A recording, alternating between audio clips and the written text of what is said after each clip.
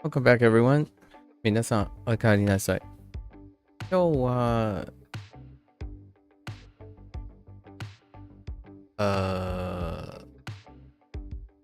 1、2、3、4、5、ね ?6。60日目です。Ignore your Discord message? Your Discord message? What do you mean? I didn't get any Discord message. Oh. Well, I mean, I went live the moment you sent it. Hey, Procol. I know, right? Alright, so it's day 60. We're probably not gonna hit the 7 p.m. review, so we'll move right past it. I doubt it's gonna take me 30 minutes to finish 58 reviews, but we'll see. Let's get right into it. Okay.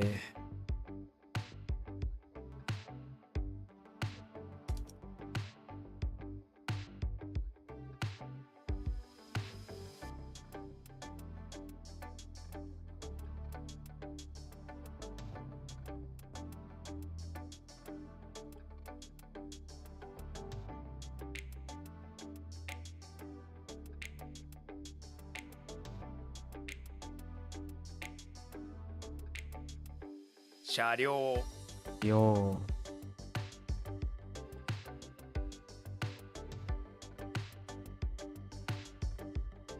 近日金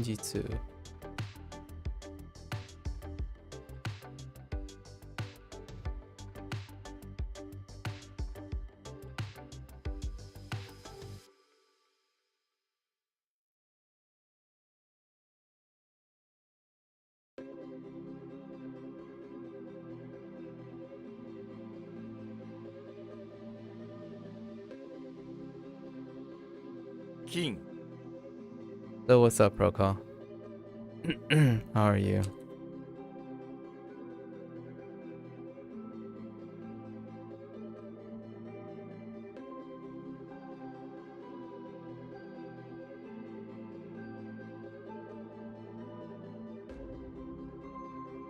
Ushiro. Shiro.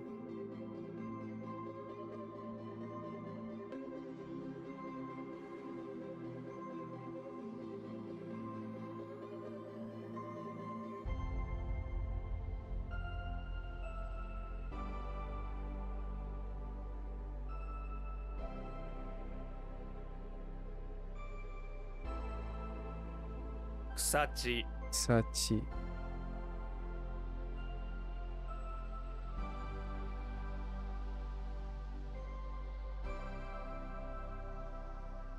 Suisei. Suisei.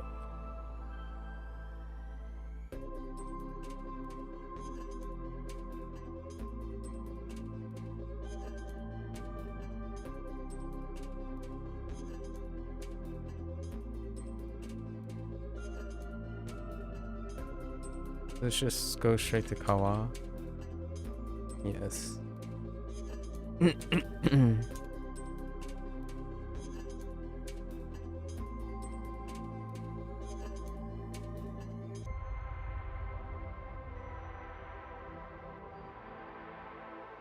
Nyūryoku Nyūryoku.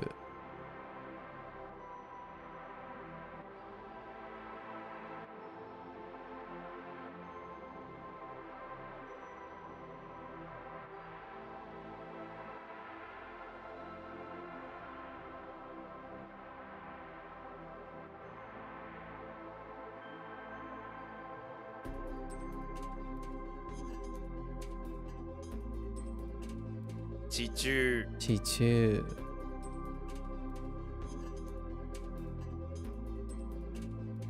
Kinnen. Innen.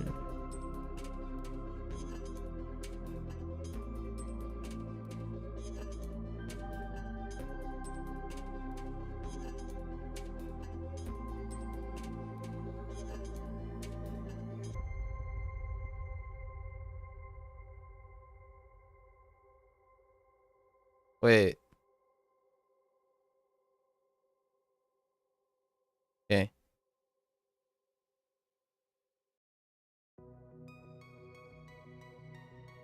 Oops. 外国 Gotoku.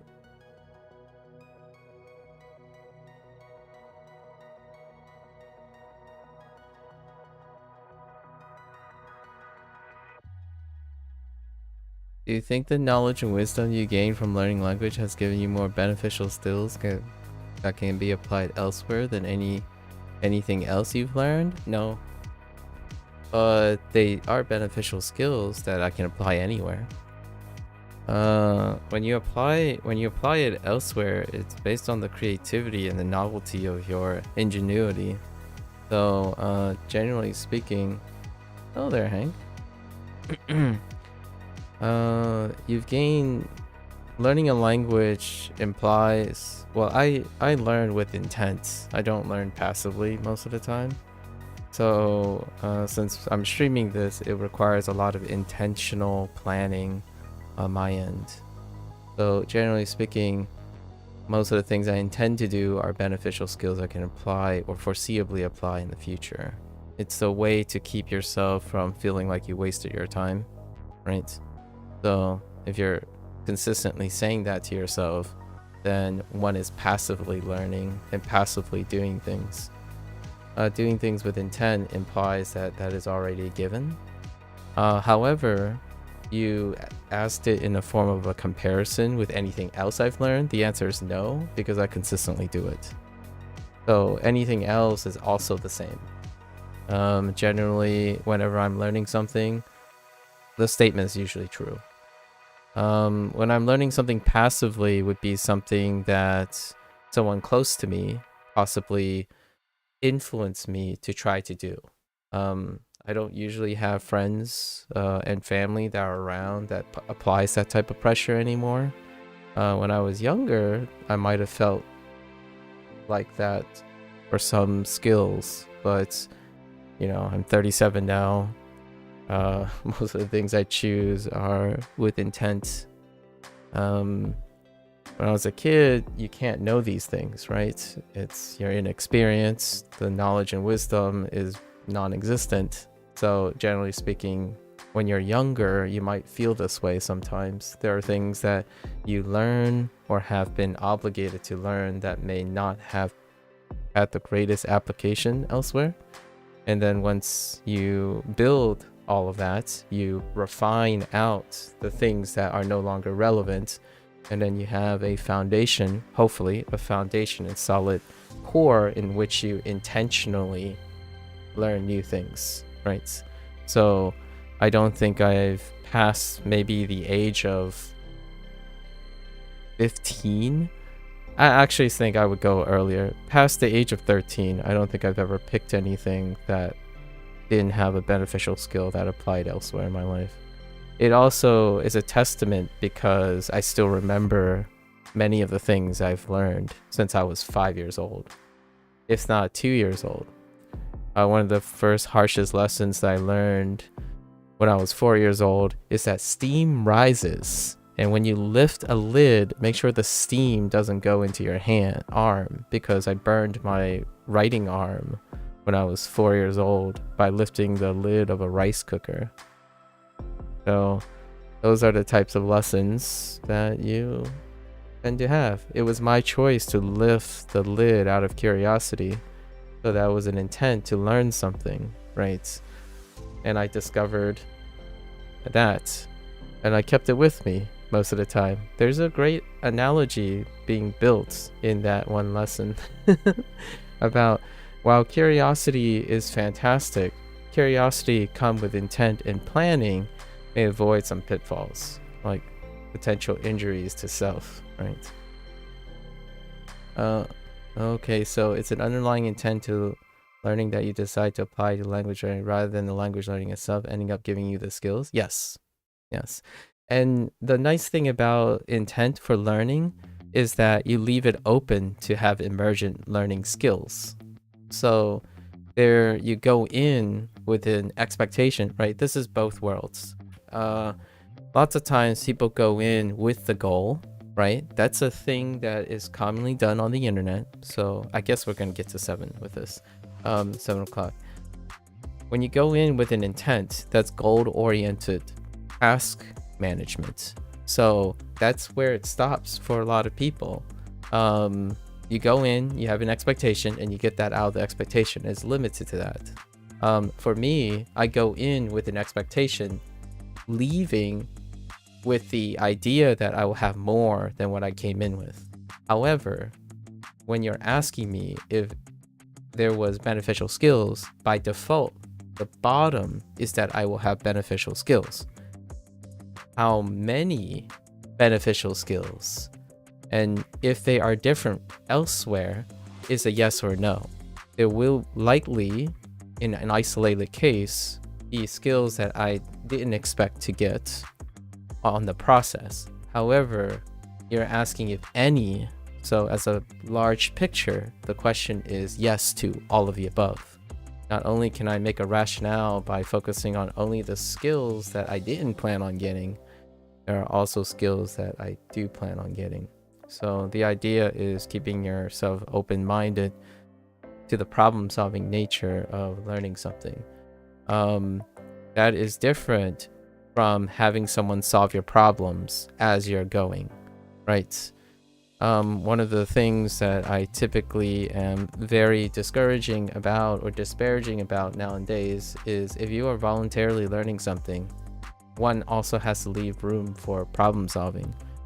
Emergent beneficial skills do not come about in the learning process if one is adherent to their expectations when they intended to start the learning process in the first place.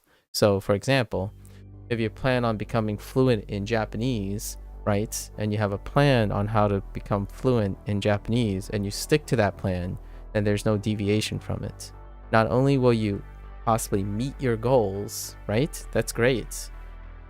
You also eliminate any possibility of any other beneficial skills that emerge from that. Because you don't tend to solve the skills, you tend to find the solutions. That's kind of the pros and cons of the internet. Finding solutions is different from developing solutions. Creating solutions and refining and iterating on solutions is very different from going to the internet and finding solutions that are already made. Now, you can still become fluent in Japanese regardless of which method you use. One is adherently and logically more efficient than the other. And the more efficient path tends to be the more attractive way someone gets their goal. It's irrelevant to me. If I don't become fluent in Japanese, I've already developed plenty of beneficial skills to move ahead with any other skills that I have. So naturally, it's a win-win for me, regardless of how long the process is. I may never get to my goal, but I've already achieved many things in the process of going to that goal. Largely, most of my biggest goals in my life are unattainable. And I say that with a smile because being unattainable means that I get to do it for the rest of my life until death do me part, right?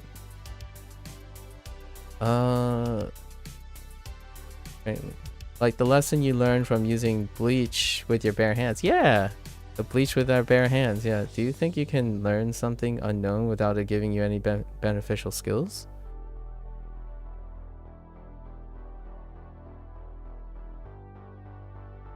It's very difficult to... Here's the thing. It's very difficult to decide to do something that is unknown without knowing that it's unknown.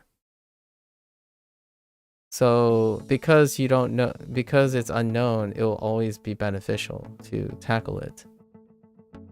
I think maybe I can challenge myself and say, I think I can learn something that is well known to me without giving me any beneficial skills? That would be a challenge. And my answer to that is you got to become very, very creative about it. So for example, Like, because unknown is default. Unknown is a default. If you are doing something that you knowingly is unknown, regardless of what happens, the default is it's beneficial.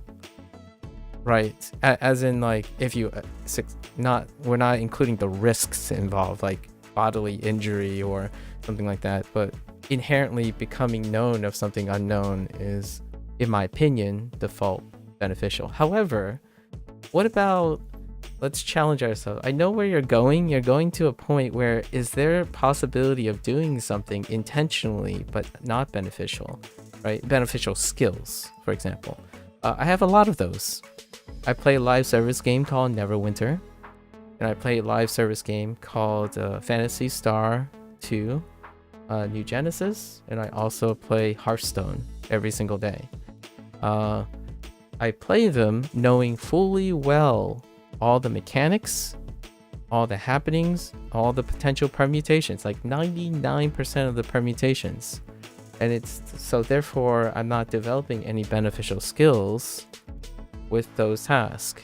However, now we enter a second sphere of maintenance or mental maintenance. I'm using them as a collective space for consistent building, for practicing, for catharsis. So, like meditation, one can meditate, clear their mind, and it serves a different purpose. Now, is that skill being developed or new skills are being developed? You may never know. However, consistently from time to time, I'm not developing any new skills there. It's the act of practice. You could also get really nitpicky with the fact that everything you encounter will never be the exact same due to time. Yes, I was going to use that, but we don't need to use that too much. Those things move very, very slowly, right? So technically, yes, there is a possibility of an emergent beneficial skill based on the thing that you've done a very, very long time, consistently, right? Over a course of a lifetime. I've played Neverwinter since beta, so this will be the 12th year come June or July. I think it's June, something like that. And I've played New Genesis for its entire lifetime, which is 4th year, I think, this year. And I've been with Hearthstone since closed beta. And Hearthstone have changed over the years, right? There's new meta, new things, but within the grand scheme of things, I'm not developing new skills. And those skills might not even be beneficial in a sense of applying it anywhere else, right? Video games are very similar. However, the knowledge and the wisdom put together, you kind of just include everything. It's like, the broader the question becomes, the more likely I could say yes most of the time. We have to get really specific before something starts having clarity, right? Or like nuance enough that you can say no or yes to something. If the situation is so slightly different to the point that our body's mind can't process or notice a difference, which then could you consider the same? Maybe. Yes, exactly. Yep. Or you can expand and reductively become so passive that you do not discern the differences anymore. So that's also that's the more common one, I would argue. I would say 70 to 80% of the time, for human beings, complacency and passive participation is what creates the lack of notice of differences or significance. So if you drive to work right now, after a year, you probably won't notice the details in your commute to work anymore. Maybe occasionally some things go haywire and that sticks out like a sore thumb, but rarely do you be able to appreciate it. Largely to the point where that one event that happened out of the 99 other events that persisted consistently will no longer be significant. Kind of, for example, language learning. We're going to bring it back to language learning. Someone may come in and see me make an error, but do they know that 98% of the time I didn't make an error? It's this very specific one. Right. So, it's a pro and con as our brain do not fill our mind with that seem like repeated input. Yeah. Well, it does fill our mind somewhere. Not the conscious, perhaps, but consolidation is an interesting thing. It allows us to skip steps, consolidate. We're not gonna go into like the whole like the visual of liberating brain space in order to consolidate, but it kind of has its charm, its elegance. Do you ever get deja vu in language learning? Yeah, every single day. If you like, deja vu is an interesting concept. Deja vu is recall without knowing it, but you technically get deja vu all the time when you're studying. So in my opinion, the difference is deja vu is where it's past your awareness, right? Like, I seem to have done this before. Well, logically speaking, I've done this every single day for the last 60 days. So if you actively recall something, it's no longer deja vu, but technically you're still doing the same repeated input. So sometimes when people say, I think I've seen this before, like, yeah, you probably have, right? A specific type of weird permutation that was passive enough. Like, here, this is not like actual science, like this is my opinion piece, my opinion response.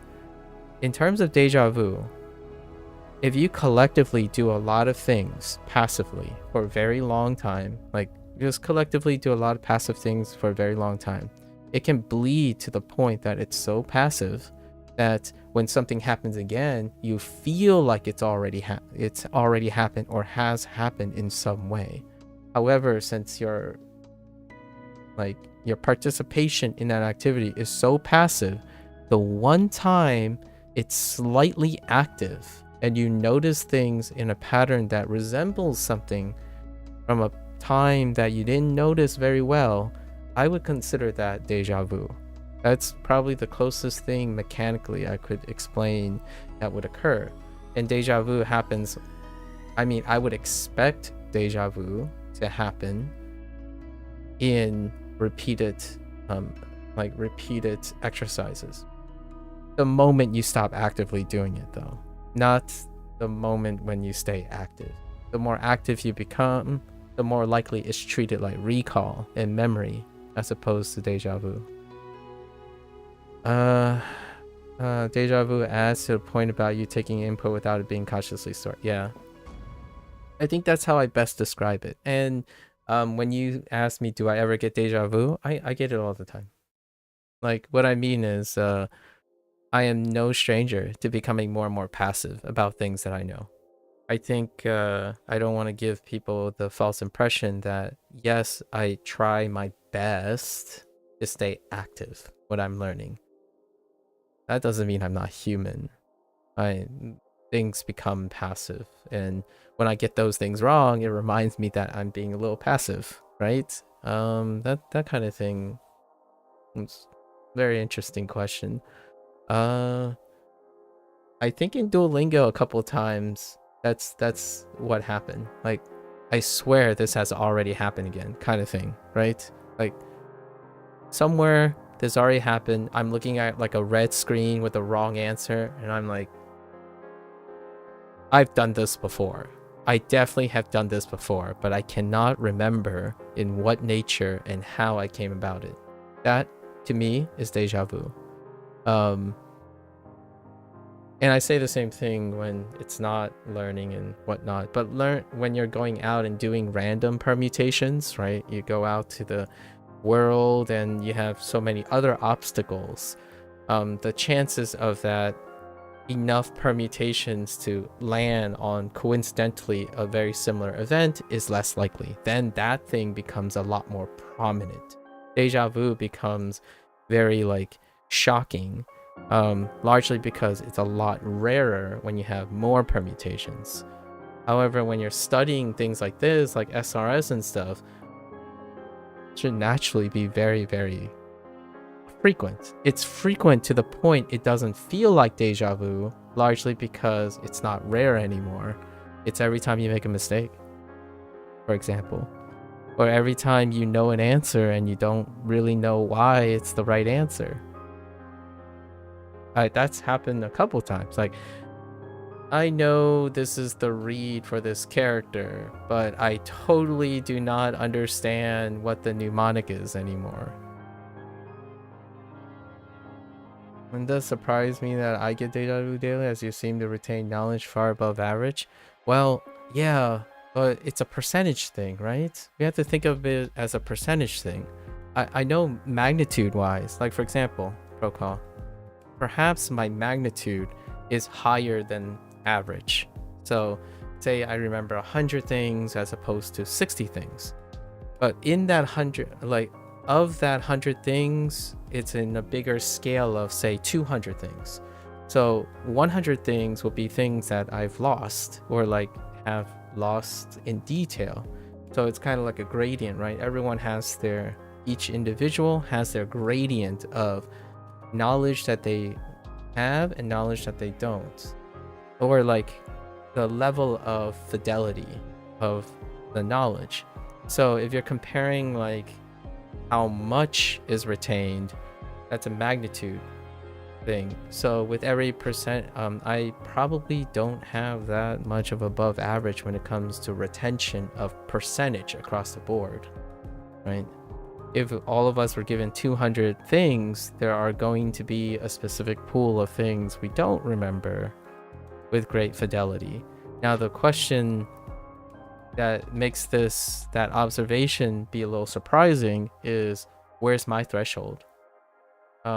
Because we might hit an upper limit and a lower limit. So I don't think WaniKani has ever hit my upper limit yet. Largely, that's what makes it seem like I don't get deja vu. But the things WaniKani are testing is not exceeding my upper limit. There are things I don't notice anymore, though, like, but they're not relevant. They're not relevant to how WaniKani evaluates my knowledge or evaluates my memory, right? And that's kind of one of the things that I feel is very important to understand how metrics work.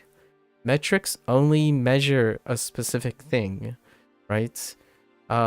Correct answers and incorrect answers mean that it doesn't tell you how someone gets to a correct answer and how someone corrects a wrong answer.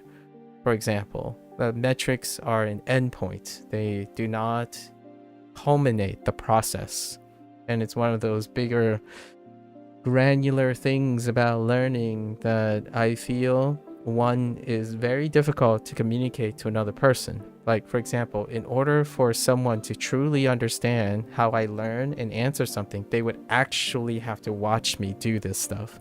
And I also, it's a two-body problem, I would actively have to speak my mind in order to demonstrate how I got to the right answer. Point for point, right? So play by play. In school and in metrics and in objectives and science in general, the metrics is an endpoint. It only as reliable as the methodology in which you acquire that metric. An understanding of the methodology or the process is essential to understanding what the metric actually measures. In this case, since we're on the internet and we full-heartedly agree, like, trust systems to tell us our metrics, those metrics do not tell you most of those things, because people use metrics for better or for worse. They use efficient metrics without an understanding of what it actually measures. right?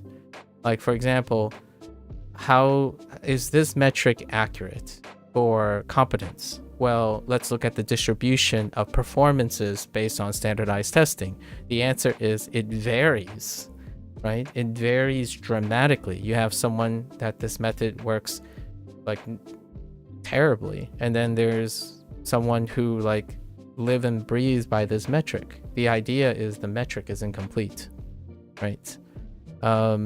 It is the best they can do given their selection, their sample selection.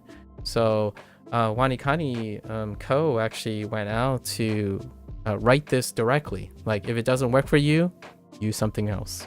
If it works for you, thank you for the support, right? So that's kind of one of those things.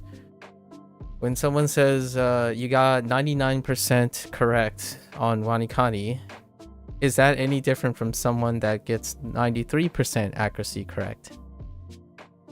Is there any chance, what are the chances that someone who gets 90% correct on like HanziHero, for example, like my metric, my bottom line metric for HanziHero, and why do I get 90%, around 90 to 93% accuracy in HanziHero if my WaniKani accuracy is near 100%? Choice. The process is different, and I'm obviously purposely demonstrating that I'm wielding the design choice that Co made for WaniKani. I'm like tweaking the way I'm learning for both, even though they're both technically SRS, right? One permits me to do certain things that allows me to tackle learning in a different way, and then this one does the opposite. So that's a very fun experiment. I like doing that. Doing the same, and this is also related to the whole doing the same and becoming more and more passive. So I don't use WaniKani and HanziHero the same. Like, they're very, very different things now. Assuming it takes the same effort to assuming it takes the same effort to retain each piece of knowledge, then it makes more sense that expanding your knowledge wouldn't decrease the commonality of deja vu. Okay. Assuming the same effort to retain each knowledge, alright, makes more sense that expanding your knowledge wouldn't decrease the commonality of deja vu. If it takes the same amount of effort, it wouldn't decrease.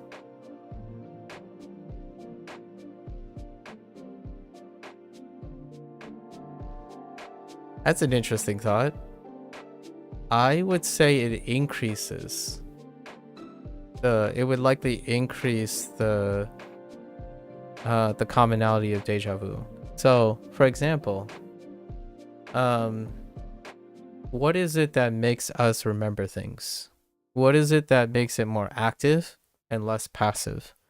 If effort is quantified as the summation of emotional and logical inputs, for example, I'm including emotional in it because effort, the feeling of effort is the most. So both the subjective and objective inputs to retaining a knowledge, right? If it is always consistent, always the same, right? For a piece of knowledge, whatever that piece of knowledge is, then you are more and more likely to become complacent.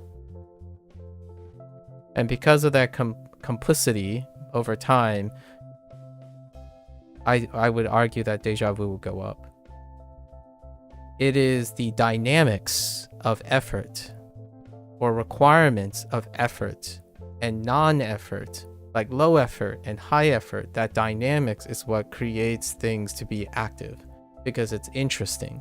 When things suddenly get easier and things suddenly get harder, those are the dynamics that keep complacency at bay.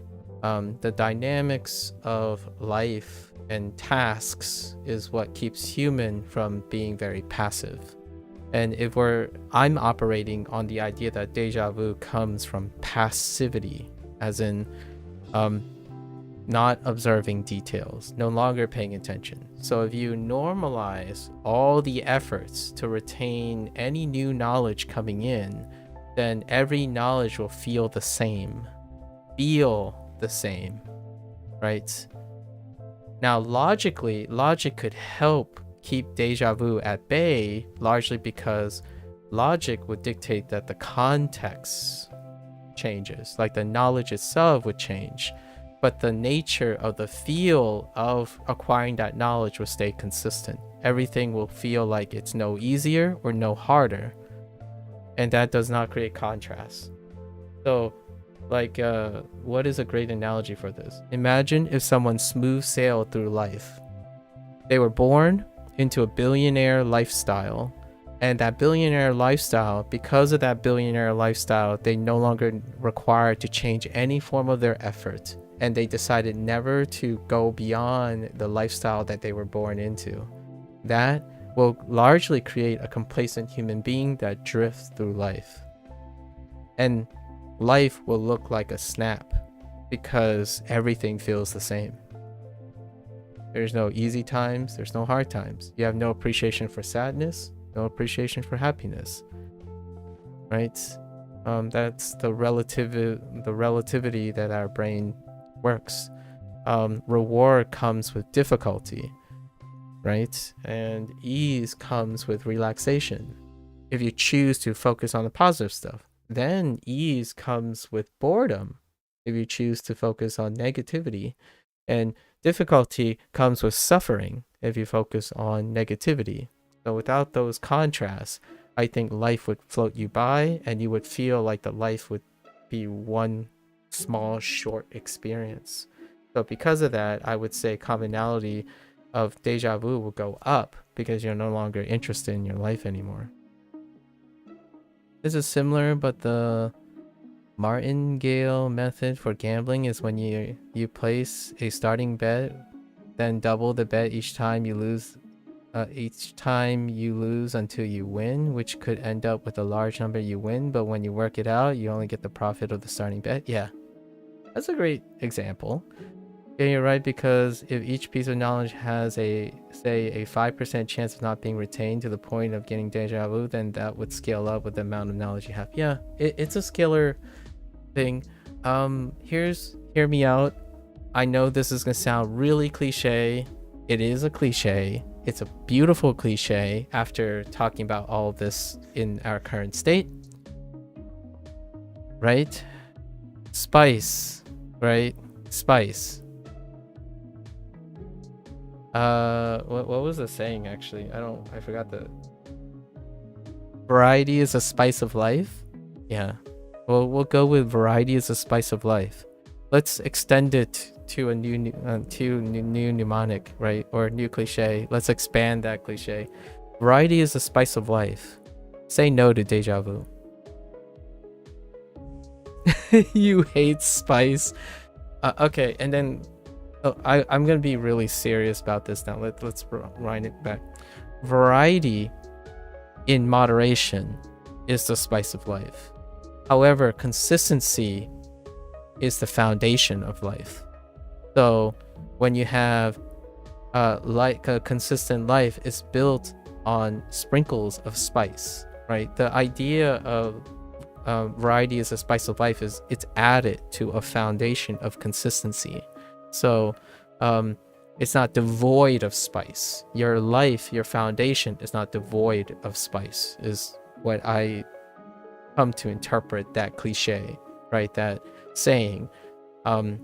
Step back a little and view sprinkling spice on your bowl of foundation, the consistency of your foundation.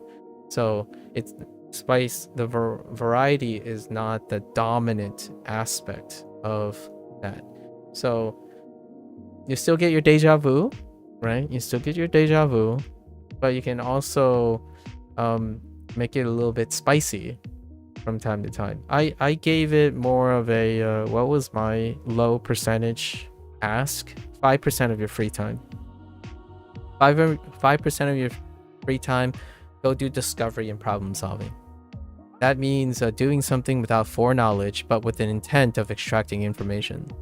And then the rest, you know, iterations, refinement. That's kind of nice, very consistent.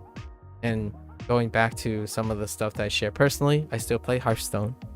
I play PSO2 NGS, and I play Neverwinter.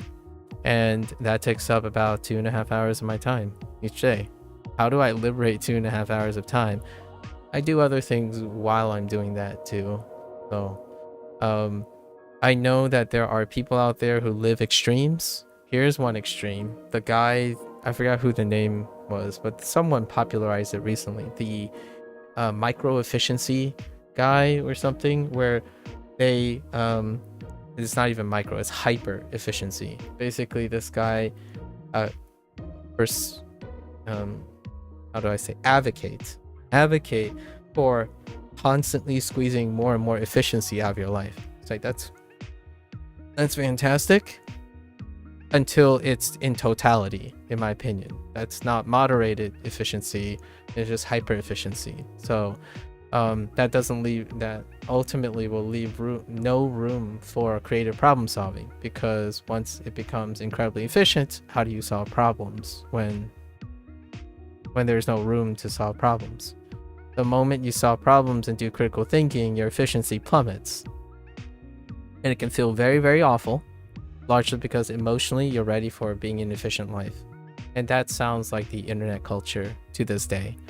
If someone removed 5 minutes of your TikTok time, and your TikTok time is so efficient because you spend all of that time with it, 5 minutes is going to feel like eternity to, like, I don't know, do a Duolingo lesson. Doing a Duolingo lesson will feel like eternity compared to the 5 minutes that you've honed over and over and over again due to consistency. And it's so consistent that you've forgotten all the TikTok learning capacity. Like, I'm being as fair as I can. You can learn things and remember things from TikTok, but it is so consistently similar in the way you're interacting with it that it might as well be deja vu. Right? It's actually to the point, it's so scary that I can count the number of times I see the same clip on YouTube Shorts. I don't use TikTok, but on YouTube Shorts. Yet someone could do it for hours and not be able to be aware that they've consumed like 20%. Like 20%. Okay, that's a little harsh. I'm going to say 50% of that content that they consumed in 2 hours isn't even unique to each other in that pool. So it's kind of like flashing the letter A in front of you 50% of the time, and that person did not even process that it occurred 50% of the time.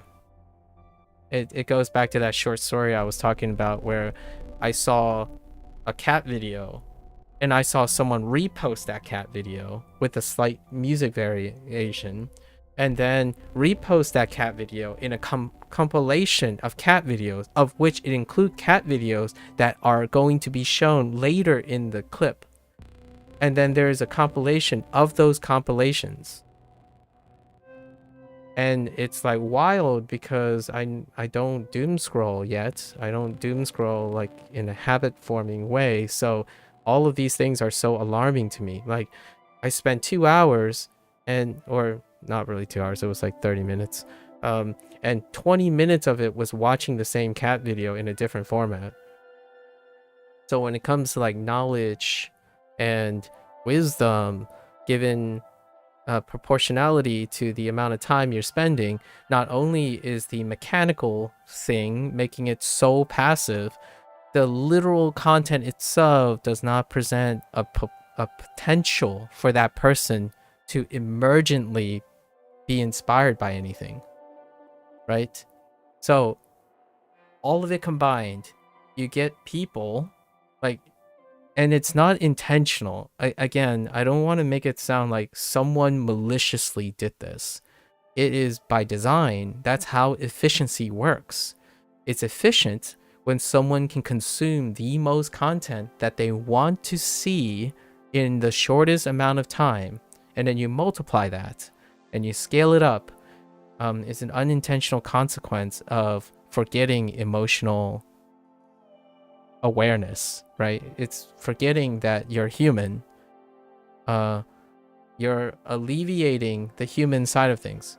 When you're constantly promoting efficiency, that's, in my opinion, the greatest antidote to in this modern age is TikTok. And you don't have to be aware that it's happening, largely because it doesn't matter if you're human with emotions anymore. It's optimized to be efficient. So there's no malicious intent. I think it's the consequence of embracing something so full-heartedly without moderating it, largely because humans are terrible at moderating things. It's a discipline that requires endless and lifetime of practice. Otherwise, yeah, sure, the outcome would be doom scrolling. It's kind of like that experiment about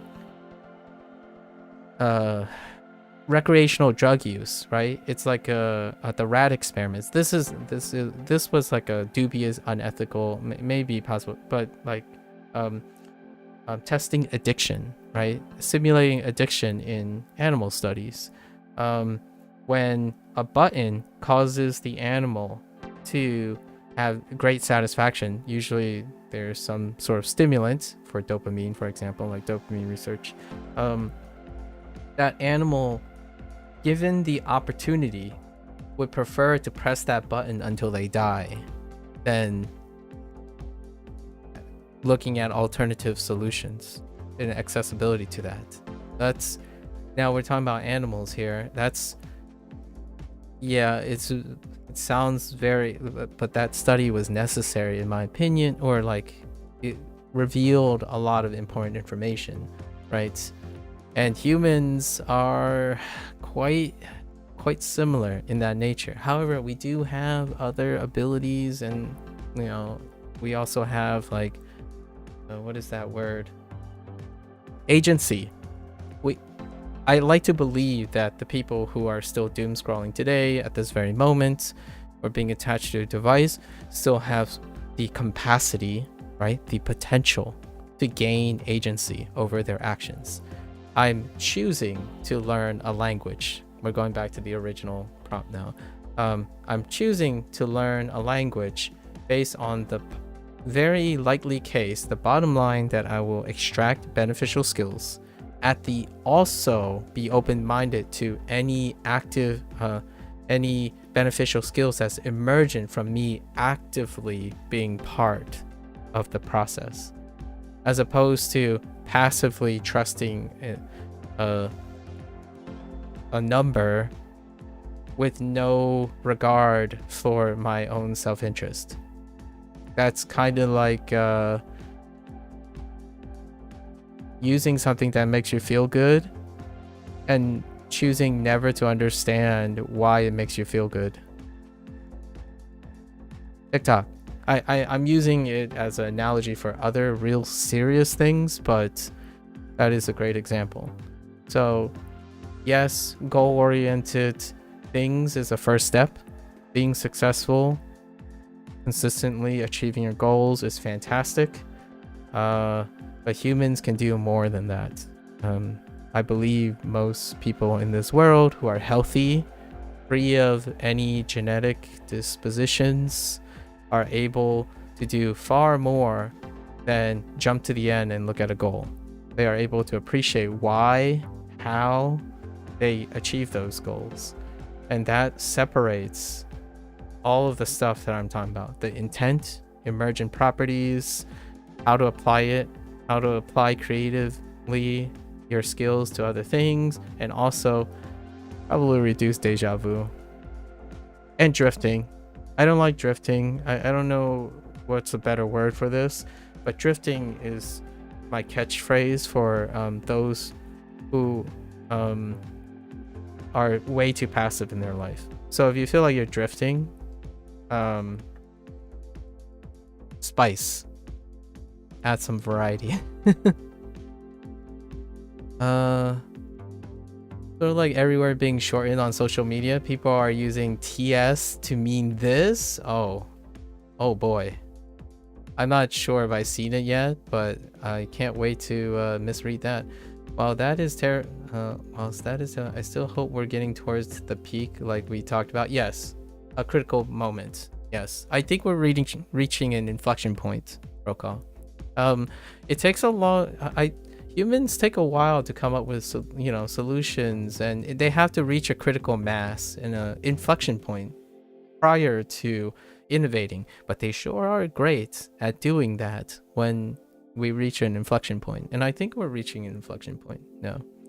I think another layer of passivity is that people will be looking for TikToks that they think they will enjoy watching, and if it doesn't seem to match, they will scroll without the intaking the knowledge. Yeah. I say this as much as I can. On when people feel bad, but also good, right? There are. I really don't like saying this, but over my like 6+ years of streaming, there are far more people who share sad or apathy or down negative selected things, and most of the time I would encourage them to be cautious, be conscious, be active in why those are negative, because with that knowledge comes catharsis, and then with that knowledge you can circumvent it and or be interested in your own sadness. It sounds terrible and it sounds terrifying, and it doesn't work all the time, of course. I try to stay positive and inject some positivity while encouraging them to explore their sadness, largely because understanding the sadness is what will give you that knowledge, intaking that knowledge. TikTok is so efficient that it removes the possibility of that even happening. Like, for example, when you scroll past 30, right? TikTok just doesn't stop and say, hey, you've rapidly scrolled past 30 of them. Here's 5-minute timer. You got a 5-minute timeout. Reflect on why you just scrolled 30 minutes very rapidly, right? There's no time to process that. You're not the process. So it also works for good things too. Good things at first are also the victim of complacency, and that is less a problem, largely because the people who are able to get to that point already have problem-solving skills for that. Here's an example. Someone who's very good at running, right? And they're running really well at the top of their level. Eventually, they're gonna say, I run so well here, let's go explore a different discipline because I'm becoming complacent in my own field. So it is a double standard. It's not the same. On the good end of the spectrum, by happenstance, the characteristics required for someone to become complacent at something that they're good at tend to involve enough awareness and investment in that because of like feedback and whatnot, that they would explore other things to carb that complacency. Now, in very rare cases, maybe not so much, but those are rare cases. So yes, unfortunately, that's why I would argue, anecdotally speaking, from an opinion piece, that I encounter most people on the other end, the end that they don't understand their sadness or depression before it becomes a point of no return, right? You're in so deep that you require an external source, a support system that can radically, maybe, cut the circular line, but briefly, somewhere. So, that's kind of a good place to be hopeful about, right? Be hopeful about. Don't drift through life, folks. Add a little spice. I know your spice tolerance might be terrible, but occasionally add spice, and figurative spice. I mean, if you want to take it literally, go out there, add a little spice to your food. It might be a negative experience. It might be a positive experience. If it's a negative experience, go explore why it's negative, right? Go explore. Understanding the process is something the internet has effectively removed. You no longer have to process anything. Critical thinking, problem solving is a very inefficient task. It's a skill nonetheless, and you can get better at that skill with practice, but it is an inefficient task. Why solve problems when a problem is already solved for you? Convenience is the antithesis of of developing problem solving skills and critical thinking. If convenience is there, you have no incentive to be solving any problems or involved in critical thinking. And once someone become complacent with convenience, then you have TikTok, you have YouTube, you have Google. There's a place to leverage that, right? And then there's a place that doesn't. And one of them is hobbies. In my opinion, hobbies are not a place for efficiency. If you're making yourself more and more efficient with your hobby, you're effectively, in my opinion, more and more likely to fall out of love with that hobby. Passion and love is independent of efficiency. Now, when you're working and you need to get results, leverage that efficiency. That's what the machines were built to leverage necessity, right? Hobbies are not. If you're constantly trying to say, how do I complete my hobby in the shortest amount of time? Like, not in the sense of if the speed is intrinsic to the hobby. We're talking about the aspect of getting the activity over with, right?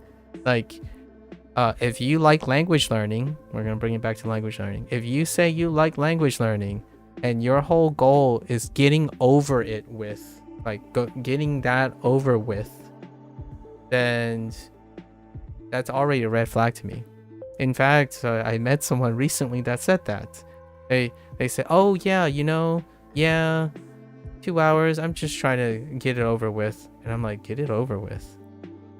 Like, so, and then I asked them a question. It's like, oh, I like this, but I'm looking forward to playing the game some more. It's like, I think you're giving me mixed message. Oh, I know what it was. It was Yakuza.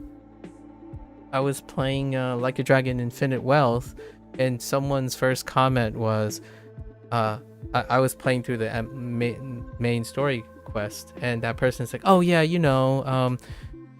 still need to get over with the story. And then I'm like, do you like the game? I mean, why would you want to get the story over with? And then they said, oh, I really like the game, I don't want the story to be over, so I'm like taking my time. It's like, then why did you phrase it that way? Like, it sounded like something that you didn't want.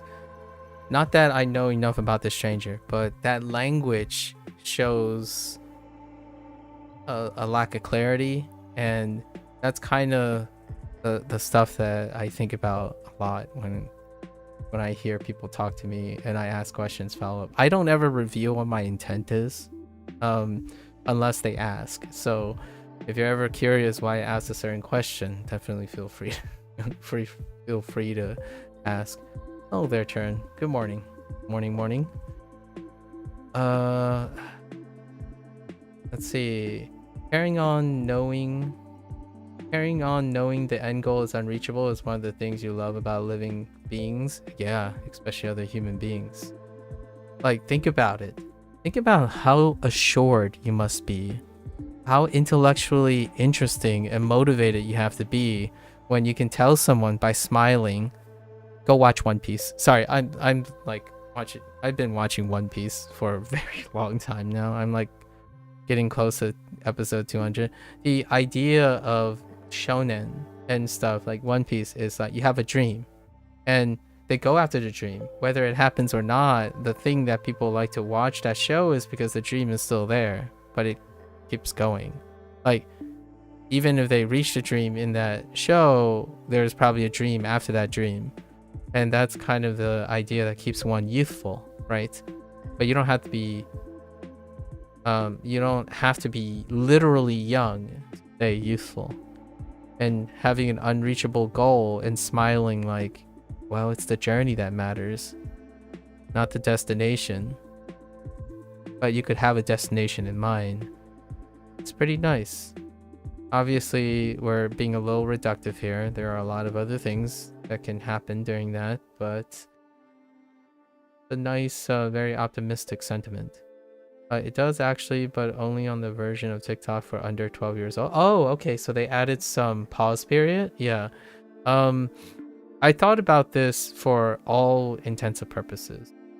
If the average viewer, for example, this is going to sound like a little bit difficult, but I would love for future products, future monster houses like TikTok and YouTube to impose a dynamic SRS system that proportionally increases the encouragement of processing, like reflection, to the activity of the person. So for example, you already have this data is already readily available. This person is algorithms already tracking how long you watch something before you switch and your interests and whatnot. However, I would love to have them input a dynamic, it's an opt-in, and it's also a choice, an opt-in method, not like a default. The opt-in where they would have a safeguard where if you watched an hour, like the minimum viewing of a video is an hour, then the algorithm would suggest maybe 1/6 of the times, like, hey, spend 10 minutes doing something else, right? Or spend 10 minutes watching something that's unrelated to that thing, something like that. There's like exposure, you know, like having experimental things in which you can test how to break and encourage various things and have it a dynamic process, like an SRS thing where like, oh wow, you've done this for an hour, you don't really need to do much of this anymore for the day, perhaps go out and breathe for 10 minutes, or it can be very dynamic. But the most simplest, like the most reductive experiment would be something like, here's a 10-minute ad. I'm just kidding. I'm kidding. But hear me out. The ad situation is such an ironic solution to those who consistently do something than it was before. Where, like, for example, if you consume the same frequency of content for 1 hour straight, regardless of what that is, a 5-minute ad after that long consecutive will give you time to be angry, upset, and possibly even encourage a time of reflection. But 5 minutes is not a very long time compared to 1 hour, but 5 to 1 hour, I'm doing like a rough, it's not 5%, it's like 10% of your time, but that kind of thing, that would be interesting. Making like a proportional amount of destabilizing one's consistent behavioral habits while also creating some sort of like, it's so weird to tell people that deliberately doing something uncomfortable is possibly a healthy habit, micro habit to do to counter the selective bias of the algorithm. That's wild. I don't think I feel like back in the day people wouldn't have enough permutations of the same type of information that they enjoy accessible in the first place. Now it's completely accessible. If you want cat videos, you could occupy your entire time with cat videos. And what even crazier is you can't even, sometimes people don't even process they're watching the same one. Sometimes people process that they are watching the same one and they don't care. right? It doesn't matter to them because they don't see the harm in it, and that's fine, right? Until it's not fine, which is when it consumes so much part of your time to the point where you no longer are very functional, right? That's a worst case scenario though. When we talk about motivation and you drew a graph of it going up, then hitting a peak with a big drop offwards afterwards, do you think that matches up with the graph of Dunning-Kruger? No, Dunning-Kruger... the Dunning-Kruger effect is a bell curve, right? It's basically a bell curve, right? Or was it something else? So it was like... It just took normal distribution, and I don't actually know. Maybe it's somewhat similar. This is a curveball, but what product, if any, I use for my hair? My product? I use a shampoo and conditioner set. The current one I'm on is a tea tree thing, the original tea tree product. I usually just buy large container and it lasts for like a 1.5 to 2 years, and then I try something new. I think I bought a new product recently, but yes, hair products. All right, that's enough. Look up Dunning-Kruger effect and look at the image. I understand, I know what the Dunning-Kruger effect is and what the shape is, but I don't think it has different representations. It shows a sharp increase then a drop off once you understand how little you know. Yeah. The Dunning-Kruger effect is very it has a simplified one and it has a continual one. So the one that I adapted like this is the Dunning-Kruger effect, but most of the time the Dunning-Kruger effect is restricted to this depiction. And the motivation stuff is very similar to this. Actually, a lot of things is very similar to this. So I wouldn't be comfortable in saying it's matches up, but it might be coincidental. It's coincidentally very similar to that. Like the Dunning-Kruger effect, this is the value of despair in the Dunning-Kruger. It's not necessarily part of the theorem, but when you get to this point here, right, it's often called the value of despair. And then this, when you reach an inflection point here, it's the point of enlightenment. And then this kind of tapers off because it's asymptotal to the mastery of something. Yeah, so it's not a coincidence.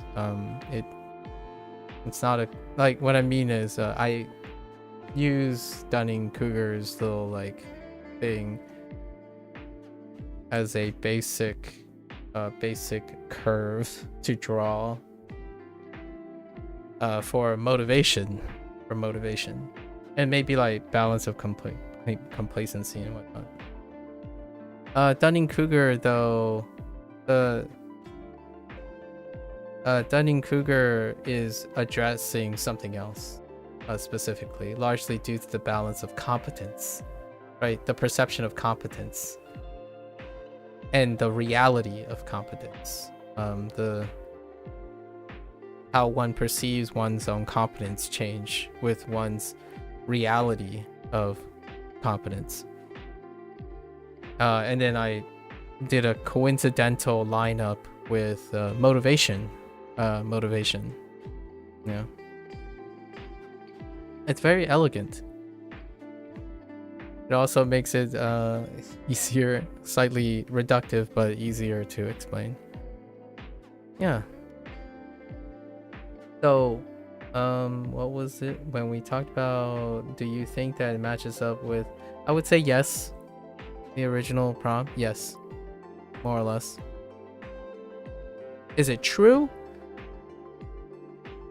I'm not a psychologist and I don't have like access to privy knowledge that would allow me to do population statistics or random sampling experiments to prove that's true.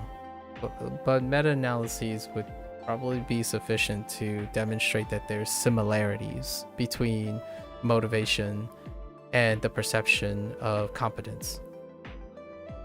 Probably. Now, we're going back to this. If what is the read on women?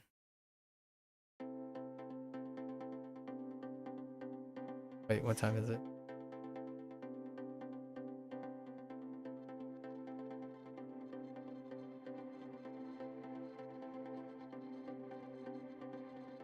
Oh. Joanne. Okay. Okay. Fresh. So does that go on Nama?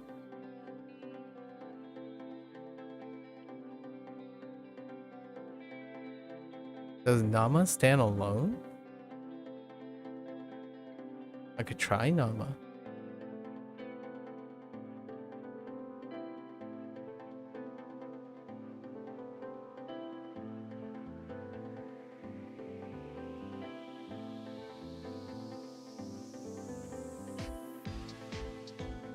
Do you read a lot of psychology, Protocol, or is that a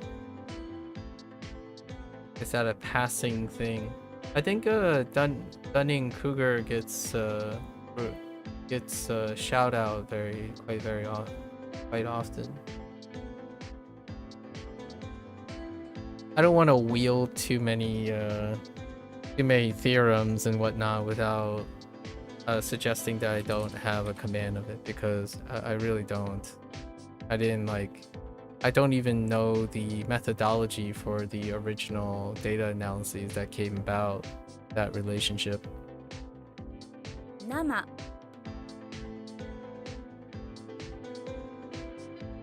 I use what, like, for example, I still remember the Wikipedia entry for Dunning-Kruger that I looked at.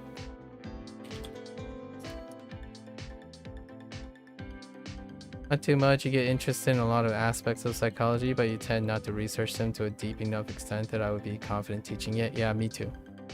That's largely my default. There are a few things that I can possibly teach with some form of confidence. However, I wouldn't do it in this setting.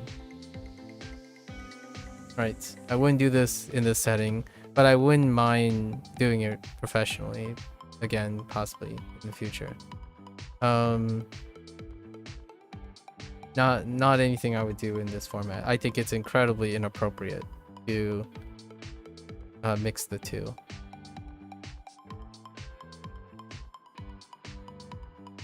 Does telling someone the definition of a word count as teaching? Telling the definition of word count as teaching? Yes. Pretty much all of the stuff counts as teaching. Implicit, explicit counts as teaching. Actually, in fact, I would argue from my experience now, explicit counts more as teaching than implicit. Which, that's kind of weird, because a lot of time back in the day, it would have been a coin toss, if not 60-40 for implicit teaching, right? Like, what I mean is conventional teaching, like parents, lessons, life lessons. Those are implicit teaching moments, not explicit teaching moments. But nowadays, because of the way the internet works, right? Though now that the internet works this way, explicit teaching or teaching itself is nearly 90% explicit. So when someone says, hey, let me explain this to you, Google that. That's explicit teaching. You're explicitly telling someone how to find the definition of something, as opposed to either learning it yourself, how to explain it, or they learn from the incomplete knowledge you have. Because there's a lot of implicit teaching involved when two people try to come up with an idea, but neither party has complete knowledge. Explicit is when you go acquire the knowledge and then agree that the knowledge is the same. That's explicit, right? We explicitly agree that this is to be true. I went out to find the facts and you went out to find the facts and Google provided the same facts. We both agree. That's explicit teaching. You definitely taught me alone more than a few things. What if I... Well, I appreciate that. What if I teach someone the definition of something by making it the answer to a riddle I gave them? That would be an excellent experiment, social experiment. And I would argue you would not only form a method, like form an attachment to that person might form an attachment to you. That's engagement. What you just described is engagement. That is teaching with engagement, the intent of getting the person's attention and actively participating. That is what teaching used to be like, right? What does a teacher do? They do both. It's a combination of implicit and explicit teaching. But the internet has changed that. You don't have to do implicit teaching anymore. It's explicit. If someone can explain to you what would happen, then you don't need to learn anything. So here's the weird thing. I just said you don't need to learn anything. Learning, you don't need to learn half the things. You don't need to learn how to get to the answer. You learn the answer. So it's still teaching. Yes. And to the detriment of other people who misunderstand me. When I say, does telling someone the definition of a word count as teaching? I say yes. But not in the way that everyone wants to understand about learning. And when I say yes, it counts as teaching, I'm not asking someone to teach me that in that way, because I disagree. I firmly disagree. It's overrepresented. Explicit teaching is something that has been normalized, and because it's normalized, I don't disagree. Well, I agree with other people. That's the way they prefer to learn, right? However, that is not what I'm demonstrating. My goal is not to explain to you how to explicitly learn something, right? And here I am using WaniKani, which employs explicit learning. SRS is nearly the pinnacle of explicit learning, right? You do something, they tell you the thing, and then you're supposed to remember it. They do everything possible to help you remember the thing before testing the thing. That is explicit learning. Everything is explicit. You should know the answer because you already know the answer. Video games used to be about discovery and inquisition. Now there's a pocket of video games that are like that. And then the other pocket deals with explicit learning again. Like, dude, man, I lost this game because the game didn't tell me what I could do.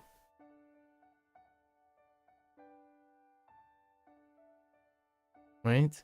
Get upset because the game didn't explain to you how to win. Okay.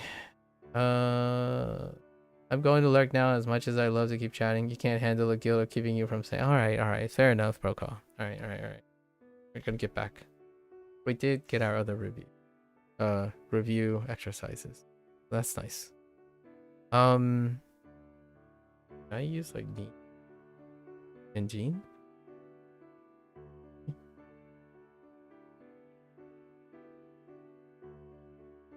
Yeah, no worries. I got you. I got you.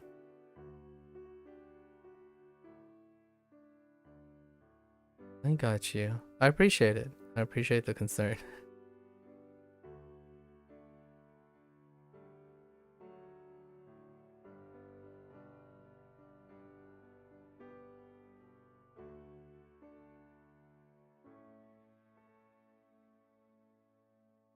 Now, why would this be Why would I gravitate towards daikoe instead of taikoe?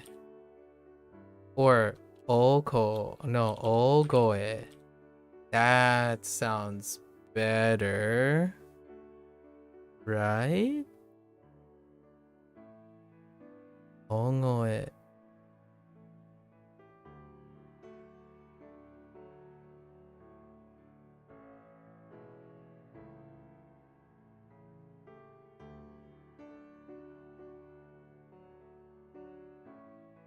I don't know the mnemonic for this, but ongoe sounds right. 大声 Or ogoe.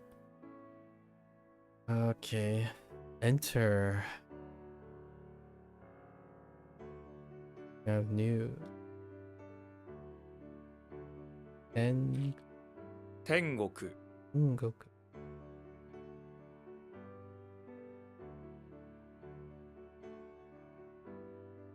Are we doing Ichi?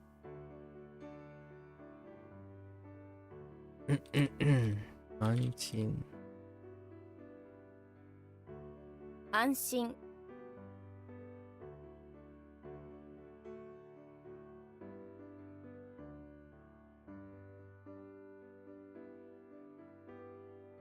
方向 お全日本 全日本 国 に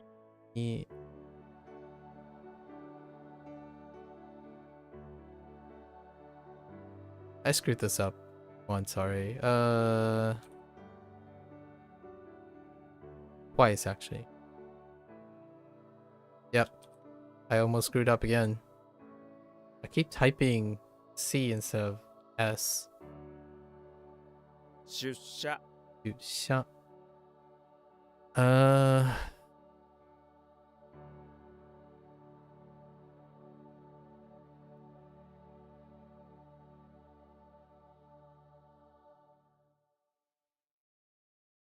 南東 なんと米国 米国ね。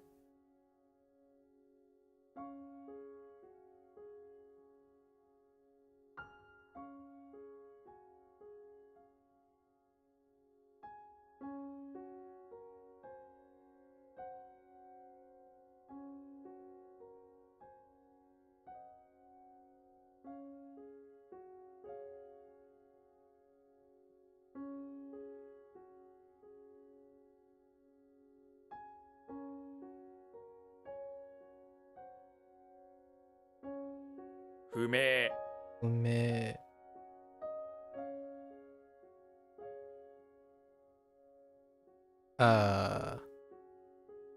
え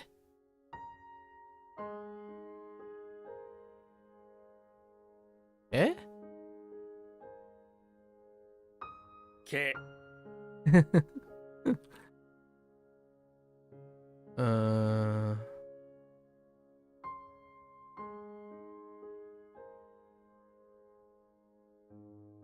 南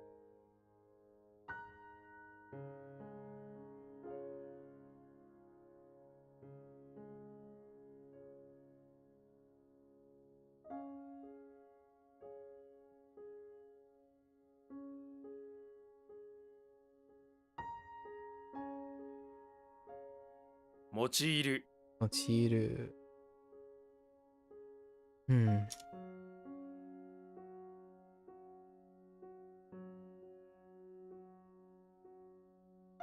東東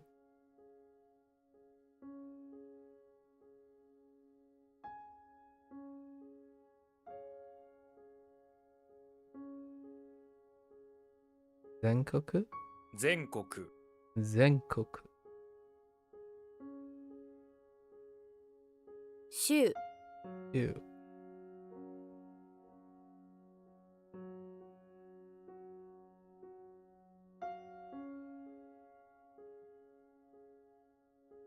to to do carry out a task, to do a task, to use something,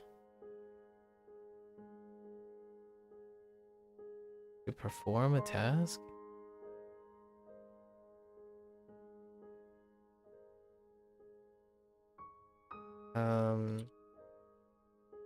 Or to use, right?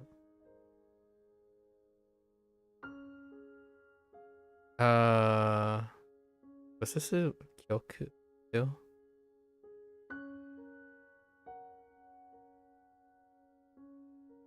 Kyoku. Kyoku.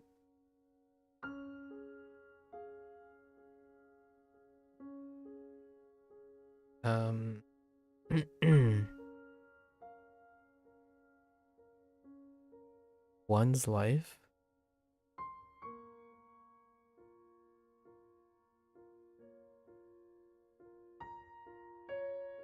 One's life.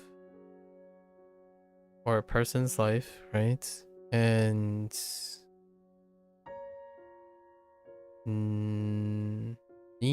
Jin... One's life. Jinsei. Whoops. 人生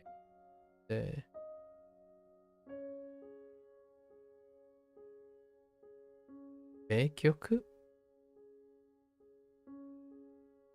Oh, wait.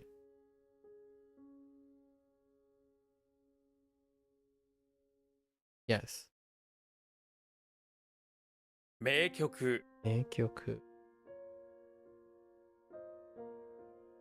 Nationwide.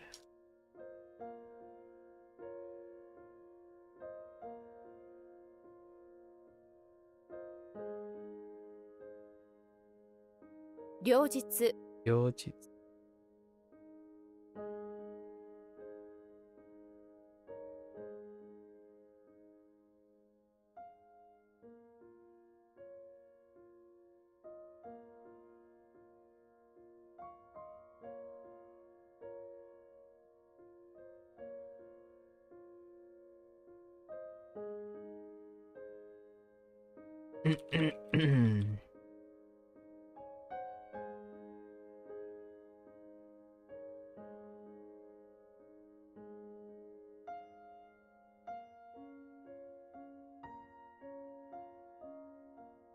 両方ね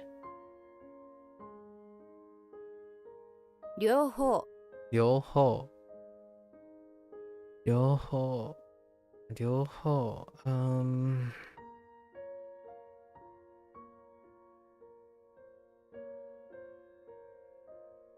This is not umbrella. It is not umbrella. But is it spoon?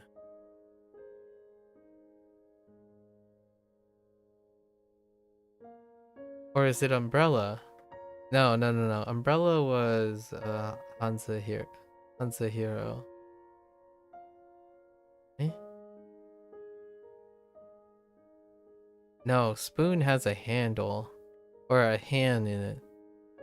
So what was this for?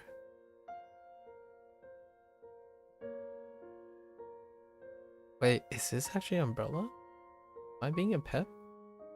This is an umbrella because of the handle. And what was HanziHero's version of this? Right?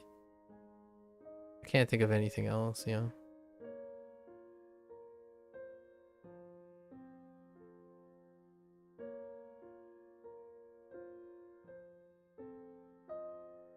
Ryote.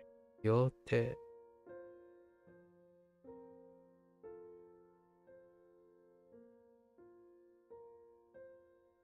Koku 国宝 国宝 国宝安全安全安全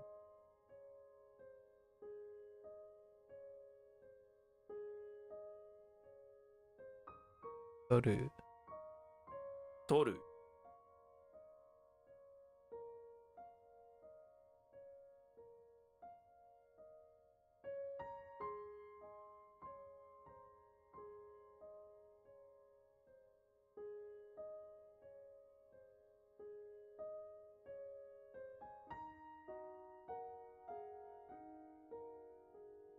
土星、土星。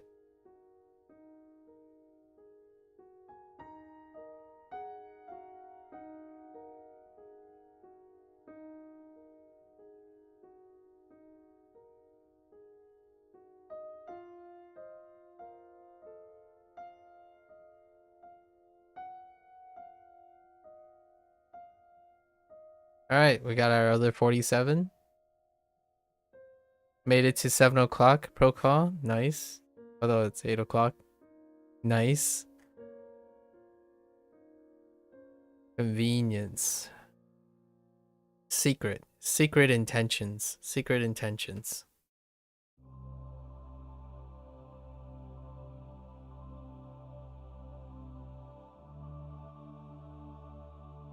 Speaking of secret intentions, right?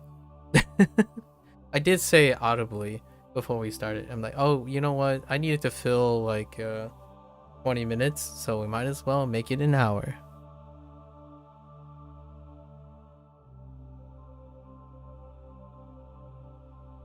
Put a smile on each other's face with intent. Speak with intent.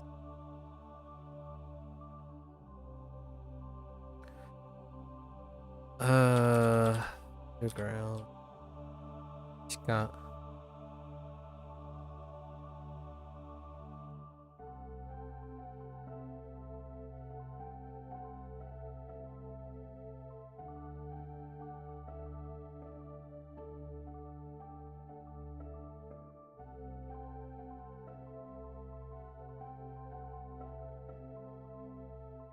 質、質。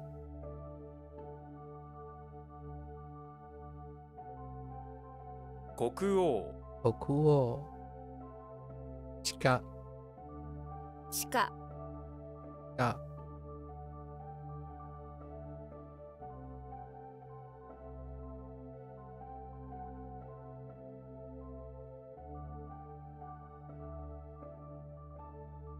九州、九州。知る、知る。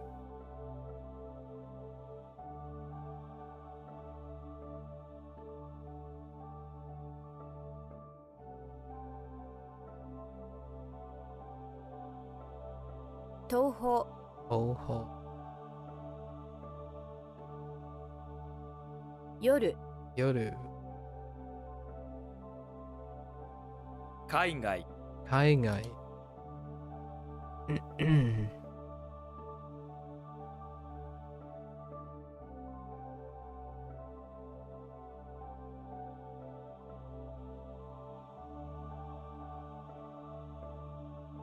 中国、中国。今夜、今夜。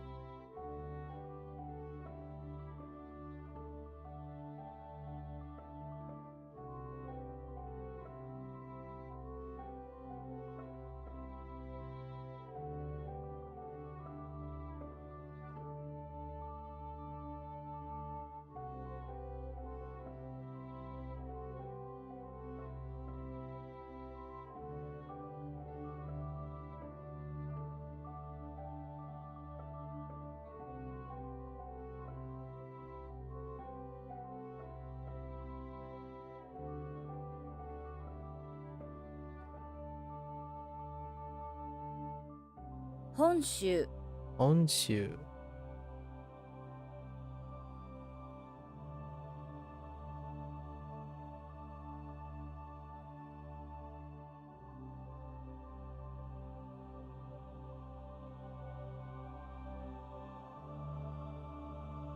金星、金星。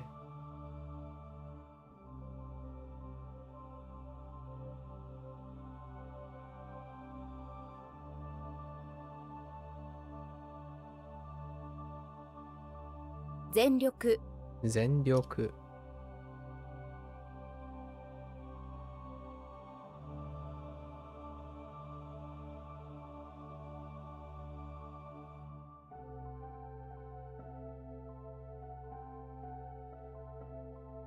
平安、平安。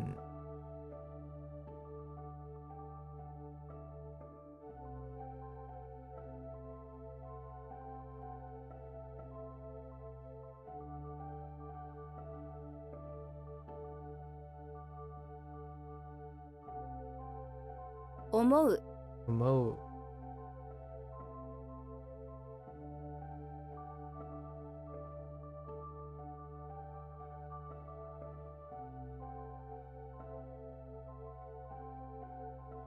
Oh wait, pro call.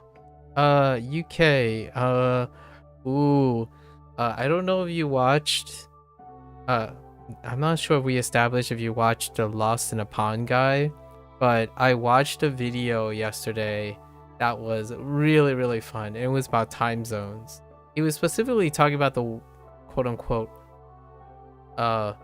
he was using the United States time zone situation as a culture shock, but there was a really fun punchline at the end.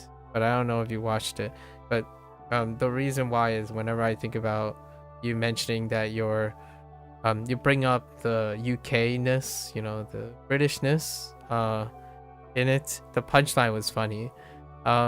He cited a bunch of idiosyncrasies where like he used to coincidentally lived in states where there are multiple time zones, and those time zones are arbitrarily defined by geography and like politics and geopolitics, and where you can like travel north and south and still change timelines and the like time zones, and then where there are basically a west coast area and an east coast area which is only 1 hour apart that cross 3 different time zones in the United States.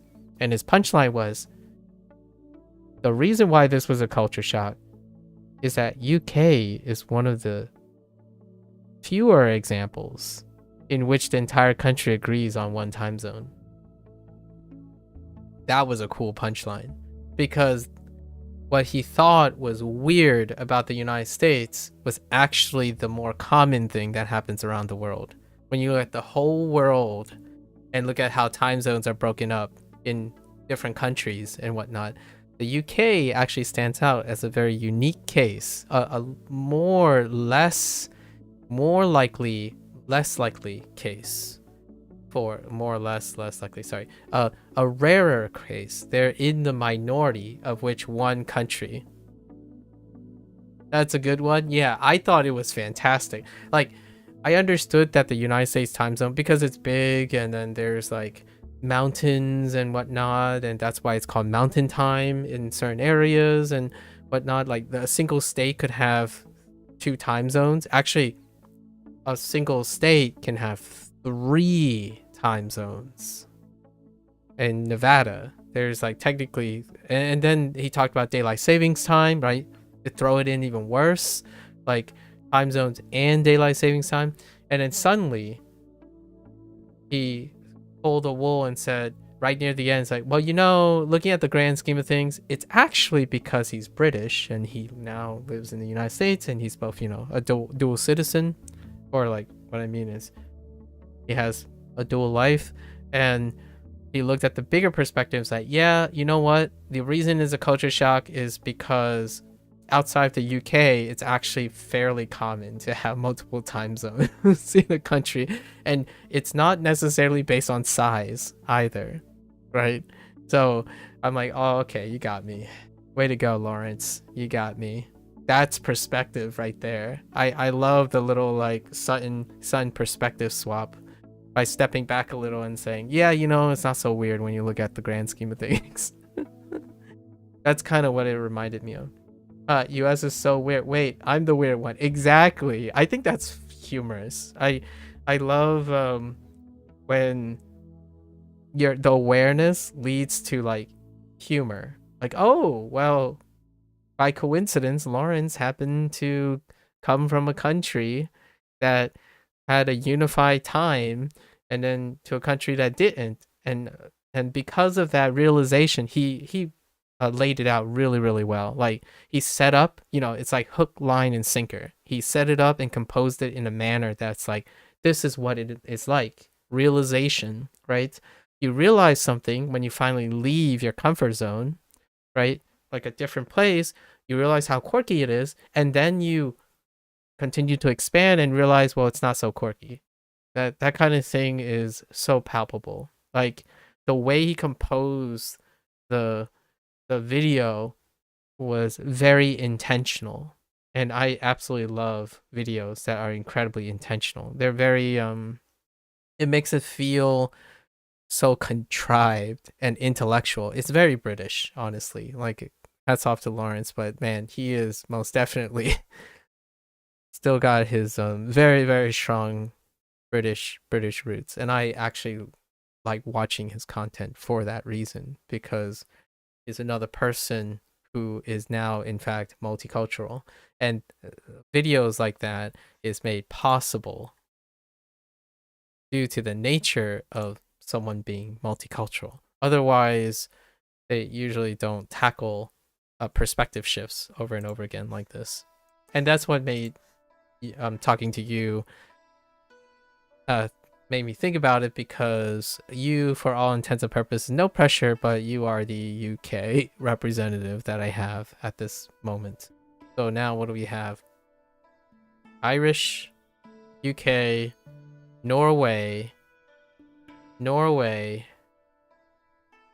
Germany, Italy, Malaysia, Brazil,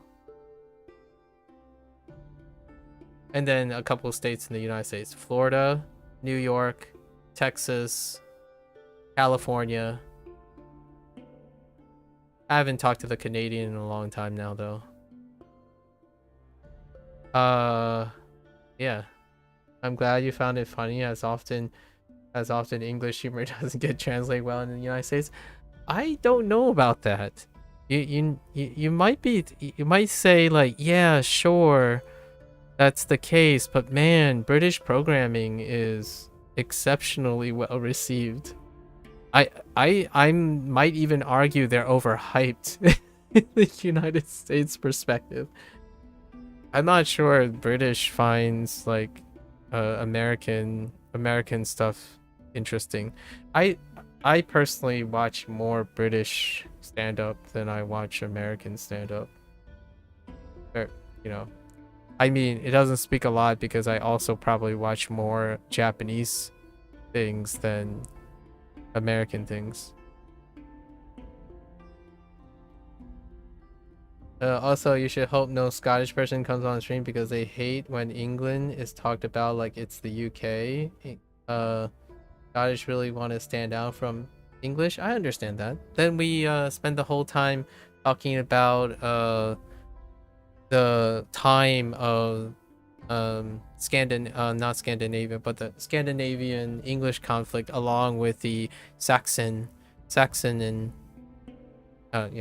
Saxony and period, Anglo-Saxon period. I know quite a lot about Anglo-Saxon period, so I wouldn't think I dread that or not. Actually, we would probably talk about a lot of depictions of that, especially popular depictions of that. Yeah, and then Normans, yeah. Celtic Britannia. Britannia is a very interesting one too. Britannia period. The Celtic Britannia. Yeah, then Anglo-Saxon, then yeah, the Normans. I think I know least about the Norman period. Then I think the most exposure I had was the Celtic, a little less so Britannia, and Anglo-Saxon is probably the most popular depiction in terms of that type of thing. And then I guess the Norman period would be somewhat related to the Scandinavian conflict, or in the Anglo-Saxon period is largely the Scandinavian conflict. Anglo-Saxon is your favorite period of Britain's history? I see. Yeah. Largely this is due to video games and more or less entertainment, right? Like, for example, Anglo-Saxon, that period is analogous to War of the Three Kingdoms. And then what is akin to the War of the Three Kingdoms? The Shogunate. And then what is akin to the Shogunate? The French Revolution. The French Revolutionary period. What is akin to that? Well, and I'm talking about media, right? Media usage of these things. War, right? Depiction of war and like conflict and whatnot. Are there more? Spanish conquistadors, right? Spanish expansion and colonialism. This is I'm listing a bunch of things that I know historically due to video games and media, and that stuck with me for a while. William Wallace, hats off to William Wallace. Age of Empires, Age of Empires. Of course, we have the communist regime and the Cold War.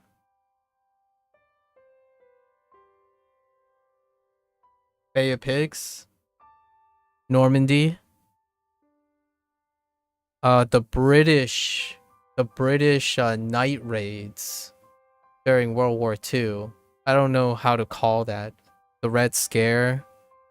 There's so many depictions of modern, like of the contemporary history conflicts that I've learned quite a lot from entertainment.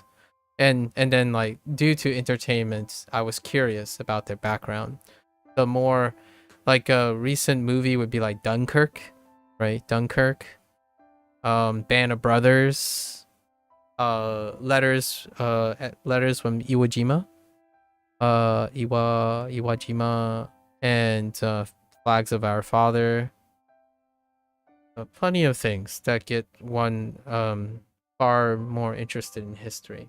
Obviously, I'm not saying it's all good or bad. We're not talking about the moralities or ethics, but being educated by being inspired by entertainment and whatnot is can be very powerful to gain some perspective on things. And make it very relatable. You can become quite relatable. The land we now call Britain is one of the last pieces to have humans inhabit. Fair enough. Due to the harsh climates, yeah, the Homo sapiens arrived much later than in most countries. That's a fair point. That's a fair point. Outside of Antarctica. Or maybe someplace in Nevada. Or maybe a few other places, like across the Sahara. Sahara. That's great that media is giving you this knowledge. Obviously, Roman had a bit of effect on Britain as well. Yes, the Roman Empire, right? Do you know much about medieval Britain, like the monarchs? I do to some extent. I do to some extent. Largely, I would say the most classical period would be the Victorian period, and any period across the Renaissance. So the Renaissance period and the Victorian period. Henry the Eighth, was that around like Versailles and stuff with Louis as well? I don't know if that was the same period. Now I'm thinking French, right? And does that line up with the Vatican and any period that deals with the Enlightenment? So most of my British history deals with the scholastic side of things. So the Enlightenment, Industrial Revolution is not monarch, obviously, but so there was a monarch still then. But the Renaissance and the Enlightened period is probably the most exposure. And Victorian, Enlightened, and Renaissance are the periods for the UK. Yeah, big battles between Catholicism and Protestant because of Henry VIII. Yeah, I'm not very great with titular names, like title names of monarchs. I usually remember based on their context. Like I don't remember which Henry is Henry VIII. Like in this case, I do remember who Henry VIII is, but what I mean is the subtleties between naming serially because of the titular inherited title, it can be problematic. Like which Charles am I thinking about? The Lion-Hearted? Was that Charles or Richard? For example, see that's where I get lost, right? Who was the Lion-Hearted? The one, and I only remember the Lionhearted because that was the name. It's Richard, yeah, Richard Lionheart. Yeah, that would be something that I would remember, largely because they didn't go by like Richard the Third. Like which Richard was that? Richard Lionheart. Was it the third? The fourth? I can't. It's very tough for me to remember the numerical thing. Like second? Okay, it was Richard the Second. What about Mary? There were a couple Marys and Elizabeth. I remember the prominent Elizabeth. But Elizabeth is more the modern. It's modern time. Mary Queen of Scots. That's right. Bloody Mary. Yes. Yep. Mary Queen of Scots. See, I would remember Mary Queen of Scots more than I remember whatever the titular name was. Largely because there's more nuance to the naming. Yeah. I do know quite a bit of superficial British history. I like to think, hear me out. I know. The United States is a big place. It has a lot of people with varying educational systems, but generally people who've got to college, like through college, like millennials, I suppose. A good large number of millennials actually have exposure to almost all the things that I said. So like this isn't something that I would say I'm particularly above average in. These are very common, fairly like deja vu, back in the head thing. When you mention these things to an American, maybe around my generation, they're more likely, oh yes, I've heard of it, right? That's kind of like asking a British person, what is the state north of Oregon? And why was it called the Oregon Trail?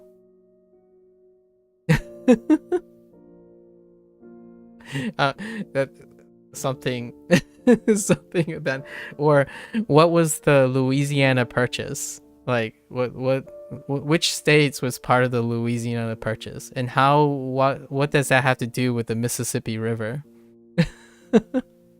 And why is the Mississippi River so important to the United States? Yeah, anyways, you say you gotta go for a minute, so yeah, no worries. Okay. Refocus. It's funny because I'm not so sure myself anymore. Okay. Okay. Dirt land, yeah.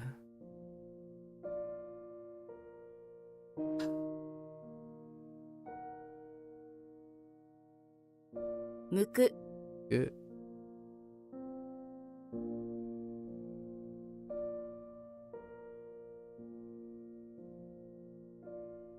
Yume. Yume.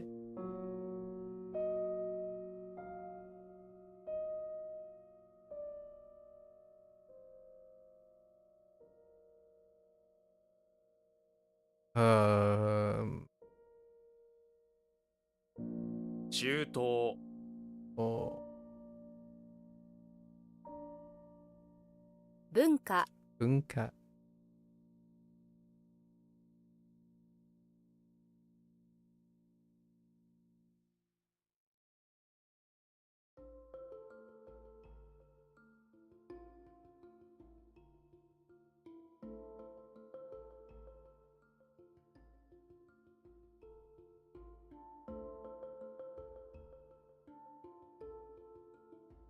土地 土地。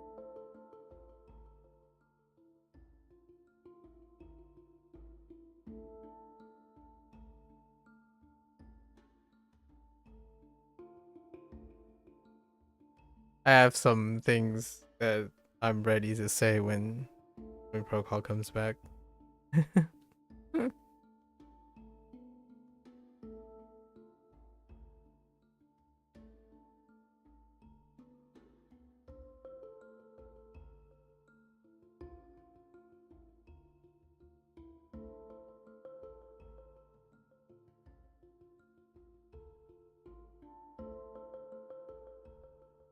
歩く、歩く。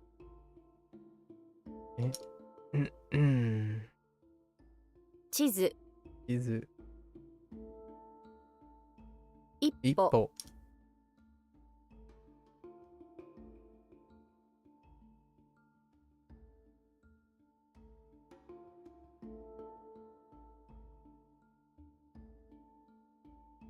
明るい、明るい。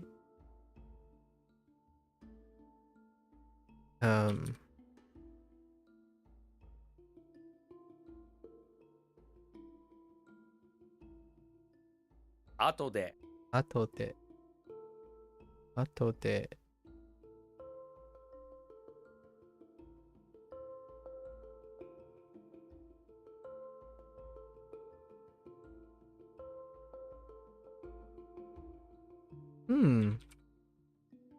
Wait.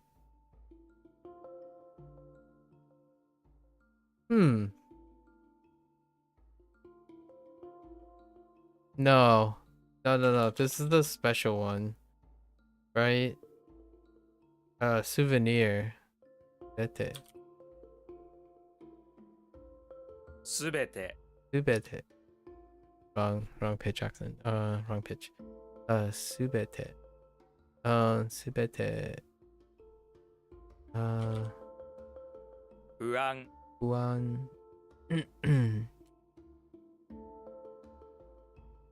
安い、で、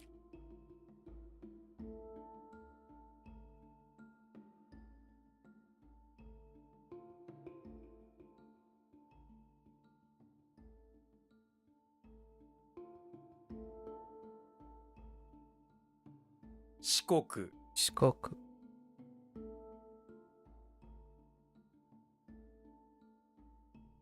外国人、外国人。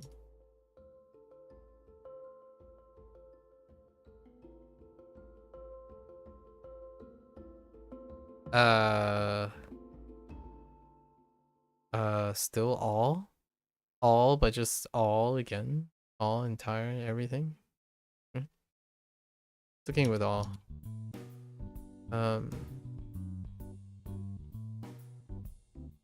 Shikoku.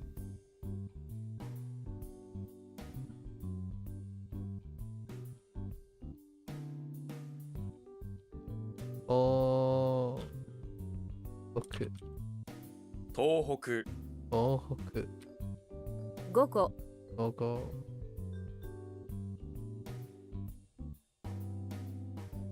ある、ある。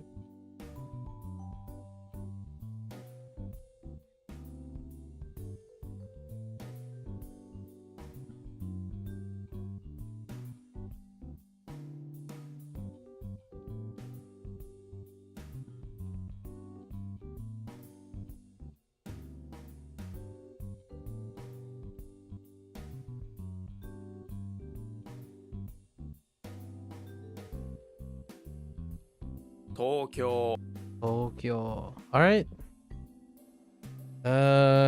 Business as usual. Okay. We're looking good. Looking good. Go over our stuff. Things have been a little uneventful at the beginning and at the end of stuff, huh? We'll have to fill in somehow soon. Neck, Yakuza, Death, Jet, Knife, Fortune, City, Long, Mama, Angel, Hung, Grain, Eat, Sheep, Ladle, Lion, Boil, Blood, House. Let's go over our reads for these pinky guys. It's interesting. The vast number of kuns I've already heard, so they kind of rely on legacy versus the vast number of ons which are being introduced here. So it kind of coincidentally works out. Choku, Jiki, Chu, し、おも、や、ね、や、りょう、ぜん、め、ご、こ、か、ちゃ、よ、お、お、し、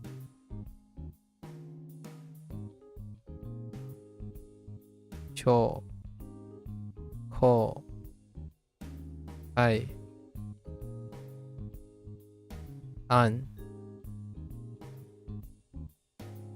けつ、と、せ、か、かつ、へん、よく、こく、まい、ち、ゆ、よ、ね、ち、なん、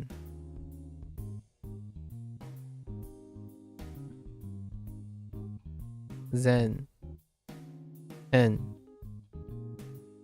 しつ、くび、ちょく、し、と、いえ、や、うち。Right? And that's it. Solid. That's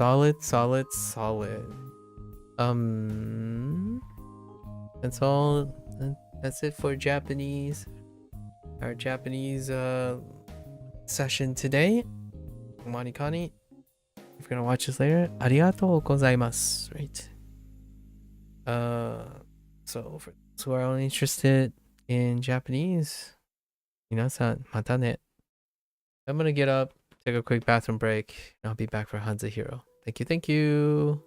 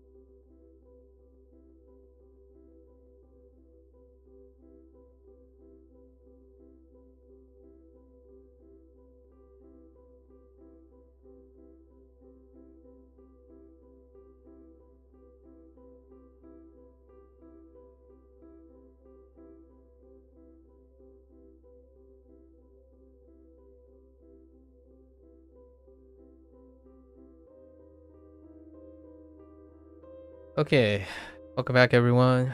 欢迎大家回来。今天是第53天. It is day 53. I'm gonna go over our laundry list of errors from yesterday. But you know, I was gonna say something when you came back, Procall, but I don't remember what it is anymore. I thought it was pretty funny in the moment, but I don't remember what it is. I'll have to see if anything jog my memory. And then, what was this? Why is this here? Oh,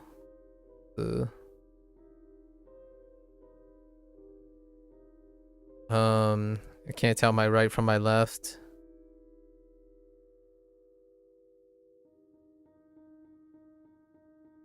To applaud.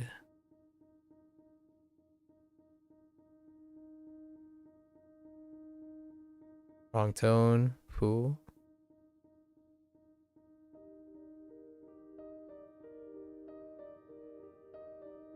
I'm gonna take a probably Xian. Ban.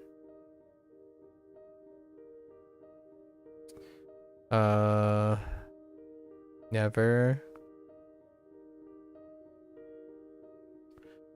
To score.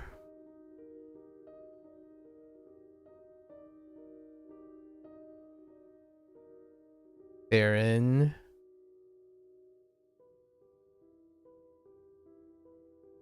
I'm gonna say within is fine too.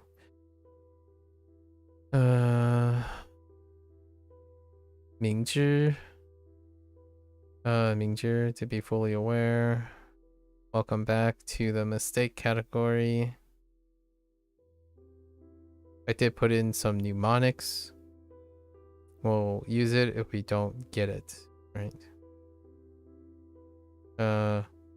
This was the definition thing too. To invite.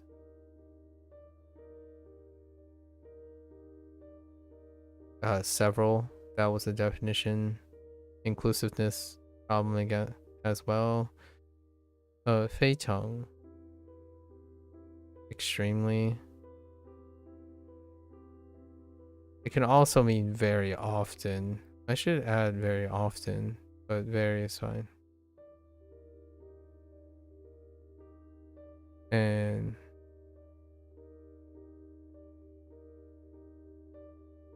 very often and rarely are two different things. Like, the mnemonic is to be extremely unlikely, is to make use of these. Like, what is non-often is something extreme, but it's actually also very often. So it conflicts oxymoronically a bit.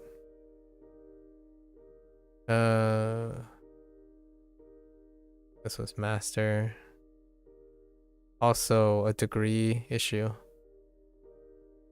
Alright. Alright, let's get into our lessons. Beep boop, beep boop.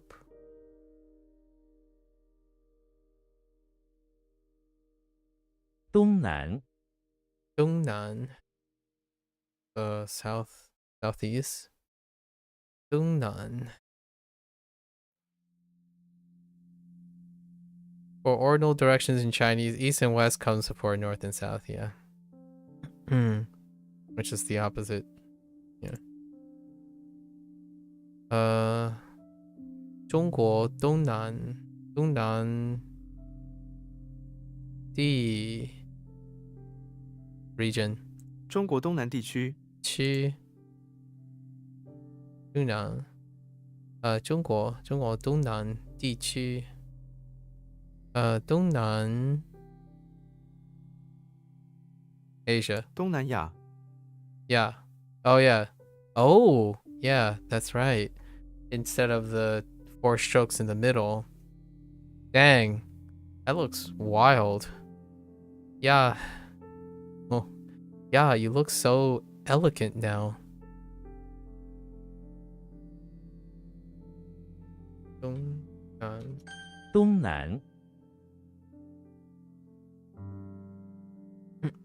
西南、西南。Yeah， 西南。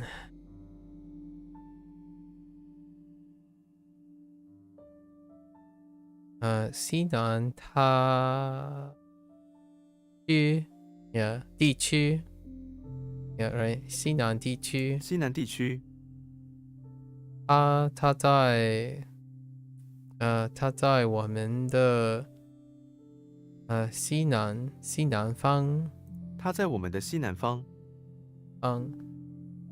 西南西南。您们y'all again，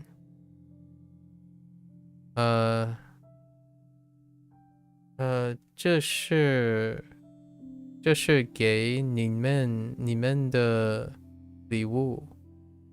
这是给你们的礼物。你们有啤酒吗？你们有啤酒吗？你们几时走？你们几时走？你们几时走？ Right, I should shorten that a little bit. The halftone was not. 您们你们看穿 to see through? Oh no. 看穿. If you closely look at the figurative and literal disguise of someone. Oh, wears? To see through the disguise? Okay. I got you. 看穿他的伪呢 I don't know disguise. 看穿他的伪装。装 OK 伪装看穿他的伪装 OK 我看穿了他的 tricks 打课我看穿了他的诡计。轨迹 there's no way I don't remember 迹很轨 that's 轨迹 interesting has like danger in it 轨迹 danger with the words 轨迹 cross 看穿中文系 Alright, sure. Chinese.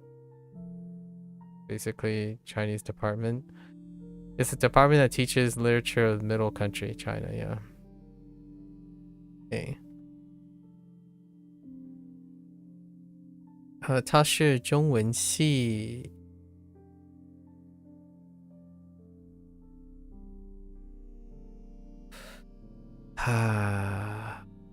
don't have them stand alone. 他是中文系主任。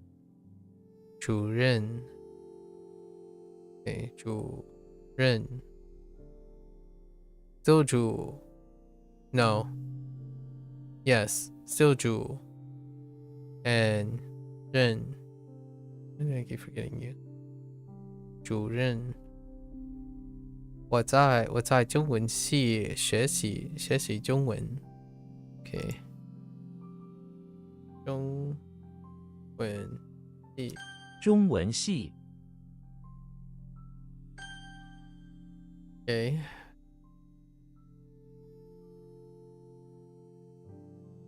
东南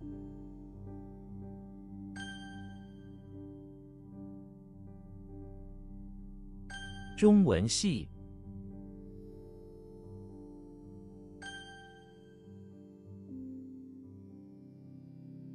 看穿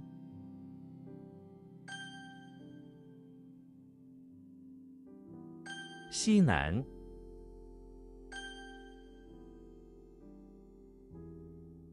您们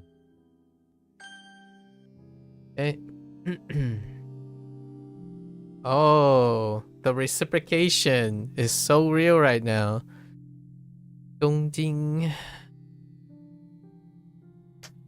Yes, it's the capital of Japan, which is east of China. Yeah. Dongjing.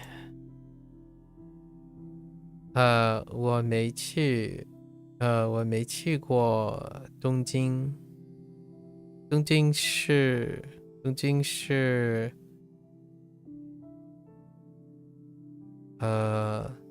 西街上最大的城市。东京是世界上最大的城市。世界。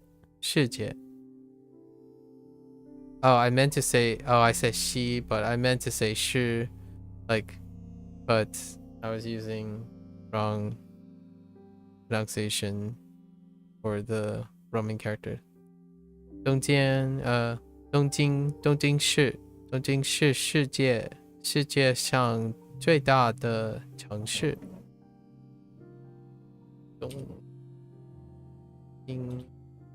东京 Whoops, 第 I 一 edited you. 第一. All right, number one is number one. That's it.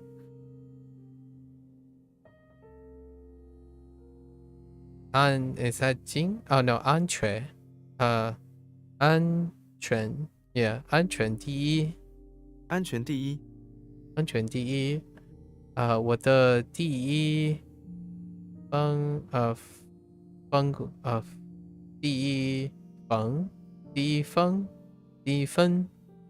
工作。我的第一份工作。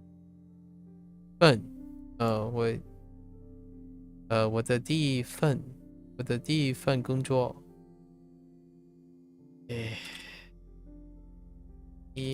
第一 or first, whoops. 起火起火 to catch fire, to begin fire.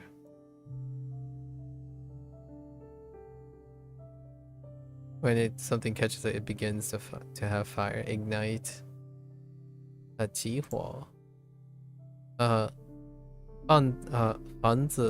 房子起火啊 I don't know what that is. 啦房子起火了。起火了。Okay. I thought it might have been one, but I was trying to be exclamatory. The house has caught fire. 厨房 right? 厨房不小心起火了。不小心厨房不小心起火了。accidentally 不小心起火了。That makes without care, accidentally, not care. Interesting. Or not like careful consideration, not small consideration, accidentally. Interesting. 这个容易起火。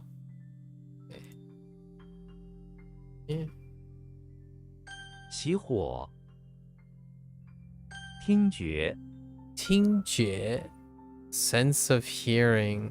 Oh no, I remember yesterday's vocabulary. I feel like I'm gonna get some of these up. 听觉 so I guess the sense to listen is the sense of hearing. That's fair enough. Or hearing, we can just write hearing, right? Like vision. Okay, that kind of couples up with vision. The sense of seeing.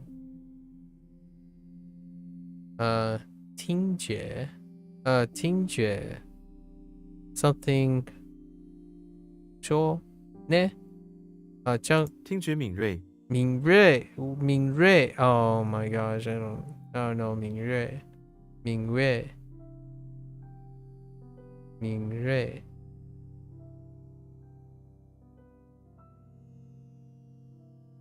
sharp 敏锐听觉跑okay. Time to run. Patrick Star is in the bathroom. Is in the cellar of the barn. I'm not bathroom. In the cellar of the barn, opening a package. Okay. Inside are 2 wooden legs. Oh yeah, that's right. That's wooden legs that he puts on, acting as stilts. He then starts running around the cellar in joy, clumsily knocking over empty milk buckets and jugs among the other things, and hit head just inches from the ceiling. And hit head. Okay. Okay.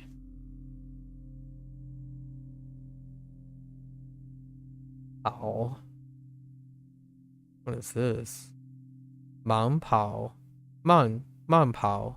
Oh, interesting. Slow run to jog. Man Pao. Pao Dao. That makes sense. Track, because Dao is a way or a road. Pao Bu, right? Pao Bu. And run away. Tao Pao. Oh, yeah. Tao Pao. Far. Like, so run. Far, run away. Distance. 跑 Alright. 跑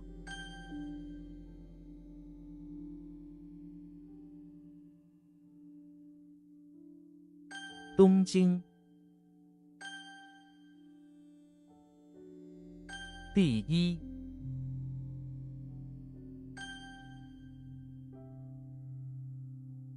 起火 听觉 Okay. Next one. Next Man. one. Man. Oh yeah, we just got this. Man Pao to jog. Dreamcatcher. Oh my goodness. Alright, hit me up. At the top of a folding stool is a net that is the shape of an eye. This is a dreamcatcher. Oh, that's really good, actually. A net that's kind of the shape of an eye. The stool thing is kind of a bit of a dream catcher. I can imagine a dream catcher. Although, why a dream catcher? Interesting. Prolong? Man, how does the dream catcher fit into use for these things? 慢 Okay. Soul and dream catcher. Alright, so Mario is in the bathroom of the pawn shop where he was napping. A dream catcher hangs in the corner of the bathroom, and Mario touches it on the way out. It steals part of his soul, making him move at a very slow pace. Interesting. Barely a step every couple of seconds. It is well known that Dreamcatcher not properly used can steal your soul and make you slow. Intriguing.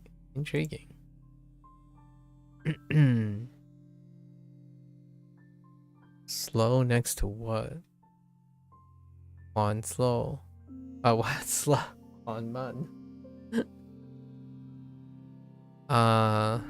Man. Yeah, man. And then man pao. Arrogant. Intriguing. Man.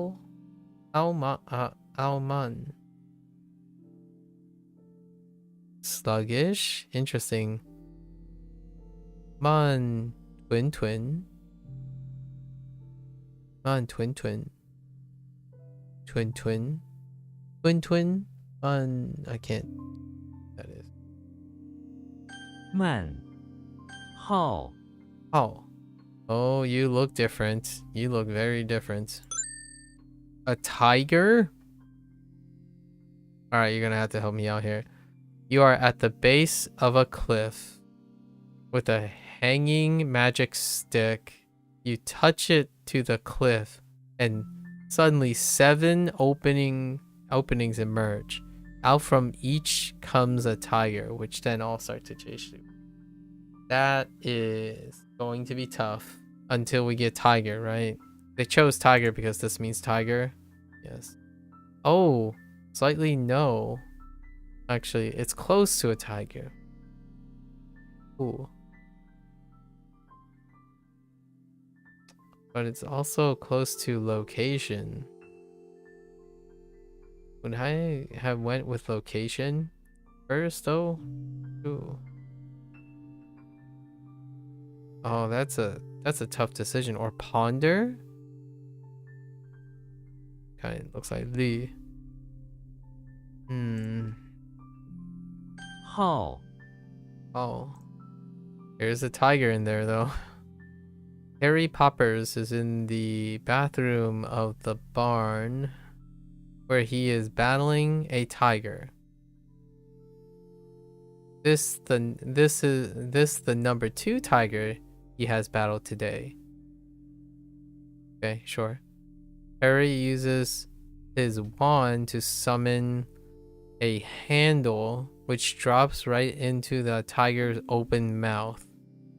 The tiger's legs instantly turn to proverbial jelly and collapses. A number of stinky cows by the pile of manure moo in applause for Harry Potter for defeating the number 2 tiger that has snuck into the bathroom that day. Ooh. Ooh. Ooh. Wen Pao. Question mark. Interesting. Wen Pao. Why Pao? Why how? Not Pao. When how? When how? Why how? Outside. Interesting.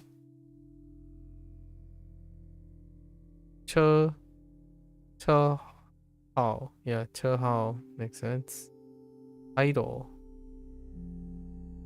So what was the other synonym? Appellation? Appellation?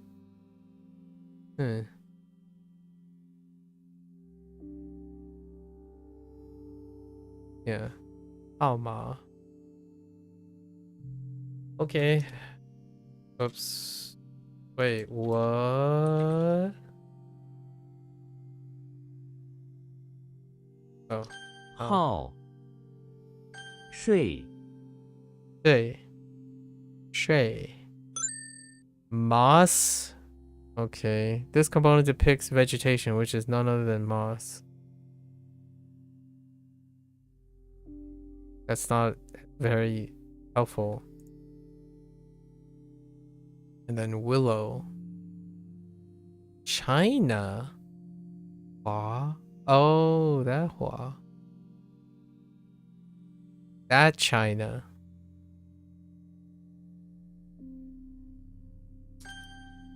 Moss. Emerging from the soil is a willow that is so dense it's almost like moss. It droops sliding off to one side. Alright. It's kind of... Oh, that's where you get the droop. Oh, and you get the slide. What the heck? I don't know about moss and willow. Shui. Alright, I guess willow helps with the sleeping part. Sherlock Holmes is in the bathroom of the beach house, or by the bay, sleeping against a willow that grows out of the tile floor. Trees in bathrooms, it happens, right? Just a normal facet of life. The branches and leaves, this is not the first time there was a tree suddenly stuck into a bathroom. The branches and leaves of the willow has draped over his eyes, blocking out all the light, allowing him to peacefully sleep in the solitude of the bathroom. Okay. Wu Shui. Wu Shui.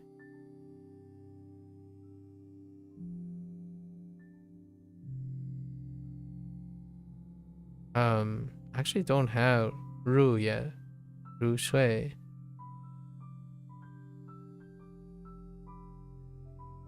Yeah, Ru Shui.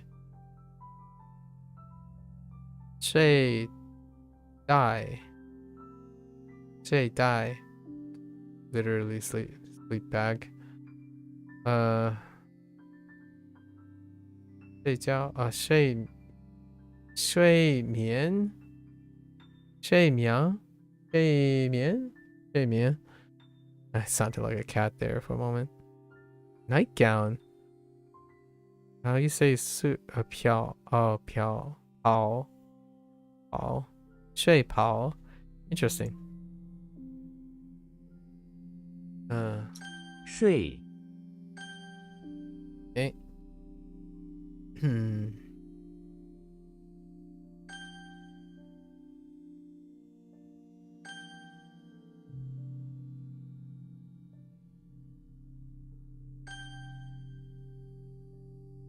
睡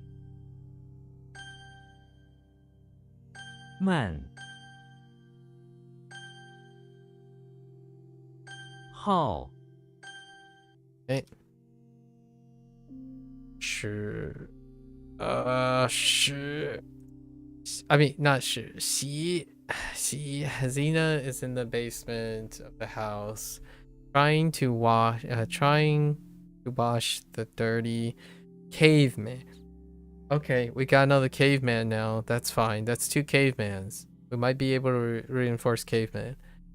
Trying to wash the dirty caveman that's in the corner. She sprays him with a hose to wash him. Yeah, she doesn't use the bathroom because the caveman is so dirty that she doesn't want him. Yeah, it's a basement. Yeah, got it. Oh, 洗脑. 洗脑 洗脑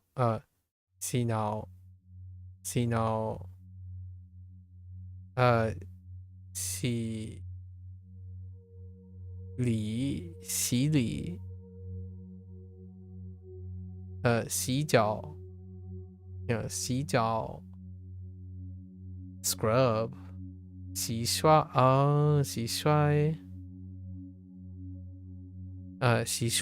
洗刷 like 刷牙 洗刷 洗手间 yeah okay 洗鸡 yes that is chicken. A bulldog, not a dog but a bulldog. We're just gonna use a dog too,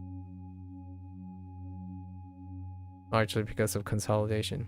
Picture a big bulldog with a huge drop of saliva. Oh, okay, fair enough, because it's still dog. There's a song that goes 洗刷刷 Oh, is it like a nursery rhyme for brushing your teeth or something, or like cleaning in the bathroom or something?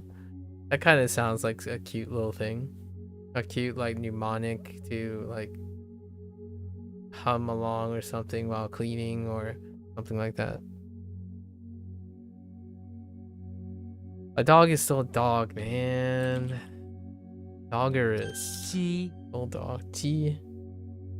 Oh, you heard it in primary school? That sounds about right. Yeah. Like a nursery rhyme. Encourage cleaning. Hygiene.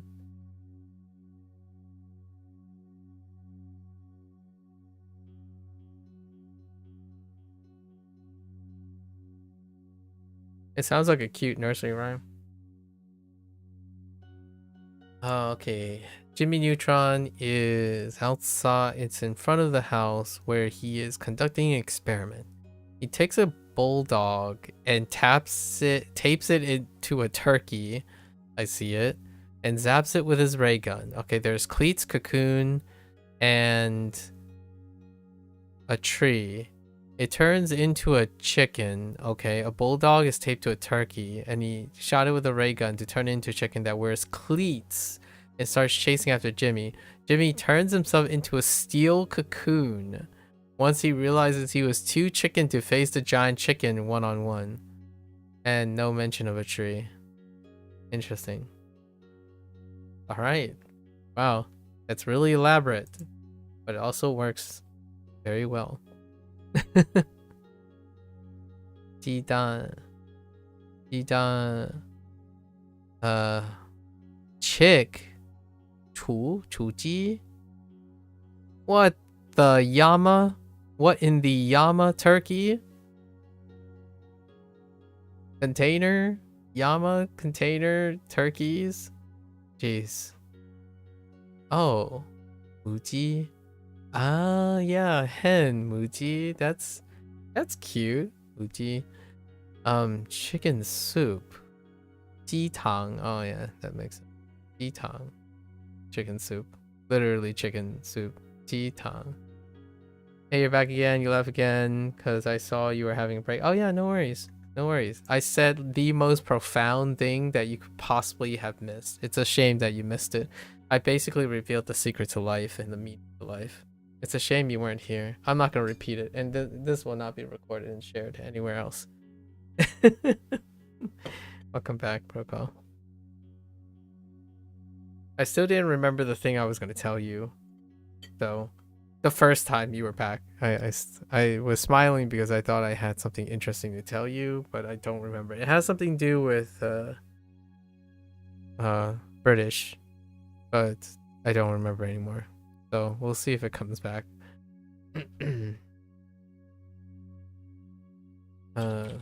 I'm being this time I'm being serial. I'm being serial that 鸡 I did actually had something, but I totally forgot when I went to the bathroom.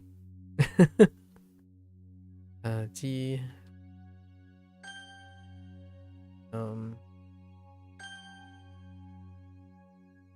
洗鸡 yeah, you know, these things have a way of cropping up on their own. All right. So yesterday I was doing not so hot. I was not locked in until really late. Let's try to lock in today. After I nourishment.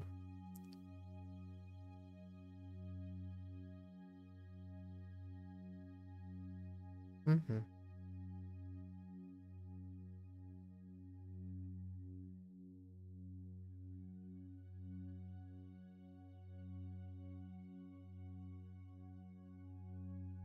学习他还在学习。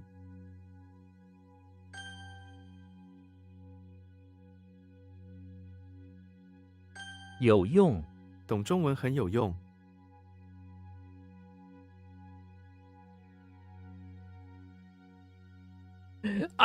Oh my gosh, it's always this. It's between useful and effect.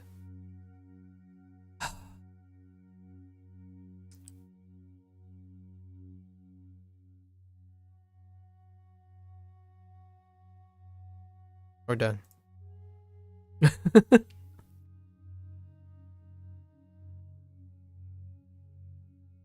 下午今天下午会下雨。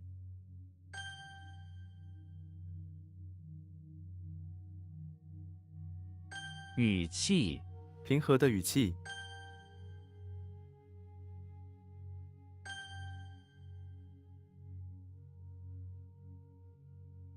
The heck was this?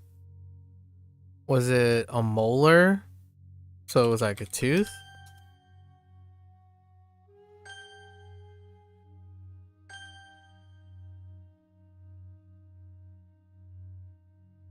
“床”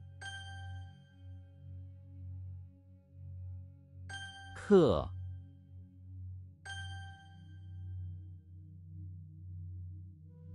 买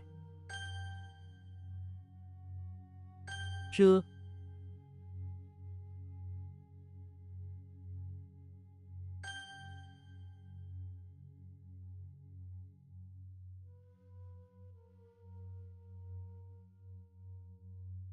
找到你找到工作了吗？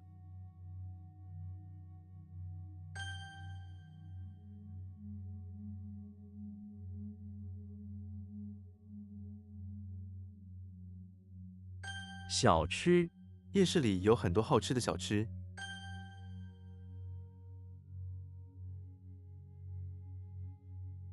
新手我是个新手。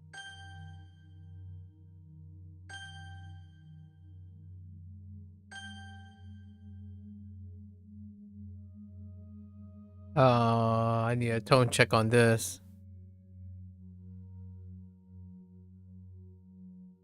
Oh, wait. Don't need. 穿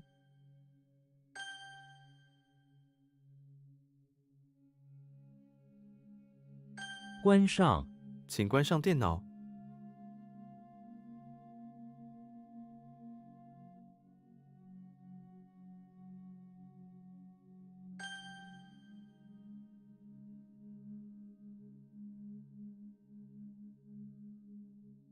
住房这里的住房很便宜。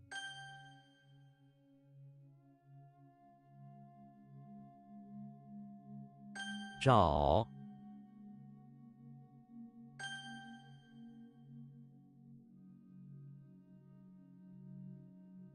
后天你后天晚上要做什么？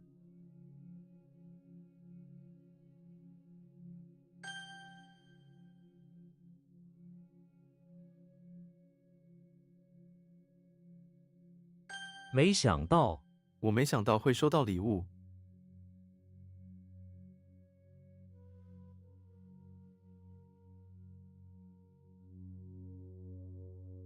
No. Ah, man. It's gonna be semantics for this is gonna be pedantic here. Because my interpretation is way too complicated. There's no way.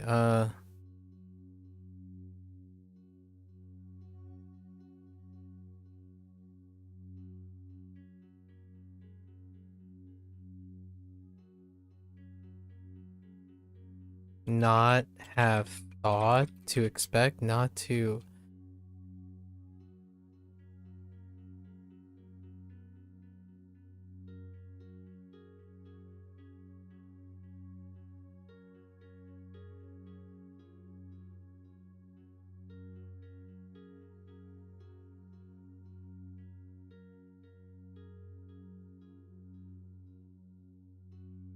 Yeah, I'm gonna add all these. Do not expect. Yeah, it's also not have figured out. Not figure out.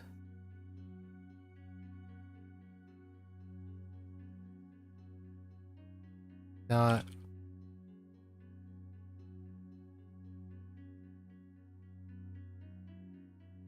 I was gonna say something like not expect, but it's not quite that.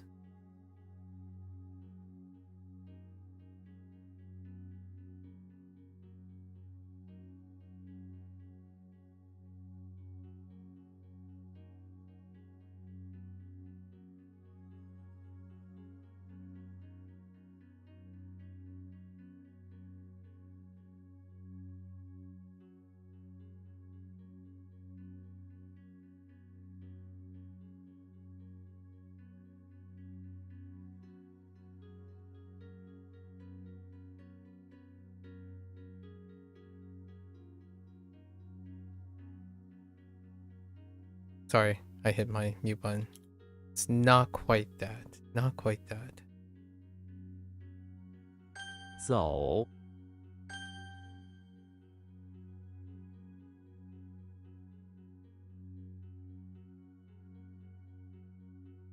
先后他们先后入了座。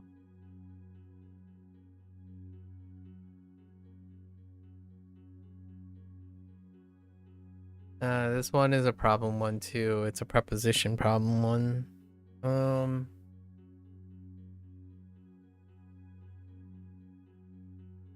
Okay. Yeah, successively. I added afterwards. I think afterwards is much more natural to me than when I hear 先后. It's more like afterwards. Like successively afterwards. Like you're doing it right after. So successively.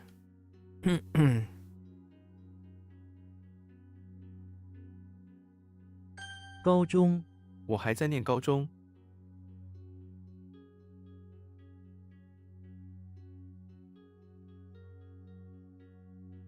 我还在念高中。Oh.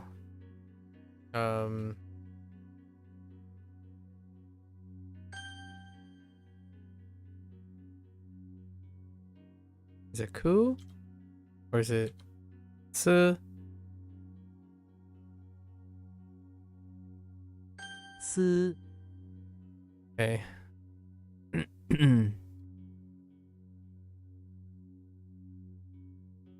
桌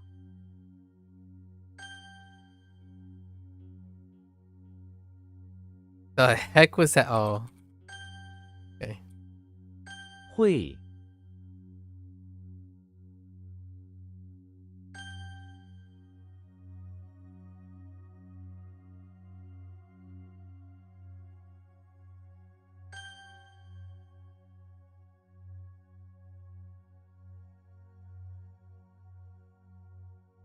上床昨天我10点上床。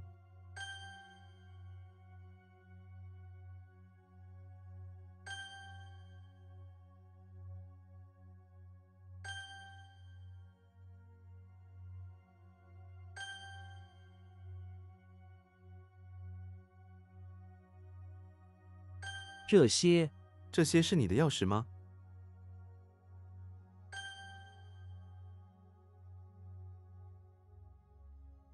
书 Oh, wait. That's a compass. 望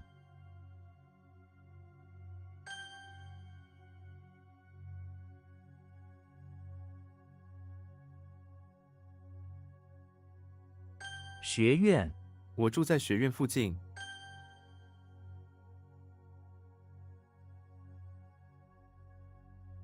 今年我今年要学中文。过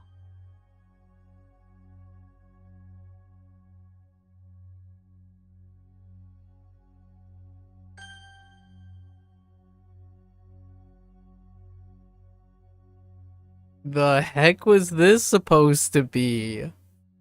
Oh no.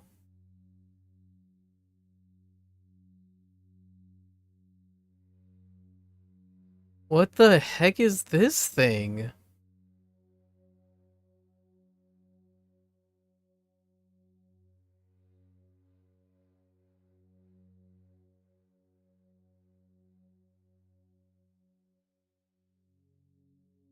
So something that curls up?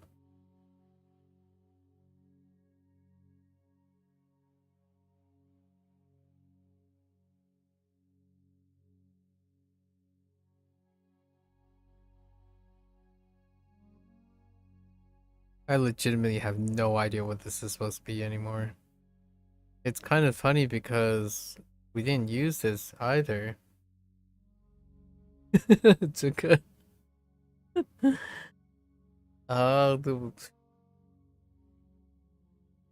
I don't know what they decided to call this. Like, I legitimately have no idea what that's supposed to look like. Maybe it's supposed to look like a table? Is it supposed to be a desk? Is it a table? A table or a desk? I feel like it's a desk. No, it's not. Okay. It's a table. I'm adding a desk. I'm like, is this supposed to be... The reason why I think it's a desk is because of this lip. But... What the heck, dude? I knew I had this problem before. The desk and the table thing.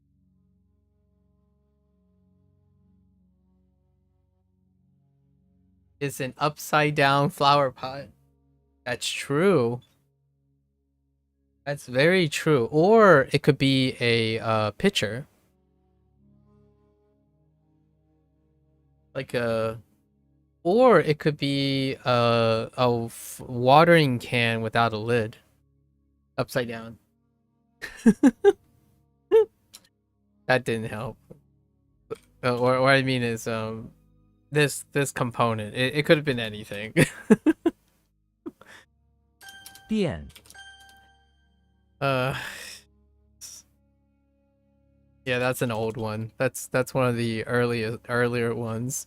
Really, really early ones. That did not sit with me. It's an upside down beaker. That's what I was thinking of when I was thinking of the flower can. A beaker, an open face beaker. Or like a pouring apparatus of some sort. Because whenever you gotta draw a beaker, yeah, that's basically what you draw, right? Yeah. And then you like put like little markers. You draw little markers so that it looks like a measuring cup. It looks like a measuring cup, basically, right? If you're in the kitchen, a measuring cup looks like that too on the side profile. One of those Pyrex measuring cups. Okay.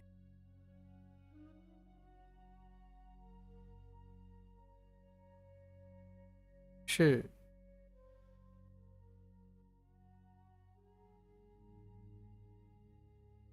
视觉视觉视觉敏锐， That doesn't help. 视觉敏锐. Oh no.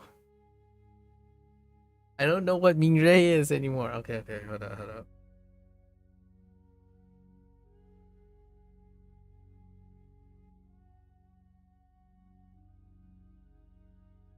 To feel the matter, the issue, to feel, to look for. Okay. This was yesterday's thing. I had a little bit of a rough patch yesterday. What the heck? Soil, elbow, ground. Oh, heckin' mole.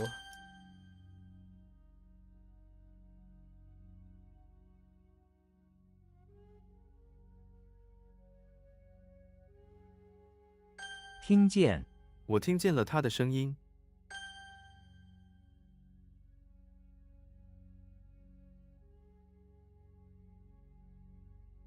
病床这个小医院只有几张病床， Sick bed is one word? What was the answer for what? Oh no, I don't know. I don't remember which one you're referring to. What was the last couple? Was it the component? Oh, mole? The mole? You were probably referring to this one.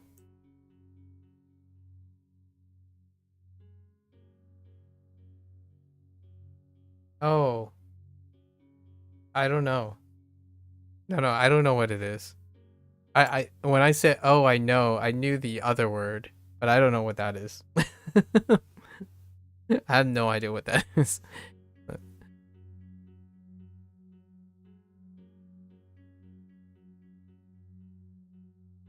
零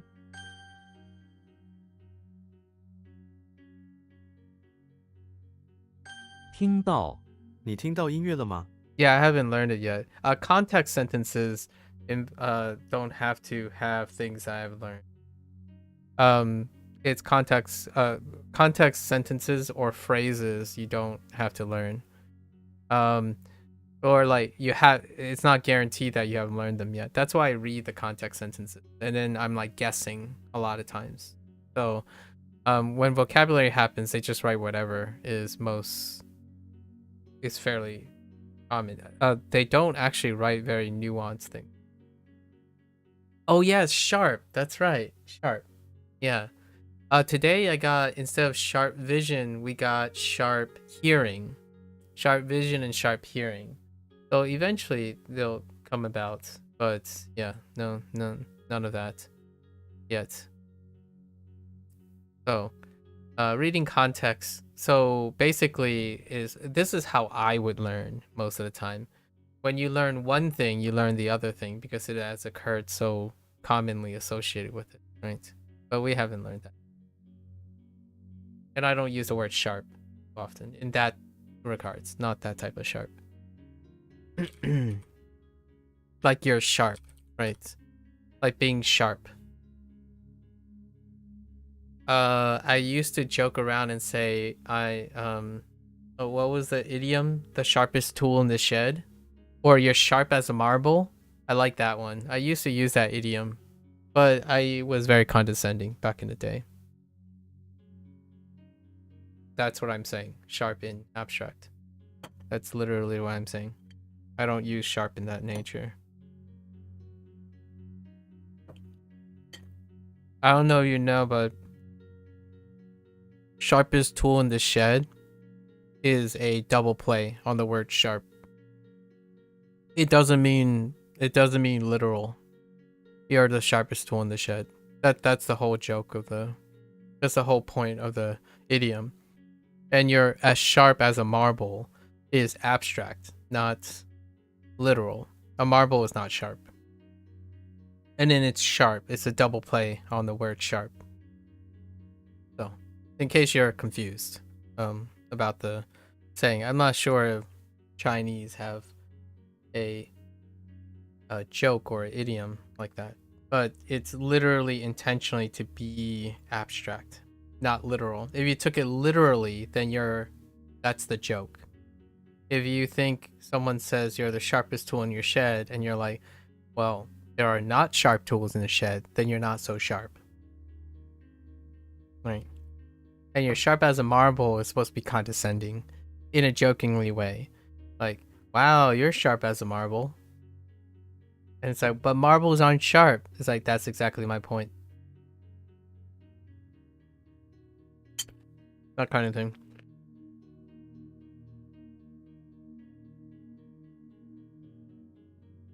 It's a little unfair to foreigners, though.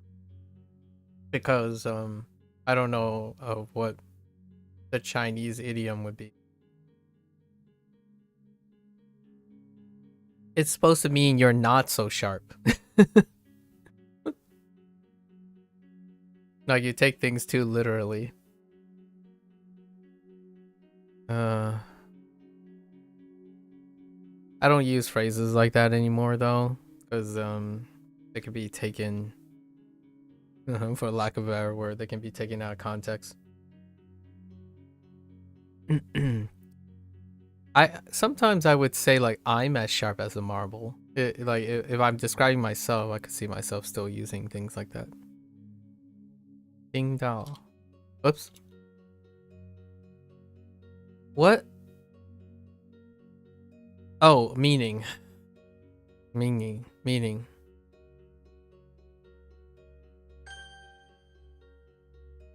To be honest, you never said as sharp as something. Yeah. I don't really. Oh, really? So you don't use yeah kind of thing, like format.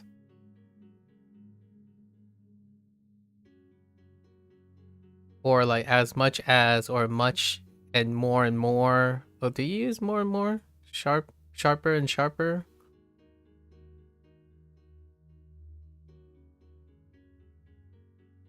As sharp as. Are you sure you don't use as sharp as? Oh, I guess what I mean is you mean the literal word sharp, right? Like you just don't use the word sharp very often. But do you use like as good as much as? Yeah, that's gradually. Yeah. You use more and more? Yeah, okay. What about like like a different word, like as good as, like this is as good as this, or this is as this is a very as much as. Okay, because I don't typically use those phrases anymore. Instead, I would say something like it's comparable, like this is comparable to that, or say like more and more, it's like this is more. That's it, instead of saying more and more. So, but in English, I do know that it's still kind of common to use things like a double words, like in between, thinking double words. So as sharp as something as better as good as, or not as better as, you don't say as better, you just say better. As good as is comparable, but same, some people use the word same. Say like, oh, it's same, it's the same, or similar. Yeah, you say as good as too. Oh, okay. Yeah, I would use words like it's comparable, maybe comparable in quality. They're similar, as opposed to saying as good as or as bad as. They're similar. What am I supposed to say? Oh, I was gonna write out the whole phrase. What can? Oh, you know what? I'm kind of curious. Oh no, they probably won't take the whole thing. Fine. 看见看见我看见了一只鸟。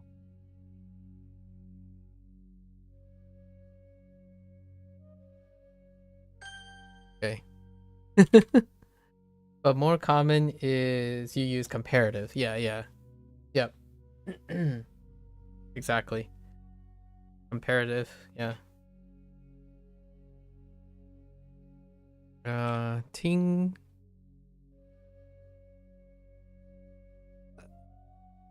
听写. Oh, and you talked about this the other day, by the way. Yeah, it's the same level. Yeah, similar. Comparable is a more... If you say something is similar, it gives an idea that the point is that they are the same. When you're saying something that's comparable or comparative, like comparable, you're talking about the action of comparing them. Yeah, so this is what you said the other day, right? Yeah, about transcribing. Yeah. 听写. 听写学生听写生字。 It came up yesterday, and I thought about our discussion about transcribing class when you were we were talking about what you do in class. All right, heckin' table. There's your heckin' table. All right. 送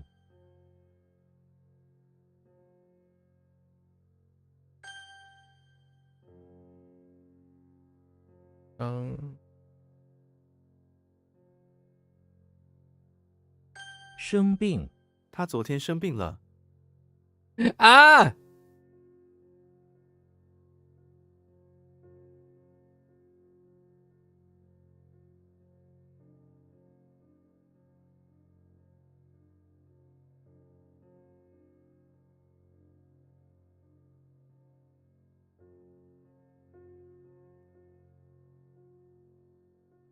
This is fine. Okay.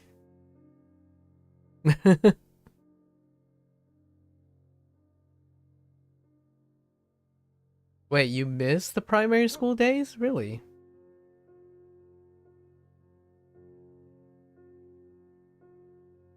Do you like it when you were doing that? I'm actually kind of curious. Do you enjoy those days? I don't... honestly, it's really hard for me to remember primary school anymore, other than fights. Lots and lots of fights. The violin story.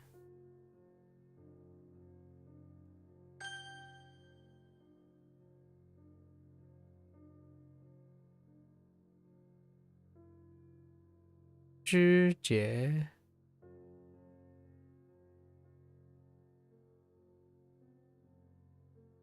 No, I wasn't doing the fightings. I'm talking about watching. I mean, I did get into a fight, but I'm talking about the fights that happen every day. I was a spectator.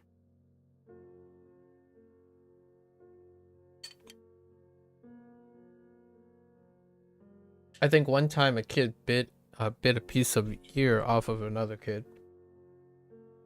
Half and half turn, I see. It was biting too. Kids bite each other.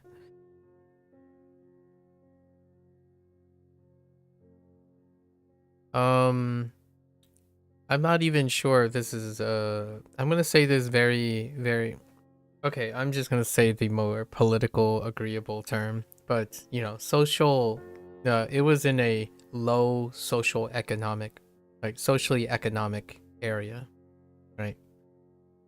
So, just basically like low income place. In the first like 13 years of my life, I guess, more or less. 知觉 Yeah. 知觉，恢复知觉，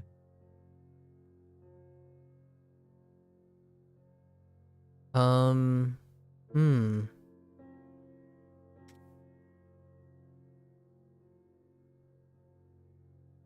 To know, to feel. Oh, we were just talking about this today.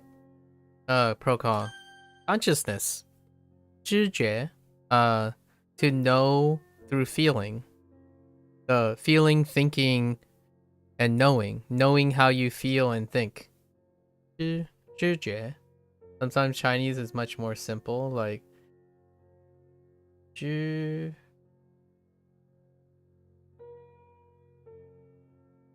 Jiao. Ne? Is that supposed to be Jiao? Yeah.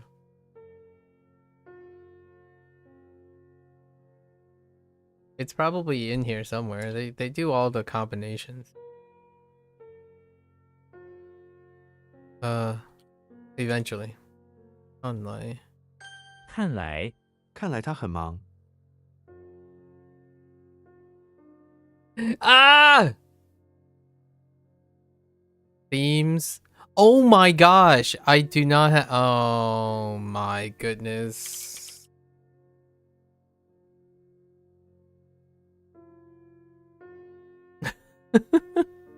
I've added like all the synonyms. 睡觉 is to sleep, so 知觉, yeah. That's how I got to 觉. I use 睡觉 to get to 知觉 in your example. In your example. Let's see. Podium and dollhouse. Yes. Don't ask. Podium and dollhouse. Oh. 好听，他的声音很好听，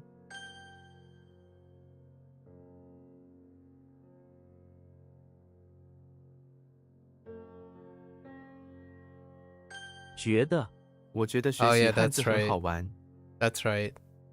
It could be both.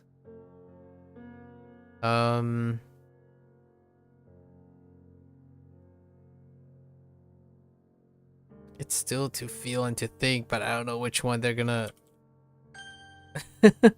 Wait, please tell me to think is in here. Okay.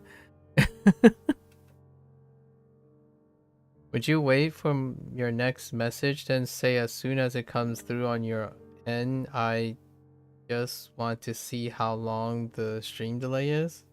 How long was that? Hello?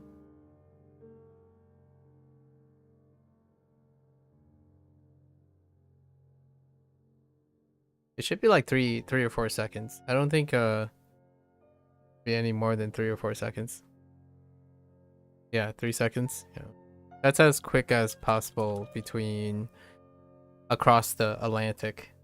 And that's about the duration. 3 to 5 seconds. Largely because of Neverwinter, but 3 to 5 seconds across the Atlantic. From East Coast to Europe. And you're like one of the closest points. For Germany is like 6 or 7 seconds. Crazy, huh? Crazy. Just think about that for a moment. How we're getting information and how far apart we literally are. Isn't that so fascinating? Like, think about what that is like. You're just thinking about it in that manner. As surprising as double. Yeah, Germany is not the greatest when it comes to hooking up with people across the ocean, across the pond. It's incredible when you think about it. Yeah, like the idea that you and I are instantaneous, like a 3-second communication, and we're more than how long does it? I guess more than a 6 or 7 hour flight. apart. Like, dang. So incredible.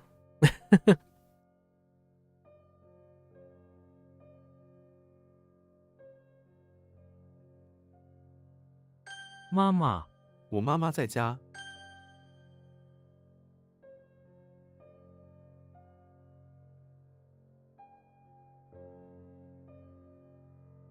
Wait, I need a tone check on this.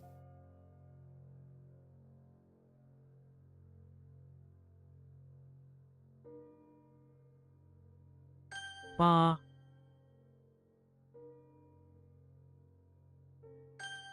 Okay. 年 It took Columbus 1 month and 6 days to reach land for perspective. I know, right? Traveling to the west.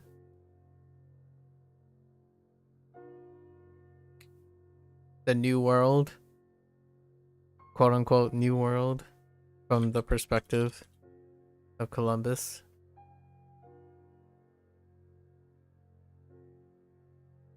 病人 医院里有很多病人。 Oh my!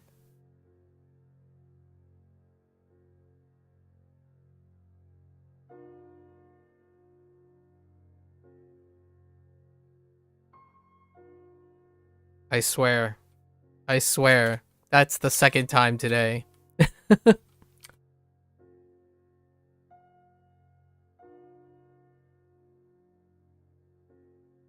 看病 你应该去看病。 This is what happens when... This is what happens, okay?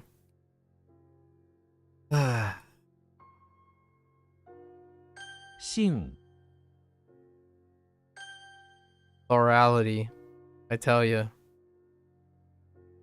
You wanna hear a joke?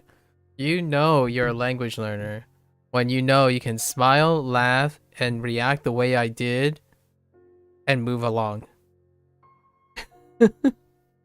and move along like nothing has happened. This is the quintessential multilingual experience. The moment you realize that this is going to bound to happen because there's no one does not have an equivalence in another. Ugh.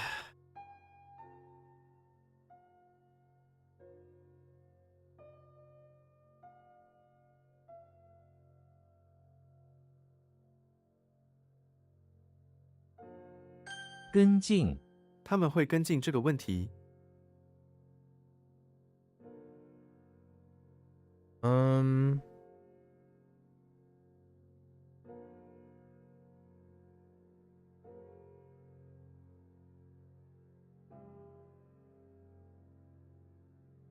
We communicate 1,036,800 times faster than it took Columbus. Feels bad, man. Yeah, Genji. I was thinking of Genji too. It bugs you how little credit you give. How much credit I give myself sometimes. That's all part of the. That's all part of the experience, you know.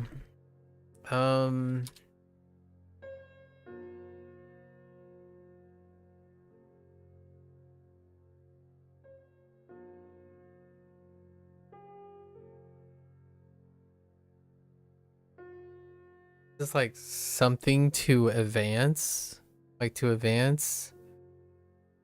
heal, the heel of advancement.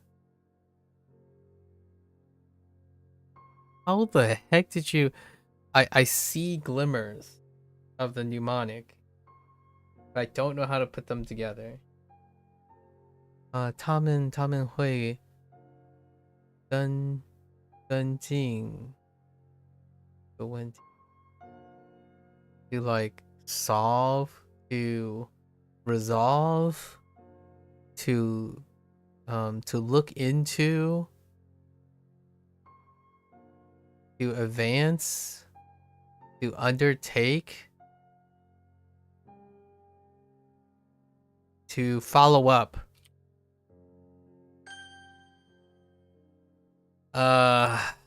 But we gotta. I don't know if follow up is gonna be reliable. all of the other things I said is it still captures the meaning of this. I'm gonna say to look into, to look further,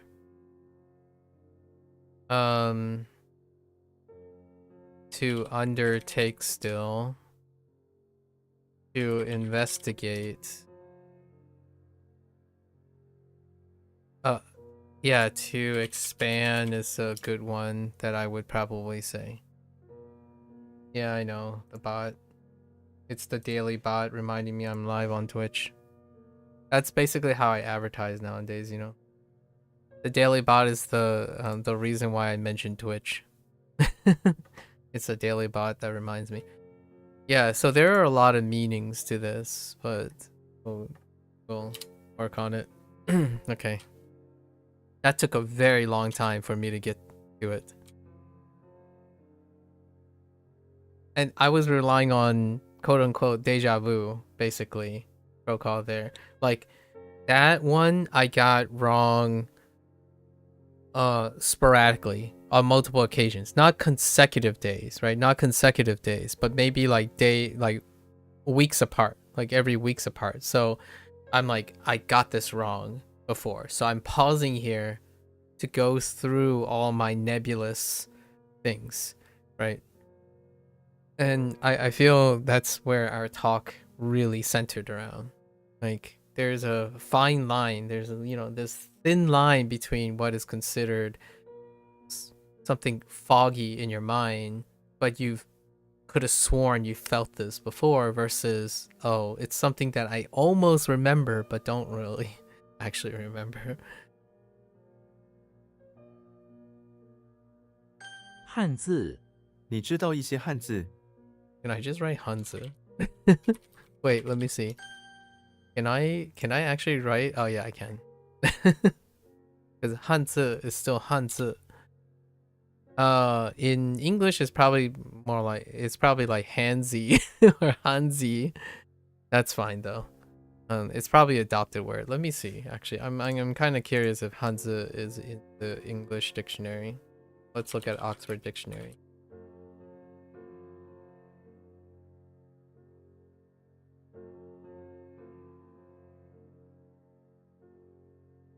Oh no, it's not in the Oxford Dictionary.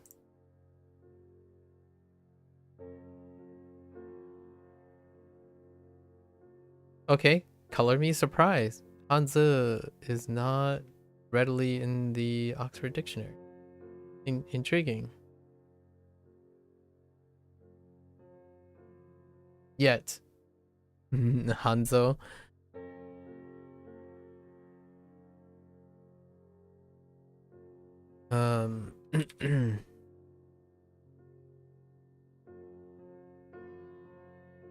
钱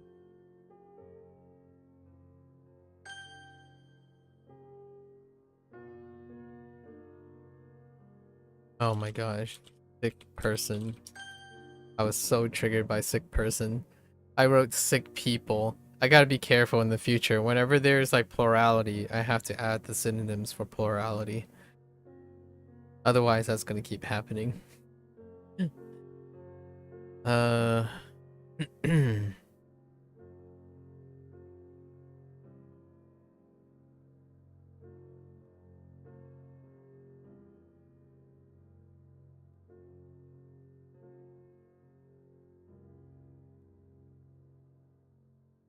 Yeah, this one is rough.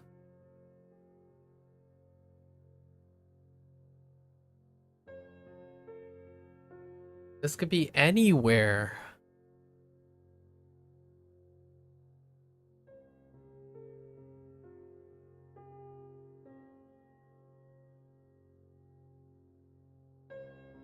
I told myself I was gonna have problems with this yesterday, and here we are. I have problems.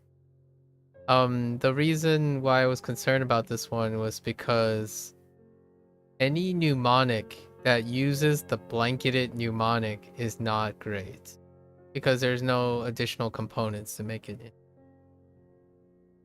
Have you ever tracked your intake of anything like fluid, drunk, or calories or anything? I didn't need to add or anything at the end. Oh, or anything. Oh, yeah. No, not particularly. However, there are habits that make me not have to track it. So for example, I've already formed a habit of filling this in my routine. So this is itself a safe check. So when I have to fill this up, then it would be my fluid intake. This week you tracked your daily fluid intake. Interesting. Did you discover something? Oftentimes, can be very revealing. So let me think about it. Who has guess?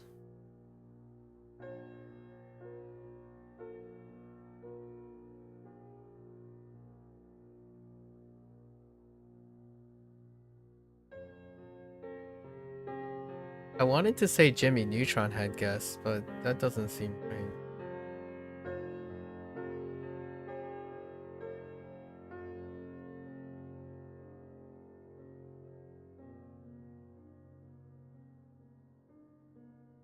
Was it Xena? Did Xena have guess?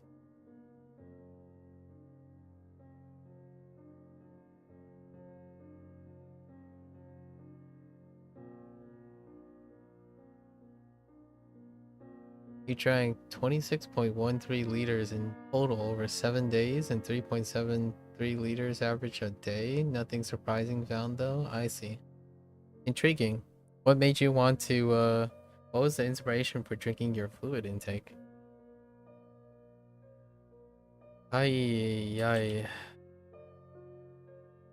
Like, what were the guests even doing?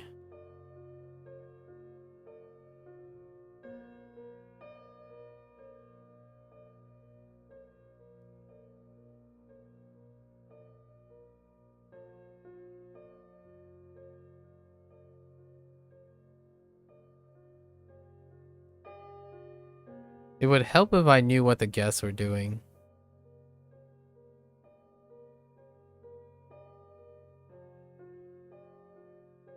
I don't know what it is. Oh, it was Kermit that had the guess. Yeah, oh my goodness. Yeah, this one, no, there was no way I was gonna remember this. Yesterday was already tough enough. We gotta change this up. Like, Kermit the Frog is in the bathroom of the electricity plant, and he's invited as a guest to go to the bathroom. So, he didn't feel like he feel less like a guest because the CCTV was honing in on him in the bathroom. That is like wild. That is absolutely wild. I think the only way I'm going to be able to remember this is we're going to make a mnemonic with the dollhouse. So we're going to make a mnemonic with a dollhouse, a foreman, and a mouth. And relate it back to the component. Guest. Is there any repeats of the mnemonics? What do you mean by any repeats? Pretty much all of it is repeat. Because it's predicated on, if you're talking about my problem here was the read. So the read is, they're pretty much all repeats, but they have to be distinct enough to relate to the components. But this one, since the component is just guess, it doesn't help, right? It doesn't integrate the dollhouse, the foreman, or the mouth, because guess is still guess. And yesterday I said that a mnemonic that only integrates the one component, which is also the character, is only as effective as if you understand the vocabulary that it derives from. This is not effective. And there's one other that I'm worried about, and it's going to come up soon, I think. I don't know if it's going to be salient. So, okay. So, how to make this even more vivid? What differentiates it to show it's that mnemonic? The story has to remind you of where the character and the position of the location is in order to get the read. So I couldn't think of Kermit the Frog in a bathroom in an electricity plant with people spying on him and being invited as a guest. So if I could think of something that was being probed, a place where you're invited to be a guest, which is a bathroom, apparently, and they felt less of a guest because they're insecure because there are security cams, then I should be thinking about Kermit the Frog in a bathroom of an electricity plant, which I don't. So that's how you know it's K. Is in Kermit the Frog bathroom in electricity plant. So this didn't resonate with me. So now we're gonna do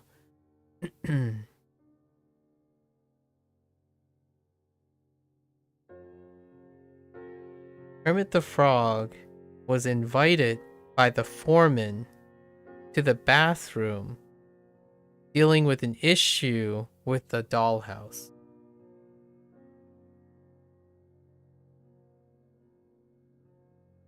And it was revealed to Kermit the Frog, the foreman of the electricity plant, right? The foreman at the electricity plant. So the guest, Kermit was invited as a guest to the electricity plant to help the foreman, or to the bathroom, I guess, to the bathroom of the electricity plant to resolve an issue about a dollhouse. The foreman swallowed something from a dollhouse, and they went to the bathroom. He invited Kermit as a guest to the bathroom to help solve that problem. Right. That's probably what I'm gonna do to combine them. I've been doing this for for most of the stuff that are weak, and that one's gonna be weak for quite some time.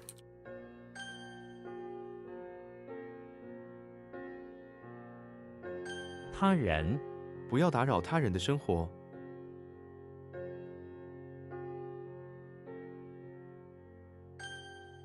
Others. 客”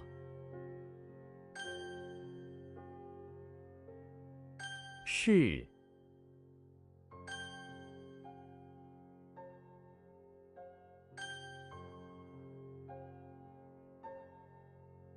打听打听某人的下落。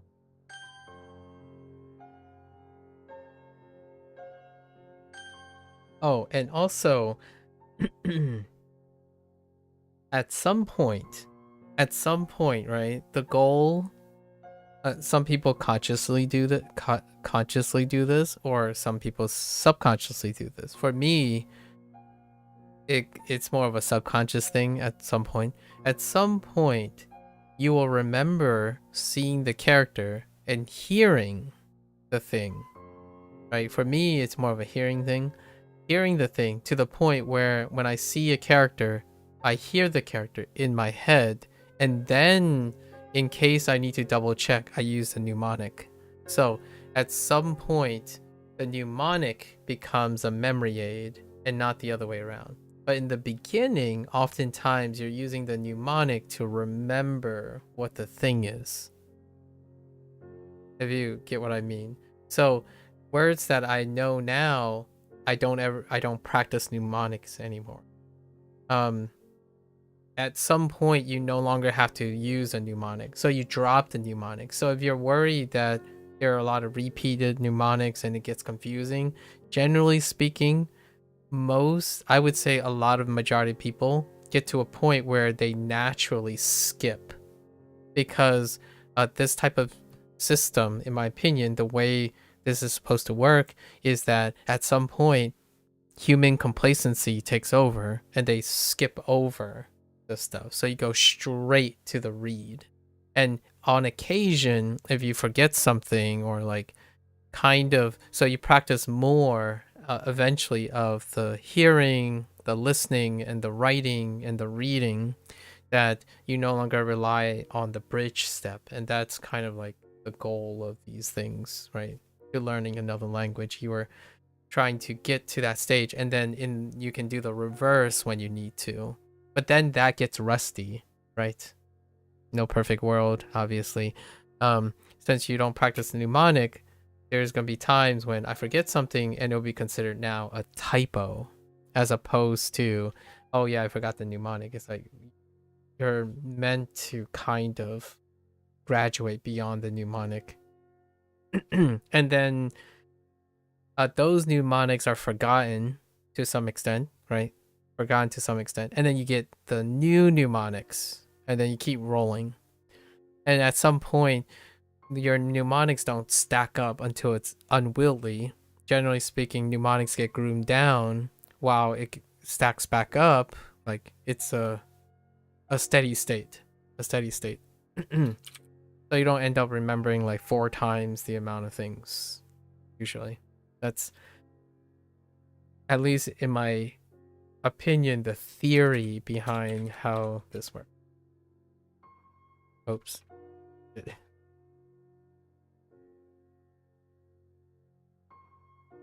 书店 You can 我在 try 书店 though. 买了3本书。 You can definitely try.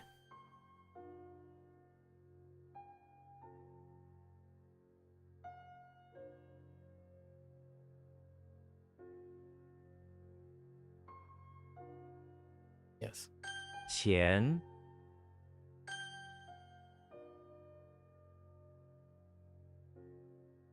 歌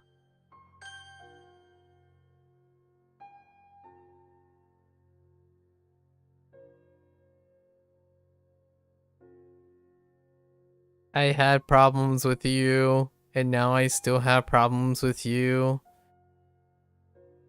I said shoot before, but is it a shoot? Son of a bee sting. Oh, that's a dart. What the heck was a shoot?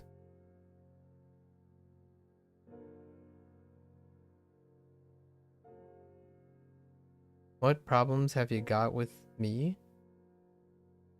I'm devastated.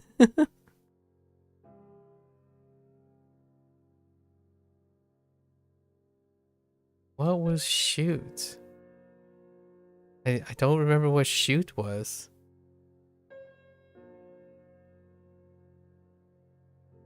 Did it have like the 1 stroke down? Probably. Should have used my WaniKani instead. Oops, meaning scenes, right? Is that what they wanted? Yeah.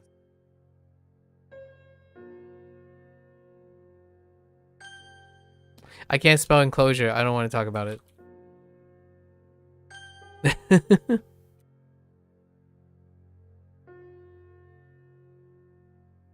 请问请问您的名字怎么写？ 大师 国画大师。 This is a guinea pig. Don't at me. You see it. Oh no.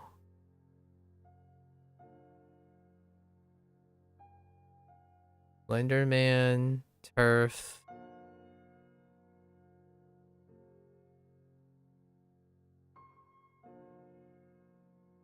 备用 我备用了一些食物。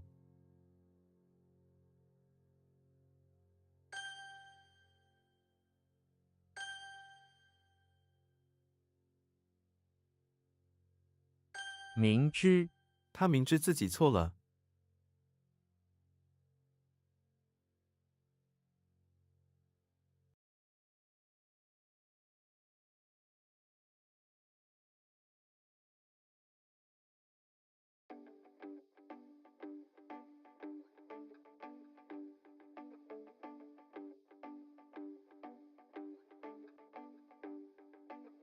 Okay. Right. Right. To know. Oh.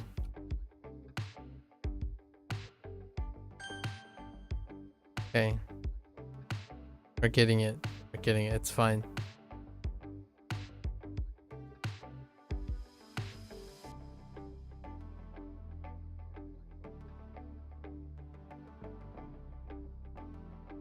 准备你准备好了吗？诗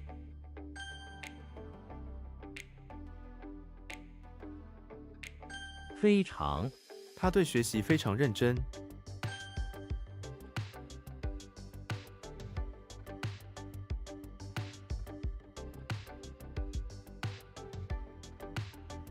I need a tone check in aisle 4, please.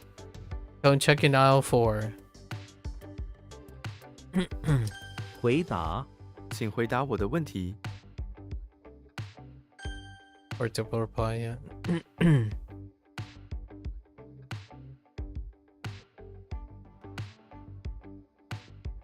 请假他昨天请假了。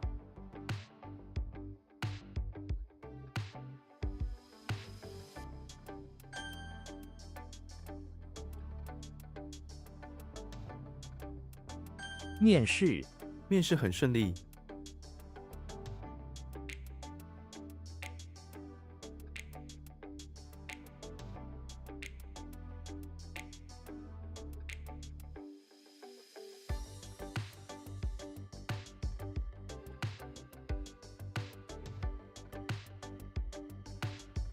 I like the mnemonic for this one, but it's not sitting with me.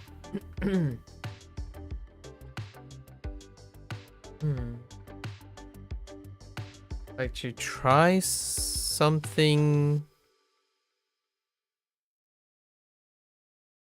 to bring something to the face.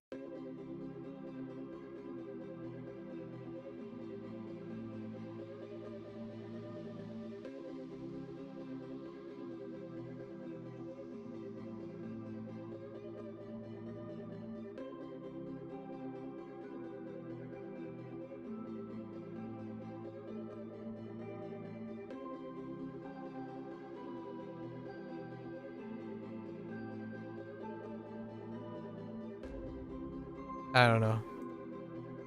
Oh, right. To test face to face. Yeah, that's mine. It didn't come to me. Took too long. 放假学校明天放假。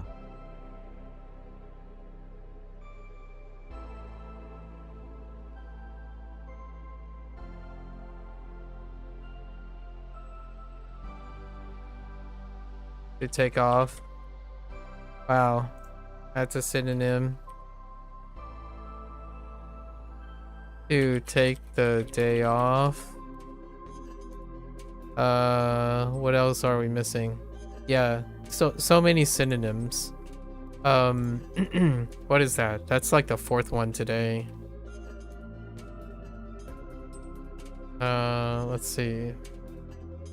Eventually we'll get all of them. Eventually. Eventually we'll get all the interpretive synonyms.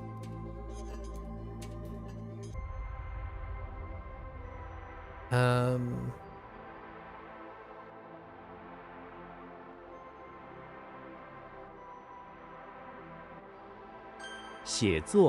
我的写作不太好。 we talk about this too. Sharon and I talked about this too. Sorry. Writing. But to compose opposition. Well,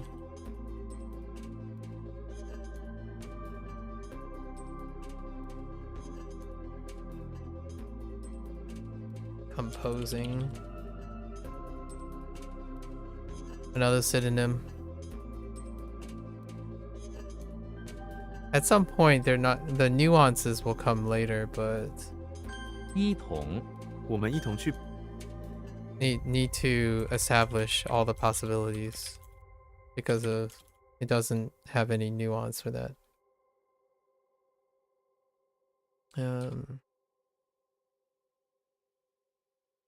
了解。小姐，小姐，请给我一杯水。 Confetti. Is this how you spell confetti?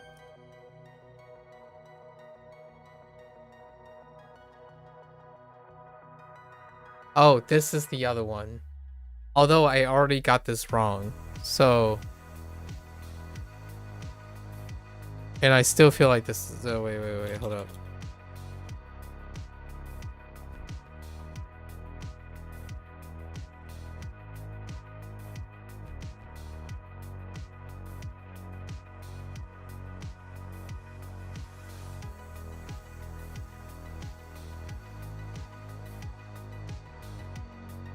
Nope, still a problem. See, the mnemonic in this one is that Jimmy Neutron is either in the basement or in the bathroom. And he encountered several cocoon men. And he's not worried because he's smart enough to know that cocoon men are not dangerous. Because of that, mnemonic has no prevalence in telling me whether it's the basement or the bathroom. I'm at the mercy of knowing what this is. So I can't tone check this. Alright, it's pretty much a 50-50.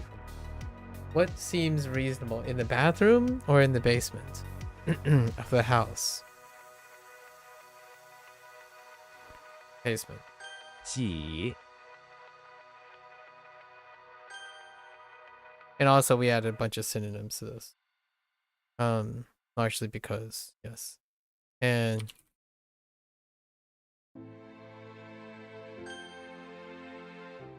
I'm glad to get sick is one of the accepted things.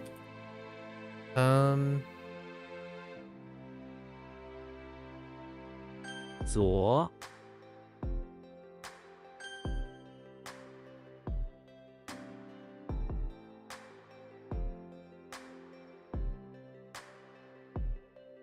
I typed the wrong. I did the 1-4 swap again. That's a typo. Take the day. Did I add that? I probably add that, right? To take the day off?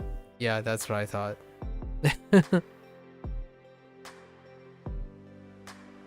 I'm like, okay.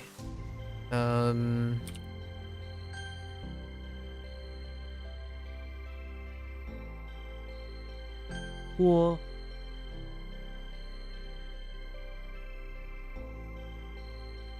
车 For the record, adding synonyms and like being able to write notes and adding more things to the meaning of existing words that you have and whatnot, that's actually part of the fun, at least in my opinion. So it's also a point of affirmation.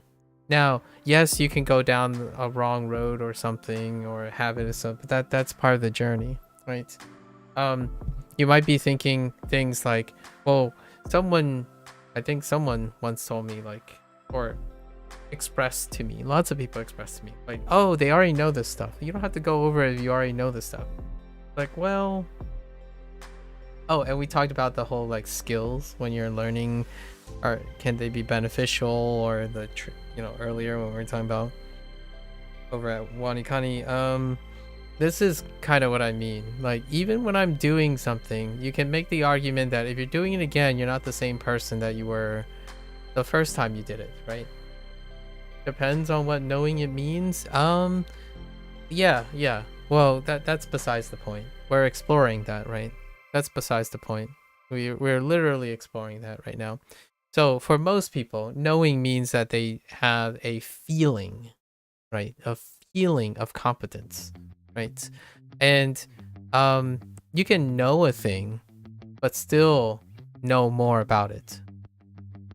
So, um, using the gauge of knowing something is whatever the bottom line is, right? It depends on what they know, their spectrum of knowing, but that still qualifies as knowing. However, it does not change what I was about to say about regardless of what you know, you can still understand more. And this is what I mean by that. I technically, one could argue, I could explain how I would use these words and know these words, but clearly that doesn't necessarily mean I would be correct or wrong based on the way a program tells you or have been determined by someone, right? Now, it could feel bad. You could make it feel bad. You can certainly be angry about it. But I think this type of thing is what makes me like the process of going back to things, right? Something that might be simple at first is no longer simple anymore. And while that might not be for other people to overly complicate things, and overthinking things is a source of frustration, you want things to be simple at times. Like, yes, know how much you want to complicate things and how much you want to reduce things, and then knowing and understanding your preferences allow you to express those preferences and be surrounded by people who have similar and or differing preferences but accepting preferences, right? And for me, I usually err on the side of being complicated. So when I go and play another game, which is another like a dragon game, for example, it's probably going to be different the next time we do it, right? I think it's one of the fun aspects of it, of being able to add synonyms. In fact, I have one little thing I'm going to add soon, which is using the notes section of all of WaniKani and HanziHero to create and write a mnemonic sentence in the target language. Eventually, we'll probably write it in English first, then we'll write it in the target language, and that's probably the next step in things. So when the cards come up, if it's a problem, we'll apply even more things to it, and that creates more and more embellishment, right? That's kind of what I mean by just because you know something, it's not dependent whether you can understand more about it. And by understanding more about it, I'm talking about more about your relationship with it, right? If this word is such a bad word, talk about it, write about it, do something about it. If you sit there and do nothing about it and continue to do the same thing, well, you can still it'll change over time for sure, but not exactly very engaging, if you know what I mean. It's kind of like slamming your head against the wall over and over again. I imagine the wall would break at some point, or you would do something to the wall to some extent, but boy, it is a slow process. If you're going to slam your head against the wall a couple of times, you might as well put on a helmet or something else, American wall would break. Wow, pro call. Wow. Low blow, man. Low blow.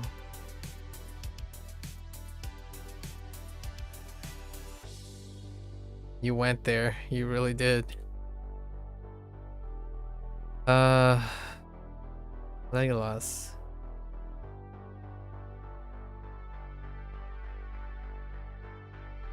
Is it just L?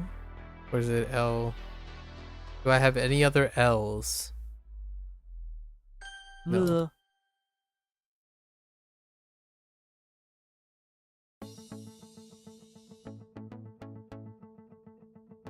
神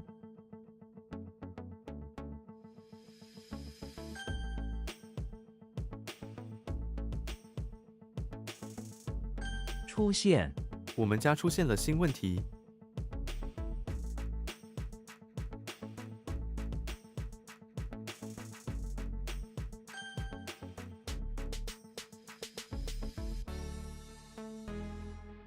车子，他没有。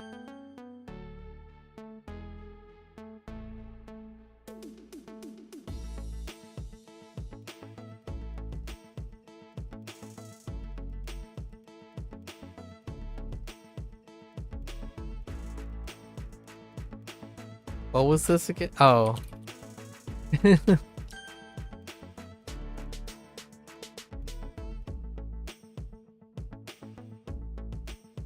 男生，我们班有12个男生，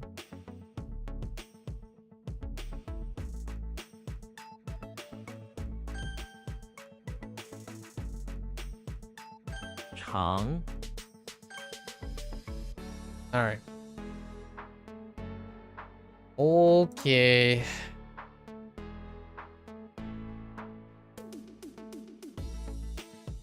Look at this beautiful graph.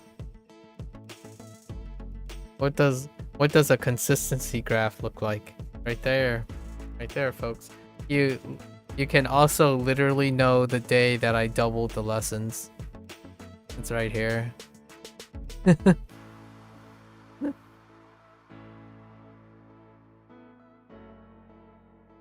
Back in January? GG's.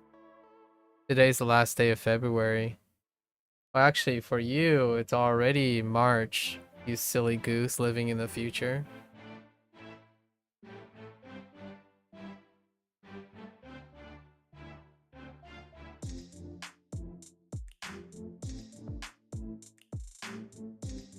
Isn't that a funny saying? Living in the future because of time zones? Figuratively. Let's see. What do we have here? Dreamcatcher.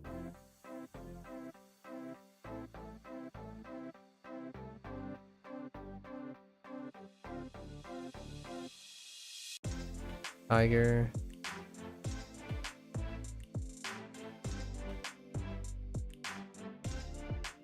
Willow. Moss. Bulldog.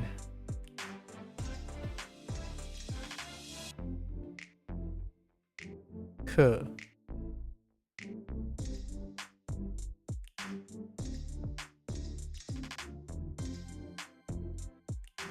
All.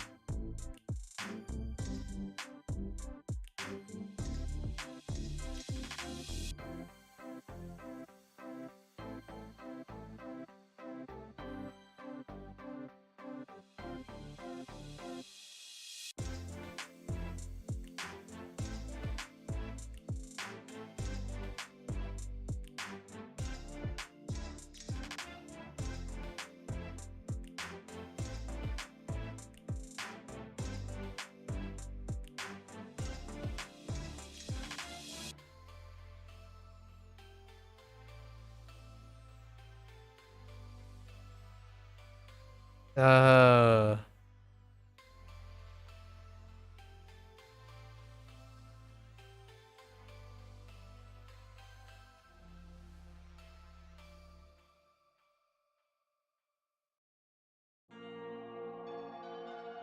we'll check that later in a bit. Shay? Shay.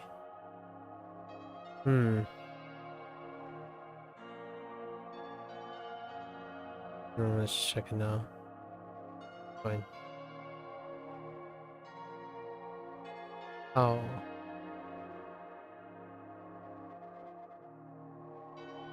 T.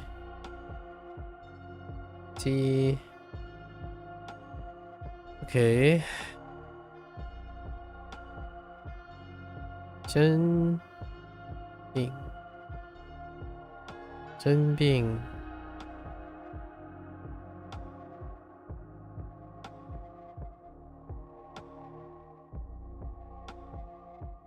Bing Ren. Dongjing. Oh, no, not Dongjing. Just kidding. I merely thought of Tokyo. Tokyo.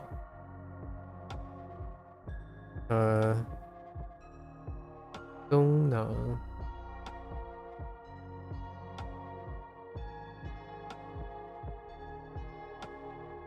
中文，中文系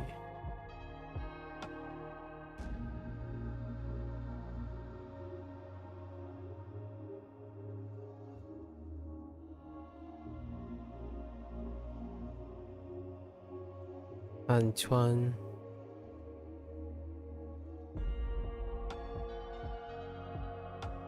西南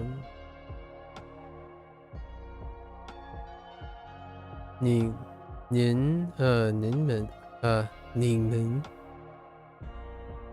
们东京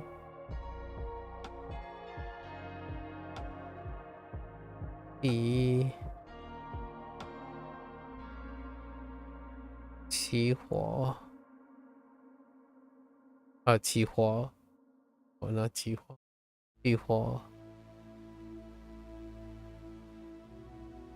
音爵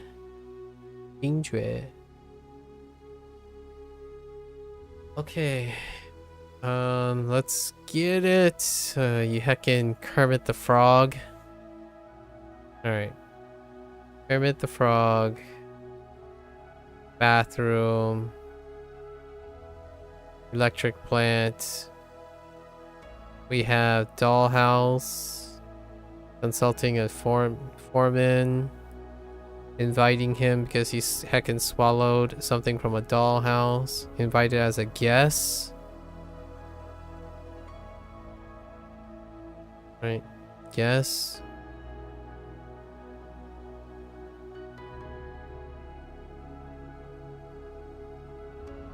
Bathroom. Electric power plant. That's our modified one. Right. The heck is P? Oh, Patrick. Basement. Patrick, cellar, barn. Package. Yeah, package. Containing wooden legs. Which you use as stilts to run around excitedly. Okay. Sherlock bathroom. Sherlock bathroom house.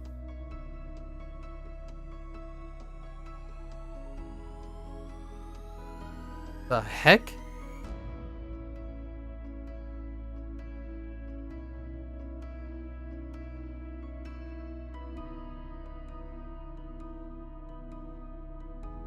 Sherlock bathroom house.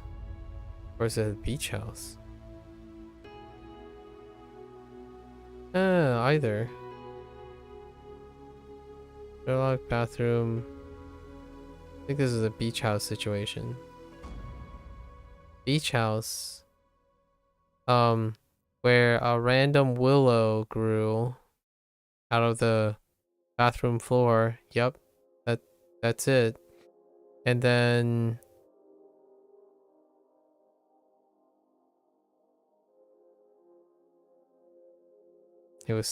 he slept next to it. Oh. And the willow covered his eyes to allow better sleep. The moss is part of willow. Okay, then we have Mario bathroom pawn shop.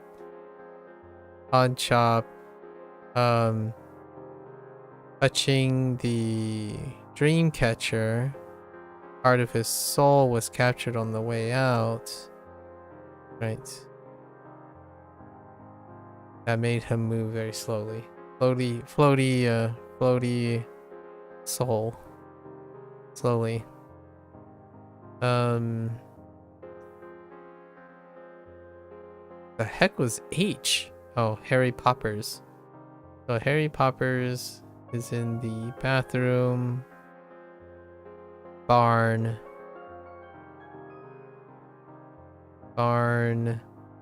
where he bumped into a tiger. Where there's a he was... What the heck? What was a tiger for? I guess tiger moving around with their leg... Tiger with legs, right? Sure. And then he conjured up a handle and chucked it into the tiger's mouth. And took it out, right? The number 2 tiger out. And everyone applauded. Just because you have to fit in number 2. And this one, Xena basement house. Trying to clean up, trying to spray the caveman down. Because he was too dirty to do it in the bathroom. Wash the caveman. We didn't even use this component yet, did we? Did we use the dog in the component? No, we haven't. We didn't use the bulldog in the yet. So, Jimmy Neutron. In front of the house. Combining a turkey. Combining a turkey with a... Combining a turkey with a chicken. No. Combining a turkey with a what? Oh, that's supposed to be a dog.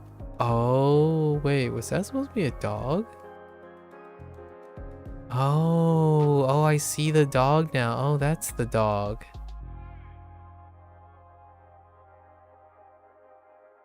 Wow, I thought that little drop was a different part of a different character.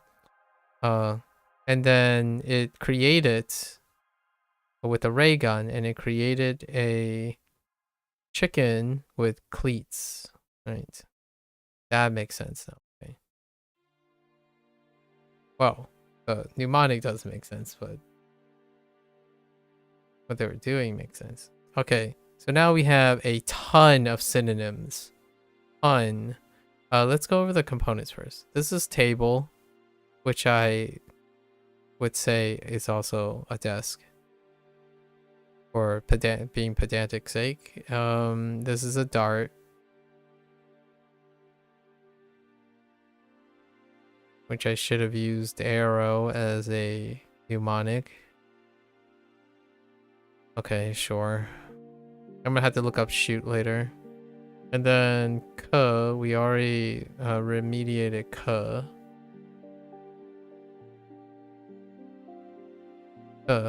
And the rest is history, right? Guess. So, and then now we have a bunch of synonyms. So, let's do one at a time. We have yo yong. This one synonym have use or useful. So that's fine. And then we have kanlai.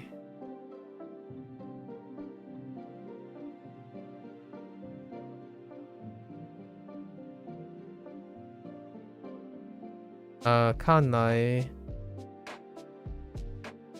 seems, but it also appears. I missed one, so we're fine. So that's another synonym thing. Tu xian. That's a typo. This is a typo. Oh, actually.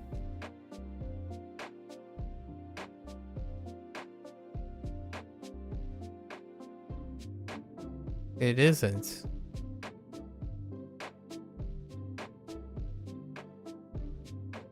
10.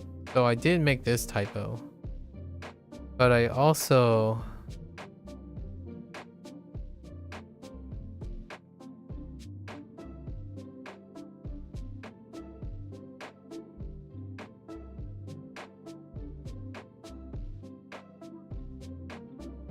Yeah, I'm pausing on this. Must have added something.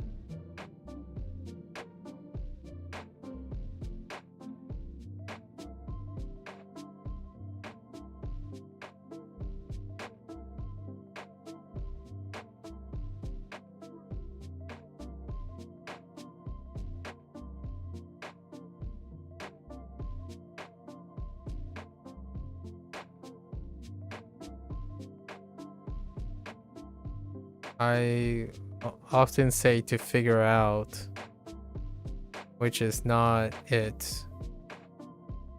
It's to appear, yeah.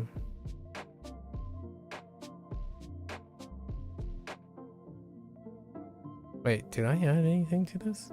Pretty sure I did. To encounter, okay. To appear, to arouse. That's such a mixed bag right now. That's fine. Okay. And to appear is kind of...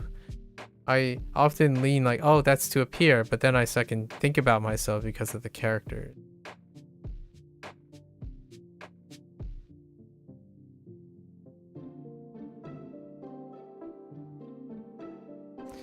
We're gonna add... Yeah, okay. No, we'll see. We'll see. 没想到 没想到 is did not expect or not expect. That's fine. I put in another synonym as well.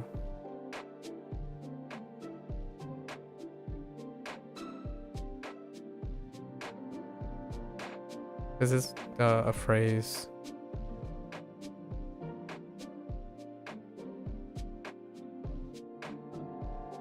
Okay. 没想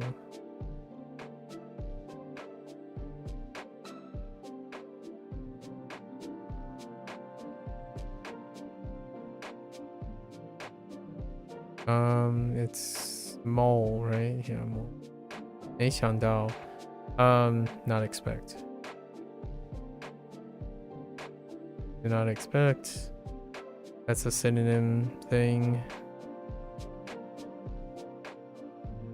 This is also a synonym thing.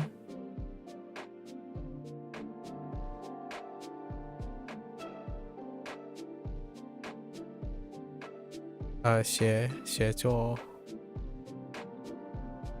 to write.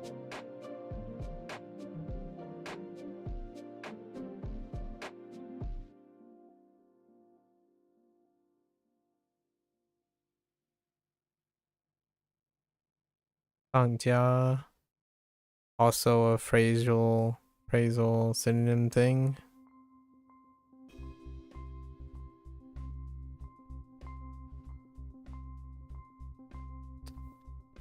To take a day off, or not to take a day off, to, what did they say, to have a day off? Yeah, that's a synonym thing. This one was probably the one that I honestly forgot. Oops. And I messed up the show order. I don't want to talk about it. 面试 interview.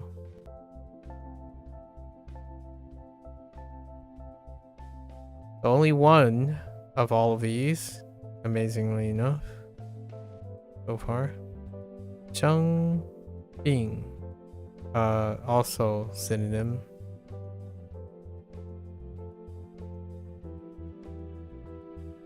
Or interpretation. To get sick. It's good enough. And 病人 also, or this is plurality, but might as well consider this same thing. Sick person. So only one. One is actually the table thing is a good one too. Table, darts, and table, darts, and 面试. Those are the ones. So what is that? 4? 4 out of all of them. The others are more. I need to elaborate a little bit more. Okay. That's it. That's it for our Chinese session today and our language learning session. So if you're gonna watch this later, 谢谢. Until next time, right? 下次见. I am going to switch gears again. I'm gonna go to the bathroom, take a quick bathroom break, up on some water. I'll be back for Pirate Yakuza. Thank you, thank you.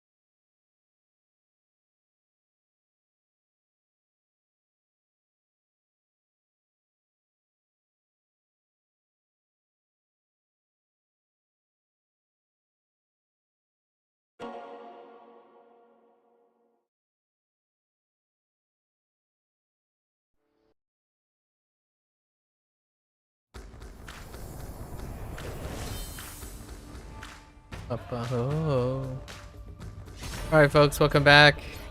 We are right before the finale of the MSQ, right? So yesterday, The treasure of Esperanza was real, right? Minus the elixir of life. So partial MacGuffin.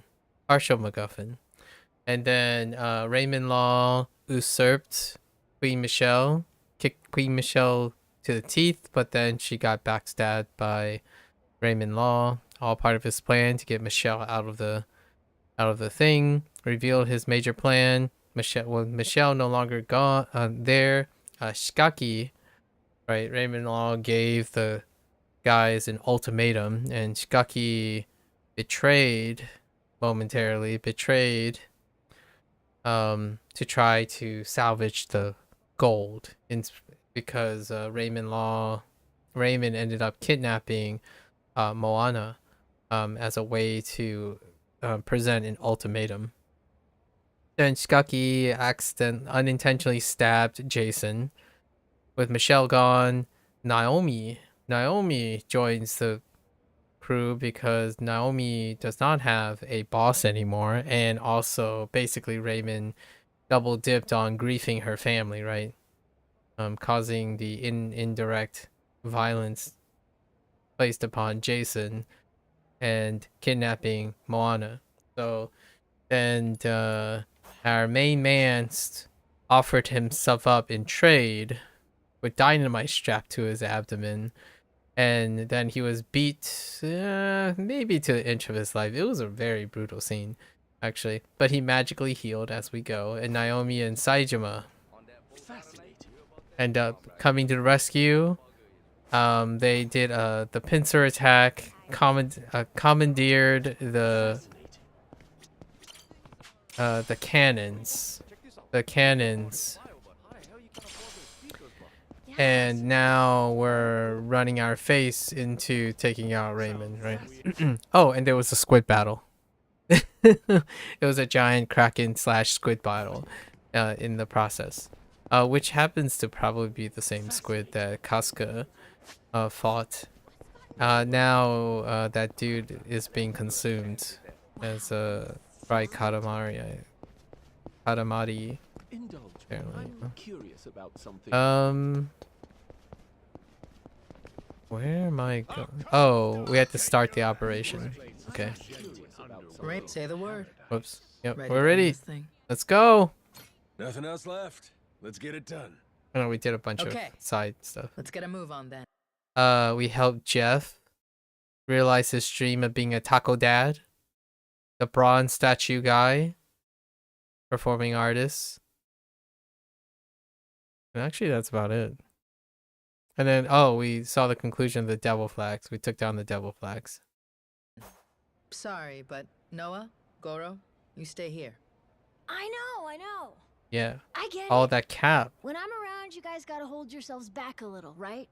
Kids shouldn't be seeing this stuff or whatever. Wow. You got enough to worry about. Jason's counting on you. Got it? Leave this part to us. Raymond's gonna be pulling a boot from his ass when we're through. Damn right. You show him, Captain. Noah has enough experience to scar a 10-year-old boy All right. for life. Let's wreck shop. Nobody can stop us. Right. We'll bring this whole damn place down. Oh yeah, and Rodriguez got the boot too. Basically, Raymond betrayed everyone. Except Tucker. Tucker is like just MIA. He just disappeared. He went with Jason, and then that's about it.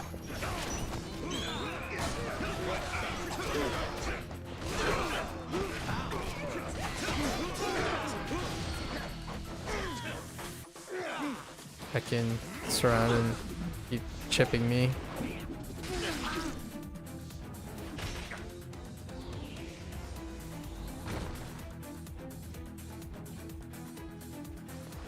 Whoops, my bad.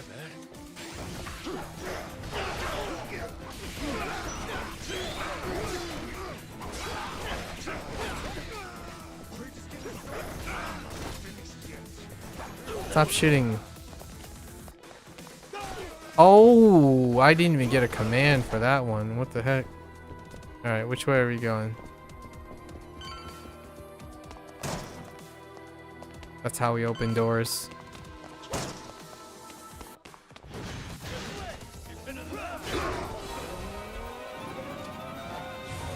Sharks still OP for crowd control.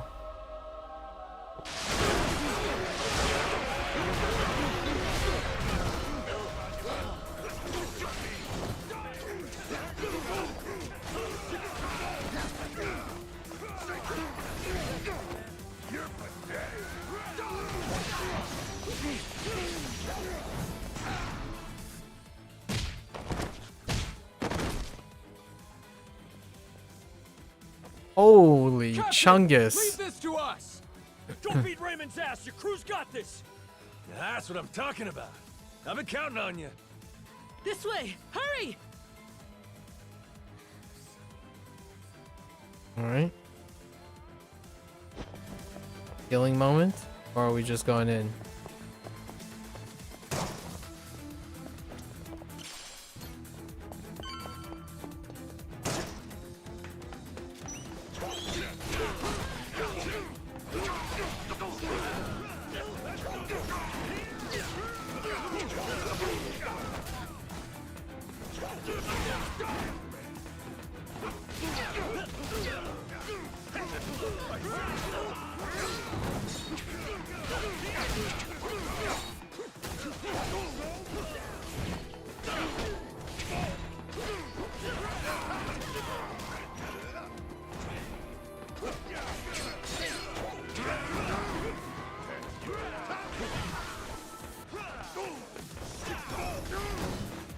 I'm not jumping intentionally. I was trying to quick step. But right shoulder button.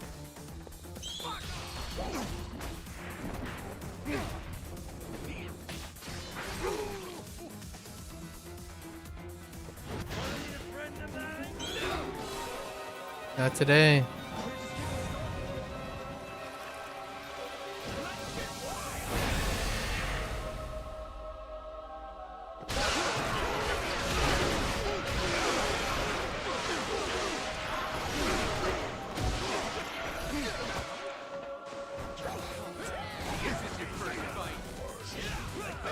Oh, that is so mean. Holding me up while the guy is doing the daily strike. I mean, the deadly strike. What the heck?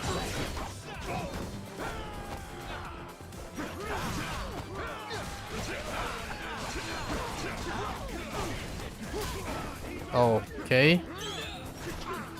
Oh, you little butthead. Do it again.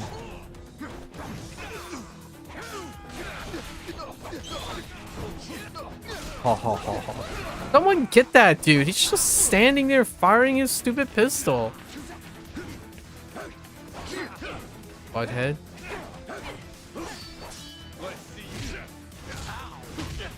Brother, we'll be fine here. You go on ahead.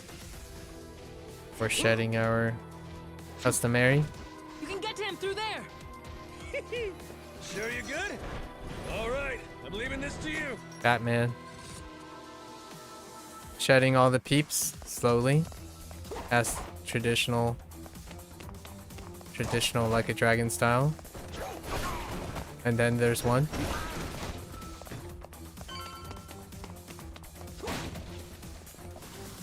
Oh boy.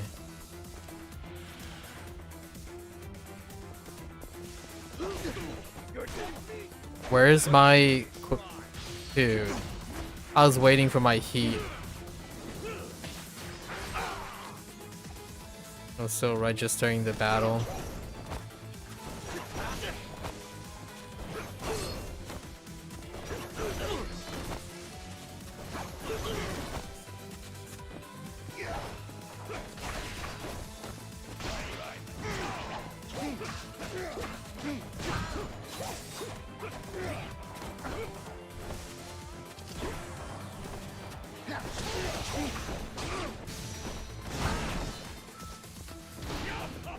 Okay.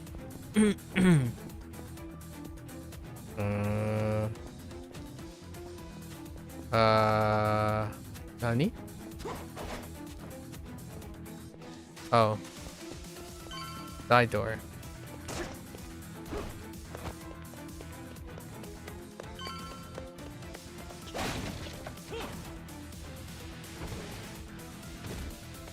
Look who it is. Chased me all the way from the torture chamber, did you? You jackasses are getting on my nerves.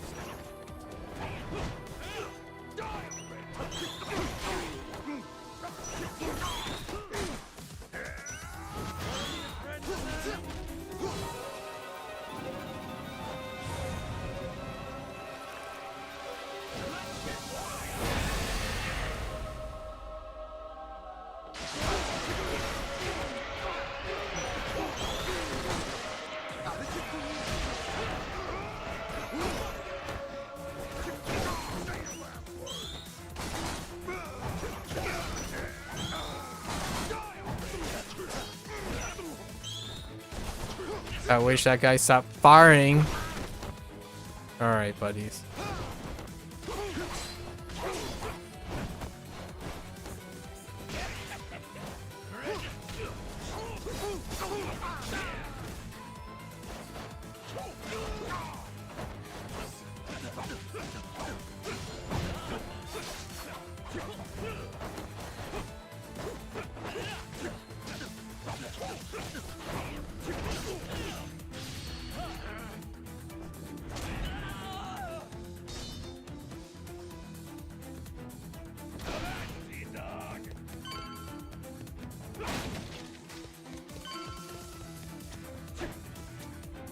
Wait, what is... Oh. Okay. Healing items. Goro fucking Majima. You don't know when to quit.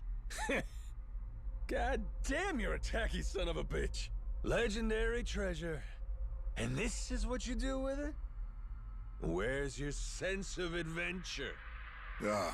Actually, some very powerful people are coming to collect it soon. Before they do, I wanted a chance to take it all in. Although, with the way cash works, it'll all come back to me in the end. Amateur. Nothing's coming back to you but my boot. The treasure's ours. You're a covetous man, you know. That narrow-mindedness will be the death of you. Coming here was a terrible mistake. It's already a miracle you escaped the torture room. If you had any sense, you'd have swum away. I might have shown you some clemency then. But no, you insist on throwing yourself into the fire. Clemency. I like that word. For the unholy retribution you've earned yourself. Do you think I'll stop at killing you? I'm not nearly so generous. Everyone you've tried to protect will die. Noah and Moana, especially Naomi. Jason's family will be snuffed out, and I will sear the image of it into that eye. I really like this guy's I'd lines. spend And less time thinking sounds about the really great. future. You still gotta get through me. Fill me in on your way of thinking, Majima. Why die trying to take my treasure away? That ain't it. I didn't come all this way for the gold. I came to beat the hell out of you. Why is that, though? What have I ever done to you, personally? Moana's safe. I gave her back to you. You wanted a damn treasure hunt. And that comes with greed and scoundrels. That's the nature of this beast. Would you have gone this ballistic if the Queen were still here? If I hadn't done you the favor of getting rid of her? Men like us use every dirty trick we can to get the upper hand, don't we? Jason's the same. This was a game for villains from the start. And all I ever did was have the audacity to win it. Exactly. What? You sit in a damn castle having everyone else do the work. What's the matter, long as you get the last laugh? Screw that. Screw those kinds of games. Noah deserves better. Does he now? That kid spent his childhood dreaming about the world. He finally gets to see it, and this is what it looks like? You think you get to come out on top? Just because you played the dirtiest? Not while I'm around. As if impressing some little shit makes it noble. You're a damn crook! I do like his weapon choice. I should have died at sea. The kid saved me. When he looks up, I see stars in his eyes. Do you have any idea The way music, he though. talks about what the world has in store for him? If us grown-ups are good for anything, it should be nurturing that hope. Seriously? That's all this is about to you? That's why you're so dead set on this? You're out of your mind. You think you can take me? You insignificant bastard.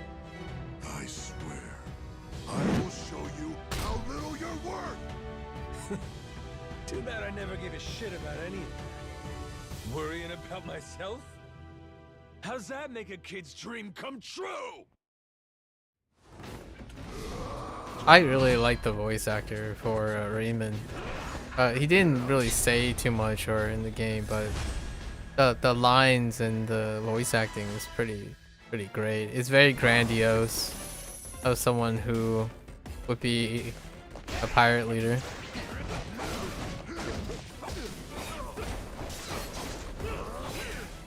Wow, that his strikes actually hit from behind? Like, what the heck?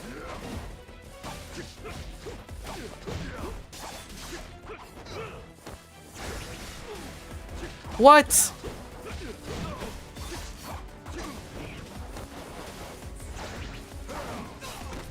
Oh my, 360.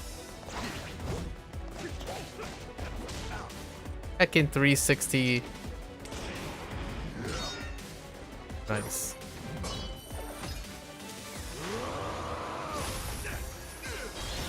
Ooh. Change of scenery. I just feel like Tekken here. Or the next virtual fighter.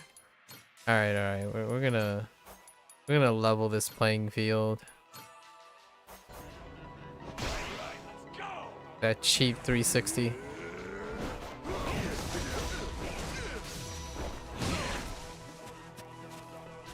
Get up, Raymond. Oh no, my right button.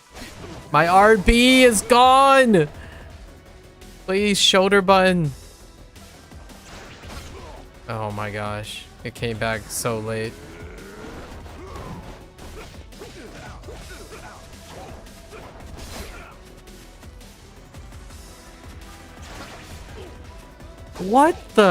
What is that hitbox?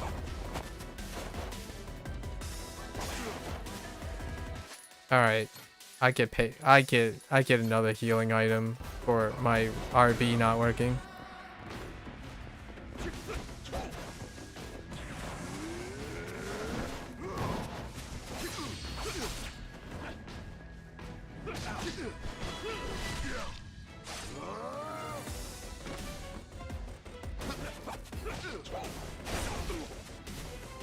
Thank you, RB.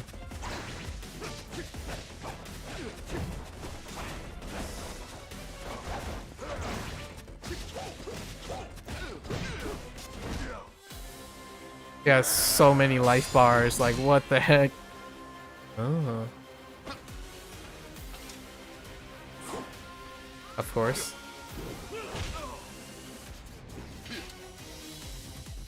That is an interesting transition.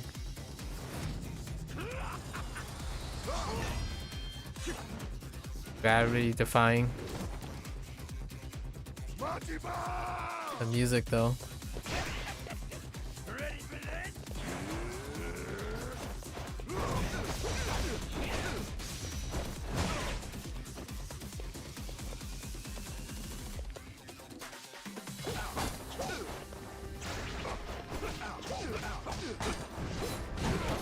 Oh, I couldn't cancel in time.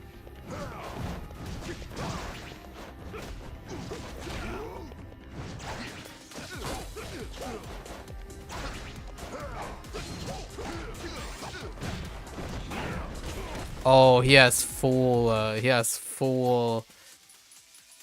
posture.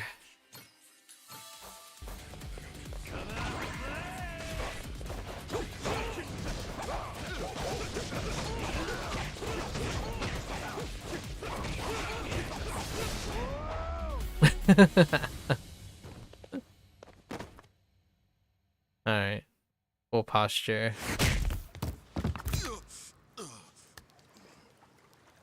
You can probably play it really safe and just tap him. I'm not down yet. Majima! Give me a break. This goes on much longer, I'll look like a bully. Come on. No expects better of me than to kill you. So what then? What are you gonna do to me? Kiss you goodbye? Here's a consolation prize for you.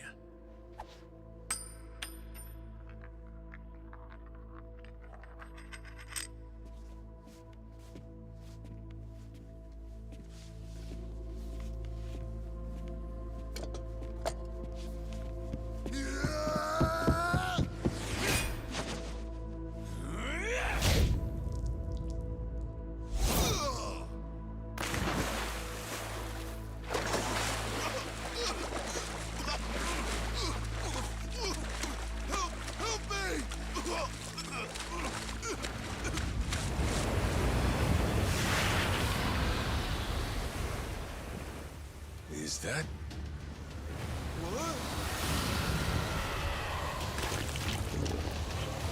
A white whale. And there it is. Ah, shit. Yo, Raymond. You win some, you lose some.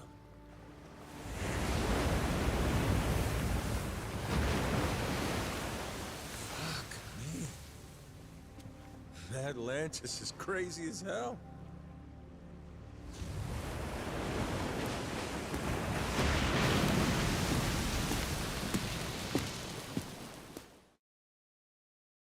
Oh, guess he didn't make it.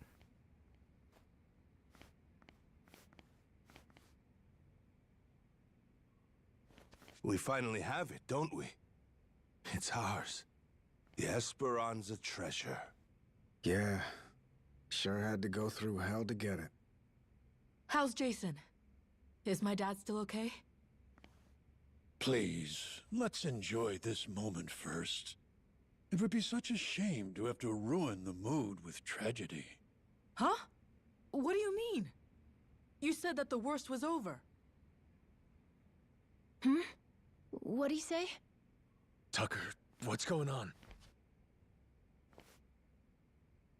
I had been hoping to preserve the peace for as long as possible. Very well. Bring in the body.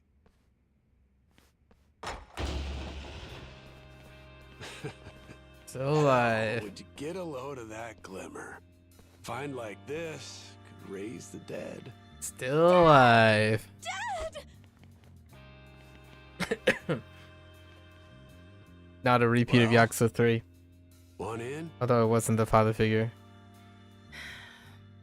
Yeah. That was lame as hell. You really think we'd find it funny? Maybe not. I should have known better. Forgot you're ice cold.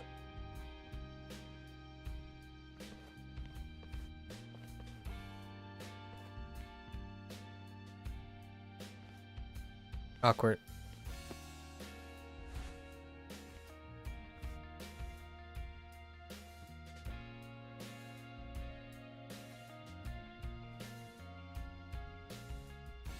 Just hug it up already.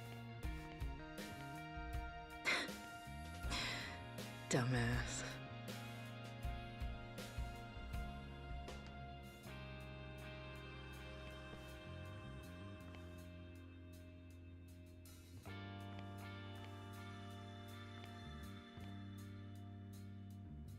You're one hardy SOB. Who needs elixirs? Yeah. Suppose I'm done chasing fairy tales.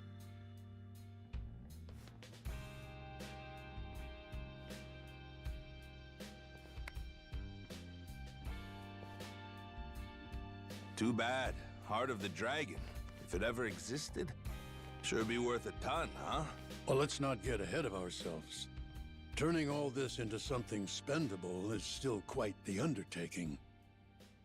Honestly, considering the time and effort involved, I Oh, plainly come on, deserve a larger Tucker. share.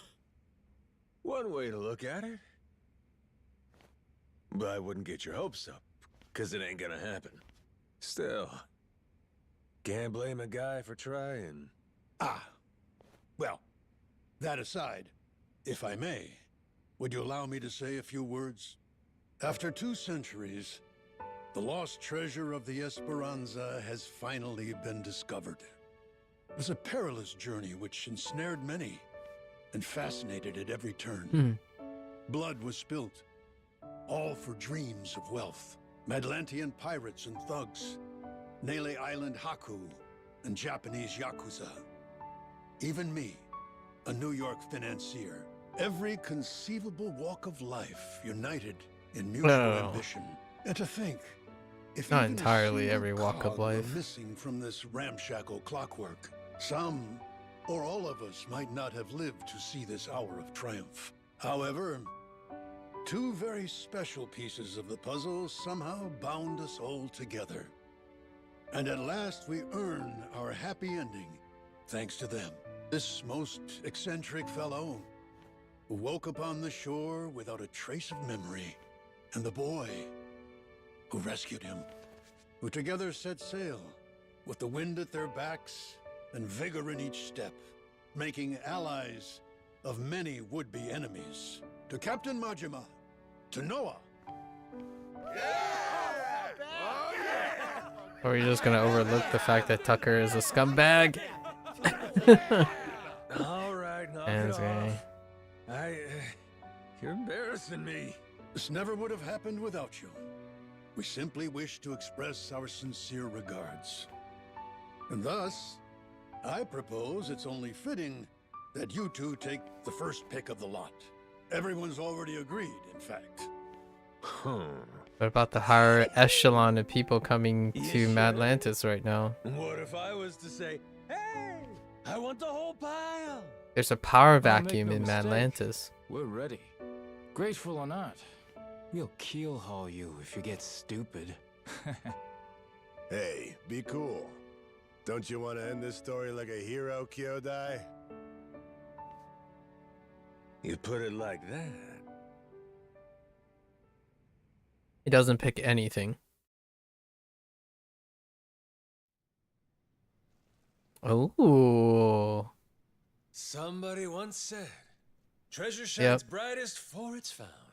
Yep. Soon as it's in your hands, you want to go out looking for more.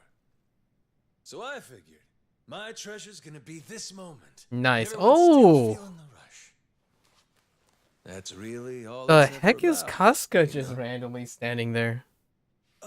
Wait. Hang on a sec, boss. That ain't what happened, right?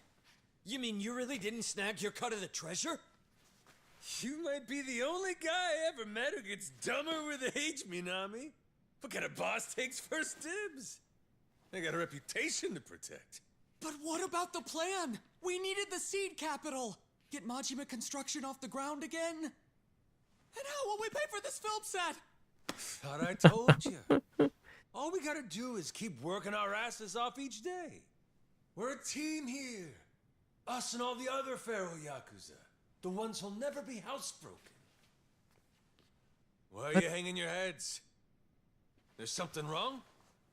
Come on, Majima-san. You could have had a cut of $1 billion? I would. Okay, all right. That does exceed my expectations here. I was not expecting a line or even a cameo from either Casca or Kiryu.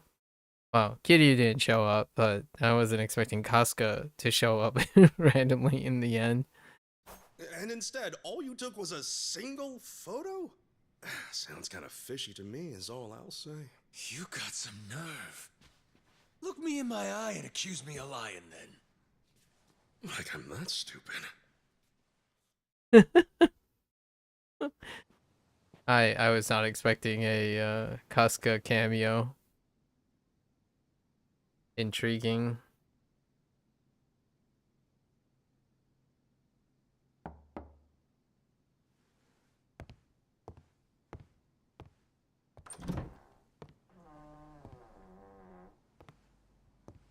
Come on in. My father. He went peacefully. I see. Condolences. At least I had the chance to tell him that we found the treasure. I think that made him happy. Even looked like he understood me for a minute or two there. Be thankful for that. It was interesting, actually. He started tidying up the place. Saw him get out of the bed. He took the boat out. Picked up all the old rocks around the house and tossed them in the water. There's a saying in Japan.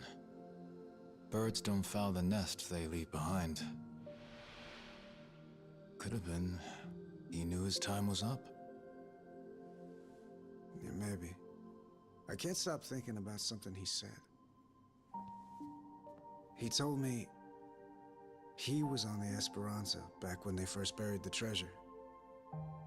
And that he wrote the whole story down in a journal. In a journal? That's kind of funny. The same journal that Tucker His had? information came from a journal? The one Tucker had was from centuries ago. If my father was somehow the person who wrote it, The elixir of life, perhaps? he'd be over 200 years old. Oh, maybe that So also Tucker explains had some Bryce. Old pirate's journal. Maybe your father was just confused. Probably. Either that or Tucker's journal belonged to my dad. My 200-year-old dad. That's impossible, right? You would need some kind of elixir of eternal life. What? Yeah, right. Doesn't really matter anymore, I guess. You never could make it easy for me, could you, old man? Intriguing. I like that. Closure. Now, what is Jason and Masaru up to? Hey, better not still be looking up Esperanza stuff on that thing. Learn to take the win and move on. Don't be like that. Can't a guy bask in victory a little longer? It's just eating you up that we didn't find that elixir, isn't it? Me The too, MacGuffin. man. If the Esperanza's crew took it with them, It ends it up might being a still be out MacGuffin. there. Only hint we have to go on is the heart of the dragon. That's what Tucker said it was called, right? The old journal he bought talked about it. Actually, from what he described, it sounds similar to this stuff here. You ever heard of ambergris? Ambergris? The Chinese use it for medicine. It's supposed to revitalize the nervous system and the heart. What if, back in the day, somebody found it in its purest form? Might seem like immortality to them. So what is it exactly? The Chinese word for it means calcified saliva expelled from the mouth of a benevolent dragon. Indeed. Apparently, though, it naturally forms in the intestines of sperm whales. Indeed. Each That is one also goes true. for millions of dollars. Millions each? Jesus Christ. It would be worth more than the gold at that point. No wonder they didn't leave it with the rest of the loot. Want to see what it looks like? Huh. So all it is an ugly rock? Yep. If you didn't know, you would probably walk right by it. But with just one, Oh. filthy rich, huh? Intriguing. If it's Chinese medicine, I'd assume they brew it up like tea, don't you think? Eternal life is probably a stretch. Oh, dang. Well But played. something like this could help you live to 100 or even longer. Reminds me of that guy, that Palakana sage. Oh yeah, Bryce. Wow. Yeah, people said he was 100 years old, but I know supposedly mystery. still in freakishly good shape. It also explains the Yeah, aging gotta thing. be. The old son of a bitch, he drank up the heart of the dragon. The tea. Oh. The rock was in plain sight. Oh, that's interesting. That's kind of neat.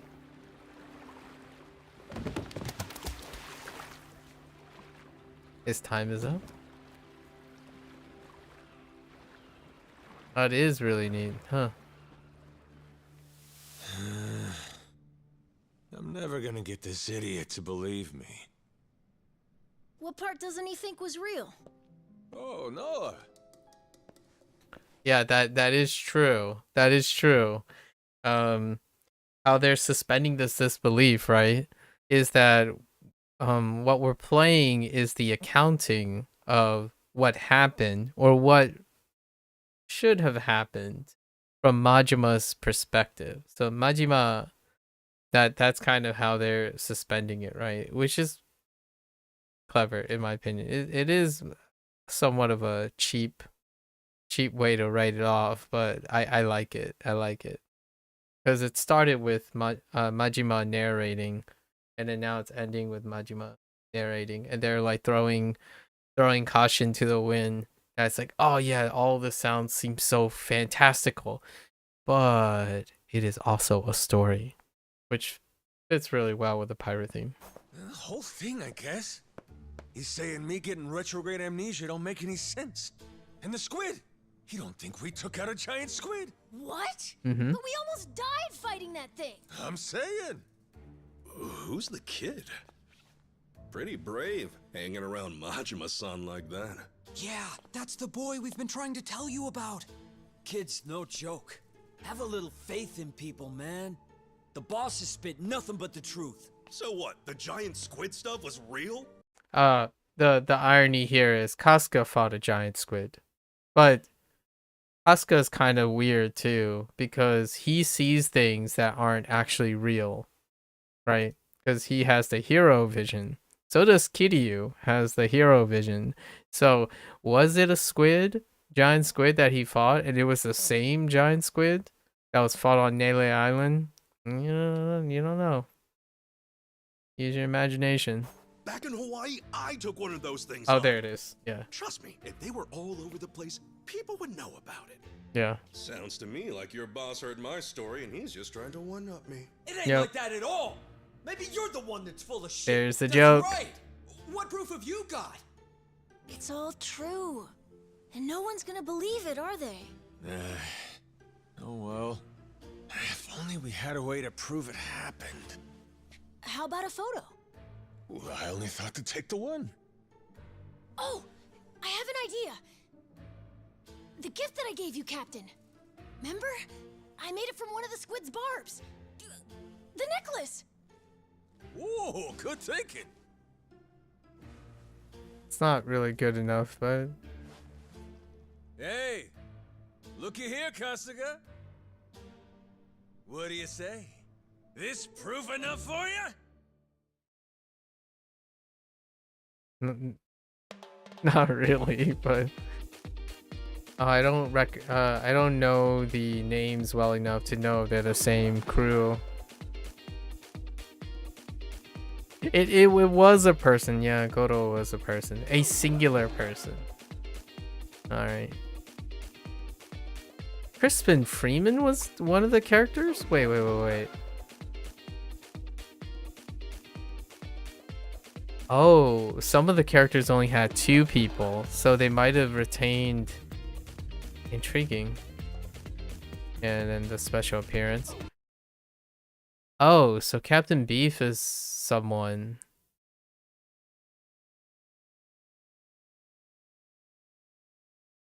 And then of course all the bipeds. Captain Beef was someone. I don't recognize that person. Ushizawa. I don't recognize the person. This might sound like an unpopular opinion, but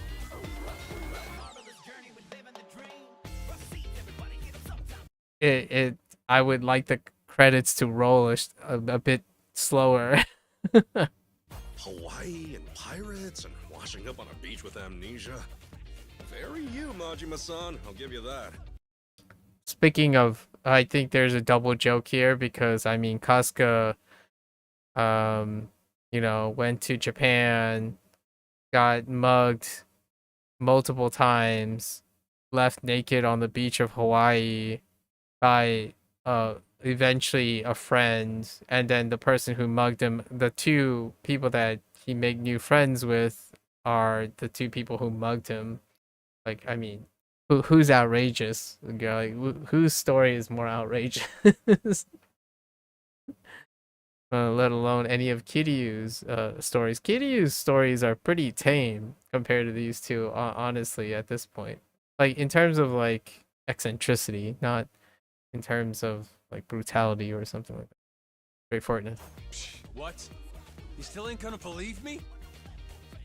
I'm telling you the tale of a lifetime, and all you've been doing is poking holes in it. The thing that confirms this, though, it's kind of neat that, well, we could make an argument that in the next installment, Kasuga already has exposure to Majima, right? In a more of a forward talking thing.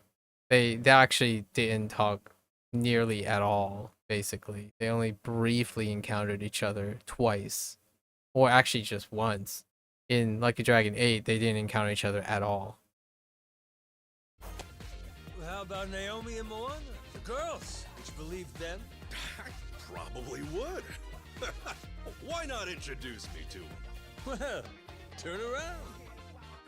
Jason's there with him. Huh?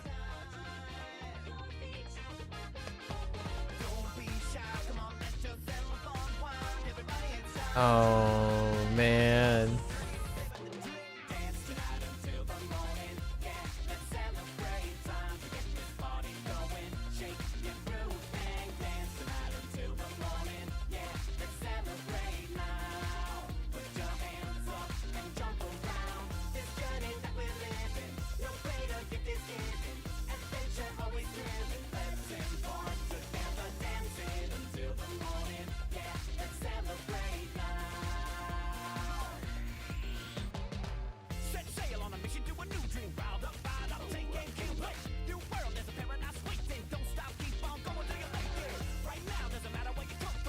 This is probably muted. I feel like I'm just got slapped with copyright. We'll see.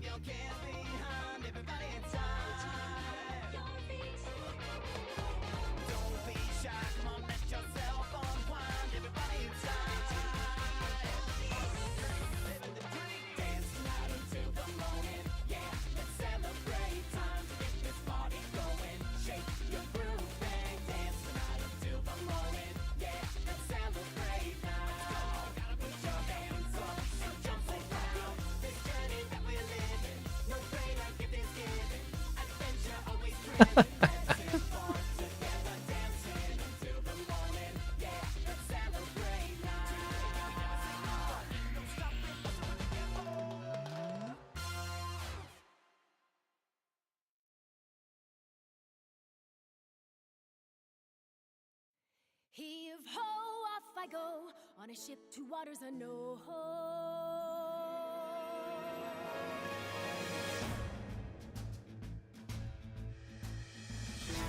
Do you see this? My dream adventures coming true. For as long as I remember, it's all I've longed to do. The sea around me, blue sky above me, who's all that I've ever been. Just the same old thing, same routine, over and over again. I could hear destiny calling to me. Where could I go? Who could I turn to? How could I break free? I was just trying to do what's best for you, Noah. That's right, trying to see it from his point of view. Fingers away, winning our sails will go anywhere. You got the captain on your side, so come with me. Who knows what dangers may be lurking on the way. But the sea is big, the world is ours, and that is how it ought to be. Look around you, kid. Waters unknown as far as the eye can see. Waters unknown? Damn right!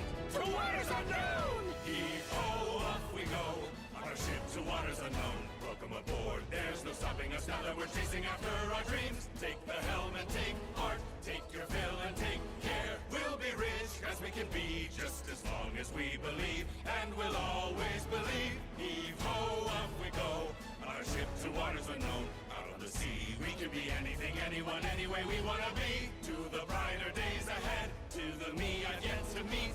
Heave away, heave away, heave away. Goromaru full speed ahead. Heave away.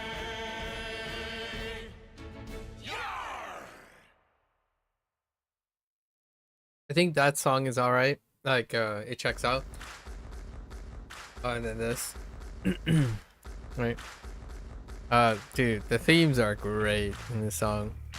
It would have been, I would say leaning even harder on sea shanties would have been fantastic. They have a great modernization of the sea shanties and whatnot. Blue sky above me, the oceans roar, can't mend the faded wreckage of memory. Flashback to one thing I can't ignore. Answers remain reflections of mystery. Nameless traveler adrift alone on the sea. All the hardship will only make me stronger. The horizon is calling. Music production, High Lunch and 83 Key. Oh. Aoki wasn't involved. Interesting. Or it might be somewhere else. I might have missed it.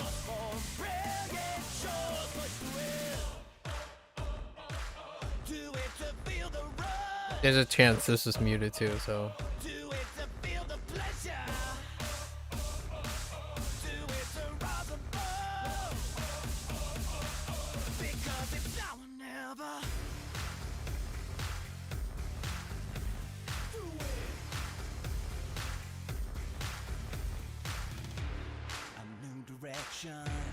Might take me home.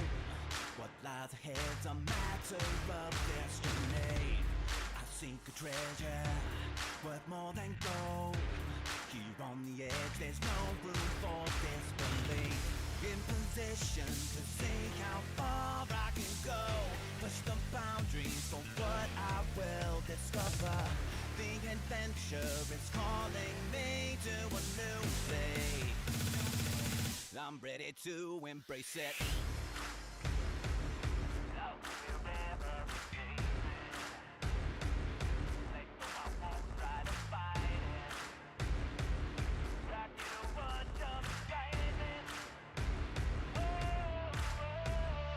There's fire inside my spirit, burning in my soul. Let it guide me and keep striving onward till I reach my goal. Now I see chasing the dream is the greatest treasure and the reason for the journey on till the light of tomorrow. All that I've lost will never faze me. Been through hell to find myself, wondering what the rest I'm facing. My reward is what lies in store, 'cause the distress will never break me. Time will tell, so raise the sail. The truth is out there for the taking. Set my course for brilliant shores, push to it. Do it to feel the rush. Do it to feel the pleasure. Do it to rise above. Because it's now or never.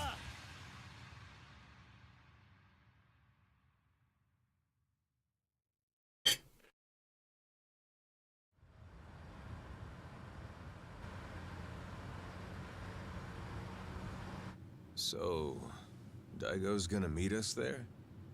Went early this morning. Said it was only proper. Even put the suit back on. Imagine the hospital staff's faces when he showed up looking like that.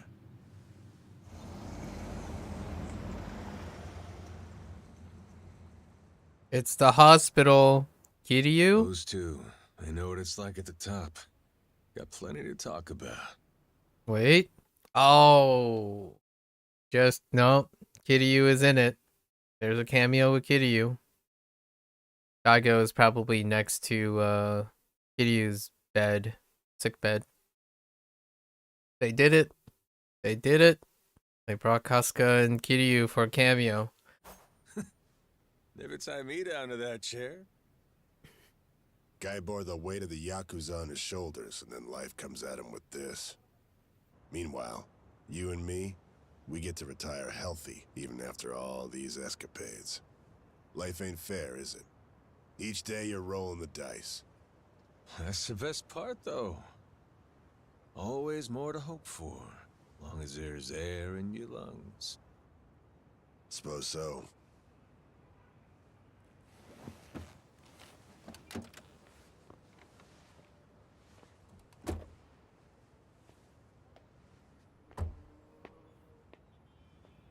Rodriguez's father. You remember him, don't you? Wait, hold up. They're not gonna pull like a elixir of life thing, right? Right? Nah, that's over with, right? We're just coming back down to earth.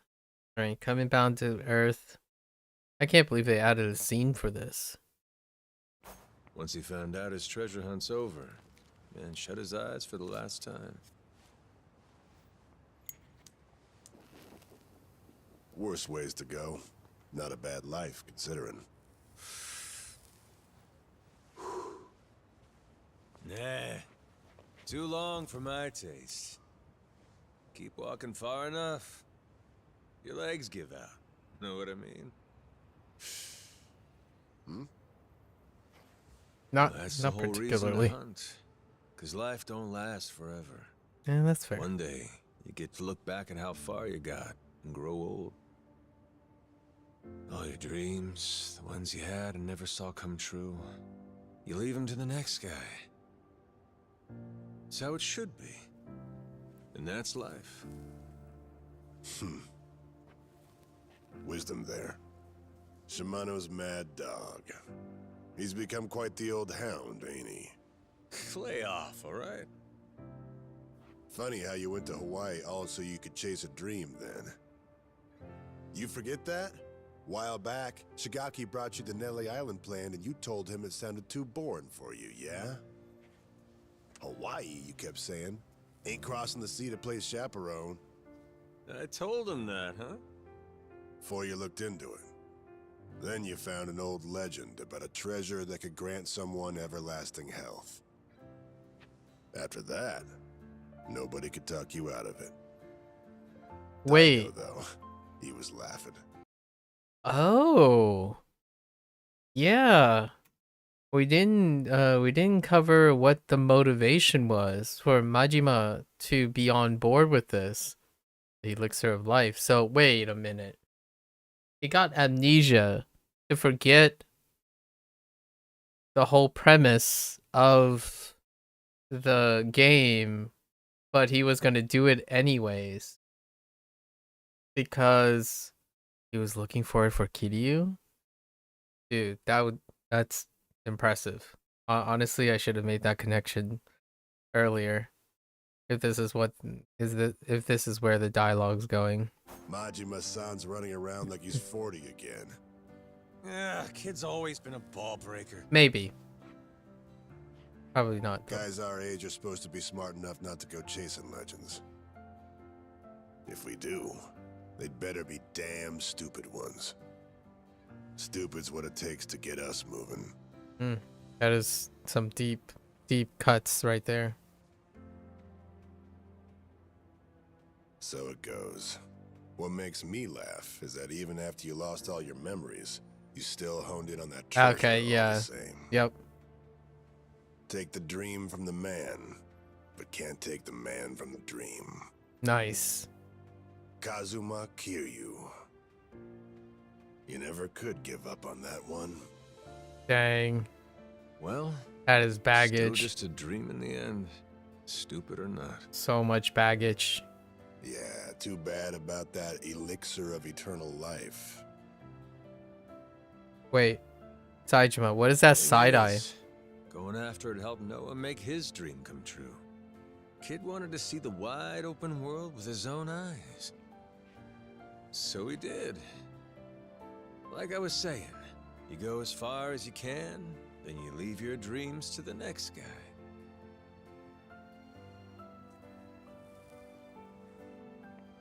Sounds like a plan. How about we go find another dream to chase then, huh? After all, what's stopping us? Yeah. The best is yet to come. Life's as fun as you make it.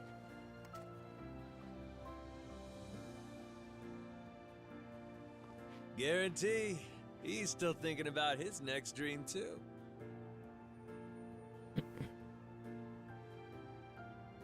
Come on, RGG, don't do this. We got time, you know. And stories from Hawaii. Let's regale the man. Yeah. Oh, is it implicit? No? Okay.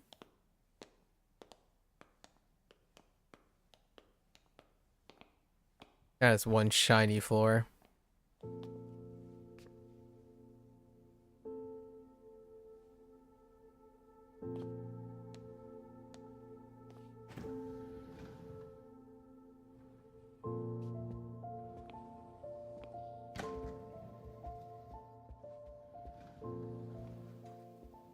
Really?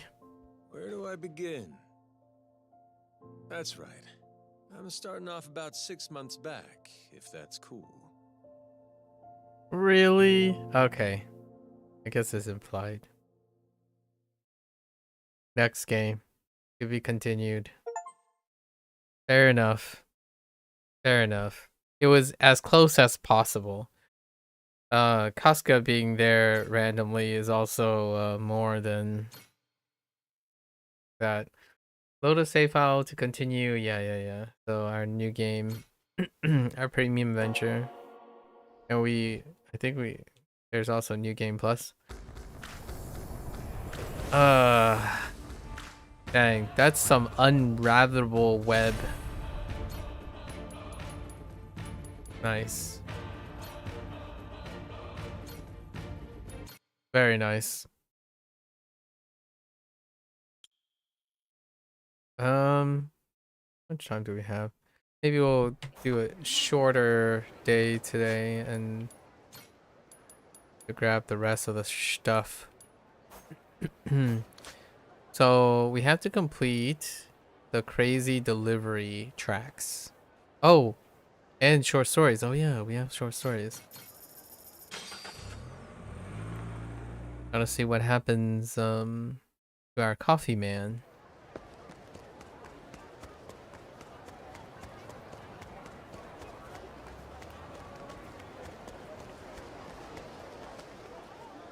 Ah, I keep hitting down for camera.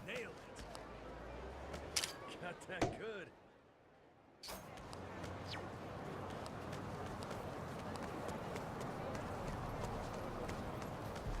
Wait. Yeah, so. You already know these biceps ain't too strong.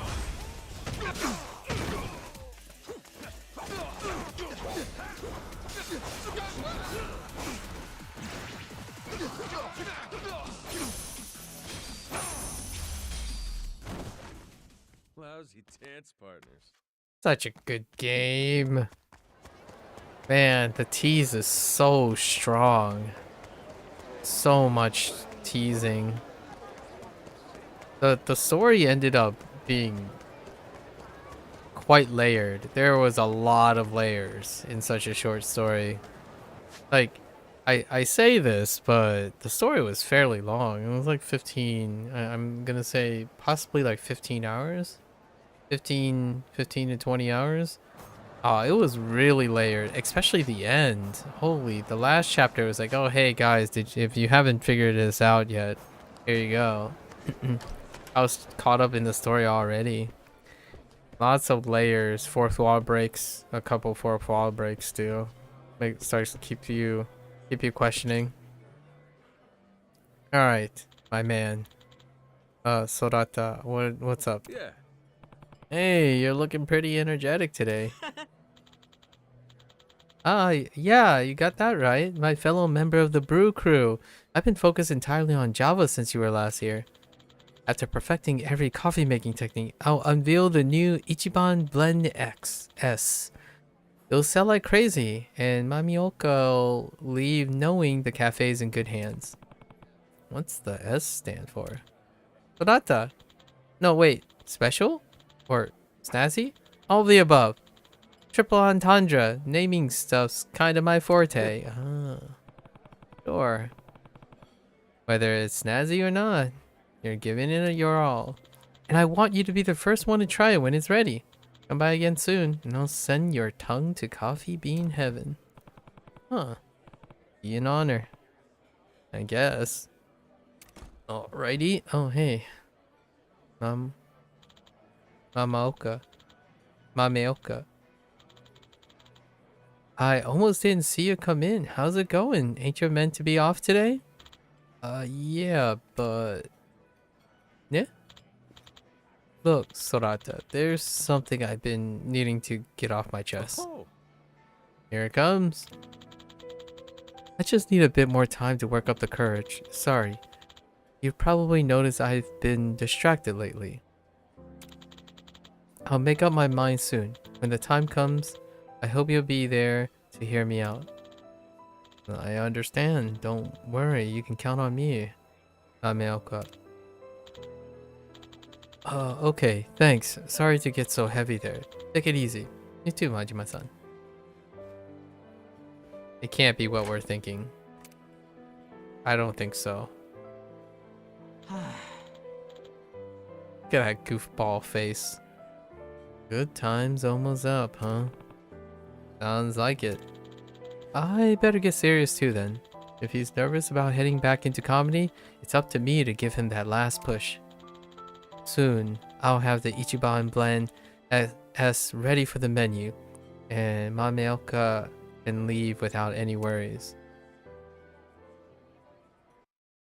Or misunderstanding.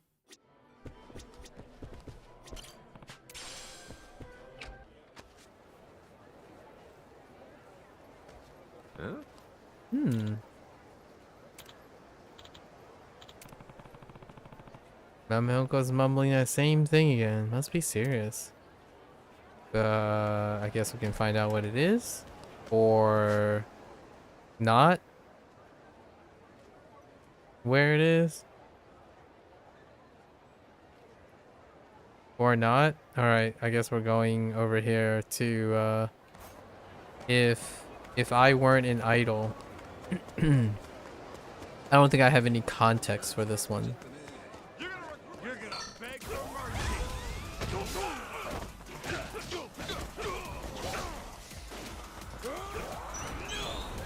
That's the wrong button.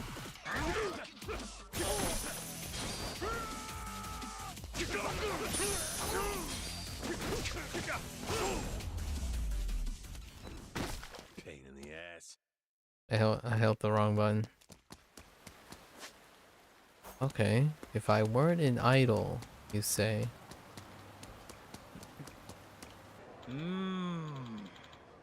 Oh, what am I gonna do? I came all this way for sweet Ichigo-chan, but no, I just can't.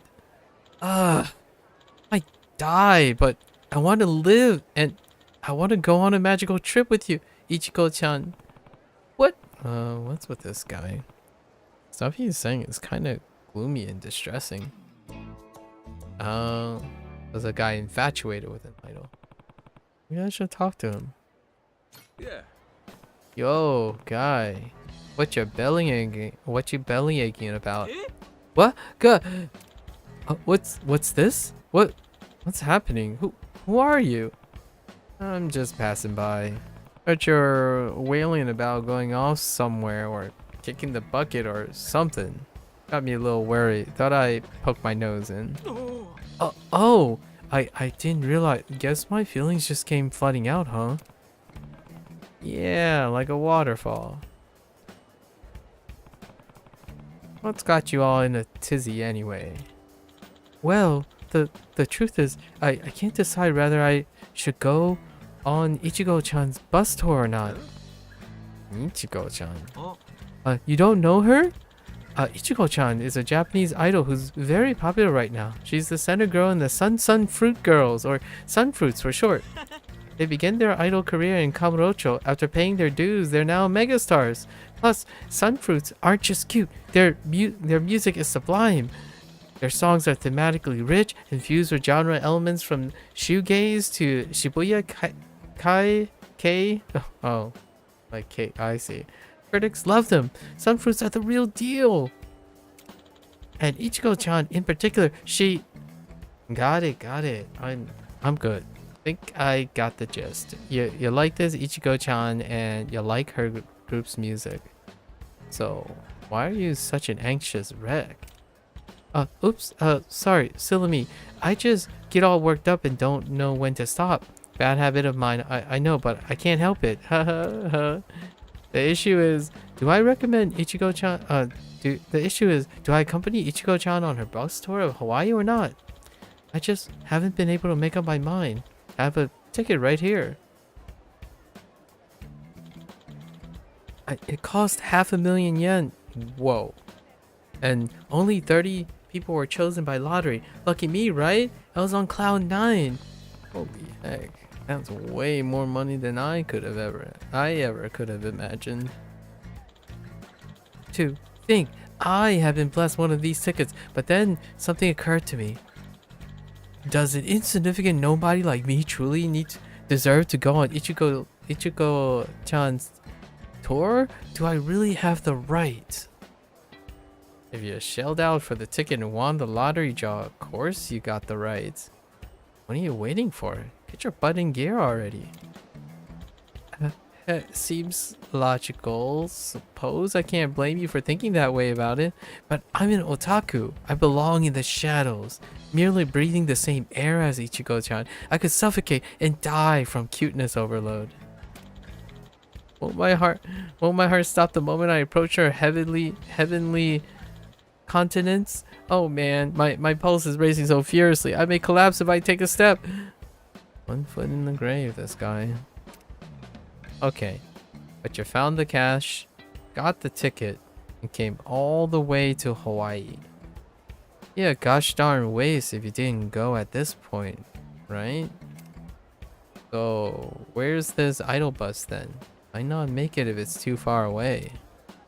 Oh, this is the bus right here. It's a trolley, but yes. Hey now. It's been here the whole time? Come on, man, quit whining, get on that darn thing. I just don't know if I'm worthy. What else is there to do but ponder and pace right here? This ain't really my concern, but the guy's gonna wear down the pavement at this rate. Guess I stuck my beak in by talking to him. Let's see if I can give him a little push.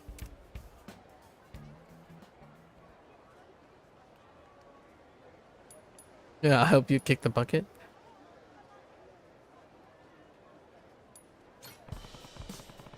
Ain't this Ichigo-chan lady gonna be sad if you're a no-show? What? But why? She'll be just fine without me. It's some super rare event for only a select group, yeah? Even one person missing in the ranks will get noticed. Is gonna see that empty seat and think somebody didn't show up for me. Yeah, you're right. How could I forget the empty seat? Sunfruits are so devoted to their fans, I wouldn't want to add to Ichigo-chan's worries. Well, oh, I know. What would you say to joining me on the tour? You'll want me to go with you. That's right. I actually applied for the tour with someone else, and we won the lottery as a pair too. Originally, I intended to go with my mom. And what? She couldn't make it? Well, unfortunately, she threw out her back while working the 2 jobs she took on to save up enough money for the trip. Oh my goodness. So she said, you go ahead and have fun without me, honey, and sent me out to Hawaii by myself. The more I learn about the situation, the more messed up it sounds. What do you say? Will you accept this golden ticket and join me on the bus tour? On the tour bus? You saw a total stranger suffering in his personal Hawaiian underworld, and were kind enough to assist. If you're with me, I know I can conquer this challenge. Oh, and sorry for the late introduction. I'm Yuya Kawaguchi, and Ichigo's my Oshi, my favorite.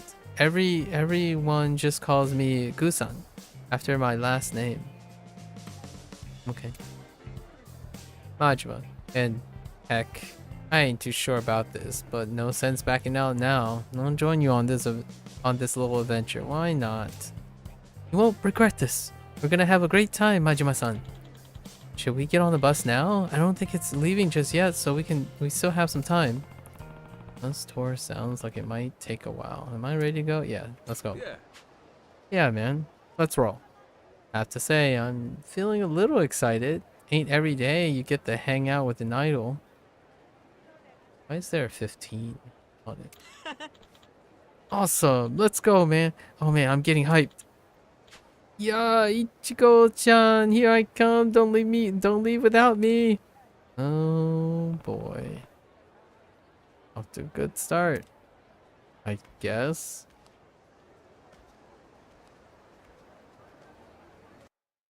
All right.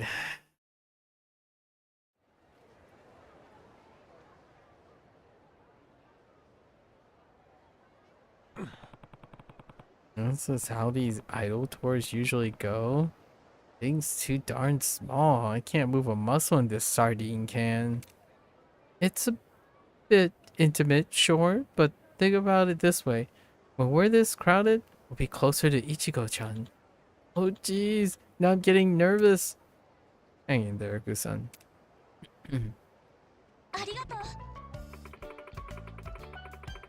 Thank you so much for joining me on our amazing idol tour. I'm Ichigo Todo, the leader of the Sun Fruit Girls. You all know Ichigo means strawberry, which means I'm sugar sweet, but so good for you. I hope you're ready, because we're gonna have the best day together.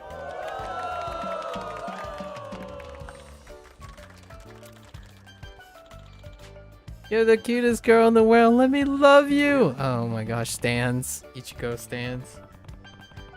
Dang, that's one heck of a reaction. Must be electrifying for the fans to get up close like this. Right, Gusa? What is that face? Hey now. Hey Gusa, you still with me? Yes, barely. Oh man, I almost joined that heavenly concert in the sky just now. I told you about the cuteness overload. That's how it starts. Whatever, just keep it together, okay? Alright everyone, off we go on our dazzling Honolulu adventure.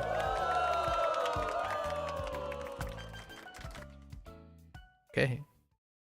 Alright. Here we go. Everyone, attention please. If you look to your right, you'll see a must-visit tourist spot, the Anaconda Shopping Center. With 400 stores, they say it's impossible to see everything in a single day. Can you believe it? I love to shop there. I'd do anything to go shopping with you, Ichigo-chan. Me too. Hehe, really? Then let's all go together later, okay?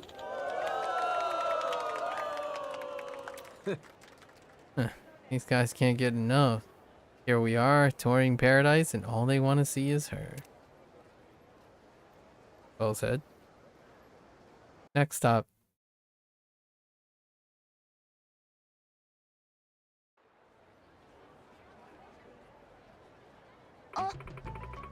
And coming up on your left is the fanciest, most luxurious resort hotel in all of Honolulu, the Crystal Aloha. Oh, I love to stay there. I bet the suites are super duper fabulous. You'll make any room sweet, Ichigo-chan. Even a shack would feel like a palace if I were with you. Yeah. Hehe. Well then, let's all make some delicious sweet memories together. Sounds good? That was a little saucy. You know, I'm kind of starting to enjoy myself. It really gets the crowd going. That's just part of her appeal. That's exactly right. Ichigo-chan cares so much about our happiness. She's always bright and cheerful, and she encourages everyone to have a great time together. And before you know it, her enthusiasm has rubbed off on you. Makes sense. She's just naturally charismatic. Mean. Look, we're jam-packed in this thing, but everyone's smiling.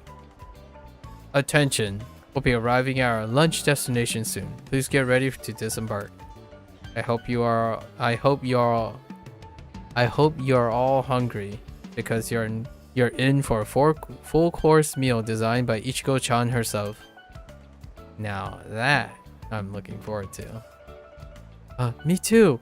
We'll be able to taste Ichigo-chan's love in every bite of this meal. I just know it. All right, where are they eating? In the French place? I forgot what the place is called. Soleil? Oh no, we're eating.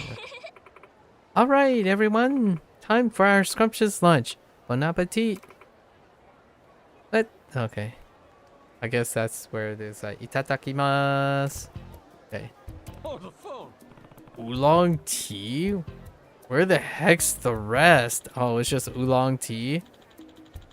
Settle down, Majima-san. The dishes come out one at a time. Indeed. Worry not, my dear fellow. Mr. Majima, was it? Such presentations meant for us to savor Ichigo-chan's love as long as possible. Guess you wouldn't know if you're new to the fandom, but Ichigo-chan loves oolong tea. Just wait, this is only the pre-show. The main event will be a spectacular lunch prepared for us with her own unique spin. Oh really? Whatever you say. Ah, how rude. I haven't introduced myself. My name is Tanaka, and I bear the prestigious honor of being the 6th official member of the fan club. Please, call me Mr. 6. You're single digit? That's incredible. Much respect. Thank you. No need to defer to me. Our status is the same for today, at least. I'm Suzuki. I collect photos of me and Ichigo-chan. She makes an appearance. I line up for a photo. Usually 6,000 a year, absolute minimum. Online, I go by Rotoop.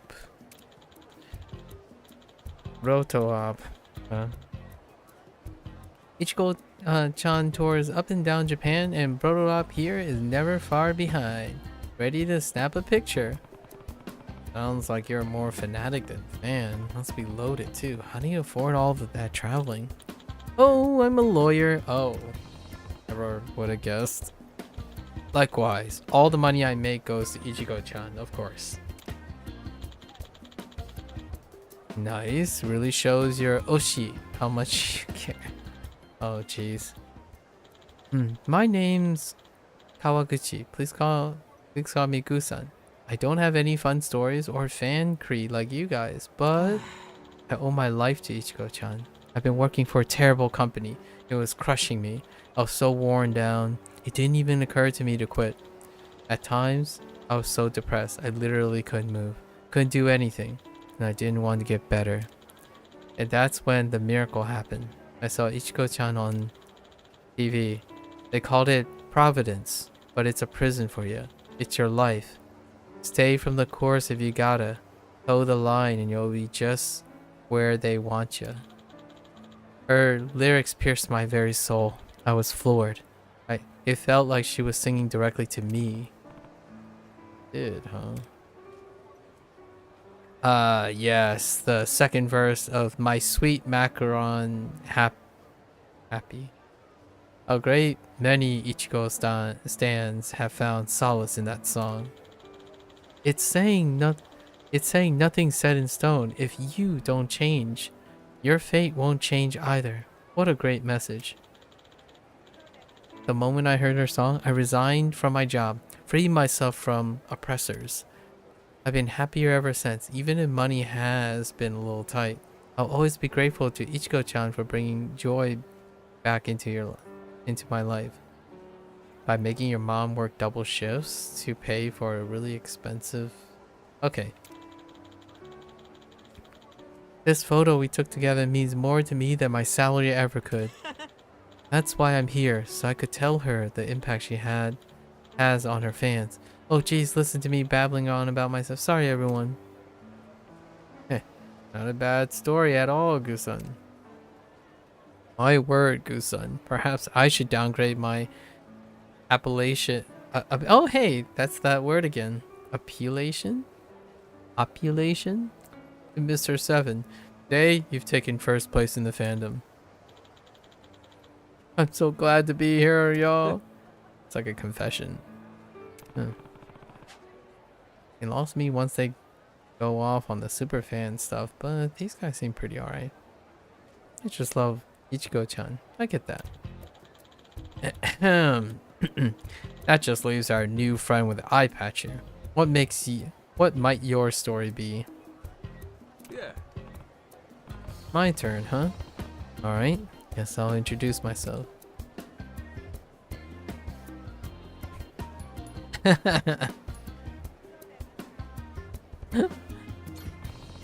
I'm Majima, Gusan's chaperone. I beg your pardon. Right before the tour started, I was overcome with nerves. I feel anxious and scared until Majima-san came to my rescue. Without his intervention, I might have spent the rest of my life petrified in that one spot. I'm so grateful to him. Now that's a good deed if I've ever heard one. Oh, nice job. Marjorie? Huh? Marjorie. Yep. Majima, Marjorie. You ain't familiar with our best girl yet, but we'll change that. Starting today, you're one of us. A proud Ichigo-san. Good to meet you. Sure. Why not? Let's do this thing. Still waiting on that darn food. Oolong tea ain't gonna cut it. I'm starving. Apologies for the wait. Alright, here we go. Here it goes. Oh, wait. What are those things? It's just... Oh, is that what they're supposed to look like? I'm not sure what they are, actually. Right, so what's the connection here? This Ichigo-chan's favorite snack or something? Hey now. Nothing? I thought there was gonna be a song or some heartwarming little story about this. I knew this story was a sham. But it was a joke. Lunch is only tea and heckin' fish tubes. And where the heck is little Miss Strawberry anyway? I'm not quite sure what the Chikuwa represents, but Ichigo-chan might have prepared it all for us herself. Yeah, I doubt that. Yeah, that must be it. Thinking about it in that way, I can't help but be charmed. Scam? Scam? New friends, I suppose. Huh. As long as you are enjoying yourself, I guess. Meanwhile, starving. Ugh, that certainly was really, good? Oh, Ichigo-chan's love is, sitting kind of heavy. Can't believe they only gave us Chikuwa. Not even some darn strawberries in the lady's honor. Ugh, I'm stuffed to the gill with fish cake. There she is. Hi everyone. Did you all enjoy your yummy lunch? Yay! Then let's get this show on the road. Next stop on to the super premium, super special tour is the shopping center. Already? Okay. Okay. What is going on? What's the edge?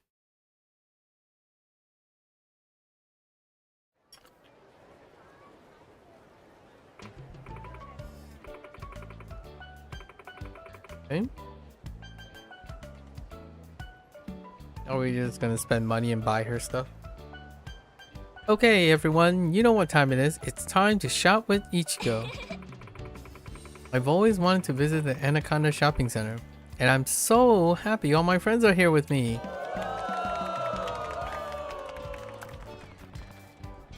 This might be more like it. Seems pretty legit. Maybe the lunch was just a fluke? Dang, all that Chikuwa is gumming up the works. Ugh, I can barely move here.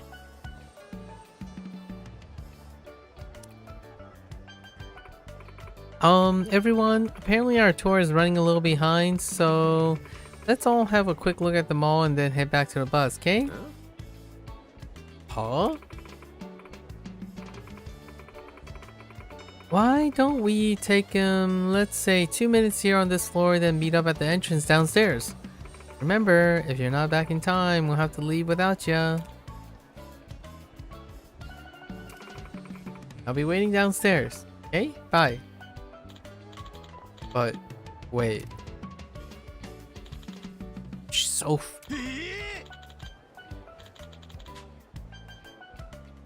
She was on the track and field team in high school? Okay. Hey now. Listen, Brodo. Maybe you ought to save your swooning for later. You don't get on that bus soon. She's leaving your butt here. Oh, you're right, but I'm not sure I can hustle all the... Oh, that's true. Busload of manure. Wow. Still shabated.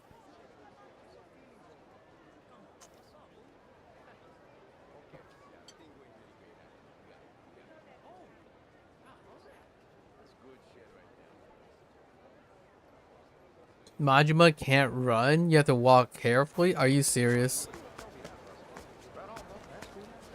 Don't bump into anything? Oh, whoa, whoa. Majima, why are you wobbling? Majima.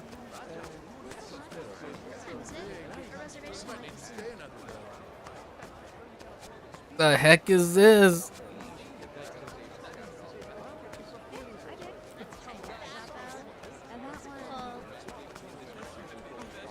Why are all these people here?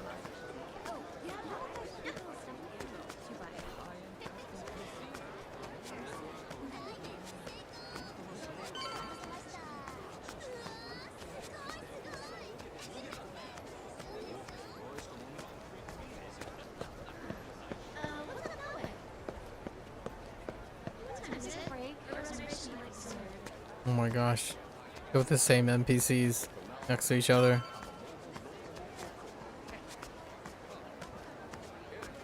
Oh, I saw some slackers.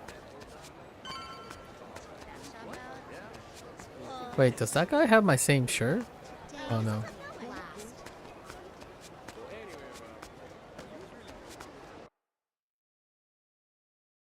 Rip off.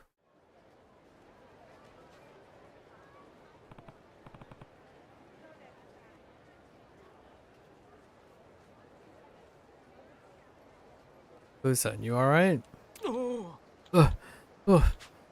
I think so. Yeah, that was a close one. Almost didn't make it. And that's time. Here we go, folks. Hey, wait a second. Mr. Six isn't on yet. Oh, rip. Well, wait, Ichigo-chan. Oh.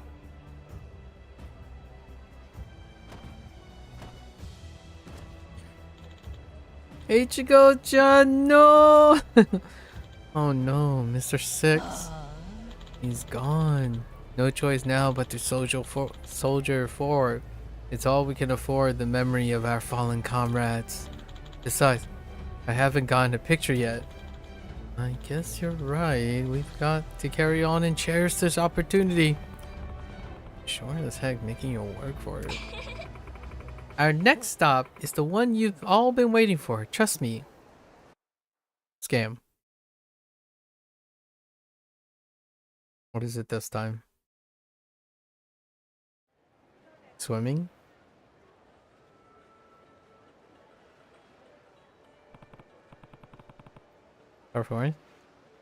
Alright, so we're in for it here.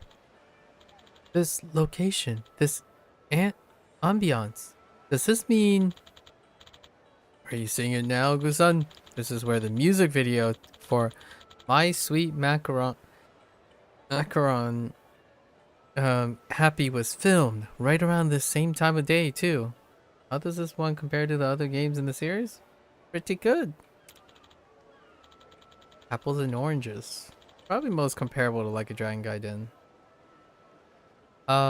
That's my song. The one that introduced me to Ichigo-chan. The thought of hearing it now. My heart! I'm gonna pass out! Huh. Now that makes me happy. This tour seems like a real... yeah. At times. But he did put some effort into thinking about what her fans would like. Does she not even show up? Oh, okay. Hi everyone! I hope you had an amazing day, and I hope you're still got energy left for a special concert for you. This first song is called My Sweet Macaron Happy.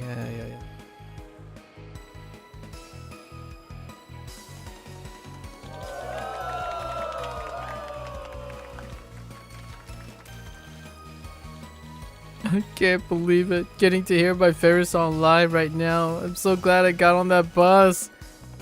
See? It was worth doing after all. Don't forget this feeling, yeah? Use it to motivate you for the future. I will. Thank you, Majima-san. If you haven't taken a chance on me, I would never have experienced such a magical moment. I truly can't thank you enough. Don't mention it, buddy. Enough yapping. We got a performance to watch.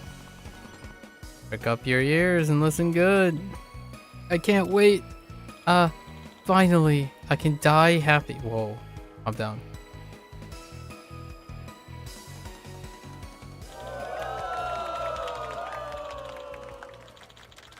Run me over with the Oka surfer?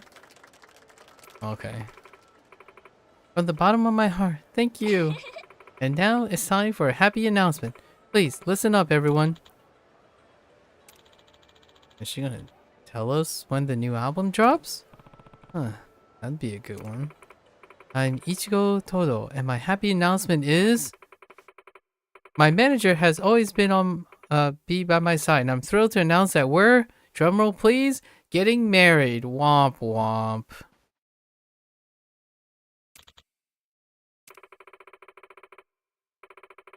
You lucky people are the first to hear. I'm so glad to share this wonderful news with the people who mean the most to me. Oh no. Now, who's ready to get even happier? Here we go. Feel free to sing along. This is actually a really dark example, but they're trying to be, yeah, this stuff is very real. Holy crap, that's heartless. Yeah. I hope you all enjoy my special show. There's still a little more time until the return. Until the return bus leaves. Until then, enjoy the beach, everyone. Yikes. You okay there, Gusan? When I said I could die happy, this isn't what I meant. Come on, man. Snap out of it. Dang. Waited till the end to deliver the final blow, huh? And that guy... I took him for a random flunky, but guess he's the hubby-to-be manager. Might go give him a piece of my mind. Wait. I don't, the most recent Dragon game, Like a Dragon game, is my favorite. Will you still say whatever game you're currently... Yes.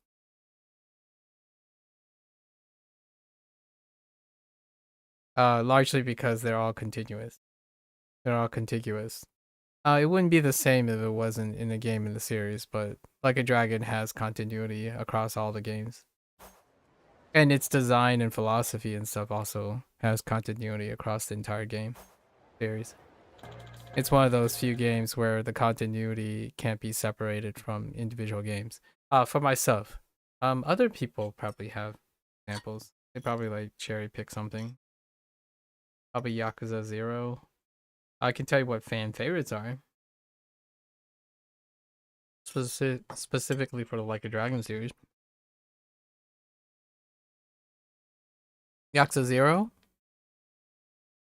would be Kiryu Saga fans, so people who started way back in the day. It's probably Yakuza 0. And then if you're a Casca fan, right, the JRPG era, it would be Yakuza Like a Dragon. That's Like a Dragon 7. And then for me, this game. Although I technically played the MSQ of Like a Dragon Infinite Wealth, they're different enough to say both the games, right? Both the games, because they can't be compared. Apples and oranges. These spin-off games like a Dragon Gaiden and Pirate Yakuza are not the same as the Casca series. Even at the fundamental core, they're not. The core of the stuff have a different focus. Do I have favorite characters within the games? All of the characters still exist. Most of the characters still exist. So, but the characters that have the most time tend to be the most developed. Yeah. So Casca is their apples and oranges comparison again. Casca is your One Piece, is your Monkey D. Luffy, and Kiryu is your solo leveling cool guy who solo levels everything. So, it's a cup of tea. And then there's also the non-like a dragon game, Judgment and Lost Judgment, and Yagami is like the torn noble guy because he's a detective or former detective slash former lawyer situation. In terms of like sidekicks and stuff, they're all different nationalities too. They don't overlap. The characters do not overlap, so that's kind of a difficult thing to choose a character within the game series since they intentionally made to not overlap. So you don't have many comparable characters in their roles. Largely because Casca's gang and stuff, they're JRPG characters, so they all represent different facets of a character. And then Kiryu ones, all those characters still exist, and they were also created in a way to complement each other, not overlap with each other. It's kind of like asking someone, "Do you like what is your favorite part of the spaghetti and meatballs? The spaghetti or the meatballs?" Well, if you say one, then it's no longer spaghetti and meatballs. It's just meatballs. And if you like spaghetti, then it's no longer spaghetti and meatballs. It's just spaghetti. That kind of thing. It would be a lot easier, or what I mean, a lot more regular if, say, like someone, the functionality, like for example, the functionality.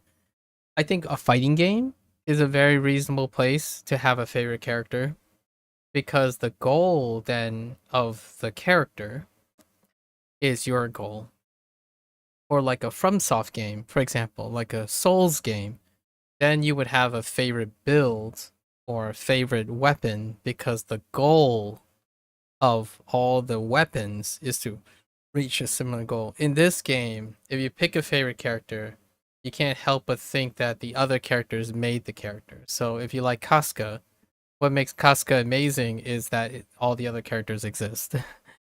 Right? Casca standing alone would not be a reflection of Casca himself, and Kiryu would not be alone without that. Majima is not a character without Kiryu, unfortunately, or fortunately. Some people might argue that beg to differ, but I would disagree, largely because it's not necessarily it's not possible. The way this game is written was to do just that. It wasn't a game to serve the main character. So the characters were not written there. There are characters that exist though. Like what I mean is among your favorite characters or the characters that share the light, they share the limelight most of the time.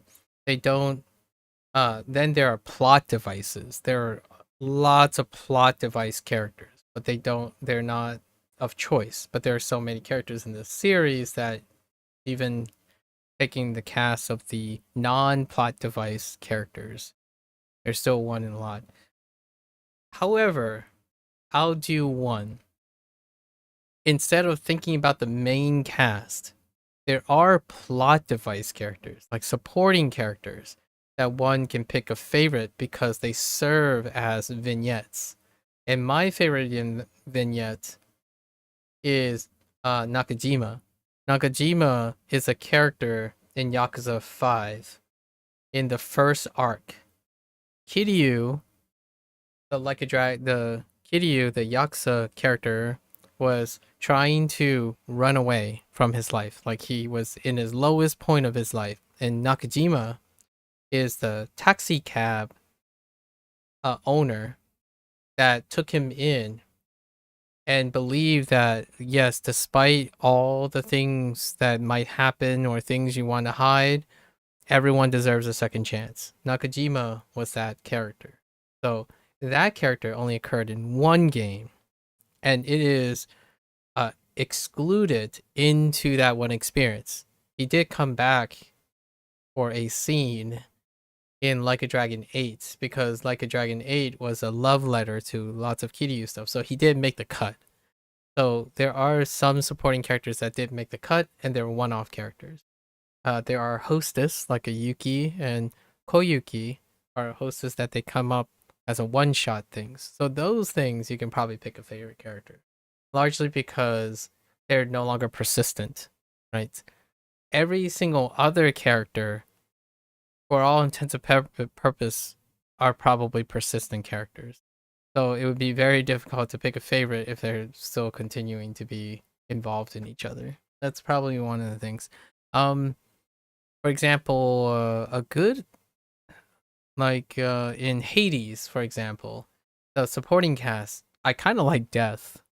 Death was a very great character, although his father was very great too, Ares. So those are like one shot deals because of Supergiant. Although Hades, I picked one that happens to be Supergiant's only sequel. I haven't played Hades 2 yet, but I own Hades 2. I'm waiting for its 1.0 launch. Yeah. So this game, not quite in feasible task. Like Majima is weird thinking Majima without having to mention Kiryu and Saijima and Daigo and the whole Tojo clan. Like their characterization is based on the characterization of others. Do you not like playing games for 1.0? I try not to because there are plenty of games to play while waiting for the 1.0. There were a few games I played like in 0.9 or something. Generally, I buy games I believe in and I wait for the 1.0. Most of the time. Supergiant, I bought the game when it was first accessible on early access. There are certain games I played in early access, like what is the last game I played on early access?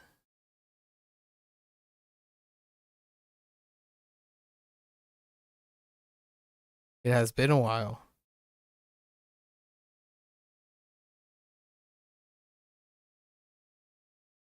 Yeah, it's been that long.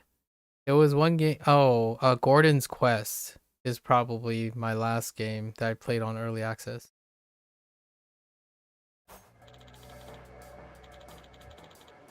Oh, she's a scammer. Did you see the look on those dorks' faces? They were dumbstruck, frozen like deer in headlights. She's too good. I'll never forget it. Makun, you're totally sick.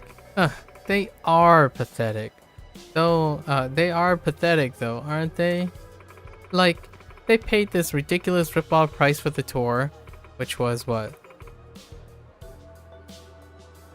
$50,000 USD, and their reward was a chikua for lunch. Crap, my ears eats better than that. My cat eats better than that.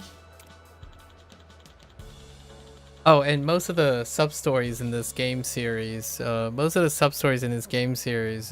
about the human condition. So, that's what Like a Dragon is. They talk about like life sucks, scams, silver linings, unexpected companionship and grief, And this is a spin-off game, but in the Like a Dragon 8, it's usually like 3 times the volume. So that's kind of why I play these games a lot. This is why I default to this game series, largely because of what they write about.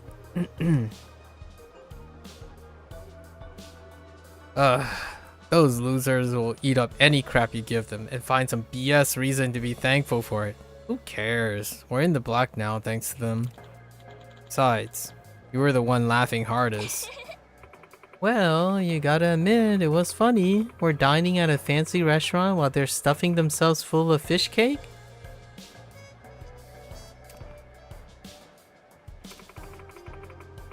Hope this doesn't blow up online, though.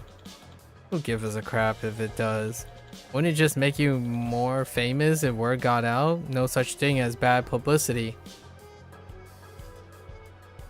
There is.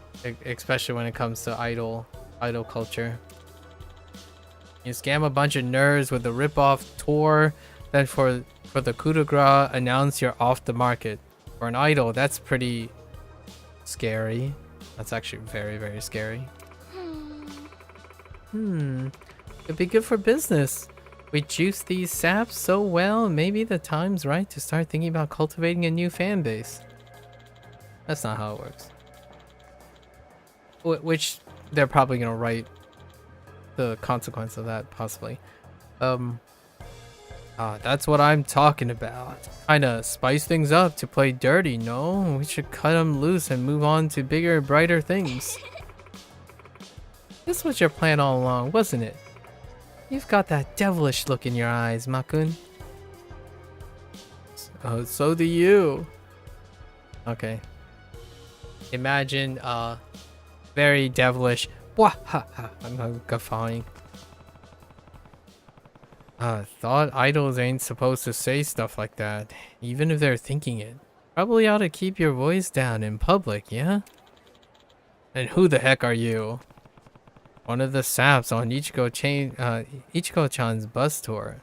Thanks for showing me such a great time. Did you hear all that just now? Yeah. Oh shebang! Quite the little drama. It's interesting. Most of this, a lot of the sub stories do not have intermittent voice overs on spin-off games. In the mainline game, the first scene and the last scene of a sub story has voiceovers. They have to hire people for all that. And then the main story quest typically is entirely voiced over. So for example, this is not a mainline game. The last mainline game, Like a Dragon, Infinite Wealth, 8. I don't know how many sub-stories. 100? There might be 100 sub-stories. I think it was around 100. And the first scene is voiced over. There's an intermediate scene to do the thing that's involved in it, and then the final scene is voiced over. And they have to do that for 3 languages. And to give you a comparison, this is a spin-off game. So, well, it's a spin-off game, but it's still canonical, right? So technically not a spin-off game, but this is a lower, it's a every other year project. Are the sub-stories intertwined? The sub-stories are forward progressing. The winning sub-stories are forward progressing. The themes and motifs of the sub-stories are forward progressing. So for example, in this game, there are 31 sub-stories, right? A third of them involve the main cast that's in this game, or a cast member that's introduced in this game specifically for this game. A third of it are for casts that involves the world that occupied that was established in the previous game, which was Like a Dragon Infinite Wealth. So some of the NPCs and the characters that kind of showed up or was part of the main storyline or some sort of mechanic in the previous game ends up being elaborated in the sub-stories. So sub-stories are persisting storylines that exist in the world. So sub-stories are to proliferate the world and the location of the place. So if they continue to use Hawaii, they continue to use recurring sub-story characters and or motifs of that. They could be literally the characters coming back, but not voiced, because most of them are not voiced. Or they're relevant in ongoing development with another character that is part of the main line. And to give you another comparison, in the mainline game, the one that bears the number, right? This is not a game that bears a number. In the Like a Dragon Infinite Wealth, which was Like a Dragon 8, that game had over 40 to 50 hours main story quests. This one's about 20 hours. This one's about 20 hours. And then on top of it, the game itself, the length is about 200 to 250 hours. This game is about 50 hours. So, to give you do characters have no voice effects? Your immersion? No, not really. I don't really, so immersion, I don't really get immersed in games in general, or in anything in general. My immersion is how much I talk about the stuff. So this is probably as immersed as I get in general most of the time. Rarely does that happen. Maybe like when I'm listening to an audiobook or something, but usually immersion happens very different from me. I'm usually the observer most of the time. Like right now, like when I'm talking about the cultural impact of idol culture on doing this kind of thing, that's already breaking immersion. Like just talking about the cultural impact of what they're writing right now would be not being immersed in the thing, right? And that goes for pretty much all the game. Does that make you less invested in the game? That makes me more invested in the game. I'm more likely to be interested in the game. I have a personal investment in the game. The game is not required to convince me to invest in the game. Again, making decisions actively. I actively buy into a game. I don't buy a game expecting a return most of the time. It's nice to get the return, but I don't buy things because they owe me the money I buy. I buy games because I'm interested in the game. So that's maybe another question is, well, when are you less invested in the game? There are opportunities to be less invested in the game. Not that it occurs too much. Maybe when someone solicits me to try a game, that can happen because I did not make the decision. I don't buy games because I'm not interested in the game. So that's kind of one of those things. I don't buy on expecting promises as well. I think investment, without a clear vision or intent, much like language learning, right? I don't engage in language learning understanding that the investment of my time may or may not return. May or may not have a return. So I buy these games and I play these games on launch because because I'm already invested. Like for example, even the soliciting example, when someone says, "Oh yeah, I really love this story, I really love this game series," if they convince me that they really love it, I'm already invested in the game. So if I play the game that this person really likes, one of the biggest reasons I'm playing the game is because that person really likes the game.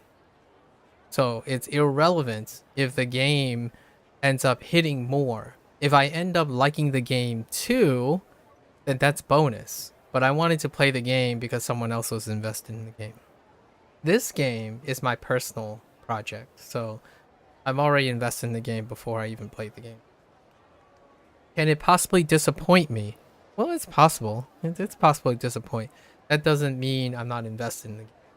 So, being disappointed is a very much a thing that reflects of your investment. The more you like something, the more likely it can disappoint you, right? That's only a verification of how much you like or is invested.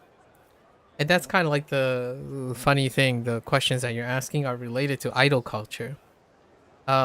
Someone, these guys invested lots of money to promote an idolistic expectation of their idol. However, they were already invested before they went on this trip. So during the trip, when disappointment comes up, since they're already invested to know that it's going to be a good time, regardless of how bad it is, it's going to end up being okay. There obviously rose-colored goggles have their silver linings, but for myself, I understand that could happen, but Like a Dragon is one of the exceptions. I play Like a Dragon because I support RTG, the studio, and SEGA to continue making these games. Whether it's high or low, they've already went through a mountain of 20 years of production that I played. I played every single Like a Dragon, like this contemporary series. I played every single one of them, including Judgment, Lost Judgment. So to say that I'm not biased, it's probably a misconception. To say that I'm biased, but also usually by default satisfied, yes. But I would be lying if I say I'm having immersions. I think I like this game for the very nature of it being pop culture relevant. Pretty much everything written in the game is pop culture relevant. This game's a pirate game.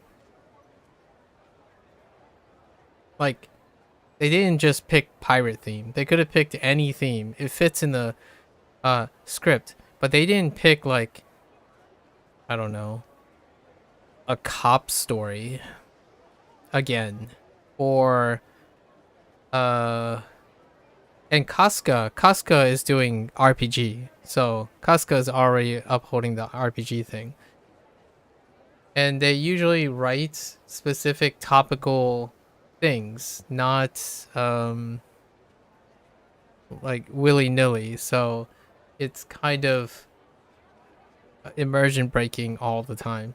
For other people, obviously, actually, they probably skip a lot of this stuff.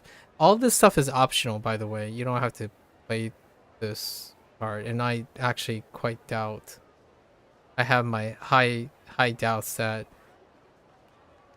people play all the sub stories and whatnot, because those who like write reviews and whatnot, they say things like, "Oh, it only took me 15 hours to beat this game." Wow, $70 for 15 hours. The only way you could do that in 15 hours is if you maybe listen to all the dialogue in the main story quests. And then, like, if you don't, like, you have to skip some of the main story quest dialogues in order to get 15 hours. So, in my opinion, a mixed bag. The game series usually have mixed bag too. It's still a niche game series.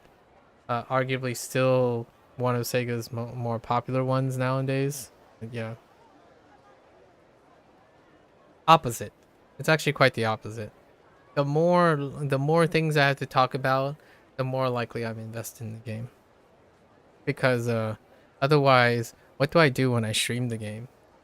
I could call it a let's play, but we're not doing a let's play with zero commentary. I feel like nowadays though, that's an explicit thing. There are literally people who say, let's play, no commentary. I'm like, okay, that's great. So for me, that's almost the opposite of having watching someone play the game. For me personally, I don't want to know the game itself. I want to know the person who's playing the game. Is this my most invested game series? You're gonna have to qualify what is most invested, right? Like, this is this is one of the game series that have the longest, most detailed existing character cast and world building franchise. So arguably, but it's number one in my book. Like in terms of the amount of sheer detail that you have to remember, is like being responsible for remembering the biography of several characters, right? I have trouble remembering all the things that go on with one of my friends, let alone actually seeing them do all of that in a video game with, you know, omniscience and stuff. So I would say if you're talking about the most invested, as in the most detailed world, this is easily number one in terms of that. So to be a fan of this game, you would need to know a lot about it. That could be a measure of investment. Now, if you're talking about my personal time, this is not the game that has the most time. It's actually Neverwinter. I have like 9,000 hours on Neverwinter. So in that case, you could say by time that's an investment, because Neverwinter is a live service game. And then you can think about mechanics, right? Mechanics would probably be like a puzzle game, like Talos Principle or Portal or something, because this game is not mechanically, this game series is not known to be mechanically in depth, so you don't necessarily invest in that way. But in terms of storytelling and world building, no contest. I think the closest contest would be something like Witcher, and soon continuing to be like Witcher series. Maybe you could make an argument for Final Fantasy VII, just Final Fantasy VII.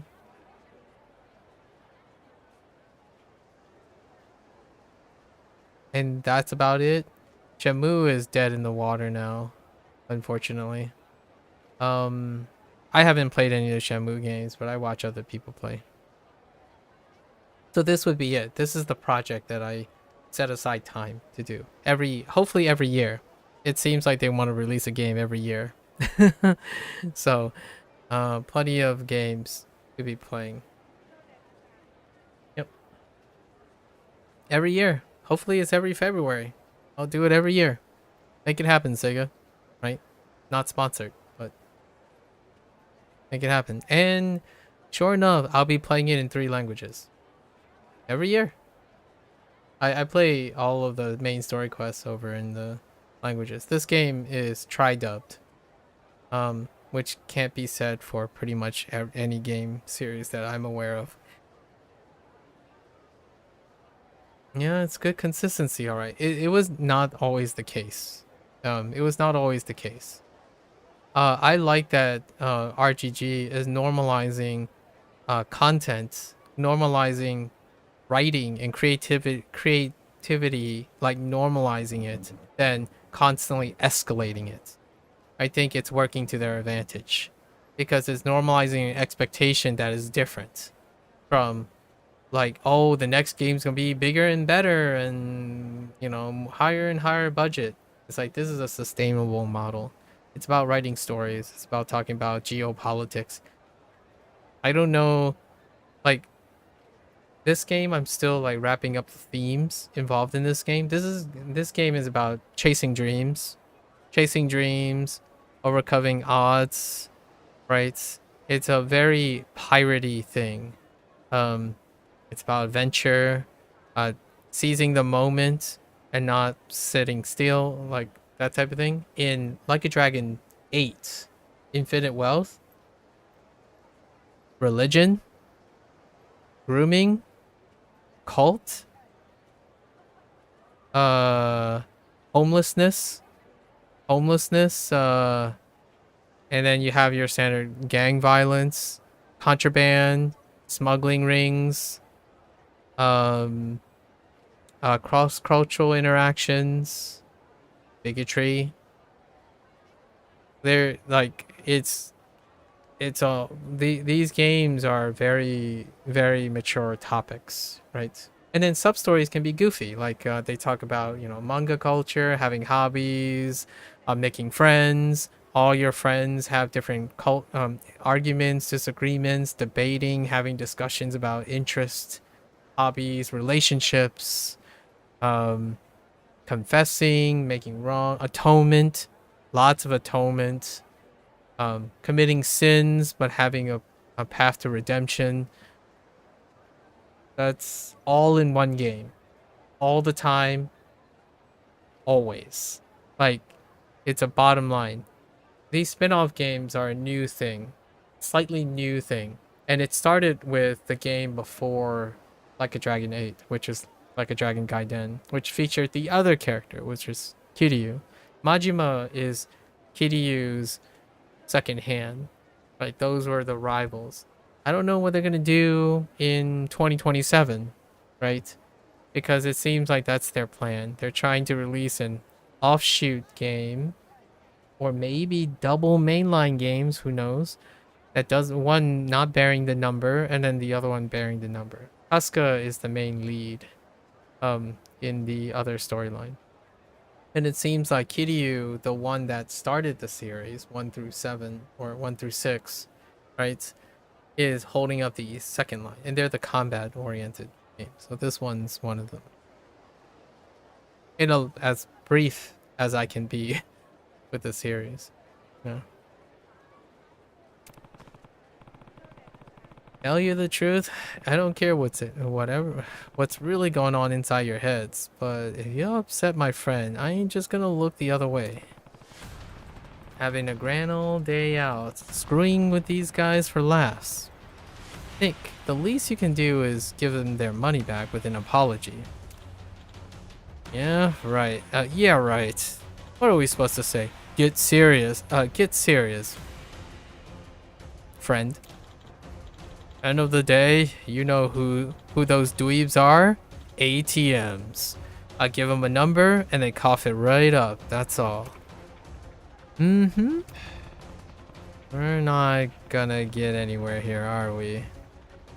Shouldn't even try talking to scumbags. What was that, friend? You know what? You've been angering me off from the jump. Know something? The more I think about it, the more I'm sure nobody's gonna miss a few nerds if they don't come back from their big trip to Hawaii. They won't, huh?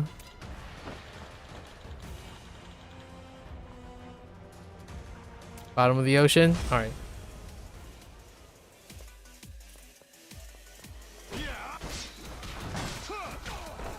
My right button is not held down. Yeah, my right button isn't working. Hold up! Okay, I got my right button working. It's fine now.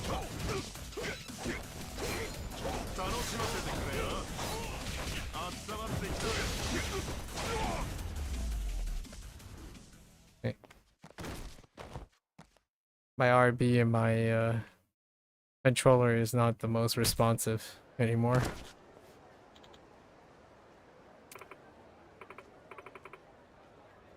Makun, babe, are you okay? Huh? You gotta be kidding me. Why is he so strong? Who the heck are you, man? That's a good question. Just a pirate passing through. Yeah, okay. Checks out. But pirate? Hey, she's got all kinds of fans, you know, the ones you were sitting on a minute ago. Look, as far as I'm concerned, what you do on your own is one's own business. Don't care, don't want to know. But if you're working as an idol, you better do right by your fans. Be someone they can believe in. Treat them like your personal cash dispenser and you're gonna mess up eventually. Like you did today. A customer is king. Ever heard that? Means something, you know. You gotta respect the ones who support you. That idiom is a little bit off the mark, but The customer is king in the matter of taste. In the matters of taste. But I guess in this case, matter of taste is involved in the client. You got all kinds of fans. I saw them today. These guys dipped into their pension, begged their parents, did whatever they could to rustle up the funds to be here. Even after this half-effort tour, they're still hanging on your every word. Stars in their eyes, chanting your name. You make them feel alive and they're thankful for it. They're here because they love you. An idol ought to embrace that. It ought to make her smile, don't you think? If you can't do that, should probably put this whole idol gig aside. Here we go. That's enough, Majima-san. Our fan indeed. Oh. Goose-san, were you listening just now? Huh. Where are my manners? Yes, I heard everything. Did, huh? Ichigo-san, your performance today was spectacular. Eh? Your song enabled me to change as a person. I want to thank you for giving me that opportunity. If you hadn't become an idol, Ichigo-san, I wouldn't be who I am today. What he said. Arigatou gozaimashita. I treasure the time I spent being your fan from the bottom of my heart. Thank you. Congratulations on your marriage. I sincerely wish you both the best. Goodbye. Oh, he's hurting.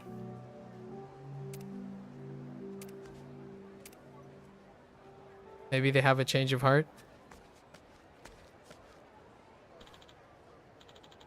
Majima-san, thank you for what you did back there. Even though you're not a fan, you stood up for us anyway. I'm very lucky to have met you. You're gonna be alright. I am. Ichigo-chan might not be the person I thought she was. Oh, I know one idiom for this moment. What was that saying about meeting your heroes?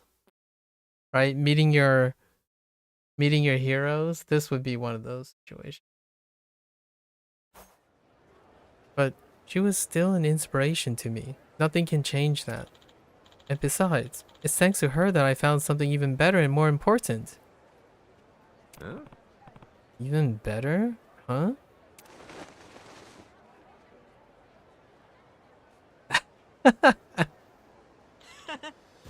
Friends! Of course. Oh my. Whoa. You guys? Guys?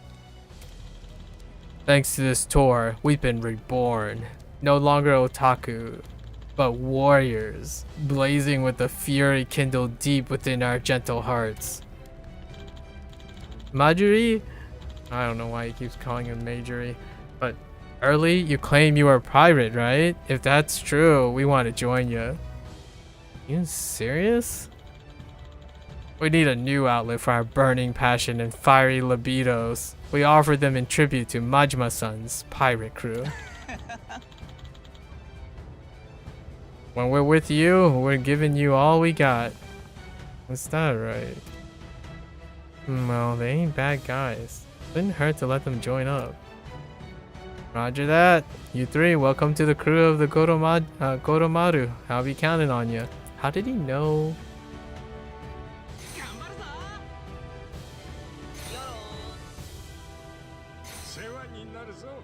Okay. Yes, sir. Oh, I like how his name changed too. Yes, sir. You are ready to. Y'all ready to do this? Anybody messes with Captain Majima, we're taking. Right. We gotta do our suspense of disbelief, you know. That did not go in the direction I thought it was gonna go. Intriguing. Whatever for crew members, man. Although they weren't gold crew members. Feels bad. Alright. What do you need, buddy? A snack? Oh, I got a snack for you. Oh. Oh, here's some sponge cake. Nice. Alright. Let's see what happened to our friend at the coffee shop. Did they clear up their friendship? Their clear misunderstanding.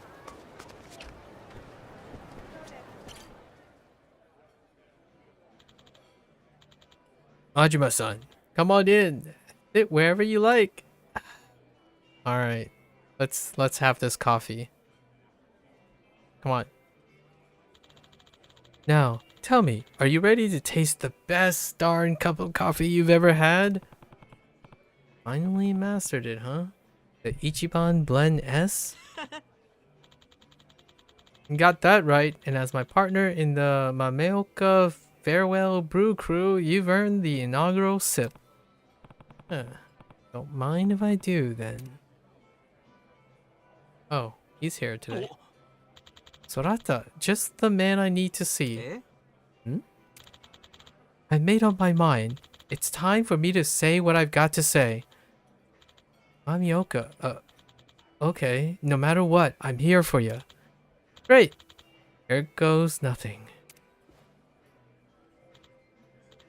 Huh? Where goes nothing? What? Oh. Madoka-san. Yes?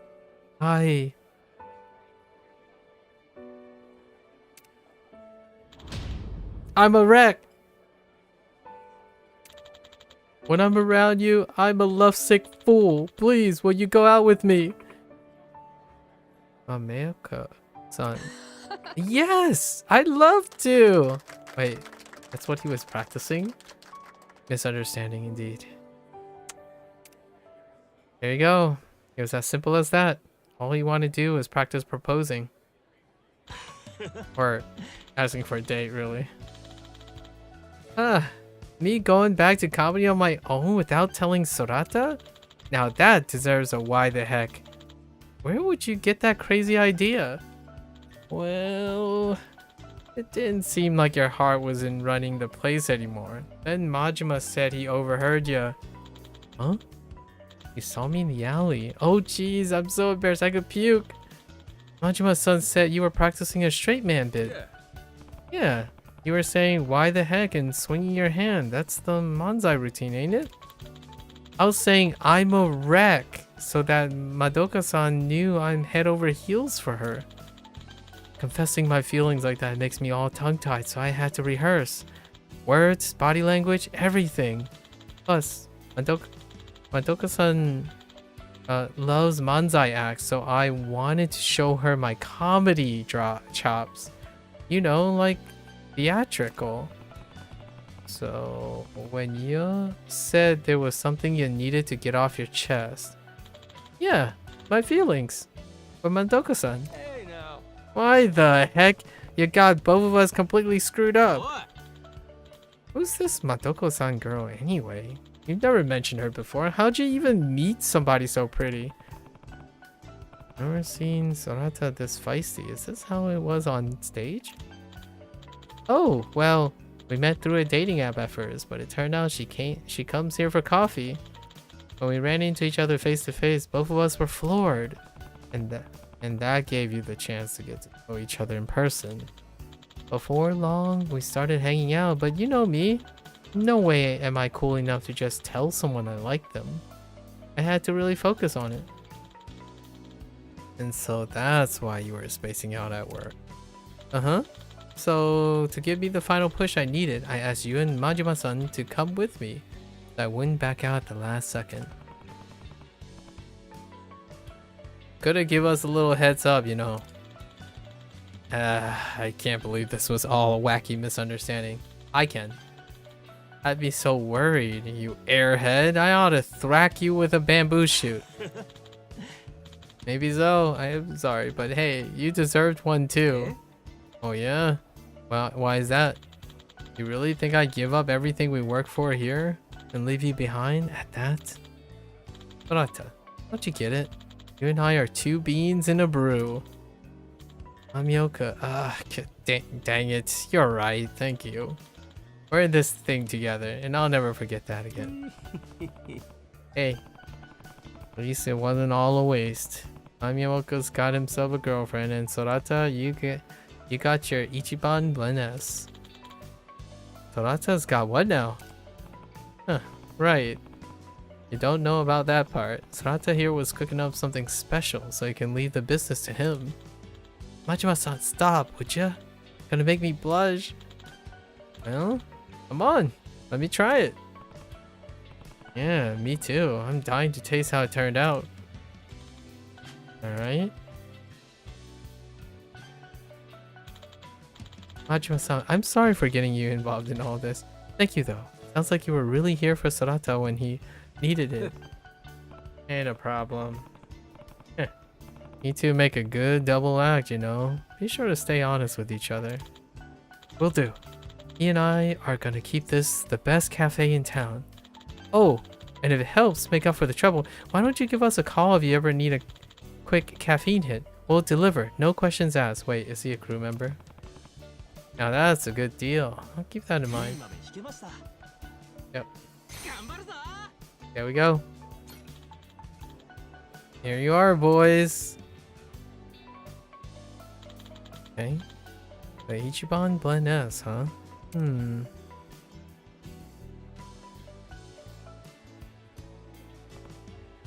Dang, that's great. Wow. Yeah, it is. The depth, the aroma, the perfect acidity. I've never tasted anything like it. This is amazing, Sorata. Thanks. Procuring all the right beans was a task, but it was well worth the effort for a reaction like that.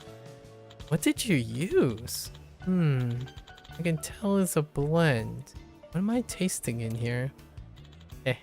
Let's see. We got Blue Mountain. Oh, that Kopi Luwak stuff. Oh my gosh, that's some expensive coffee now. Loads of Hawaiian Kona. Crap, loads of everything, really. Blue Mountain? Kopi Luwak? What? Sorata, you're listing the most expensive coffees in the entire world.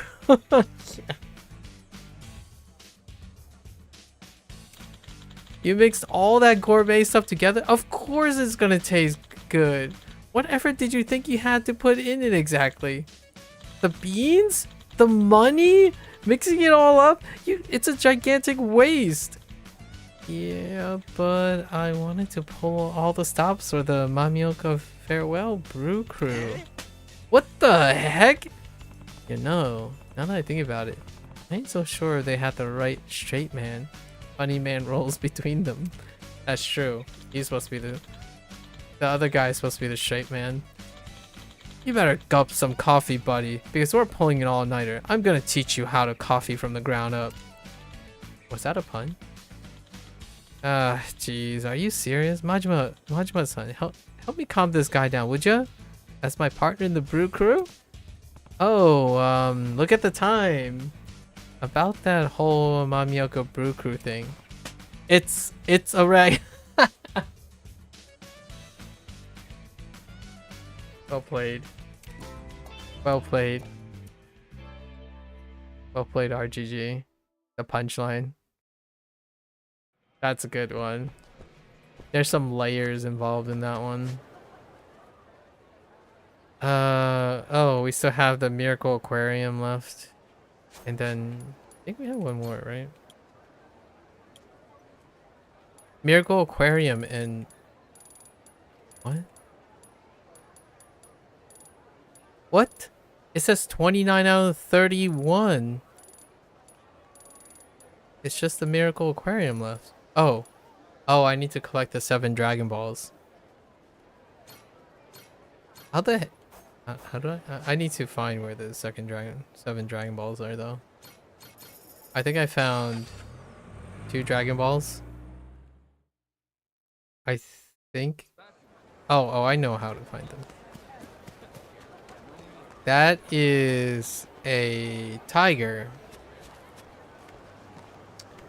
Alright, my friends. Thank you, Goto. Alright, we're back for take 2. We've already met Stephanie-chan, the polar bear. Come one, come all. Feast your eyes on a Miracle Aquarium original, the Exotics Extravaganza. Wait, I know that voice. That's the guy with the polar bear. Yasuda from the Miracle Aquarium, I think. Yeah. Yo, I remember you. I'm getting ready for another show. Hello. Ah, it's my friend, Majima-san. Thank you again for helping me and Stephanie-chan. And I should tell you, we've adopted a new member into our animal family. Today will be their first appearance in public. Yeah, I saw. It's a white tiger. New recruit, huh? What's their name? Ha ha ha. Well, I planned on saving the surprise for the show. But if my good friend Majima-san is dying to know, who am I to keep them in limbo? I mean, I would have said I'm dying I wouldn't say I'm dying per se. The animal friend in question is the white tiger Edmundo-kun. Oh, well. What a name. Ah, I'll admit, he's one fine fella. Isn't he just? Edmundo-kun is quite skilled at playing ball too, like the little scamp. You wouldn't think it given his size, but he's still only a cub. Once he's mature a bit, I'm thinking of teaching him to play in a Kemari tournament. Dang, just imagining how graceful. Huh? Oh. Time selection. Choose an answer within a given. Okay.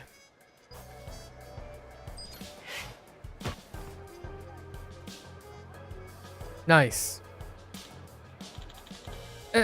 What was that? Ball just came flying out of nowhere. What? Well, you saved the day yet again. Had that ball hit Edmundo's cage, Edmundo-kun's cage, it could have scared him. That would have caused quite a kerfuffle. Yep. Good thing no one got hurt then. Edmundo is out of his cage. But who threw this thing in the first place? Can't see him in the cage. Oh, so close. If it curved just a little more, I would have hit the cage. What? The buttheads? Oh, hi, buttheads. Wait. This isn't... Oh, no, he's still in the cage. Wait, this isn't your ball, is it? There's a live animal in this enclosure. So why would you... So would you please refrain from aiming in this direction? Huh. You don't go barking orders at us, old man. Who died and made you king of the park? Well, I did in fact receive the proper permits. Yap. Did you consider you might need our permission? We always play here at this hour. You guys look kind of old. Come on, there ain't no need to get so heated. Sure, this part doesn't actually belong to him. But the man's trying to organize a public event here, hence the permits and whatnot. Can't just share the space for one day? I don't give a darn about permits, and who are you to defend this guy? I'm starting to get ticked off. Alright. Did we just kick your butts? Let's grab a video and post it to social. Stuff's gonna go viral. Oh boy. That's a deep cut. No, I'm not going to let you to do that. You guys got... Yeah. You got guts. Yes. Yasuda-chan. But if you don't mind, I'll be taking care of these guys. Yeah, we're just gonna pop them. It's okay. It's gonna take a couple seconds.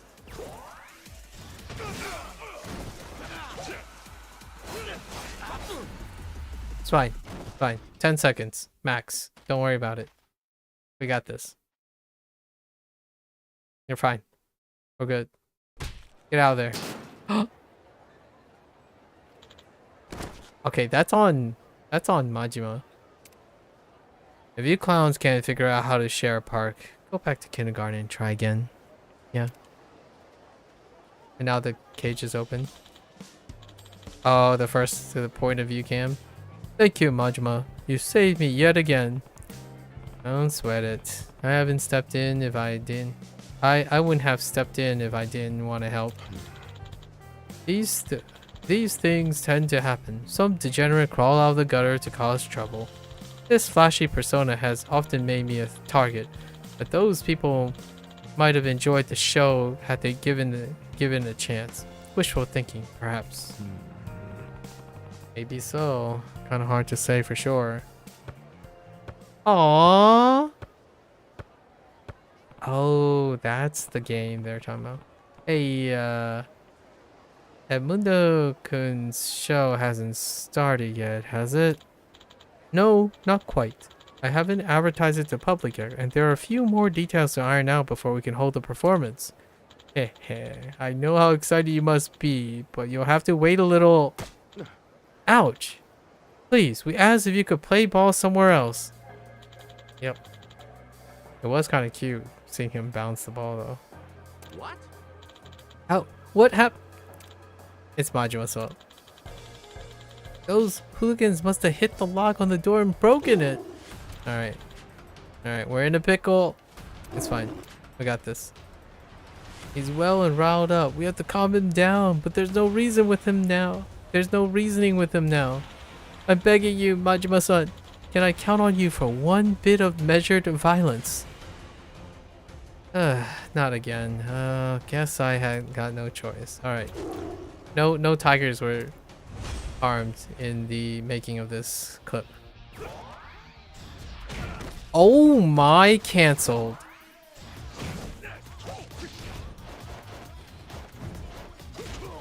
How? What kind of sweep was that?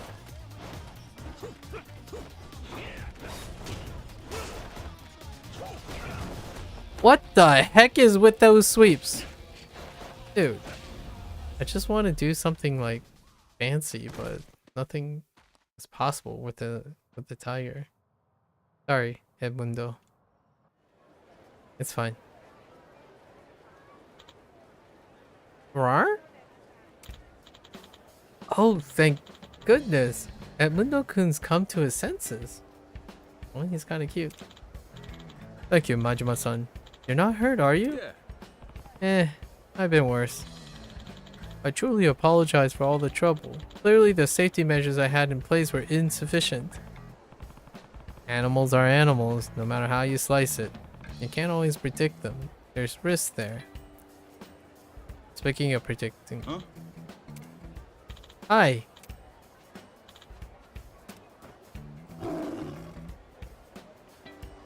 That sounds like... That seems a little suspicious. You have a point. Their minds are different from ours. One can never be too safe in that regard. Even if your intention is to throw a fun event, you could be scaring the animal without knowing it. And that if it were to harm someone, you would have to live with the regret. This is a kind of damage that can never be undone. My only wish is to entertain people to bring them joy. But I like animals to be amused and enriched as well. Call it selfish if you will, but this is my philosophy for every event I put together. I wouldn't say selfish. There are too many punks out there who just see animals as tools. I can tell you're trying to foster a fun and legit environment, like what you did with the polar bear the other day, and now the tiger. That said, you might want to patch up the leaks in your plans. I cannot argue with that. You know, you're not the first person to say that to me, Casca. When you get to this age, it's become difficult to change your habits, but that's no excuse. This may sound self-indulgent, but I have a passion for entertainment and education, and I'm going to continue that pursuit. Meanwhile, the Scooby-Doo gang is running in the background. Alright, alrighty, good luck then. That stubbornness might carry you through. I hope someday you'll find your ideal show. In the next game. The next game. And the next game. That said, Majima-san, you're wonderful with animals like Edmundo-kun and Stephanie-chan. You don't scare easily either. I'm no expert animal handler, but I've had run-ins with all sorts of creatures these days, including a kraken. Things stop surprising you after a while, you know? Is that so? Having run-ins with animals? Oh. My friend, we should collaborate. Majima and Yashida's Miracle Illumination. What do you think? Heck no. You can keep the spotlight. And I'm not about to get roped into more shenanigans. Oh, think it over. We've helped one another many times now. Let's make our partnership official. Not a chance, pal. I might have helped you, but that's never been a two-way street. See ya. Alright, yeah. Same with Casca. No! Oh, please wait. Run! Yep. Wait. That's it? No more freaking shows. Yeah. That's Casca as well. I guess it's up to Kiryu to have a... And then we get Edmundo-kun as a support. So, how did I find these Dragon Balls again? I was told where these Dragon Balls were, right? At some point. Was it in an email? Yeah, it was by Shenron, right? Shenlong, maybe. Shenlong. Okay, Chinese medicine store. Sushi restaurant. So I got the sushi restaurant. I think the Chinese medicine store has got to be somewhere here. And then we have to do the crazy delivery thing. Actually, what time is it? Okay. Chinese medicine store. I'm pretty sure it's in here.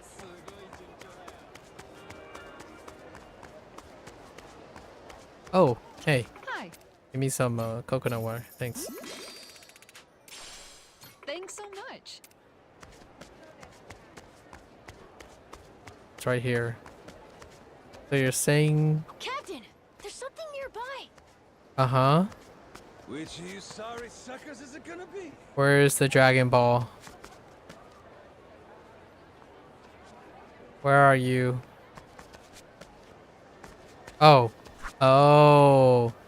It's these nuts. Okay. Got it. So we got the sushi restaurants. Seaside Avenue Pool. Seaside Avenue Pool.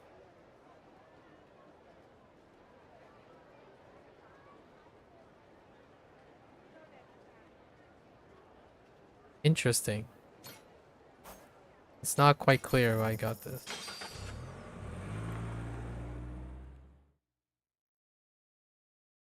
Seaside Avenue Pool.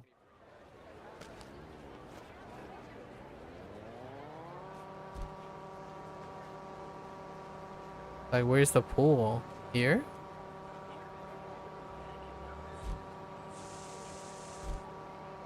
Here? How you get in there? Oh, hi.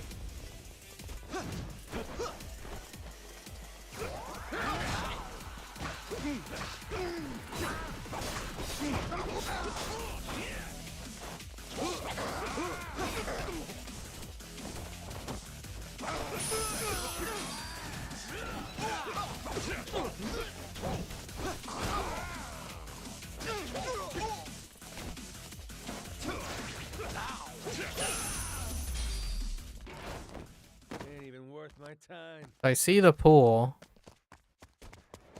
Can I like... I wonder what that is. Which of you sorry suckers is it gonna be? Oh, is it someone... yoink? Aiming down sights. Yoink his balls. Alright. So that's four ball locations. Pawn shop mass dolls. Pawn shop. Which one's the pawn shop? This one?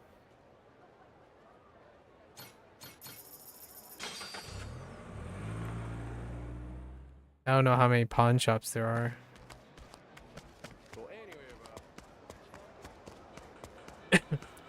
I wonder what that is. Yep. Oh, those balls. Which of you sorry suckers is it gonna be? Yoink. Got them balls. Okay. Man chasing sickos. But did I already get that? Oh, I bought the ball already. Freak on the dunghill and sweaty man in a coliseum. Okay. That's in Atlantis. Alright. So we got crazy deliveries to do and Coliseum to take out the Amon pirates. We might save that for tomorrow. And then I'll wrap up, right? I'll do a wrap up maybe. This game was so fun, man.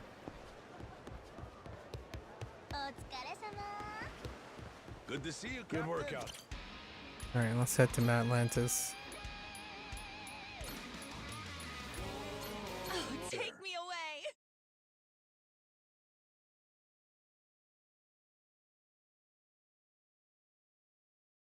Sometime. This place is pirate. All right. Shit, I'm really in the hole here.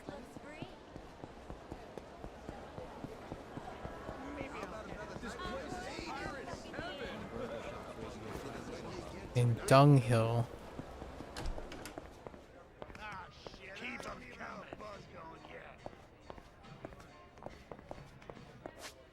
Oh, did I already get this one?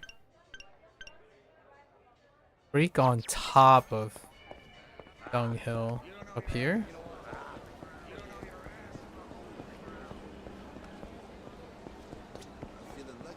I wonder what that is. Which of you sorry suckers is it gonna be? Oh man. Yoink. Aiming down sights. Your balls are mine. That's a Japanese joke. Golden balls. Golden balls is a Japanese joke. Okay, and then in a Coliseum. Coliseum grounds. I'm gonna snatch more balls. Really in the hole here.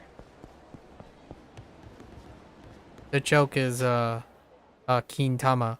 Kintama golden balls is for testicles. It's a recurring joke.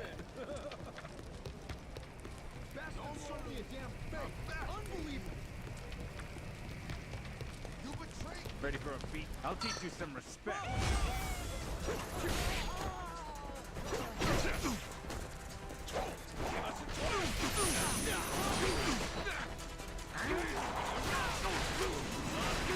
Oh, that's not the right direction.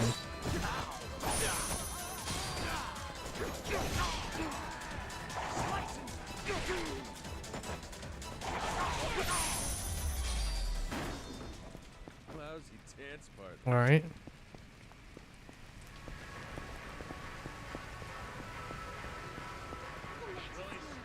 No?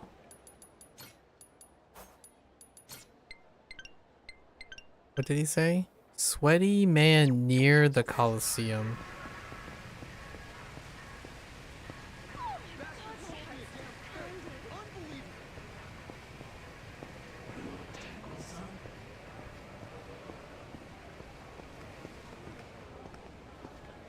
Oh, did I already get this?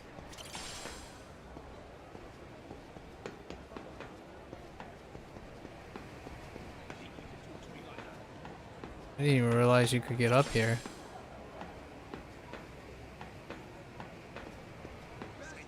You just... Oh, there's a hook. Oh. Steady.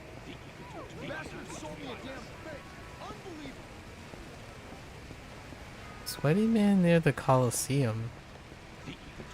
Sorry, I'll beat you senseless. You're gonna beg for mercy.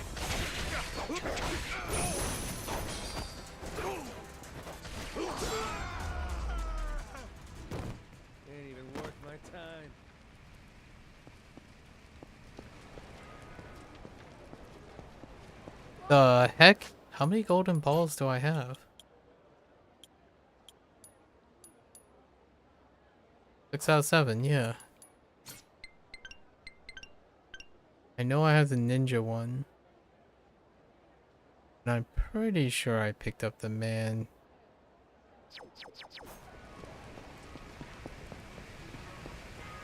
Which of you sorry suckers is it Oh, gonna be? no.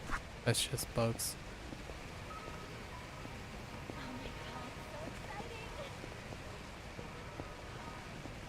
Steady. How about you sit down to my face?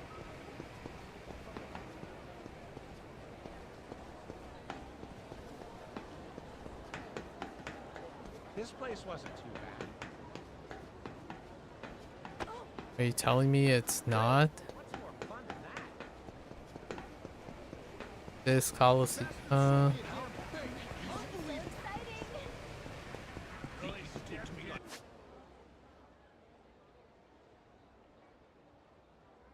there's no other place. I'll beat your whole ass off.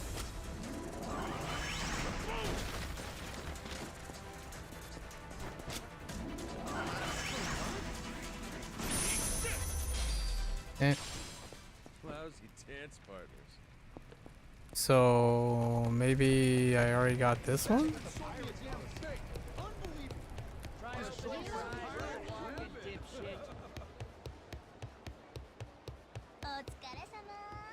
I can't tell. Okay. So we did that.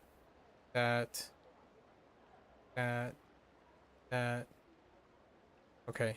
So let's check if I bought the... Good work out there. Can't rest on our laurels, right?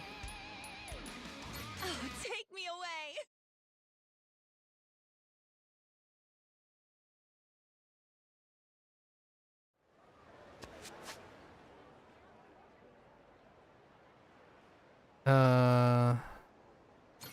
See what we purchased. I'm pretty sure I purchased the golden ball.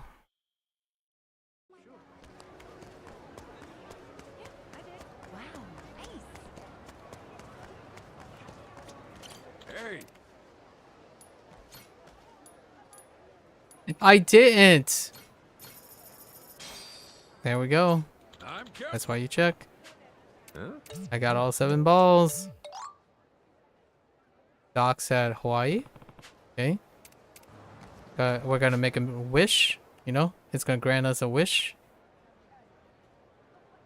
Ah, that's why they had a call. The 7 Dragon Balls. What can we wish for from mysterious Shenlong? Shensun.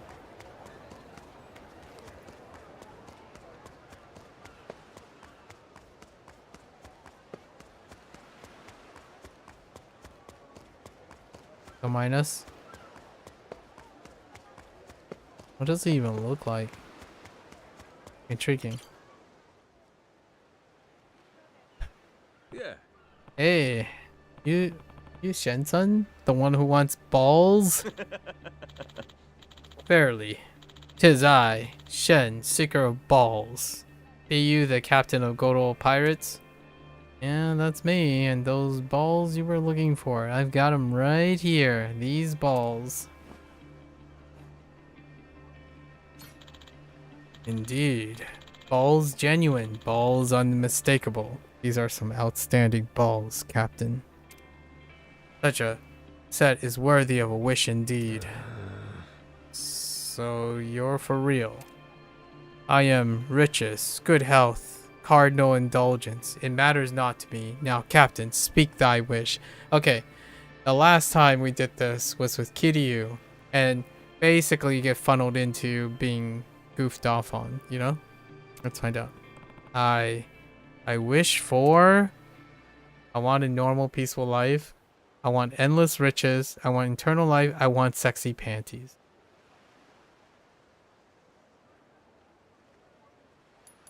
Let's go with riches. I wish for endless riches. Endless riches, huh? Endless riches be pretty tricky. Yeah, sorry. That's gonna be a no. Really? Wait, seriously? You can just say no? I can grant you a wish, but I never said I could grant you any wish. What do you think this is, an anime or something? I'm not a god. I'm just an old man gathering up his balls. With a capital B. Yeah, that makes sense. Look, I can't set you up for eternity, but this ought to be... I can't set you up for eternity, but this ought to be plenty. 10,000. Ration that to 30 yen a day, and it'll get you to the ripe age of 90. No sweat. That's endless enough, wouldn't you say? Not exactly endless, but I ain't gonna turn it down. Pleasure doing business with you. So, what are you gonna do now? Not sure yet. Guess I'll probably keep collecting balls. I'm just an old man gathering up his balls, after all, but... Hey, Captain, mind if I join you and your crew? What? Really? Why? Like I said, I'm just an old man gathering up his balls. Clearly, I got too much free time. And honestly, I'm getting tired of just collecting balls. Oh, you are? Yeah, and Captain Beef said being on your ship's a ton of fun. So, what do you say? Will you let me join? Well, my motto is workers are welcome, earners are embraced, and once we embrace ya, we hold on darn tight. An old man looking for balls will fit right in. Sounds like you must have quite a variety of folks in your crew. I bet someone like you could change the world someday. Looking forward to working with you, Captain. Let's set out towards a future of promise, bigger and fuller than any set of balls. Yeah. Now we're talking. Oh, he's only bronze. Man, so that's the best. That's the most crew we can have? Well, that's it. That's all the sub-stories. Do we have any more crew members?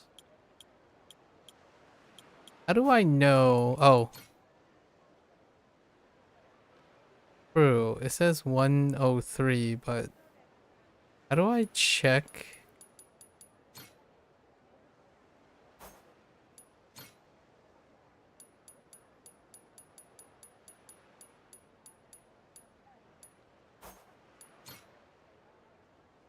How do I check available crew members? I can't.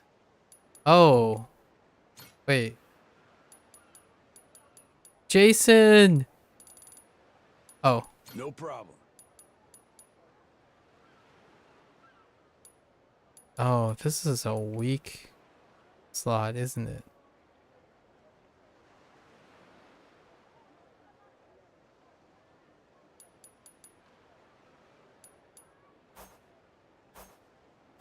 All right.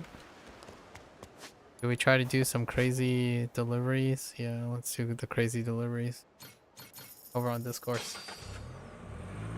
Crazy deliveries is rough for me because of stick drift. We'll try our best.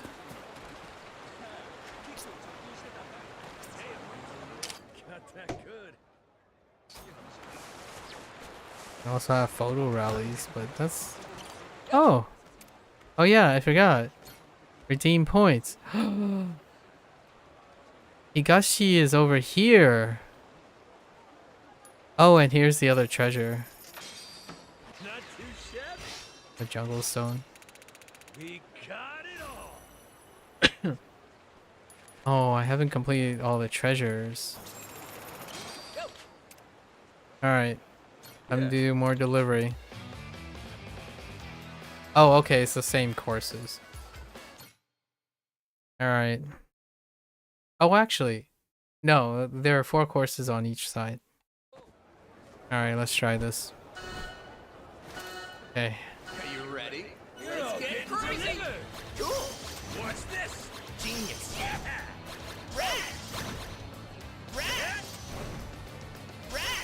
I'm not familiar with this course.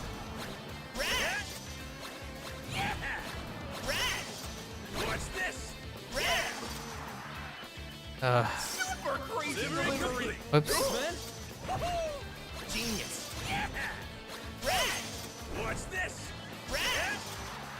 Oh, I forgot. Like I remember and now I understand how the turbo stuff work. Great delivery. Okay, so if I go now, I go to the right. What the heck is that? What's this? I'm trying to get this. Oh my gosh, it's such a mistake. What's this? Crazy. I'm trying to collect stuff. Thanks, man.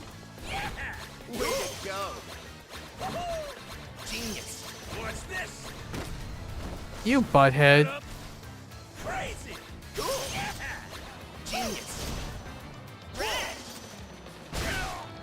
Dude.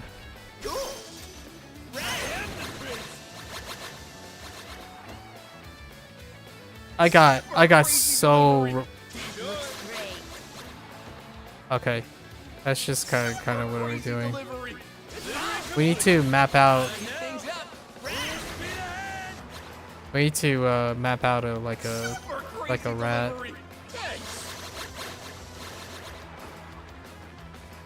Super crazy delivery. Oh yeah, boost is the way to go. Crazy delivery. Delivery complete. What's this? Crazy. Genius. Crazy delivery. Thanks. And then we go this way. Crazy. Genius.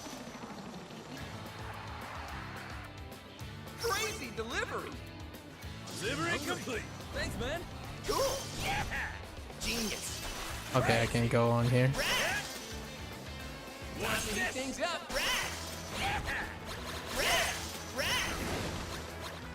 Super crazy delivery.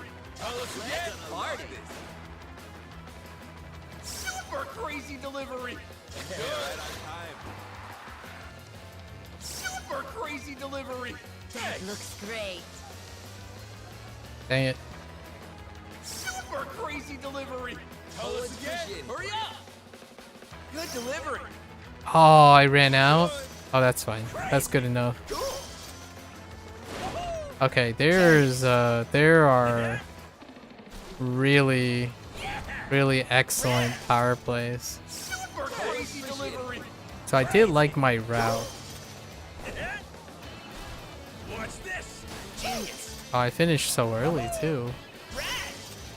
What's this?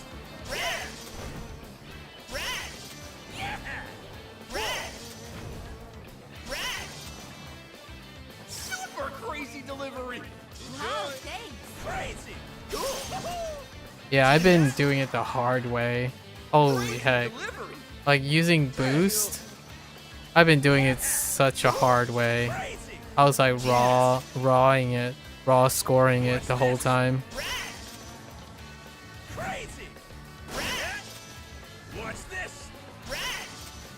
Like you have so much time.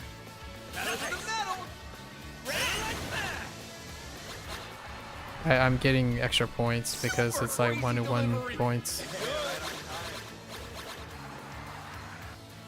Super crazy delivery. Tell us again. That's it. Yeah, dang. Worked hard today.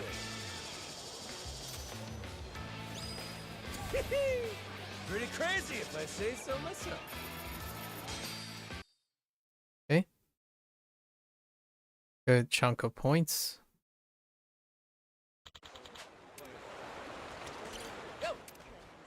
Yeah. Okay. So what was my route?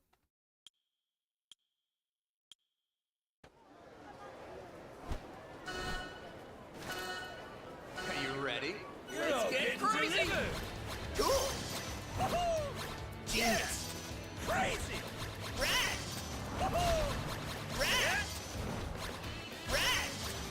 What's this? Okay. I was still in the air for that. Screw that.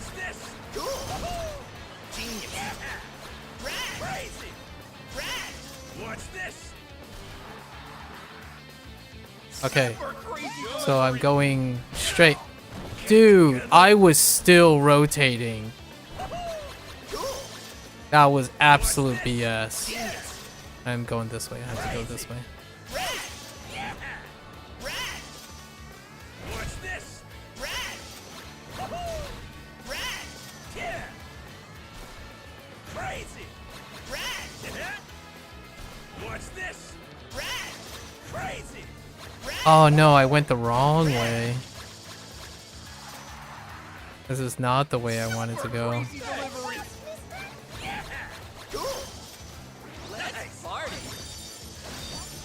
Where does this lead?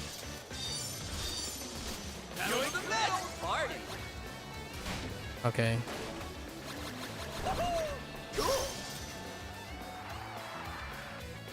Great delivery. Tell us again. So I want to turn around. What's this? Genius.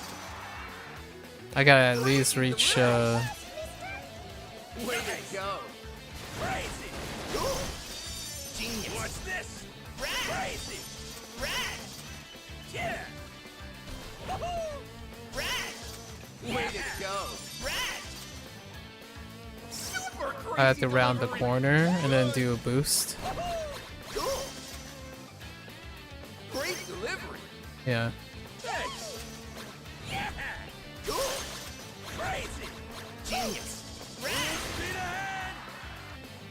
Super crazy delivery. Delivery complete. Super crazy delivery. I see a ticket too.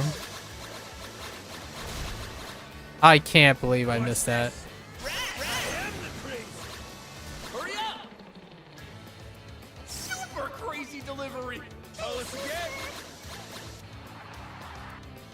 Super crazy delivery. Time to heat things up.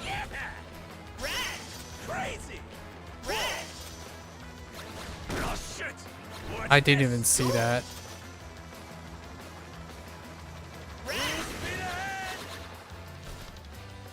I don't have boost. Crazy delivery. Delivery complete. Super crazy delivery. Good. Crazy.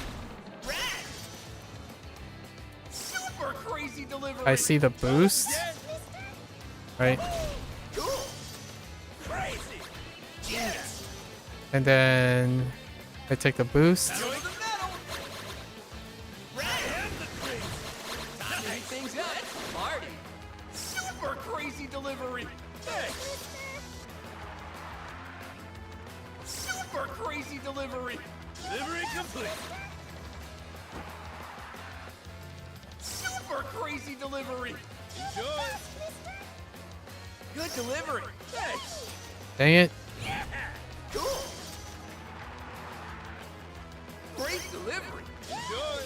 Alright, that was good enough. That's our power play at the end.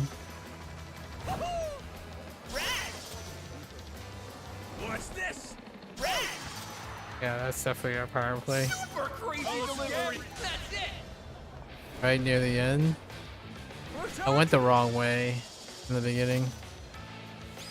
Oh, it's divided by 250. I mean 25,000. 9,000.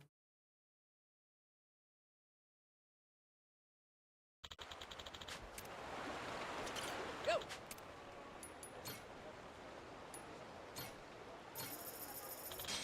I got Higashi. Okay then. Go. Wait, what else do you have? The store. Okay. Oh, just the bear? Straight up money? A steampunk one. Neat. Go. Yeah. I have to clear all the tracks. Okay. Clear both tracks basically. It's the same track but with modified stuff. Are you ready? Let's get crazy. Crazy. Genius.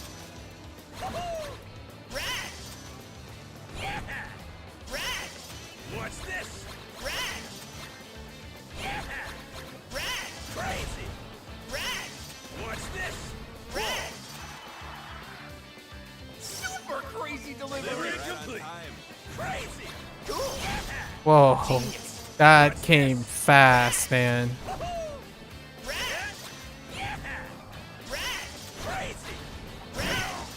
Oh, you can bump into those too?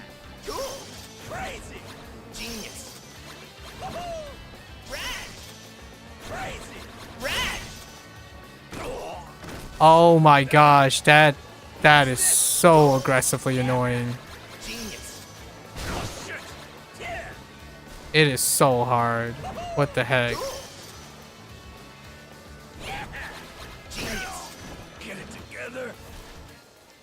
That's a load of BS. It's like timed onto all your heckin', like that was just a series of incredibly synced attacks on you. Like when you screw up, I was on tempo of every one of the disturbances. That's so annoying. That triggers me so much. They were spaced out perfectly. You ready? Let's get crazy. Alright, stay against traffic, I guess. Try not to be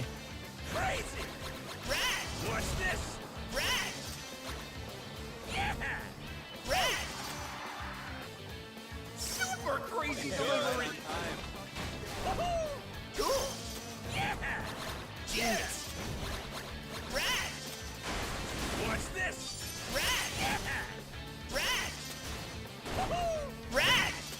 I'm trying to collect that so badly, and I can't freaking get it. Dude. That is so annoying.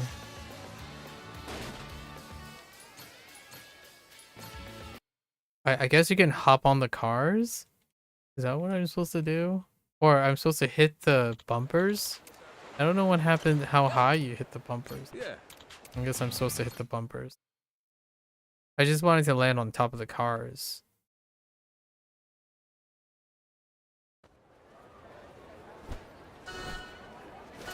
I don't know, the bumpers auto. Let's get crazy. What's this? Genius.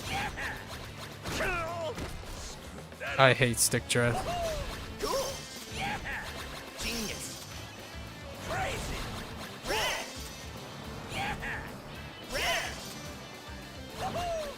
Oh shit. Crazy. Genius. Okay. Alright, that's a little better. So you're supposed to hit them, alright. Good enough for me. Alright, so then we do boost, right?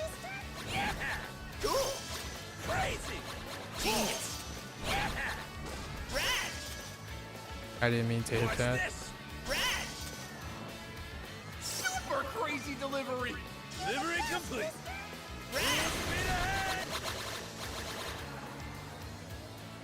Super crazy delivery. Tell us again. Way to go. I couldn't see anything. Super crazy delivery. Okay, that turns around. Okay. Crazy delivery. Way to go. Okay. Super crazy delivery. Delivery complete. Dang it. Super crazy Oh, okay. delivery. Tell us again. Crazy. Genius. What's this? Crazy.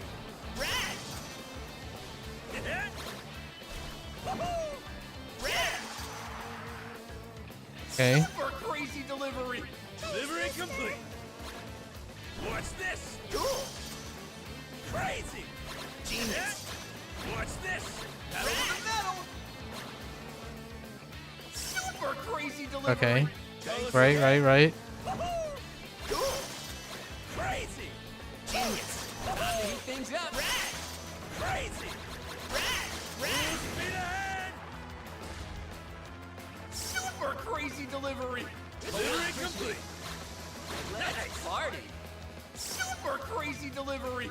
Hey, right on time. Party.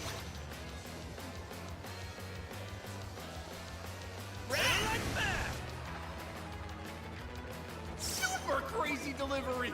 Tell us again. Hurry up. Yo, I can't believe that stand stopped me. I can't believe that stand can stop you. That's so annoying. What's this?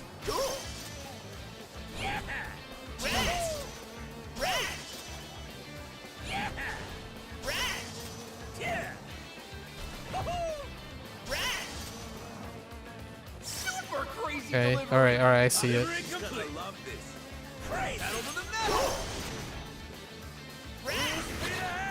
I see it. Super crazy delivery.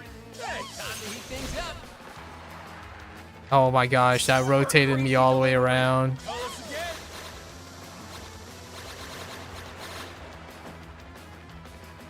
Super crazy delivery. Hey. Yeah. Cool. What's this? Genius. Yeah.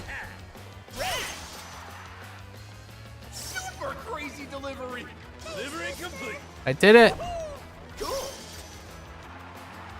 Okay. Great delivery. Crazy. Get it together. That's total BS. Cool. Yeah. Genius. Crazy delivery. Okay. Delivery complete. Cool. That's it.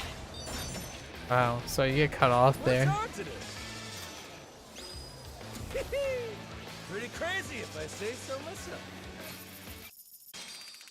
Frustrating. Very frustrating. But lots of wiggle room. In the end of the day, lots of wiggle room. Let me get this stuff off here.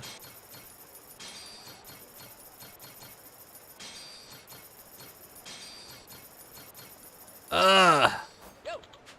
There's still one more track. Just gotta do one more track. What's on this one? It's good. Good to know that I wasn't like my struggle wasn't because it was a skill issue, but more of it was a knowledge check. Okay. Yeah. Yeah, last track. This one's infuriating. How fast the cars move. Or like, I mean, not like I'm talking about the diff. This track is this one is a pretty more modest track.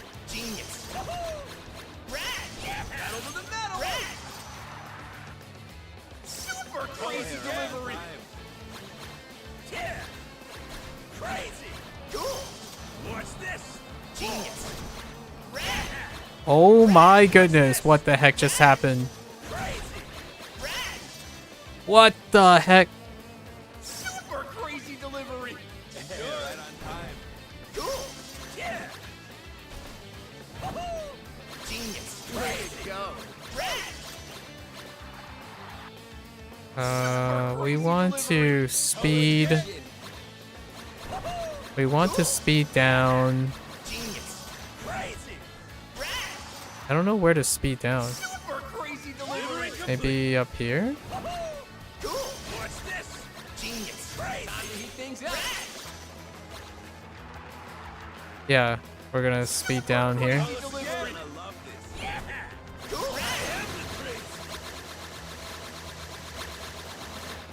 Yeah. Okay. Super crazy delivery. Hey, pedal to the metal. Ready like that. Super crazy delivery. Tell us again. Super crazy delivery.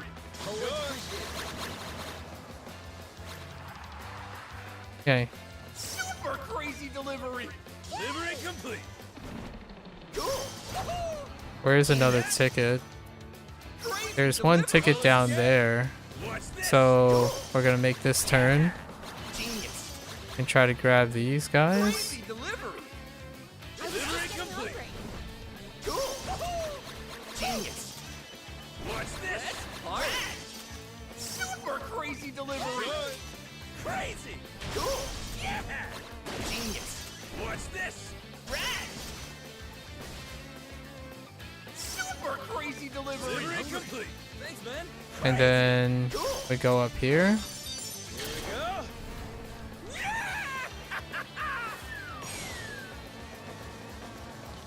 that air swimming. Okay, this brings us over here, right? Then we want to go over here. What the game? Oh my gosh, game. Are you serious? Let's hit the sky. I'm so triggered. Woo, crazy. That hitbox. Amazing. Okay. And then we hit the ticket.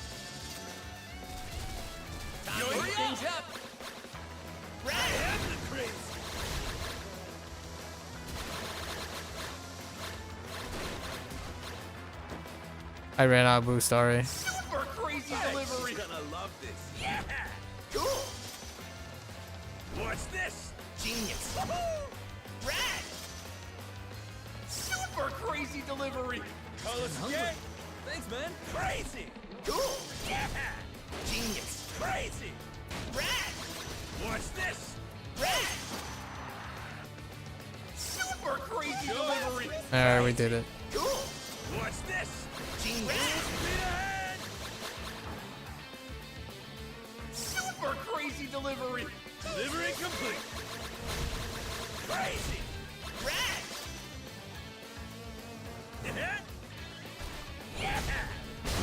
Ow. My face. Crazy. Cool. Great delivery. Thanks. Cool. Yeah. Yeah.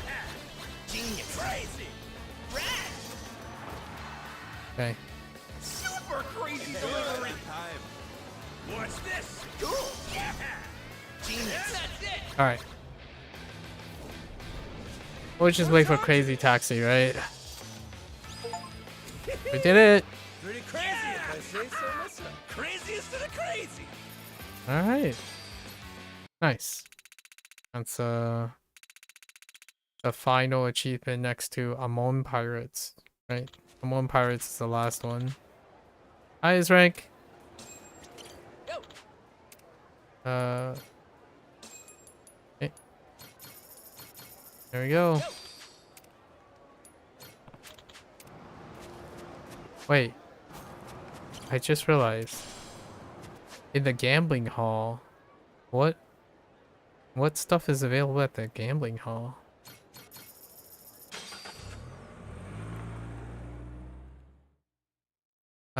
It's kind of bittersweet, right? We're coming to an end of another year. It's gonna be another year, hopefully not 2 years before the next one.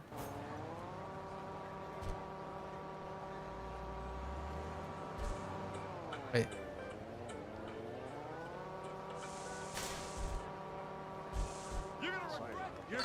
Honestly, I definitely can see Singapore as the next area.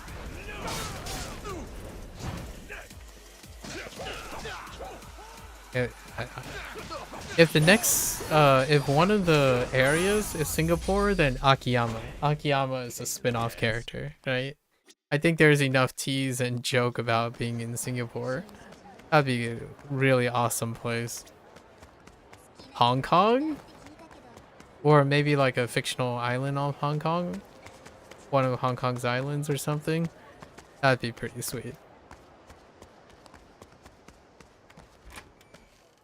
You know, where the heck was Akiyama hiding?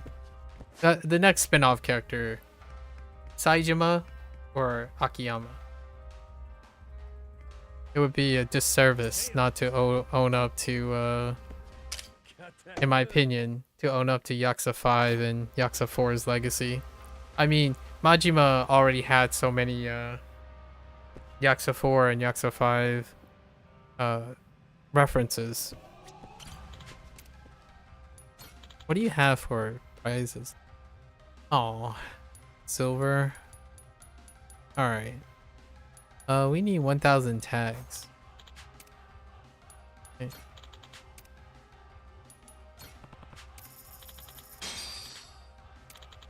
Let's play a little.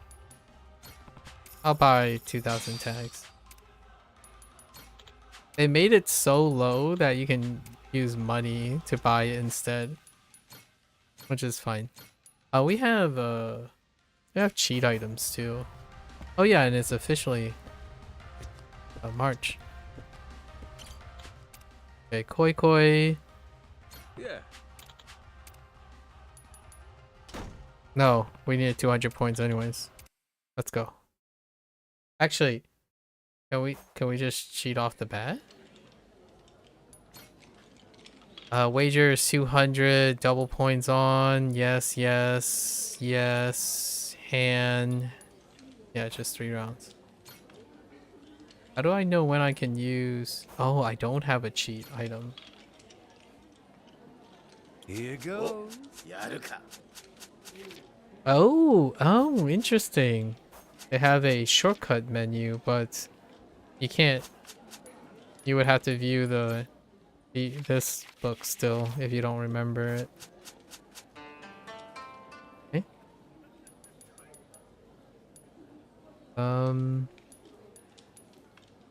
Taking this. Oh? Oh, they added a little bit of point value on the bottom.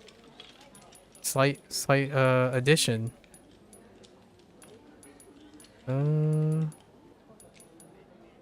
This one. I guess we're going for ribbons. This one. Oh? Or not. Taking this. Dang it. Don't take it. Okay.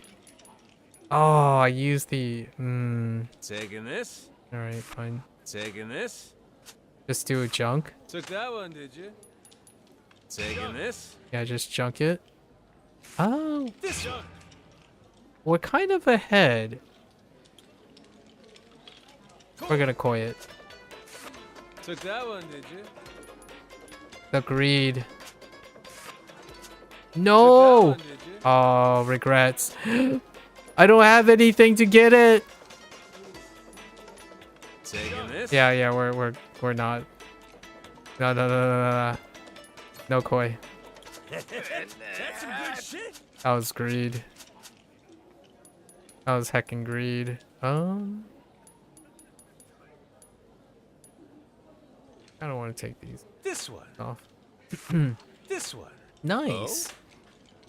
We can do with 3 lights. Taking this. Also a deer Taking butterfly. This. Took that one, did you? Deer and boar is still on play. This one. Took that one, did you? Dang it.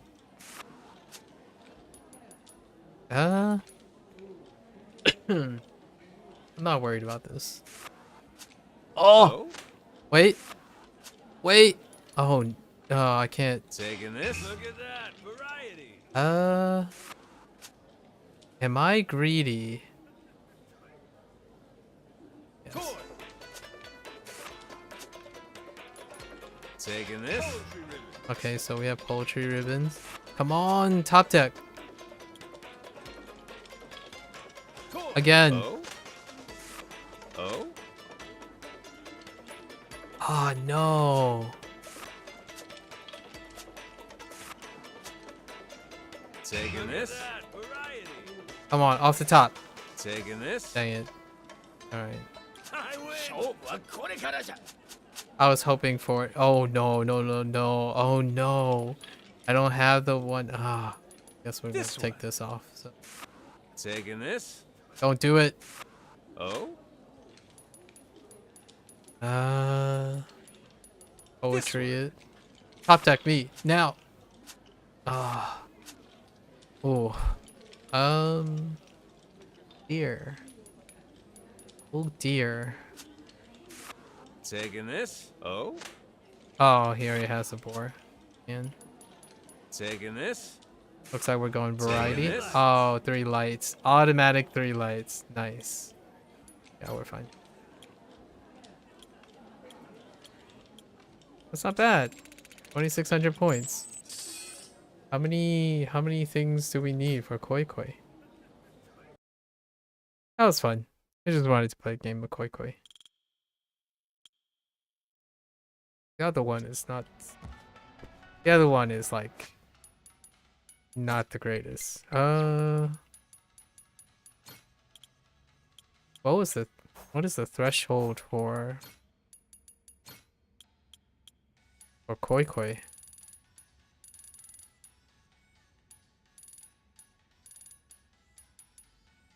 5,000? It's probably 5,000. If that's 2,000, maybe 6,000. 6,000 and 8,000? Or maybe 2,000, 5,000, 8,000, 10,000? Yeah. Let's do it. Win or lose. Just wanted to play. See if they changed anything. Yeah. Here you go. Oh, come on. Oh, I'm the dealer. Never mind. Just kidding.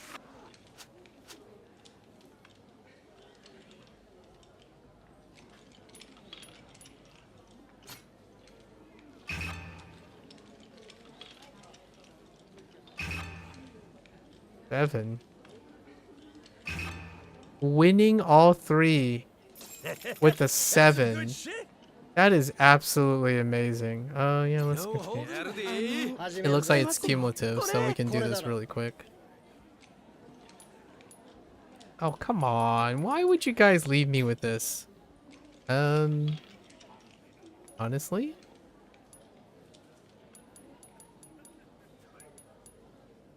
Yeah, let's do 200. You serious? Good thing I had 200. Ooh, 10-10-1 would have been alright. That's fine. We only 200. Just one of those days, I guess. Oh, nice. You can fast forward now too. Guy is not. Ugh. Oh, 500. I'm feeling. Oh, rip. Dang. Fine. Just one of those That's days, cool. They now reveal all of them at once. It speeds up the process. Which is way true. 500. That's not bad. Nice. Got our 500 back. Now we're dealer. Give me a 9. Here you go. 3.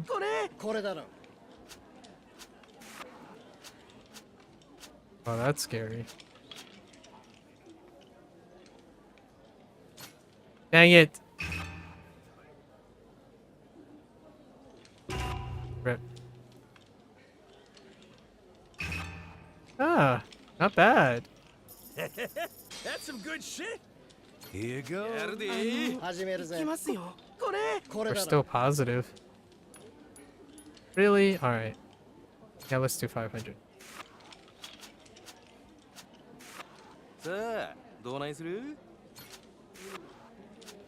Five sucks. Oof! Alright. You win. Yeah, it only shows yours and it reveals Just the one of those rest. days, I guess. Here you go.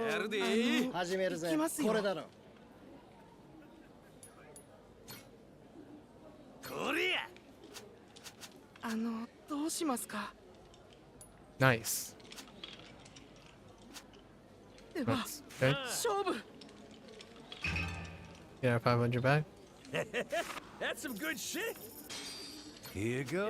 I'll do dealer one more time. これ.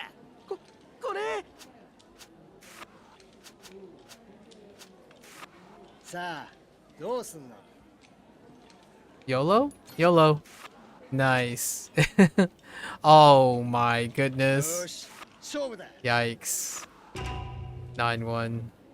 Amazing. Just one of those days, I guess. Here you go. That's so BS.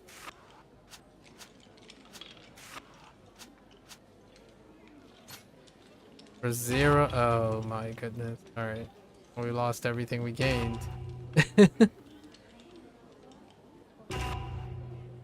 Wow. Just one of those days. Here you go. I guess we're gonna go around again then. No. I'm feeling the 10. さあどうないする勝負や I win No holding やるで始めるぜ行きますよこれだろ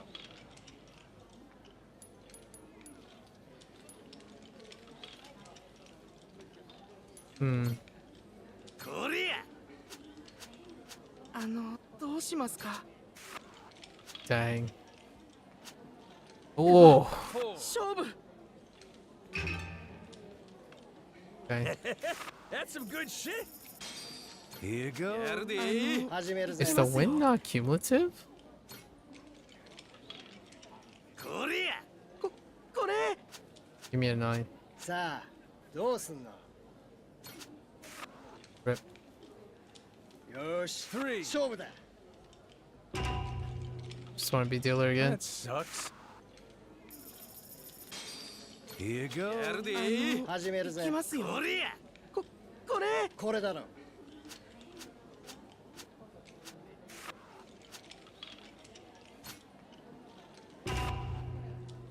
Oh, you hacking Nate. Oh my. Oh. That sucks. Here you go. I didn't mean to. I didn't mean to hit it again. It stuttered. It didn't let me press down. どうないする勝負や 6 That's some good shit Oh, it's 5,000? That means it's 10,000. Here you go. Let's go around and do one more dealer.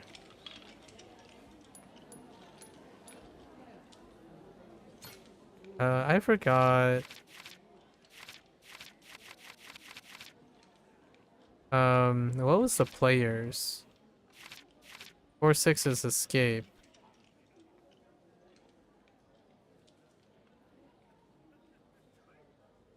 It's a 4-1 and 3 of a kind.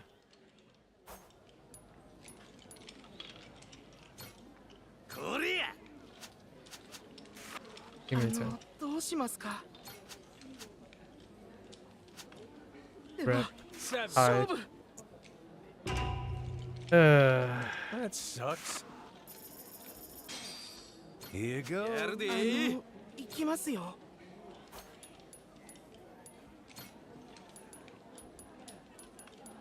これやこれさあどうすんの Rip. よし勝負だ Just one of those days, I guess. Alright. Dealer. やるで始めるぜ行きますよこれやこれこれだろ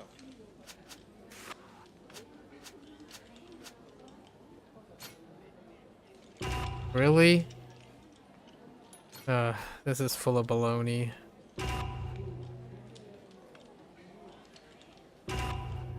I lost all my... I went negative. Just one of those days, I guess. Nah, it's just BS. That's one of those days. Especially losing big as a dealer over and over again. Okay. So, what do we need? Yeah, we're just gonna buy the tags. It's irrelevant.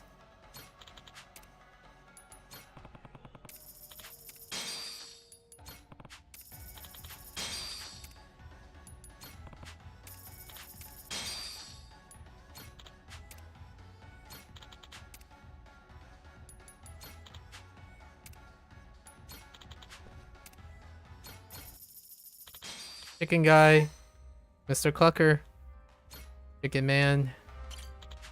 It's a shame you're only silver. And you're only bronze? Watayoshi. Why did Matayoshi got downgraded to... How dare they?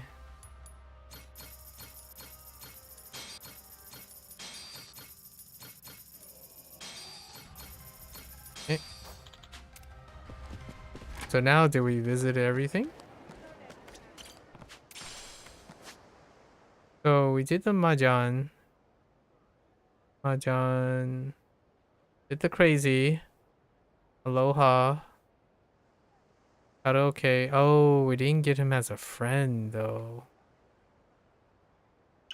The question is, does he become our friend?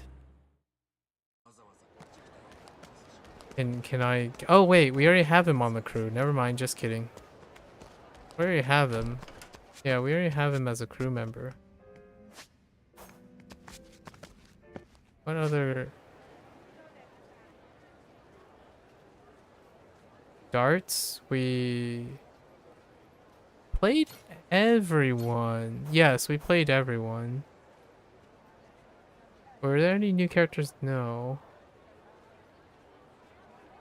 We did all of Dragon Kart. All of the vocational school. At the arcade? No. Arcade doesn't have an exchange pile. And then all the Mahjong. Mahjong. Okay. There's Coliseum left, right?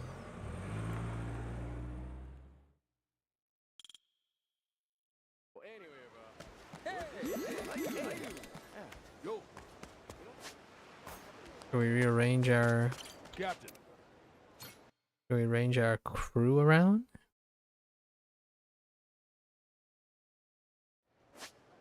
What do you get for...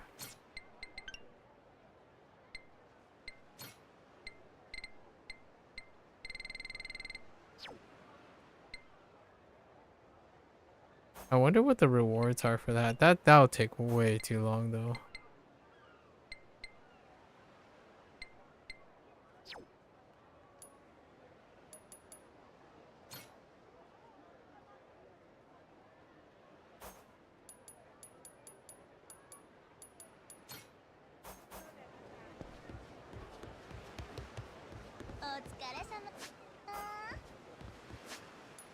Hmm.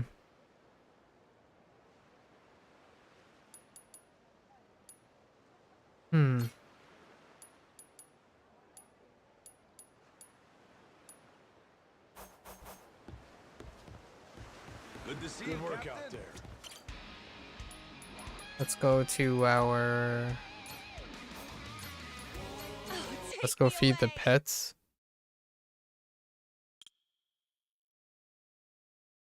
They said our pets could go onto the ship. Yeah, because the pets technically mini system.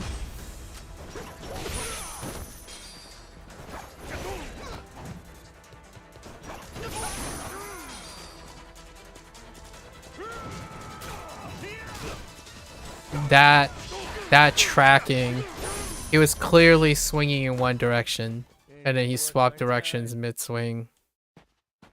Ain't no way. Okay. Do I have enough premium cat food? I mean, premium food. Oh, come on.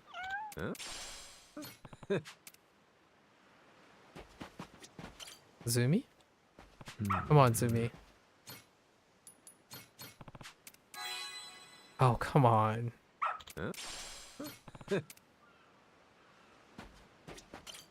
Coco? No, Coco is too far. Imagine feeding. Obviously, these aren't their preferred. They clearly have preferred things.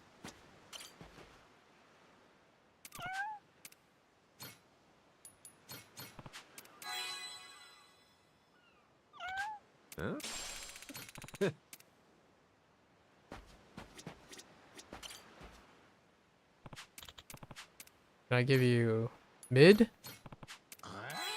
Oh my! I was too complacent. I was too Complacent. Oh, but Phoenix. Phoenix is the first. Okay, so now what happens? Huh? You get okay. Golden eggs. What?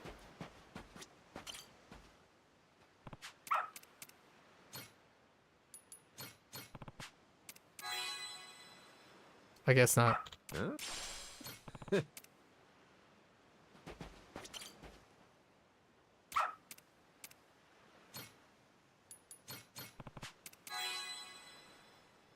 Dude, this stuff costs. This pet food costs more than like a lobster dinner. Okay, like 3 lobster dinners. I'm just saying. Whatever is in it is better. It's more costly than a lobster dinner. Multiple steak, like surf and turf, costs less than this. $500, man. Huh?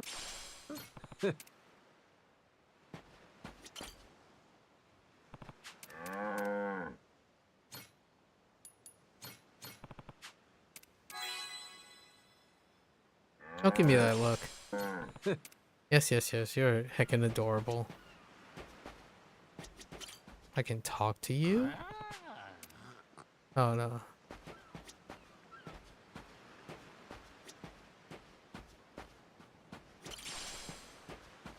Alright. They won't know what hit him.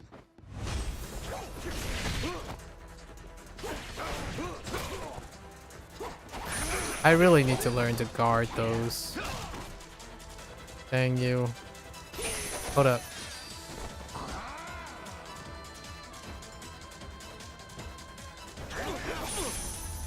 They didn't want to swing.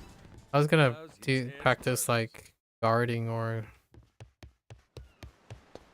seeing what the window is. Alright. Good to see you, Captain. Good work out there. Welcome home, Captain. Oh wait, I have one extra crew member, right? Yeah, we have Higashi.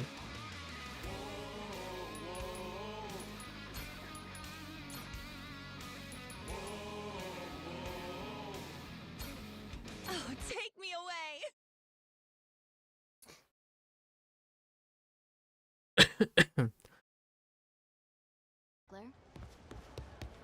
This place is pirate heaven.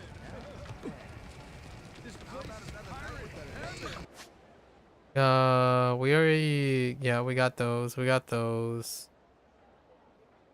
It was the golf thing that's still left. But those are collectible, right? No crew members.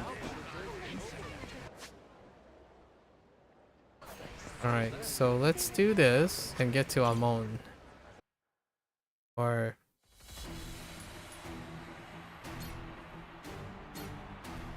So we got Higashi. So clearly my my starboard is good.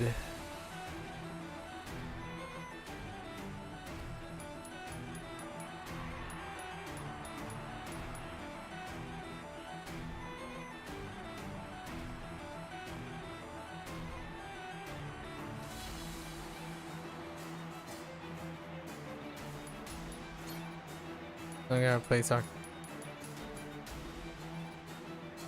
Oh wait, oh yeah, I got her back too. That's right. Yeah, so Higashi. Let's hit it then.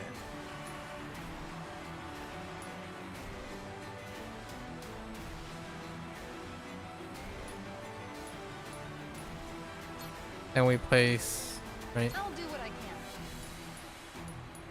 An entire female ship, and then all the males go into combat. That's not, oh wait, except for, you know, Yuki's still hitting it up. I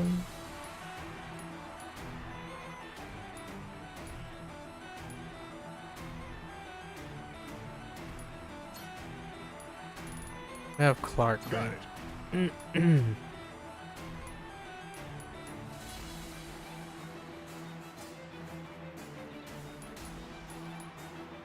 This music though. Okay. Ooh, choices, choices.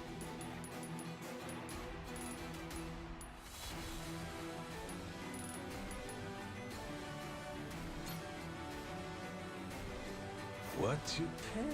What to pick? A cannon that fires rapid energy shots. Yeah, the laser has long range.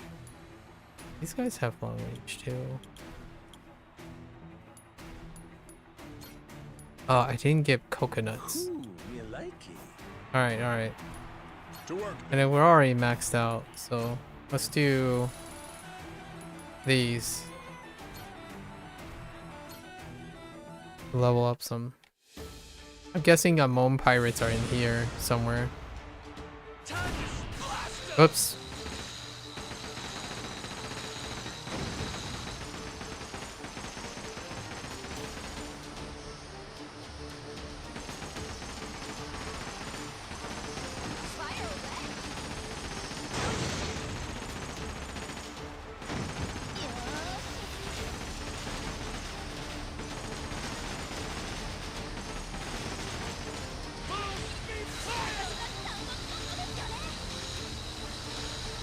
Why did that disengage? Why is that guy...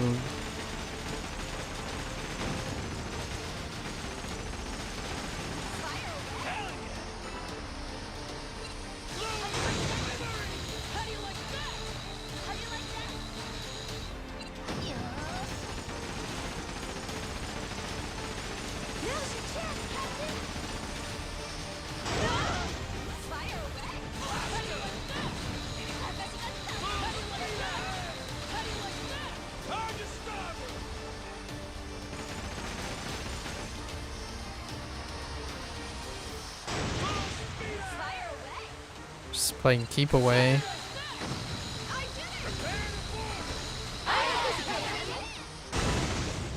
How much time do I have? I can just keep playing keep away. This won't end well.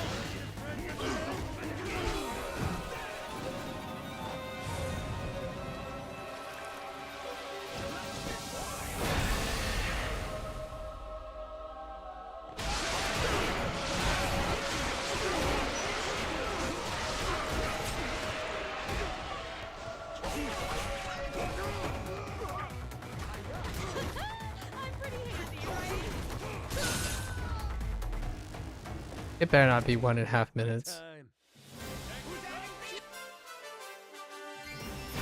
Okay. I need to level these guys up. Okay. It was 1:50, okay.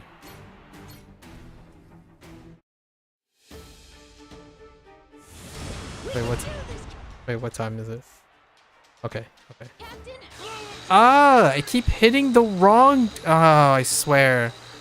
I definitely do not like their default controls for ships. Although I could reassign it, so that's a thing.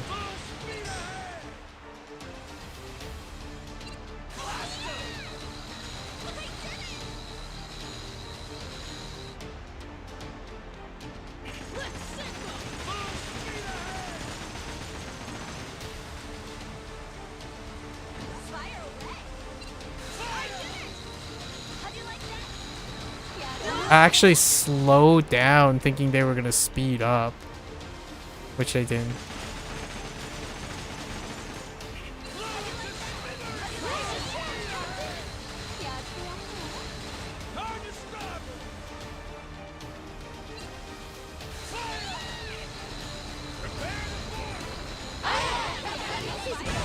Okay, that last ram.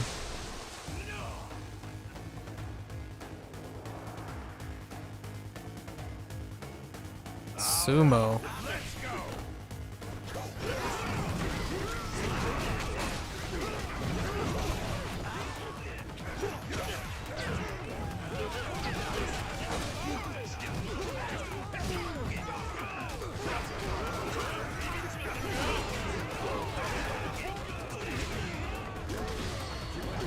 I was trying to do my heat action like 6 different times and it just didn't work.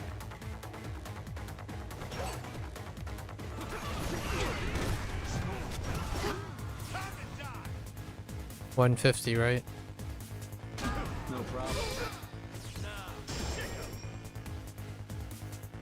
My frames!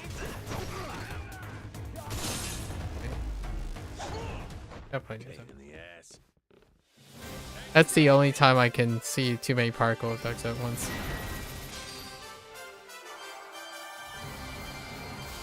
Alright. Cap in the mouth. Biohazard pirates, okay. I didn't do it this time.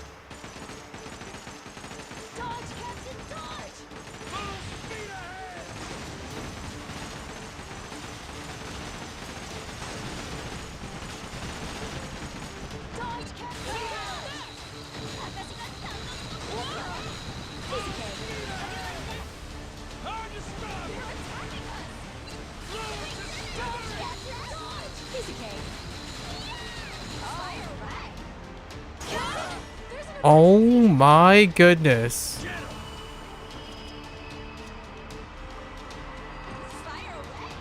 Hello?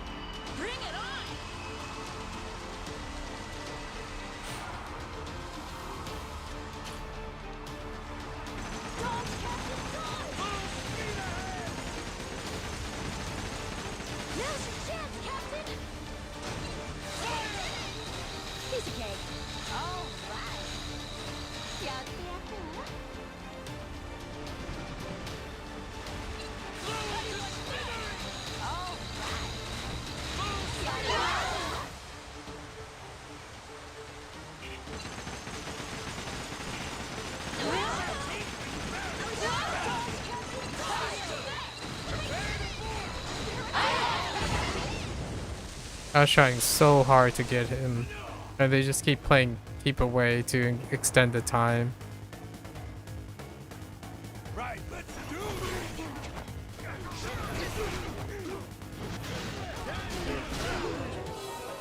20 seconds. Was this good enough for the 20 seconds?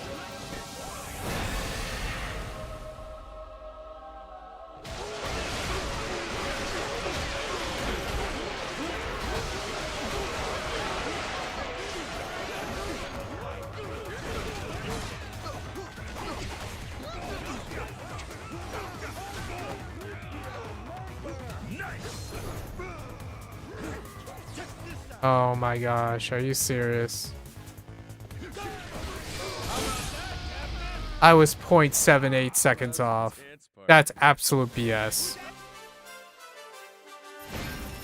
Screw you, game. That is BS.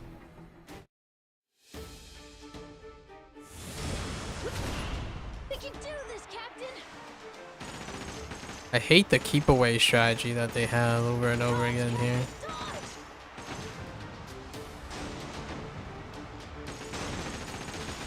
That freeze was stupid. Captain, there's an emergency.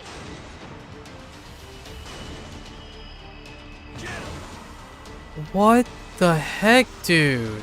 It's like instant freeze.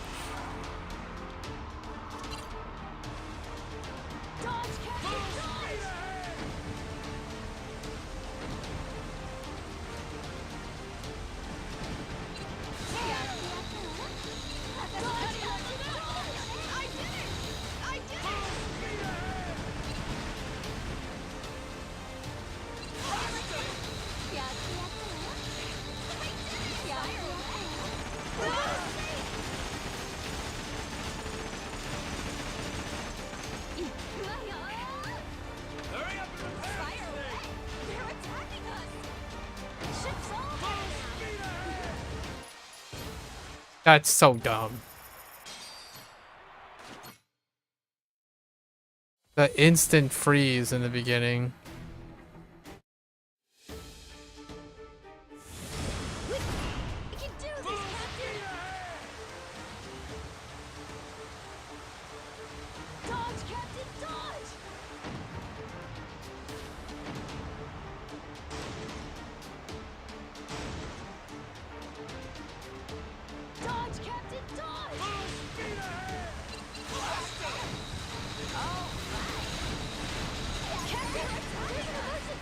What is that crap?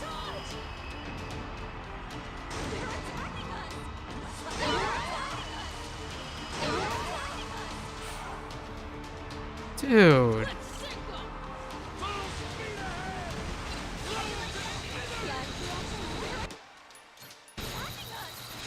This battle's dumb.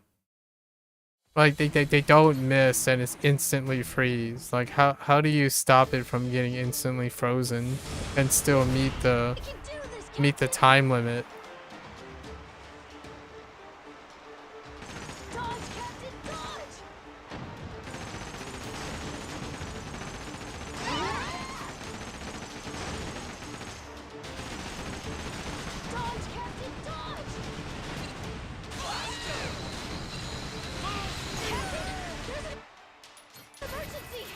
You can't even approach them without being frozen.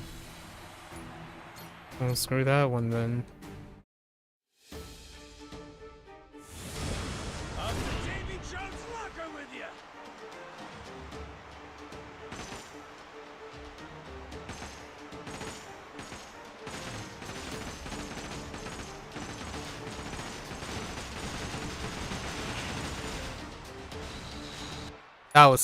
That turn was so dumb. I'm so triggered by that freeze one. It's not like you can lose. It's just it's stalling you the whole time. You're against the clock, but they're not.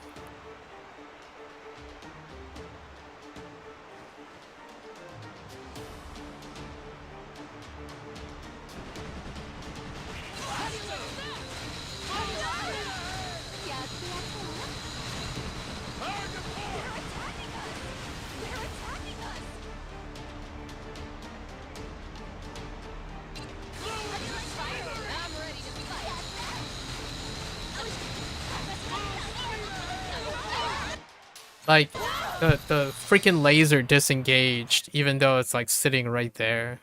Like that. So annoying.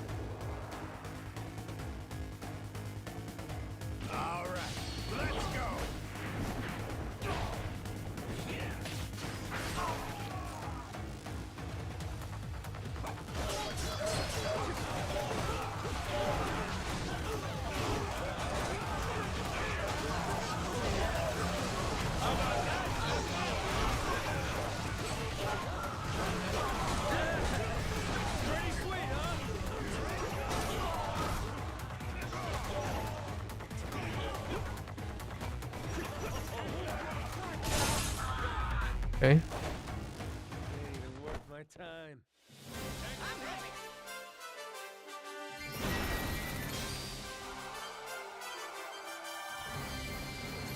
Second point, what was it? 0.47? Annoying.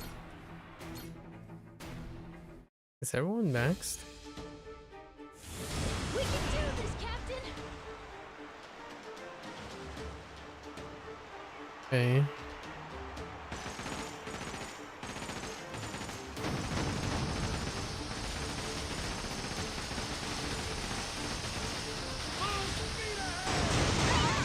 I couldn't even see where that was.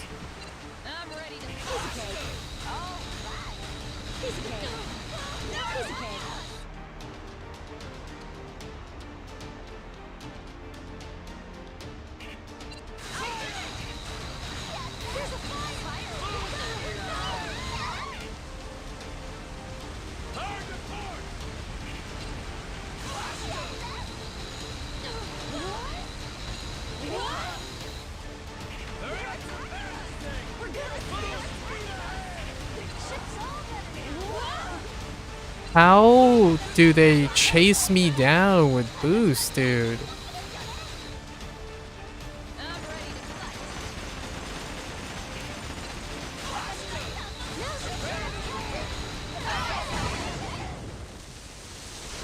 Did we explode there?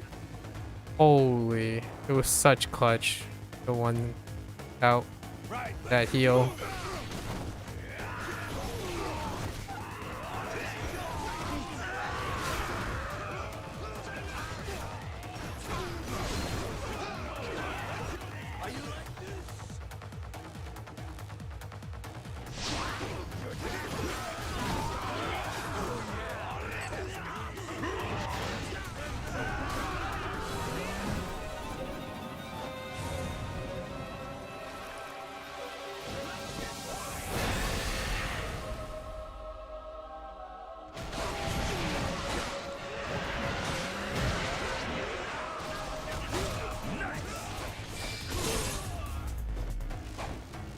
I guarded like I two perfect guarded and then missed the third one. Ugh. Okay. Achievement for, oh, I didn't do 30 yet. Okay.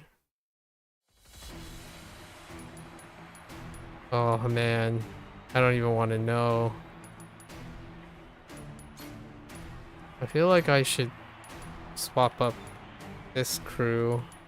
The guns are not good enough. Who has an exceptional... Not most of them don't really...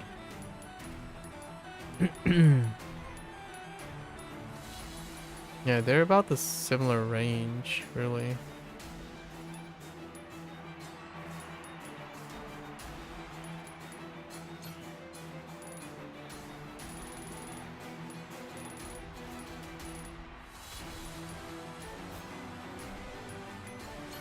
Are there any particular ones that are...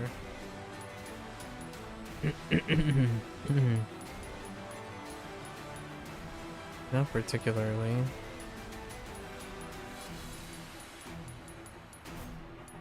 I could use... Who has... Stern damage?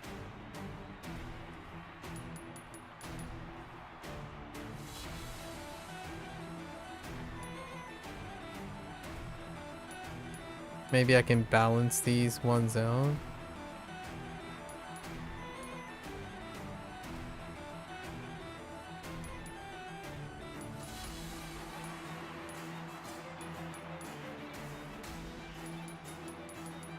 Nah. Nah, it's fine.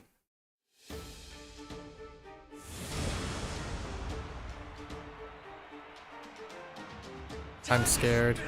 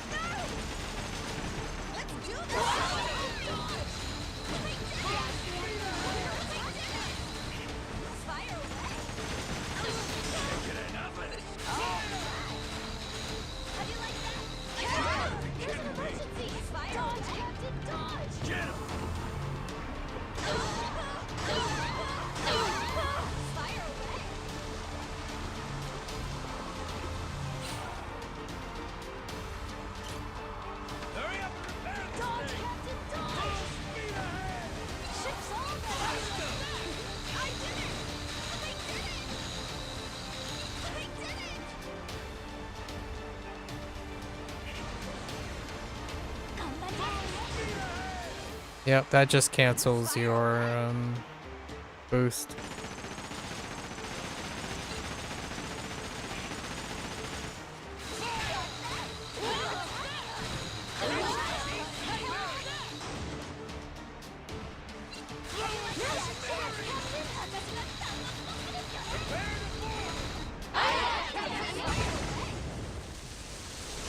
I don't know how much time I have.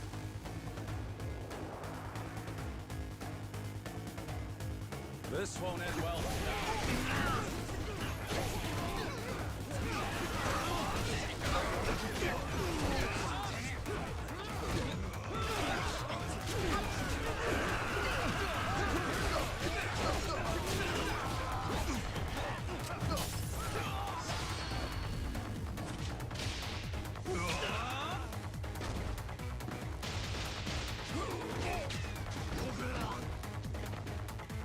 Okay.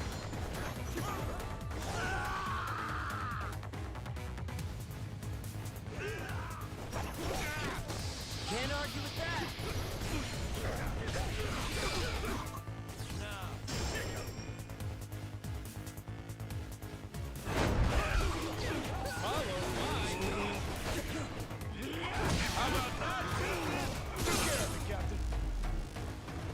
I don't know how much time we have for these. Is it more than 2 minutes? It's more than 2 minutes.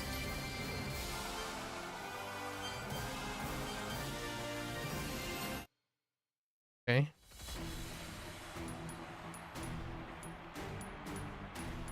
Oh, 2 minutes and 10. Okay. I was close. My ship was about to. Oh my gosh.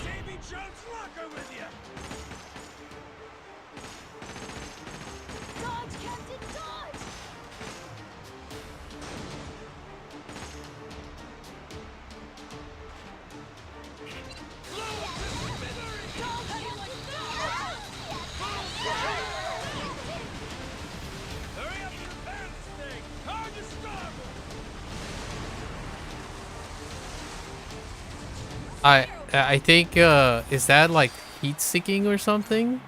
Did I miss something, or do those things just lock onto you? Once they're fired, they like lock onto you. Maybe that's what I'm missing about the laser cannons. Like they legitimately did not miss. It landed right on top. I was trying to be greedy with boost, but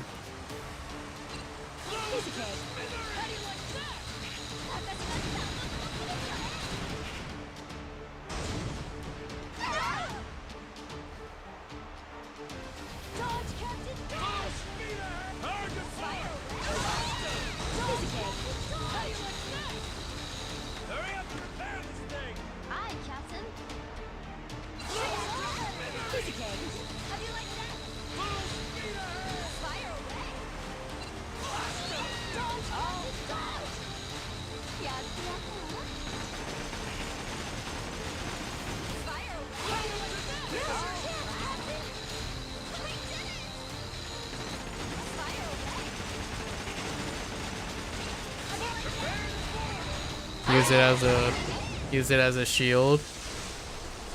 I was able to disable them.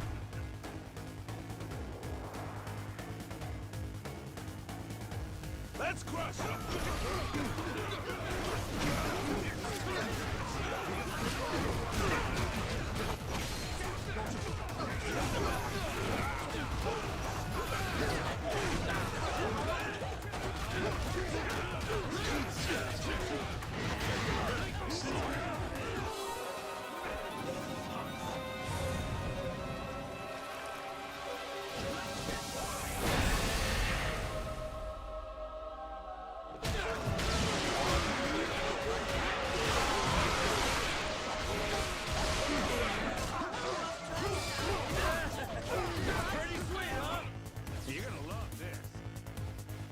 Well, I have a lot of time actually.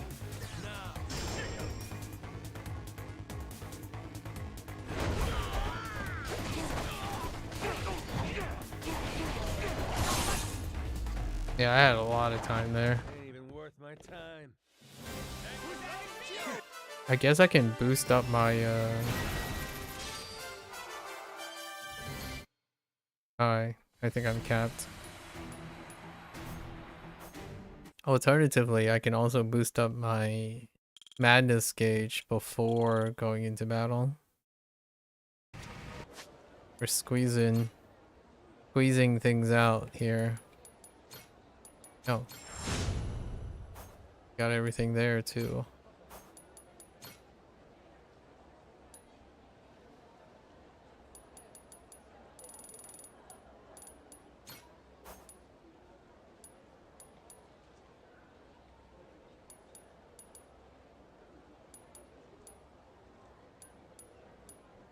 Oh no, I can only boost my heat gauge, not my madness. Okay. Oh, that's fine. Can't be helped. We can do our swashbuckling stuff.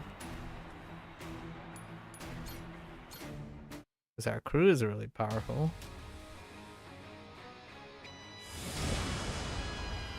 Devil flags first fleet. Oh, this one.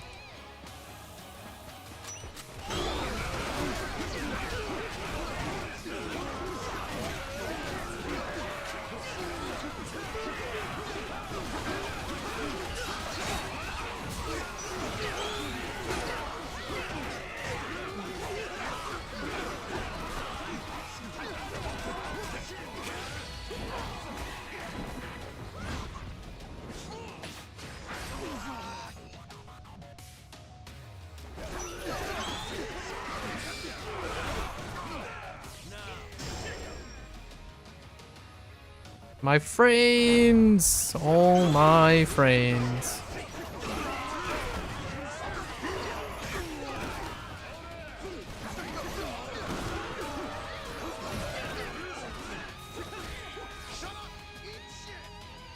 Toxic rain into... okay.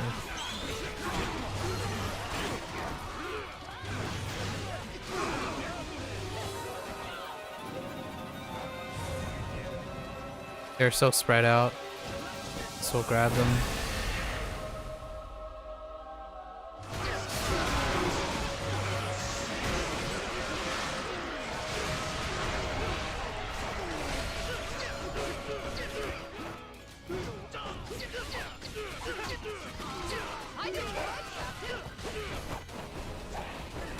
No problem.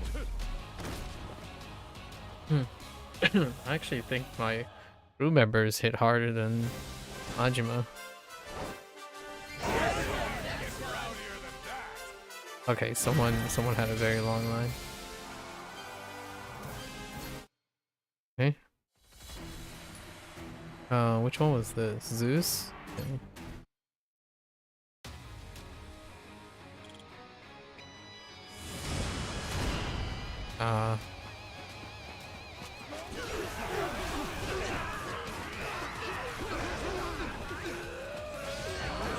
Every time I go to try to like run, it jumps because I'm already sometimes running. Ow.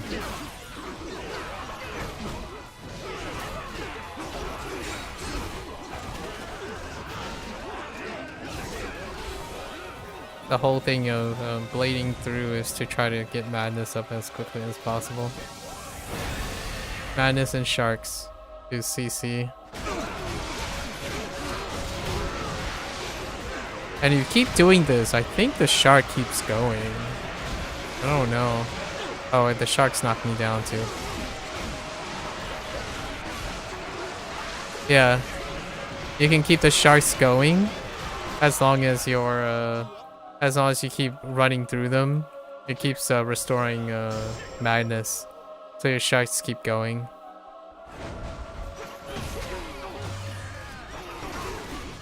At least that's what it looks like.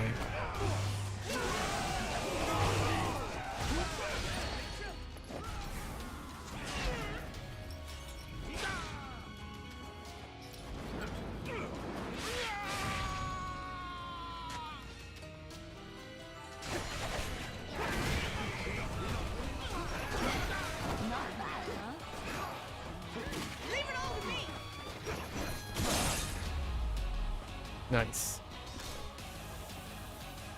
All right.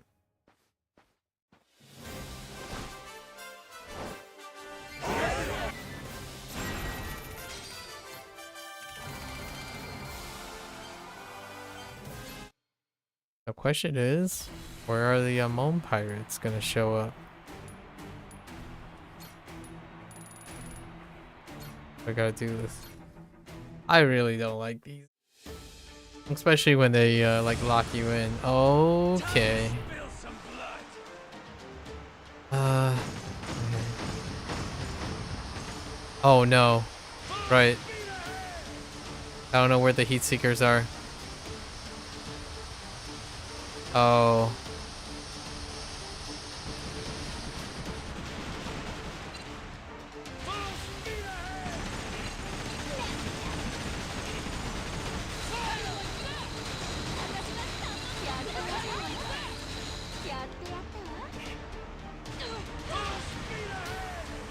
Oh.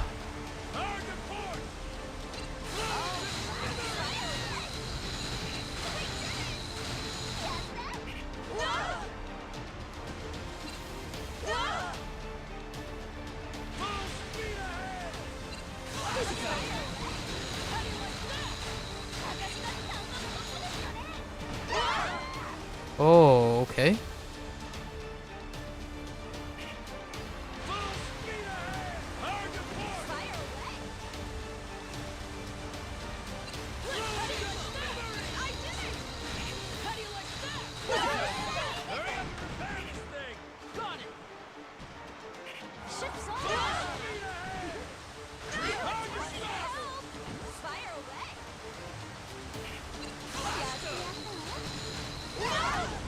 I can't believe I missed 4 times in a row because of that BS. Like, holy heck. That was so annoying.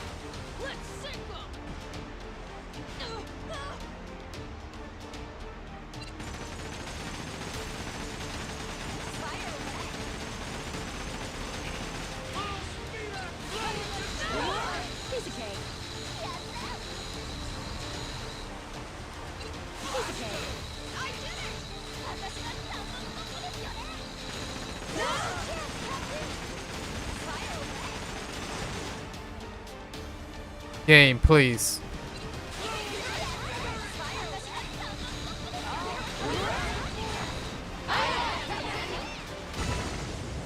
Oh.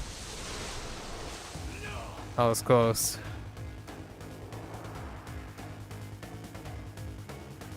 Right, let's do this.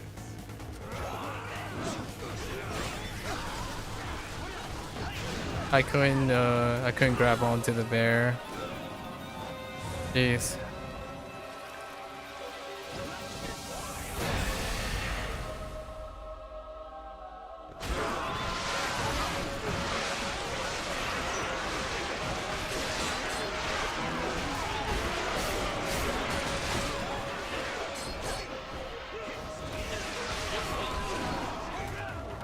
No problem.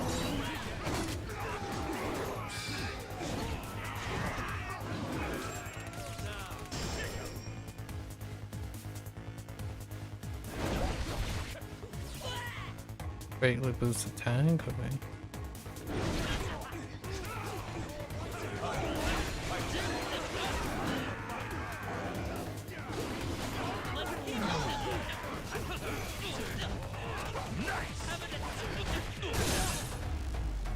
Okay.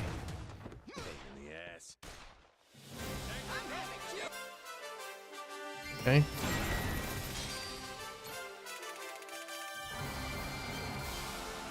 There's still people gaining XP? Oh.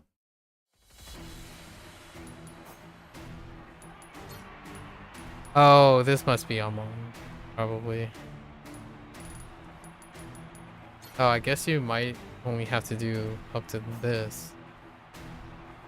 3 ship battles. Okay.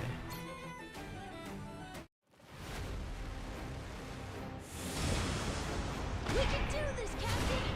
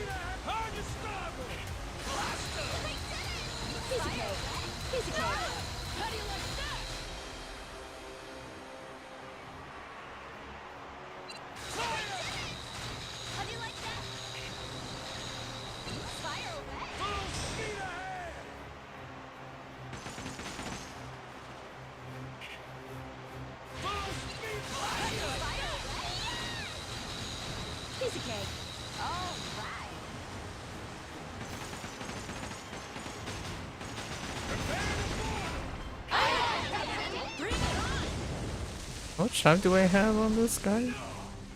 On these 3? All right, let's go.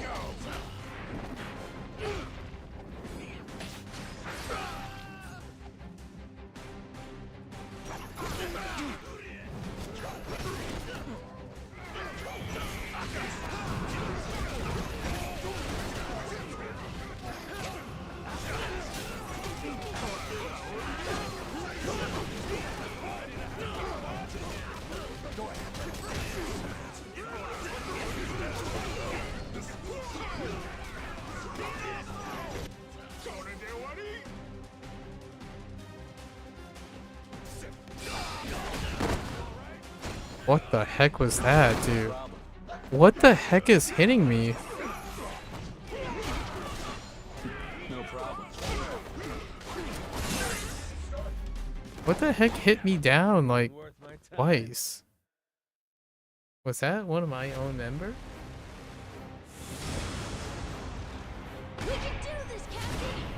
Which one was the Mecha Pirates? Is that one with the homing? No.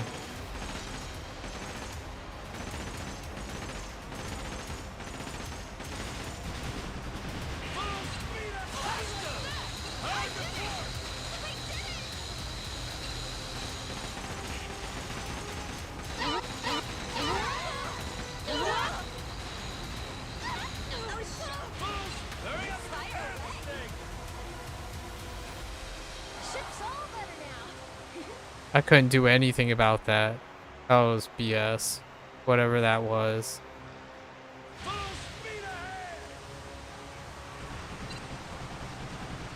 Like that guy is just playing keep away the whole time.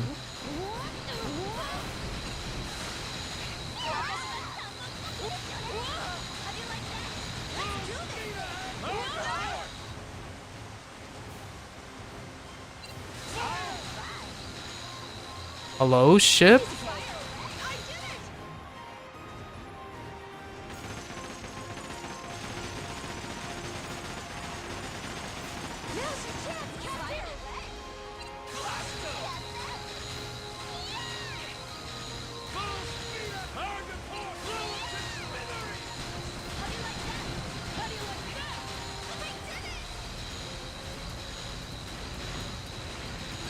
I can't do anything about that.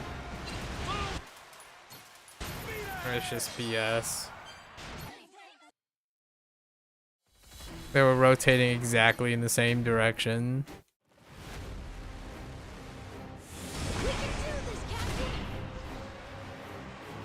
So second guys keep away again.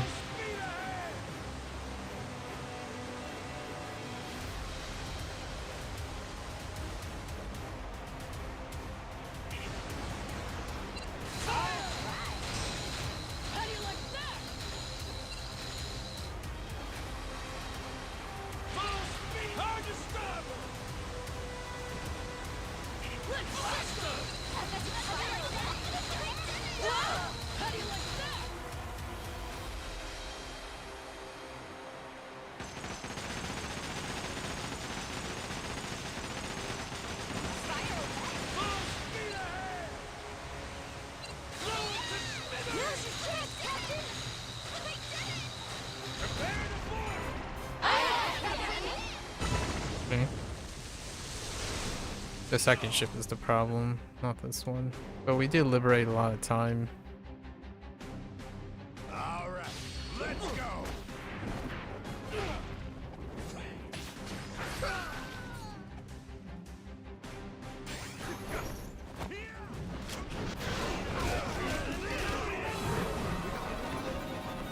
Save as much time as possible, I suppose.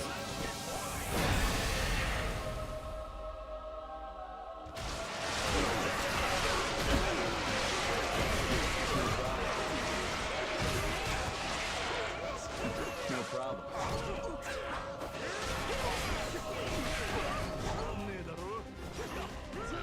Took care of it, Captain. That was the tense part. Okay. We can do this, Captain! Full speed ahead!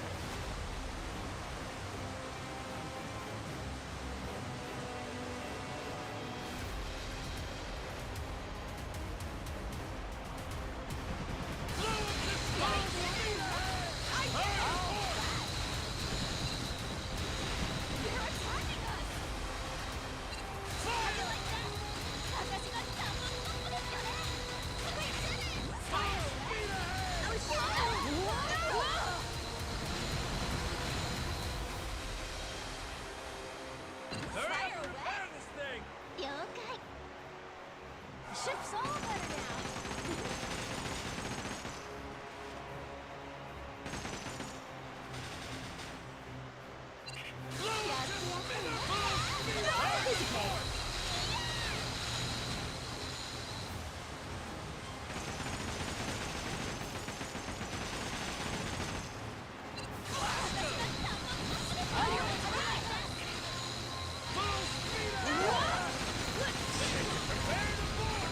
Nailed it.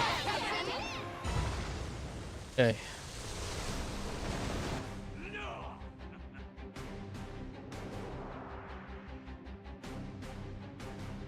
Right, let's do this!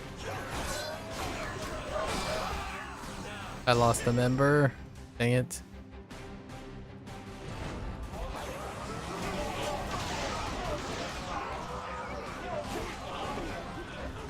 Dude, they're just locking me down.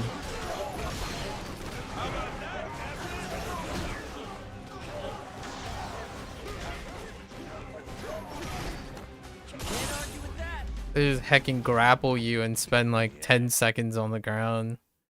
I don't think I can break out a grapple in Sea Dog.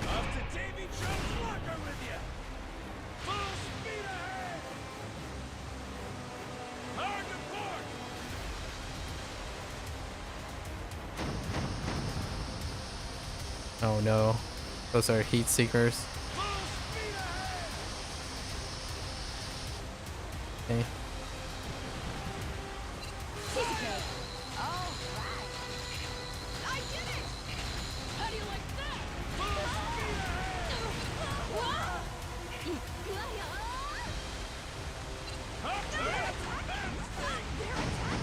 What the heck is that range?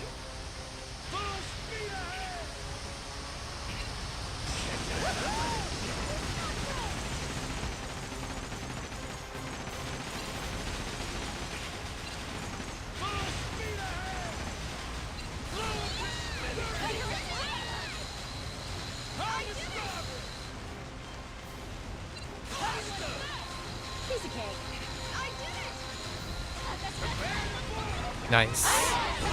All right.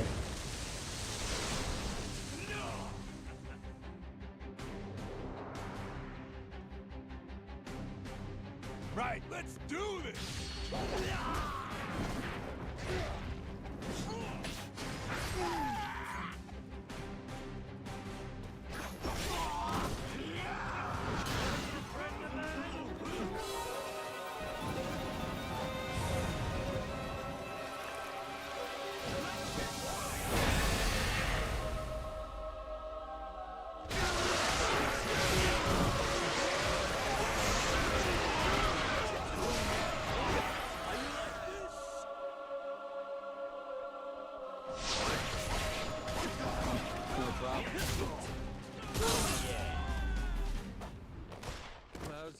I had more than 4 minutes, right?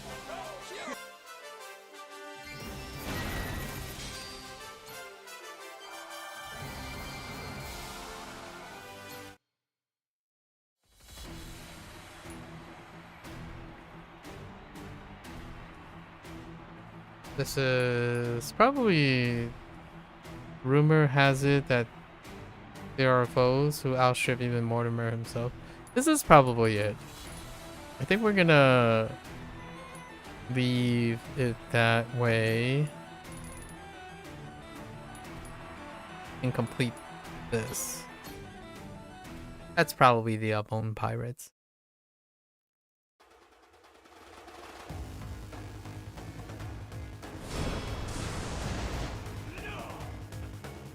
For tomorrow. Right, let's do this!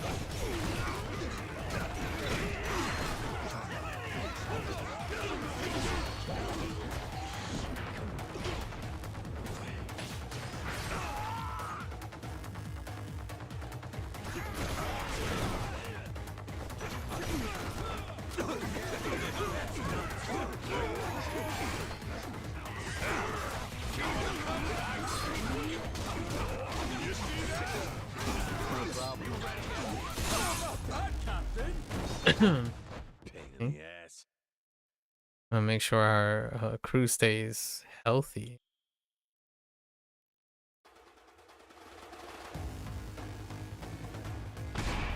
Right, let's do this!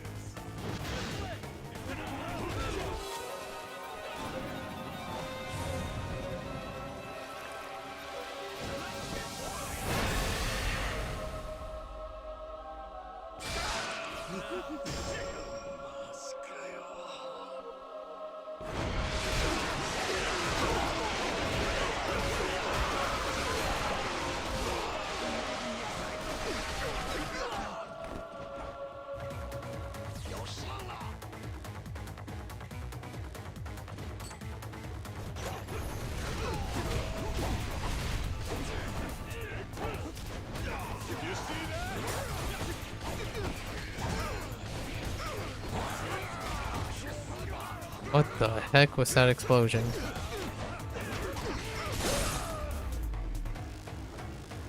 even worth my time.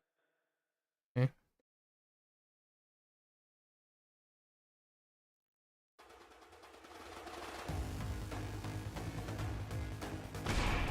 Right, let's do this!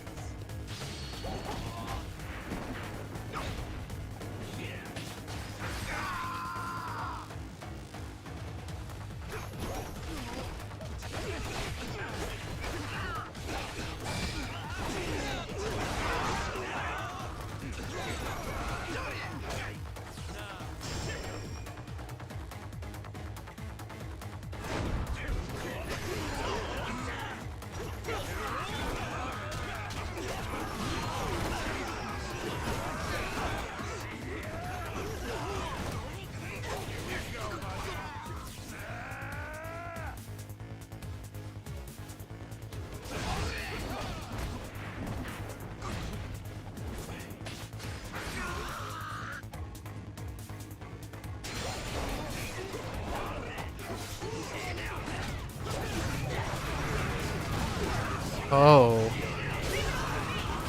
Oh my goodness. The heckin' motorbikes.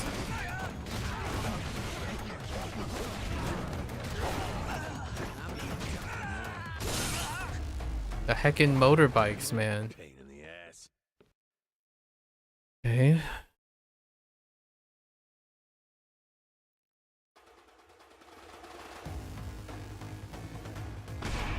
This won't end well for you.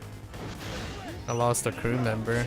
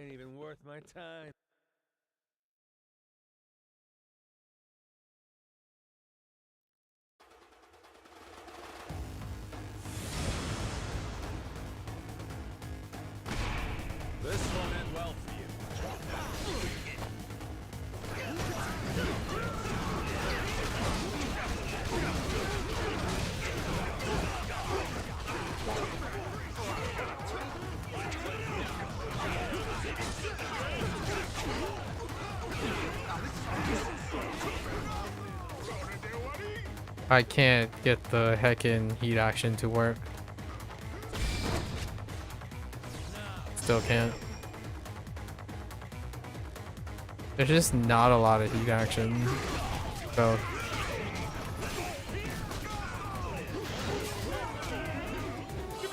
Okay. I mean, we have plenty of time. This one is far more reliable than the ship combat.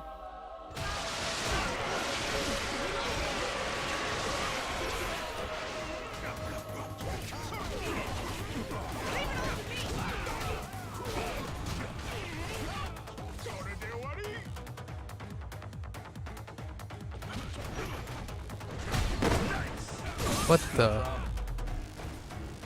Did the Sumu just grounded all of us? Jeez. Okay.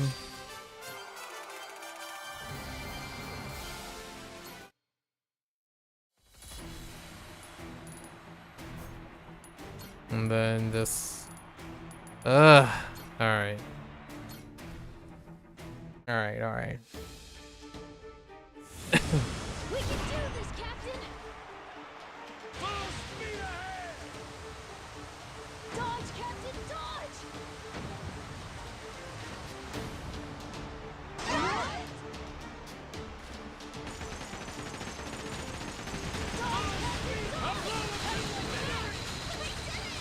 Piece of cake. All right. Dodge, Captain, dodge! How do you like that? Captain, there's an emergency!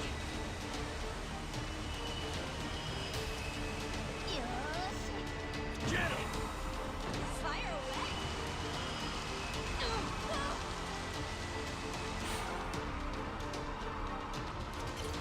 Full speed hard to starboard!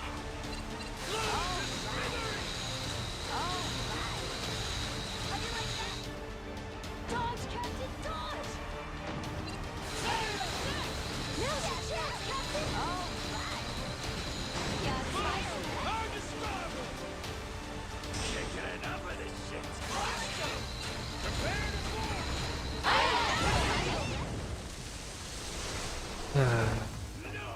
That freeze is, I don't know if I can avoid that freeze.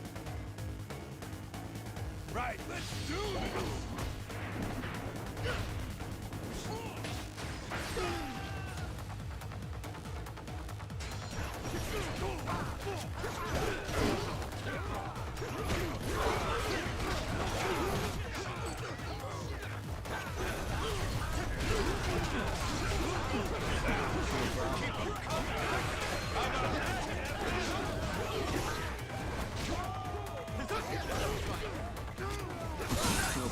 Alright. We got it. Yes. There we go.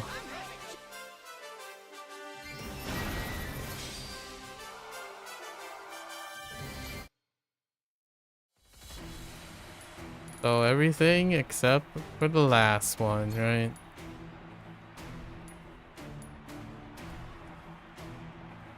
Well, let's check.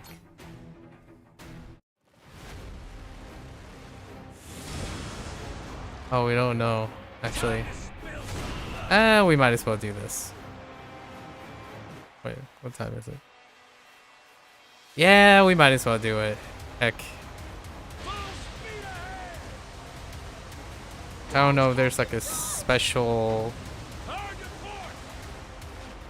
thing yet. Piece of cake. How do you like that?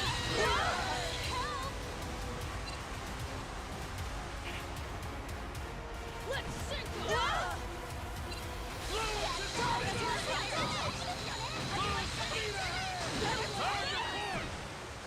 Can't get enough of this shit! Dodge, Captain! Dodge! We did it! I did it! Full speed ahead! Grit your teeth and bear it! Dodge, Captain! Dodge! Fire away! That's so dumb that I got toxic right before taking them out. Like you don't have enough mobility after a boost. We can do this, Captain!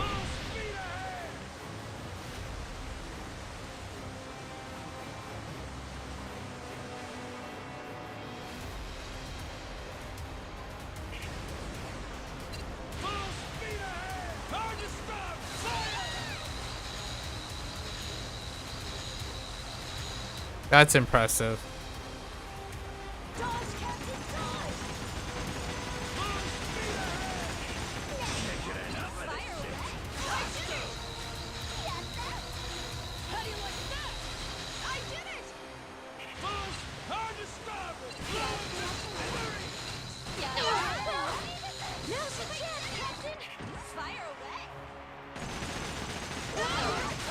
My ship is like basically stuck.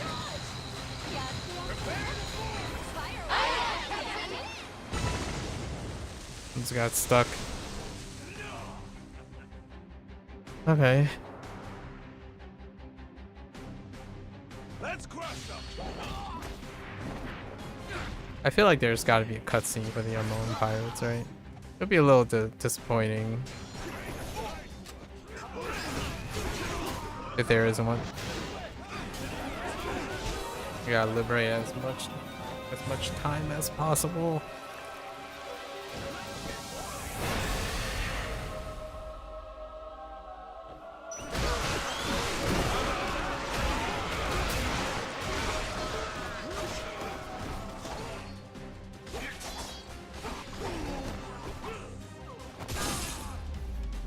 Ain't even worth my time.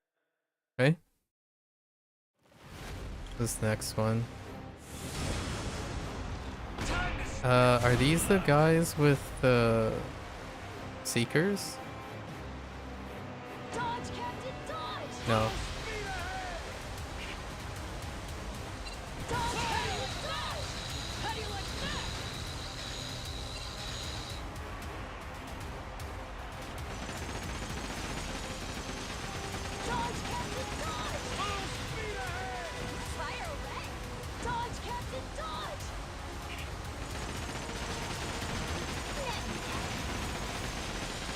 Hurry up and repair this thing! Leave it to me. Full speed ahead! Ship's over. I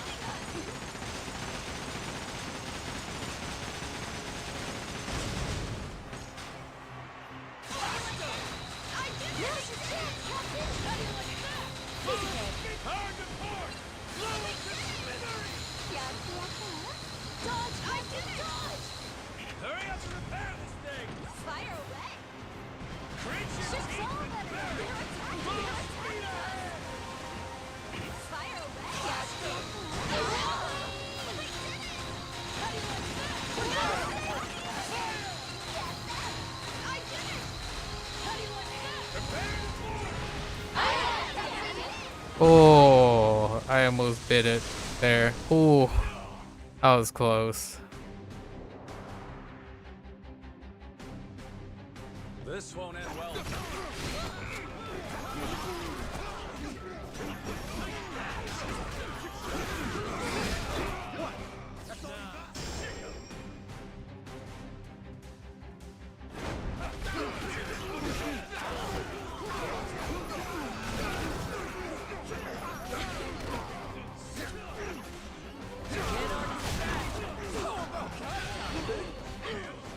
Ooh.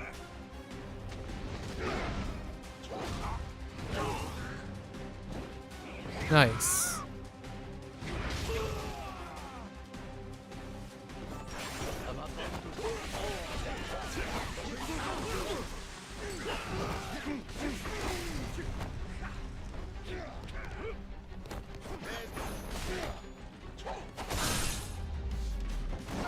Just gotta make sure I don't bite the dust on the... Oh yeah, no unknown pirates this one. Oh! No healing. Oh no. Seekers.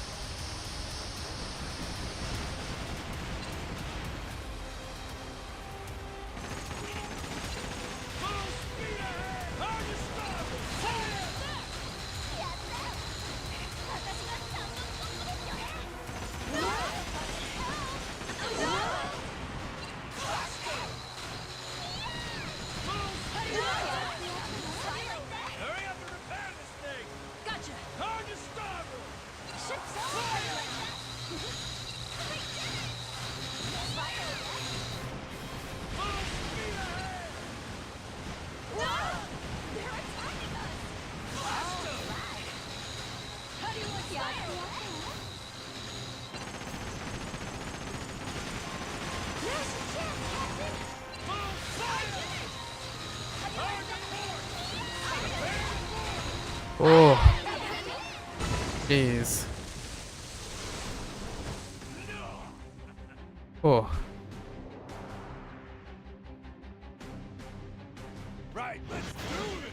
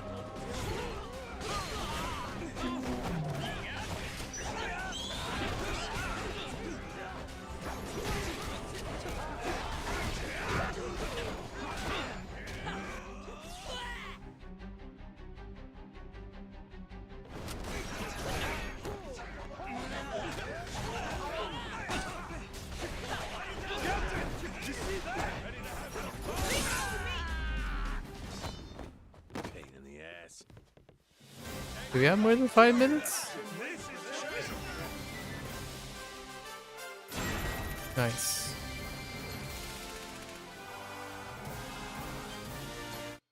We're capped.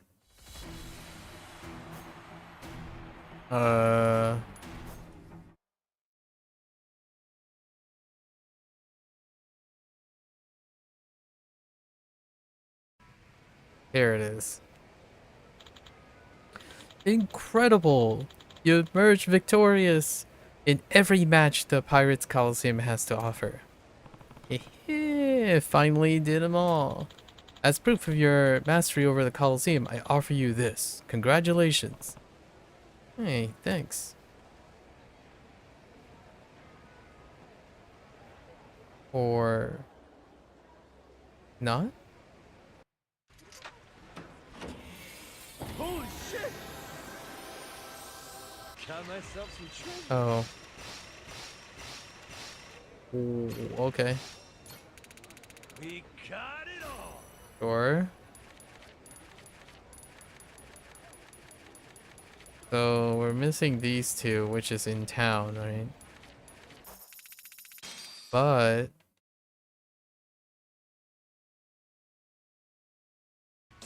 last challenge? But man, beating the whole Pirate Coliseum means there ain't no pirate crew that can stand up to us, huh? That's right. The Goto pirates are the strongest around. Or so I like to say. Hey, what? Yeah, what do you mean there's someone else out there? Actually, there's one crew that cleared all the matches even faster than you. They're known as the Amon Pirates. Have you heard of them? Amon Pirates. Nah, don't ring a bell. My memory ain't so great. Oh, the amnesia thing. But totally, Majima's familiar with Amon. The Amon Pirates were formed after the Amon clan, the world's finest assassins, decided on a whim to form a pirate crew. Their strength is truly fearsome. Because of their overwhelming power, none dare face them. So it has been some time since they appeared. I bet the Goto Pirates could give them a fight, though. Well, that's interesting, alright. So if we defeat these guys, we'll be the strongest pirate crew out there for sure. I like that. Excellent. That's Captain Majima for you. I'll make preparations for the match as soon as I can. When you're all ready, come see me. Alright, there it is. So we'll save that. Maybe I'll throw my controller across the room at some point, you know? I do want to find the last two of these treasures. I don't like the idea of missing treasures.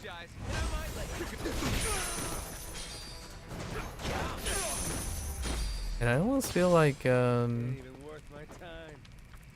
instead of using... I want to see what happens if you wear like a bunch of shark rings. Like just full on glass cannon. We got some ideas. I want to try out too. But we'll do that another time once we find these last two chests. Easiest way is probably to wear the compass.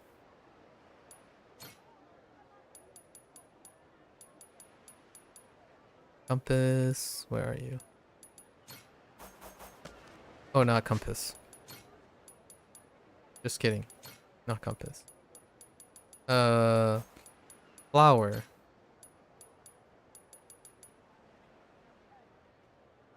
No, not flower. What was it? Scout? Scope. And then the one was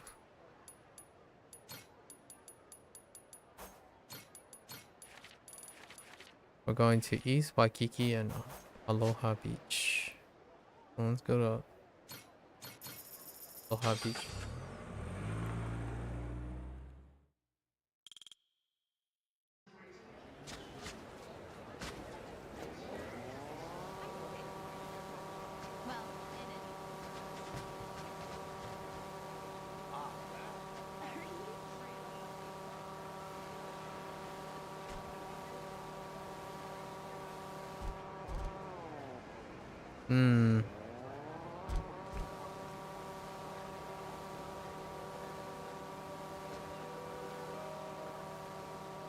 I feel it might be southeast.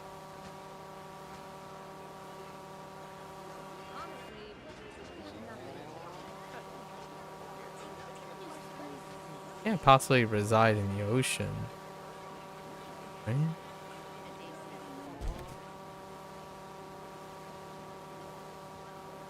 Let's see.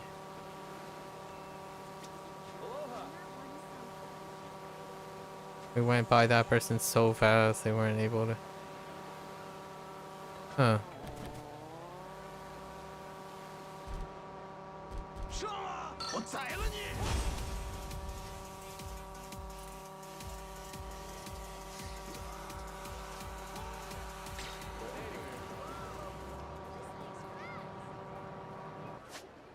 So it has to be around a structure, right? Or is it really just straight out in the ocean?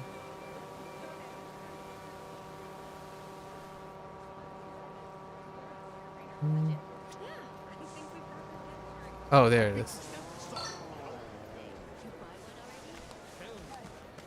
Oh, a treasure chest! Aiming down sights. Guys, please.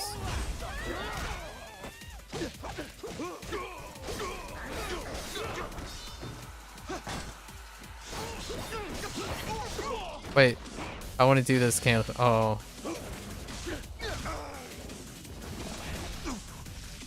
I was trying to do the counter camp. Like right before someone attacks. Wait. There it is. More or less his tiger drop. More or less. Steady. Where the heck do you... Where's the grappling point? Oh, it's in here. Okay. Not too shabby. And then East Waikiki.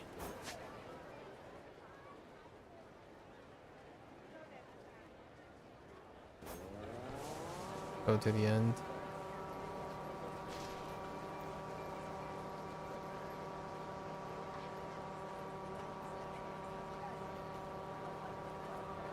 No incentive to do this other than triggering my senses. My completion senses.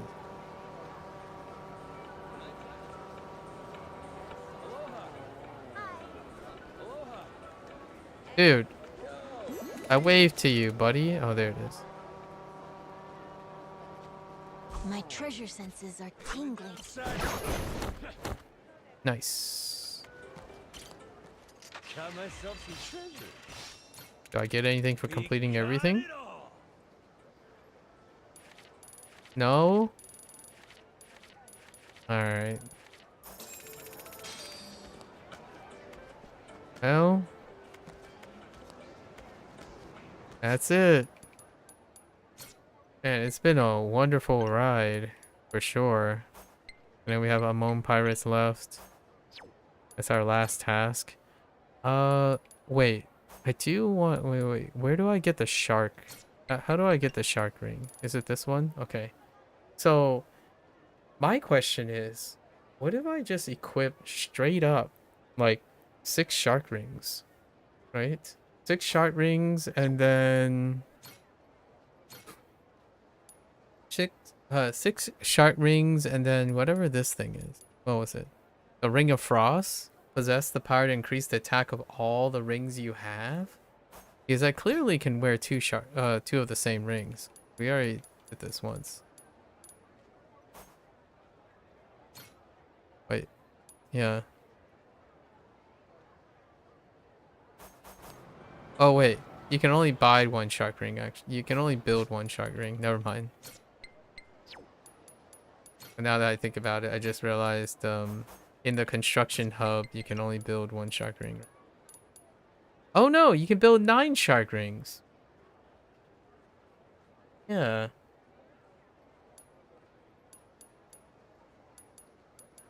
I think shark ring is the strongest. Dang. I'll have to try it before the end. Okay. Well, there you have it. We're nearing the end of a journey. I haven't decided if I was gonna play it again in Chinese. I think we're gonna leave that up till a random time closer to the next game, right? Closer to the next game. Complete our series. Give myself an incentive to play the MSQ again. Yeah, it's about 50 hours. Right? Even with reading all the sub-story stuff and the dialogue and many of the dialogue outside the sub-story. 40, about 50 hours. Alright folks, that's a wrap for today. For hanging out, if you're gonna watch this later. Thank you. 谢谢. Right? Arigatou gozaimasu. Until then, until next one, the finale, we'll do the Amon. Probably take more than 1 attempt. I'm likely to believe, but get it done. Do some closing remarks. And to revisit this game in another time, closer to the next game. Right? So until next time, stay safe, stay healthy, happy gaming. I'll catch you guys on the next one. Bye bye.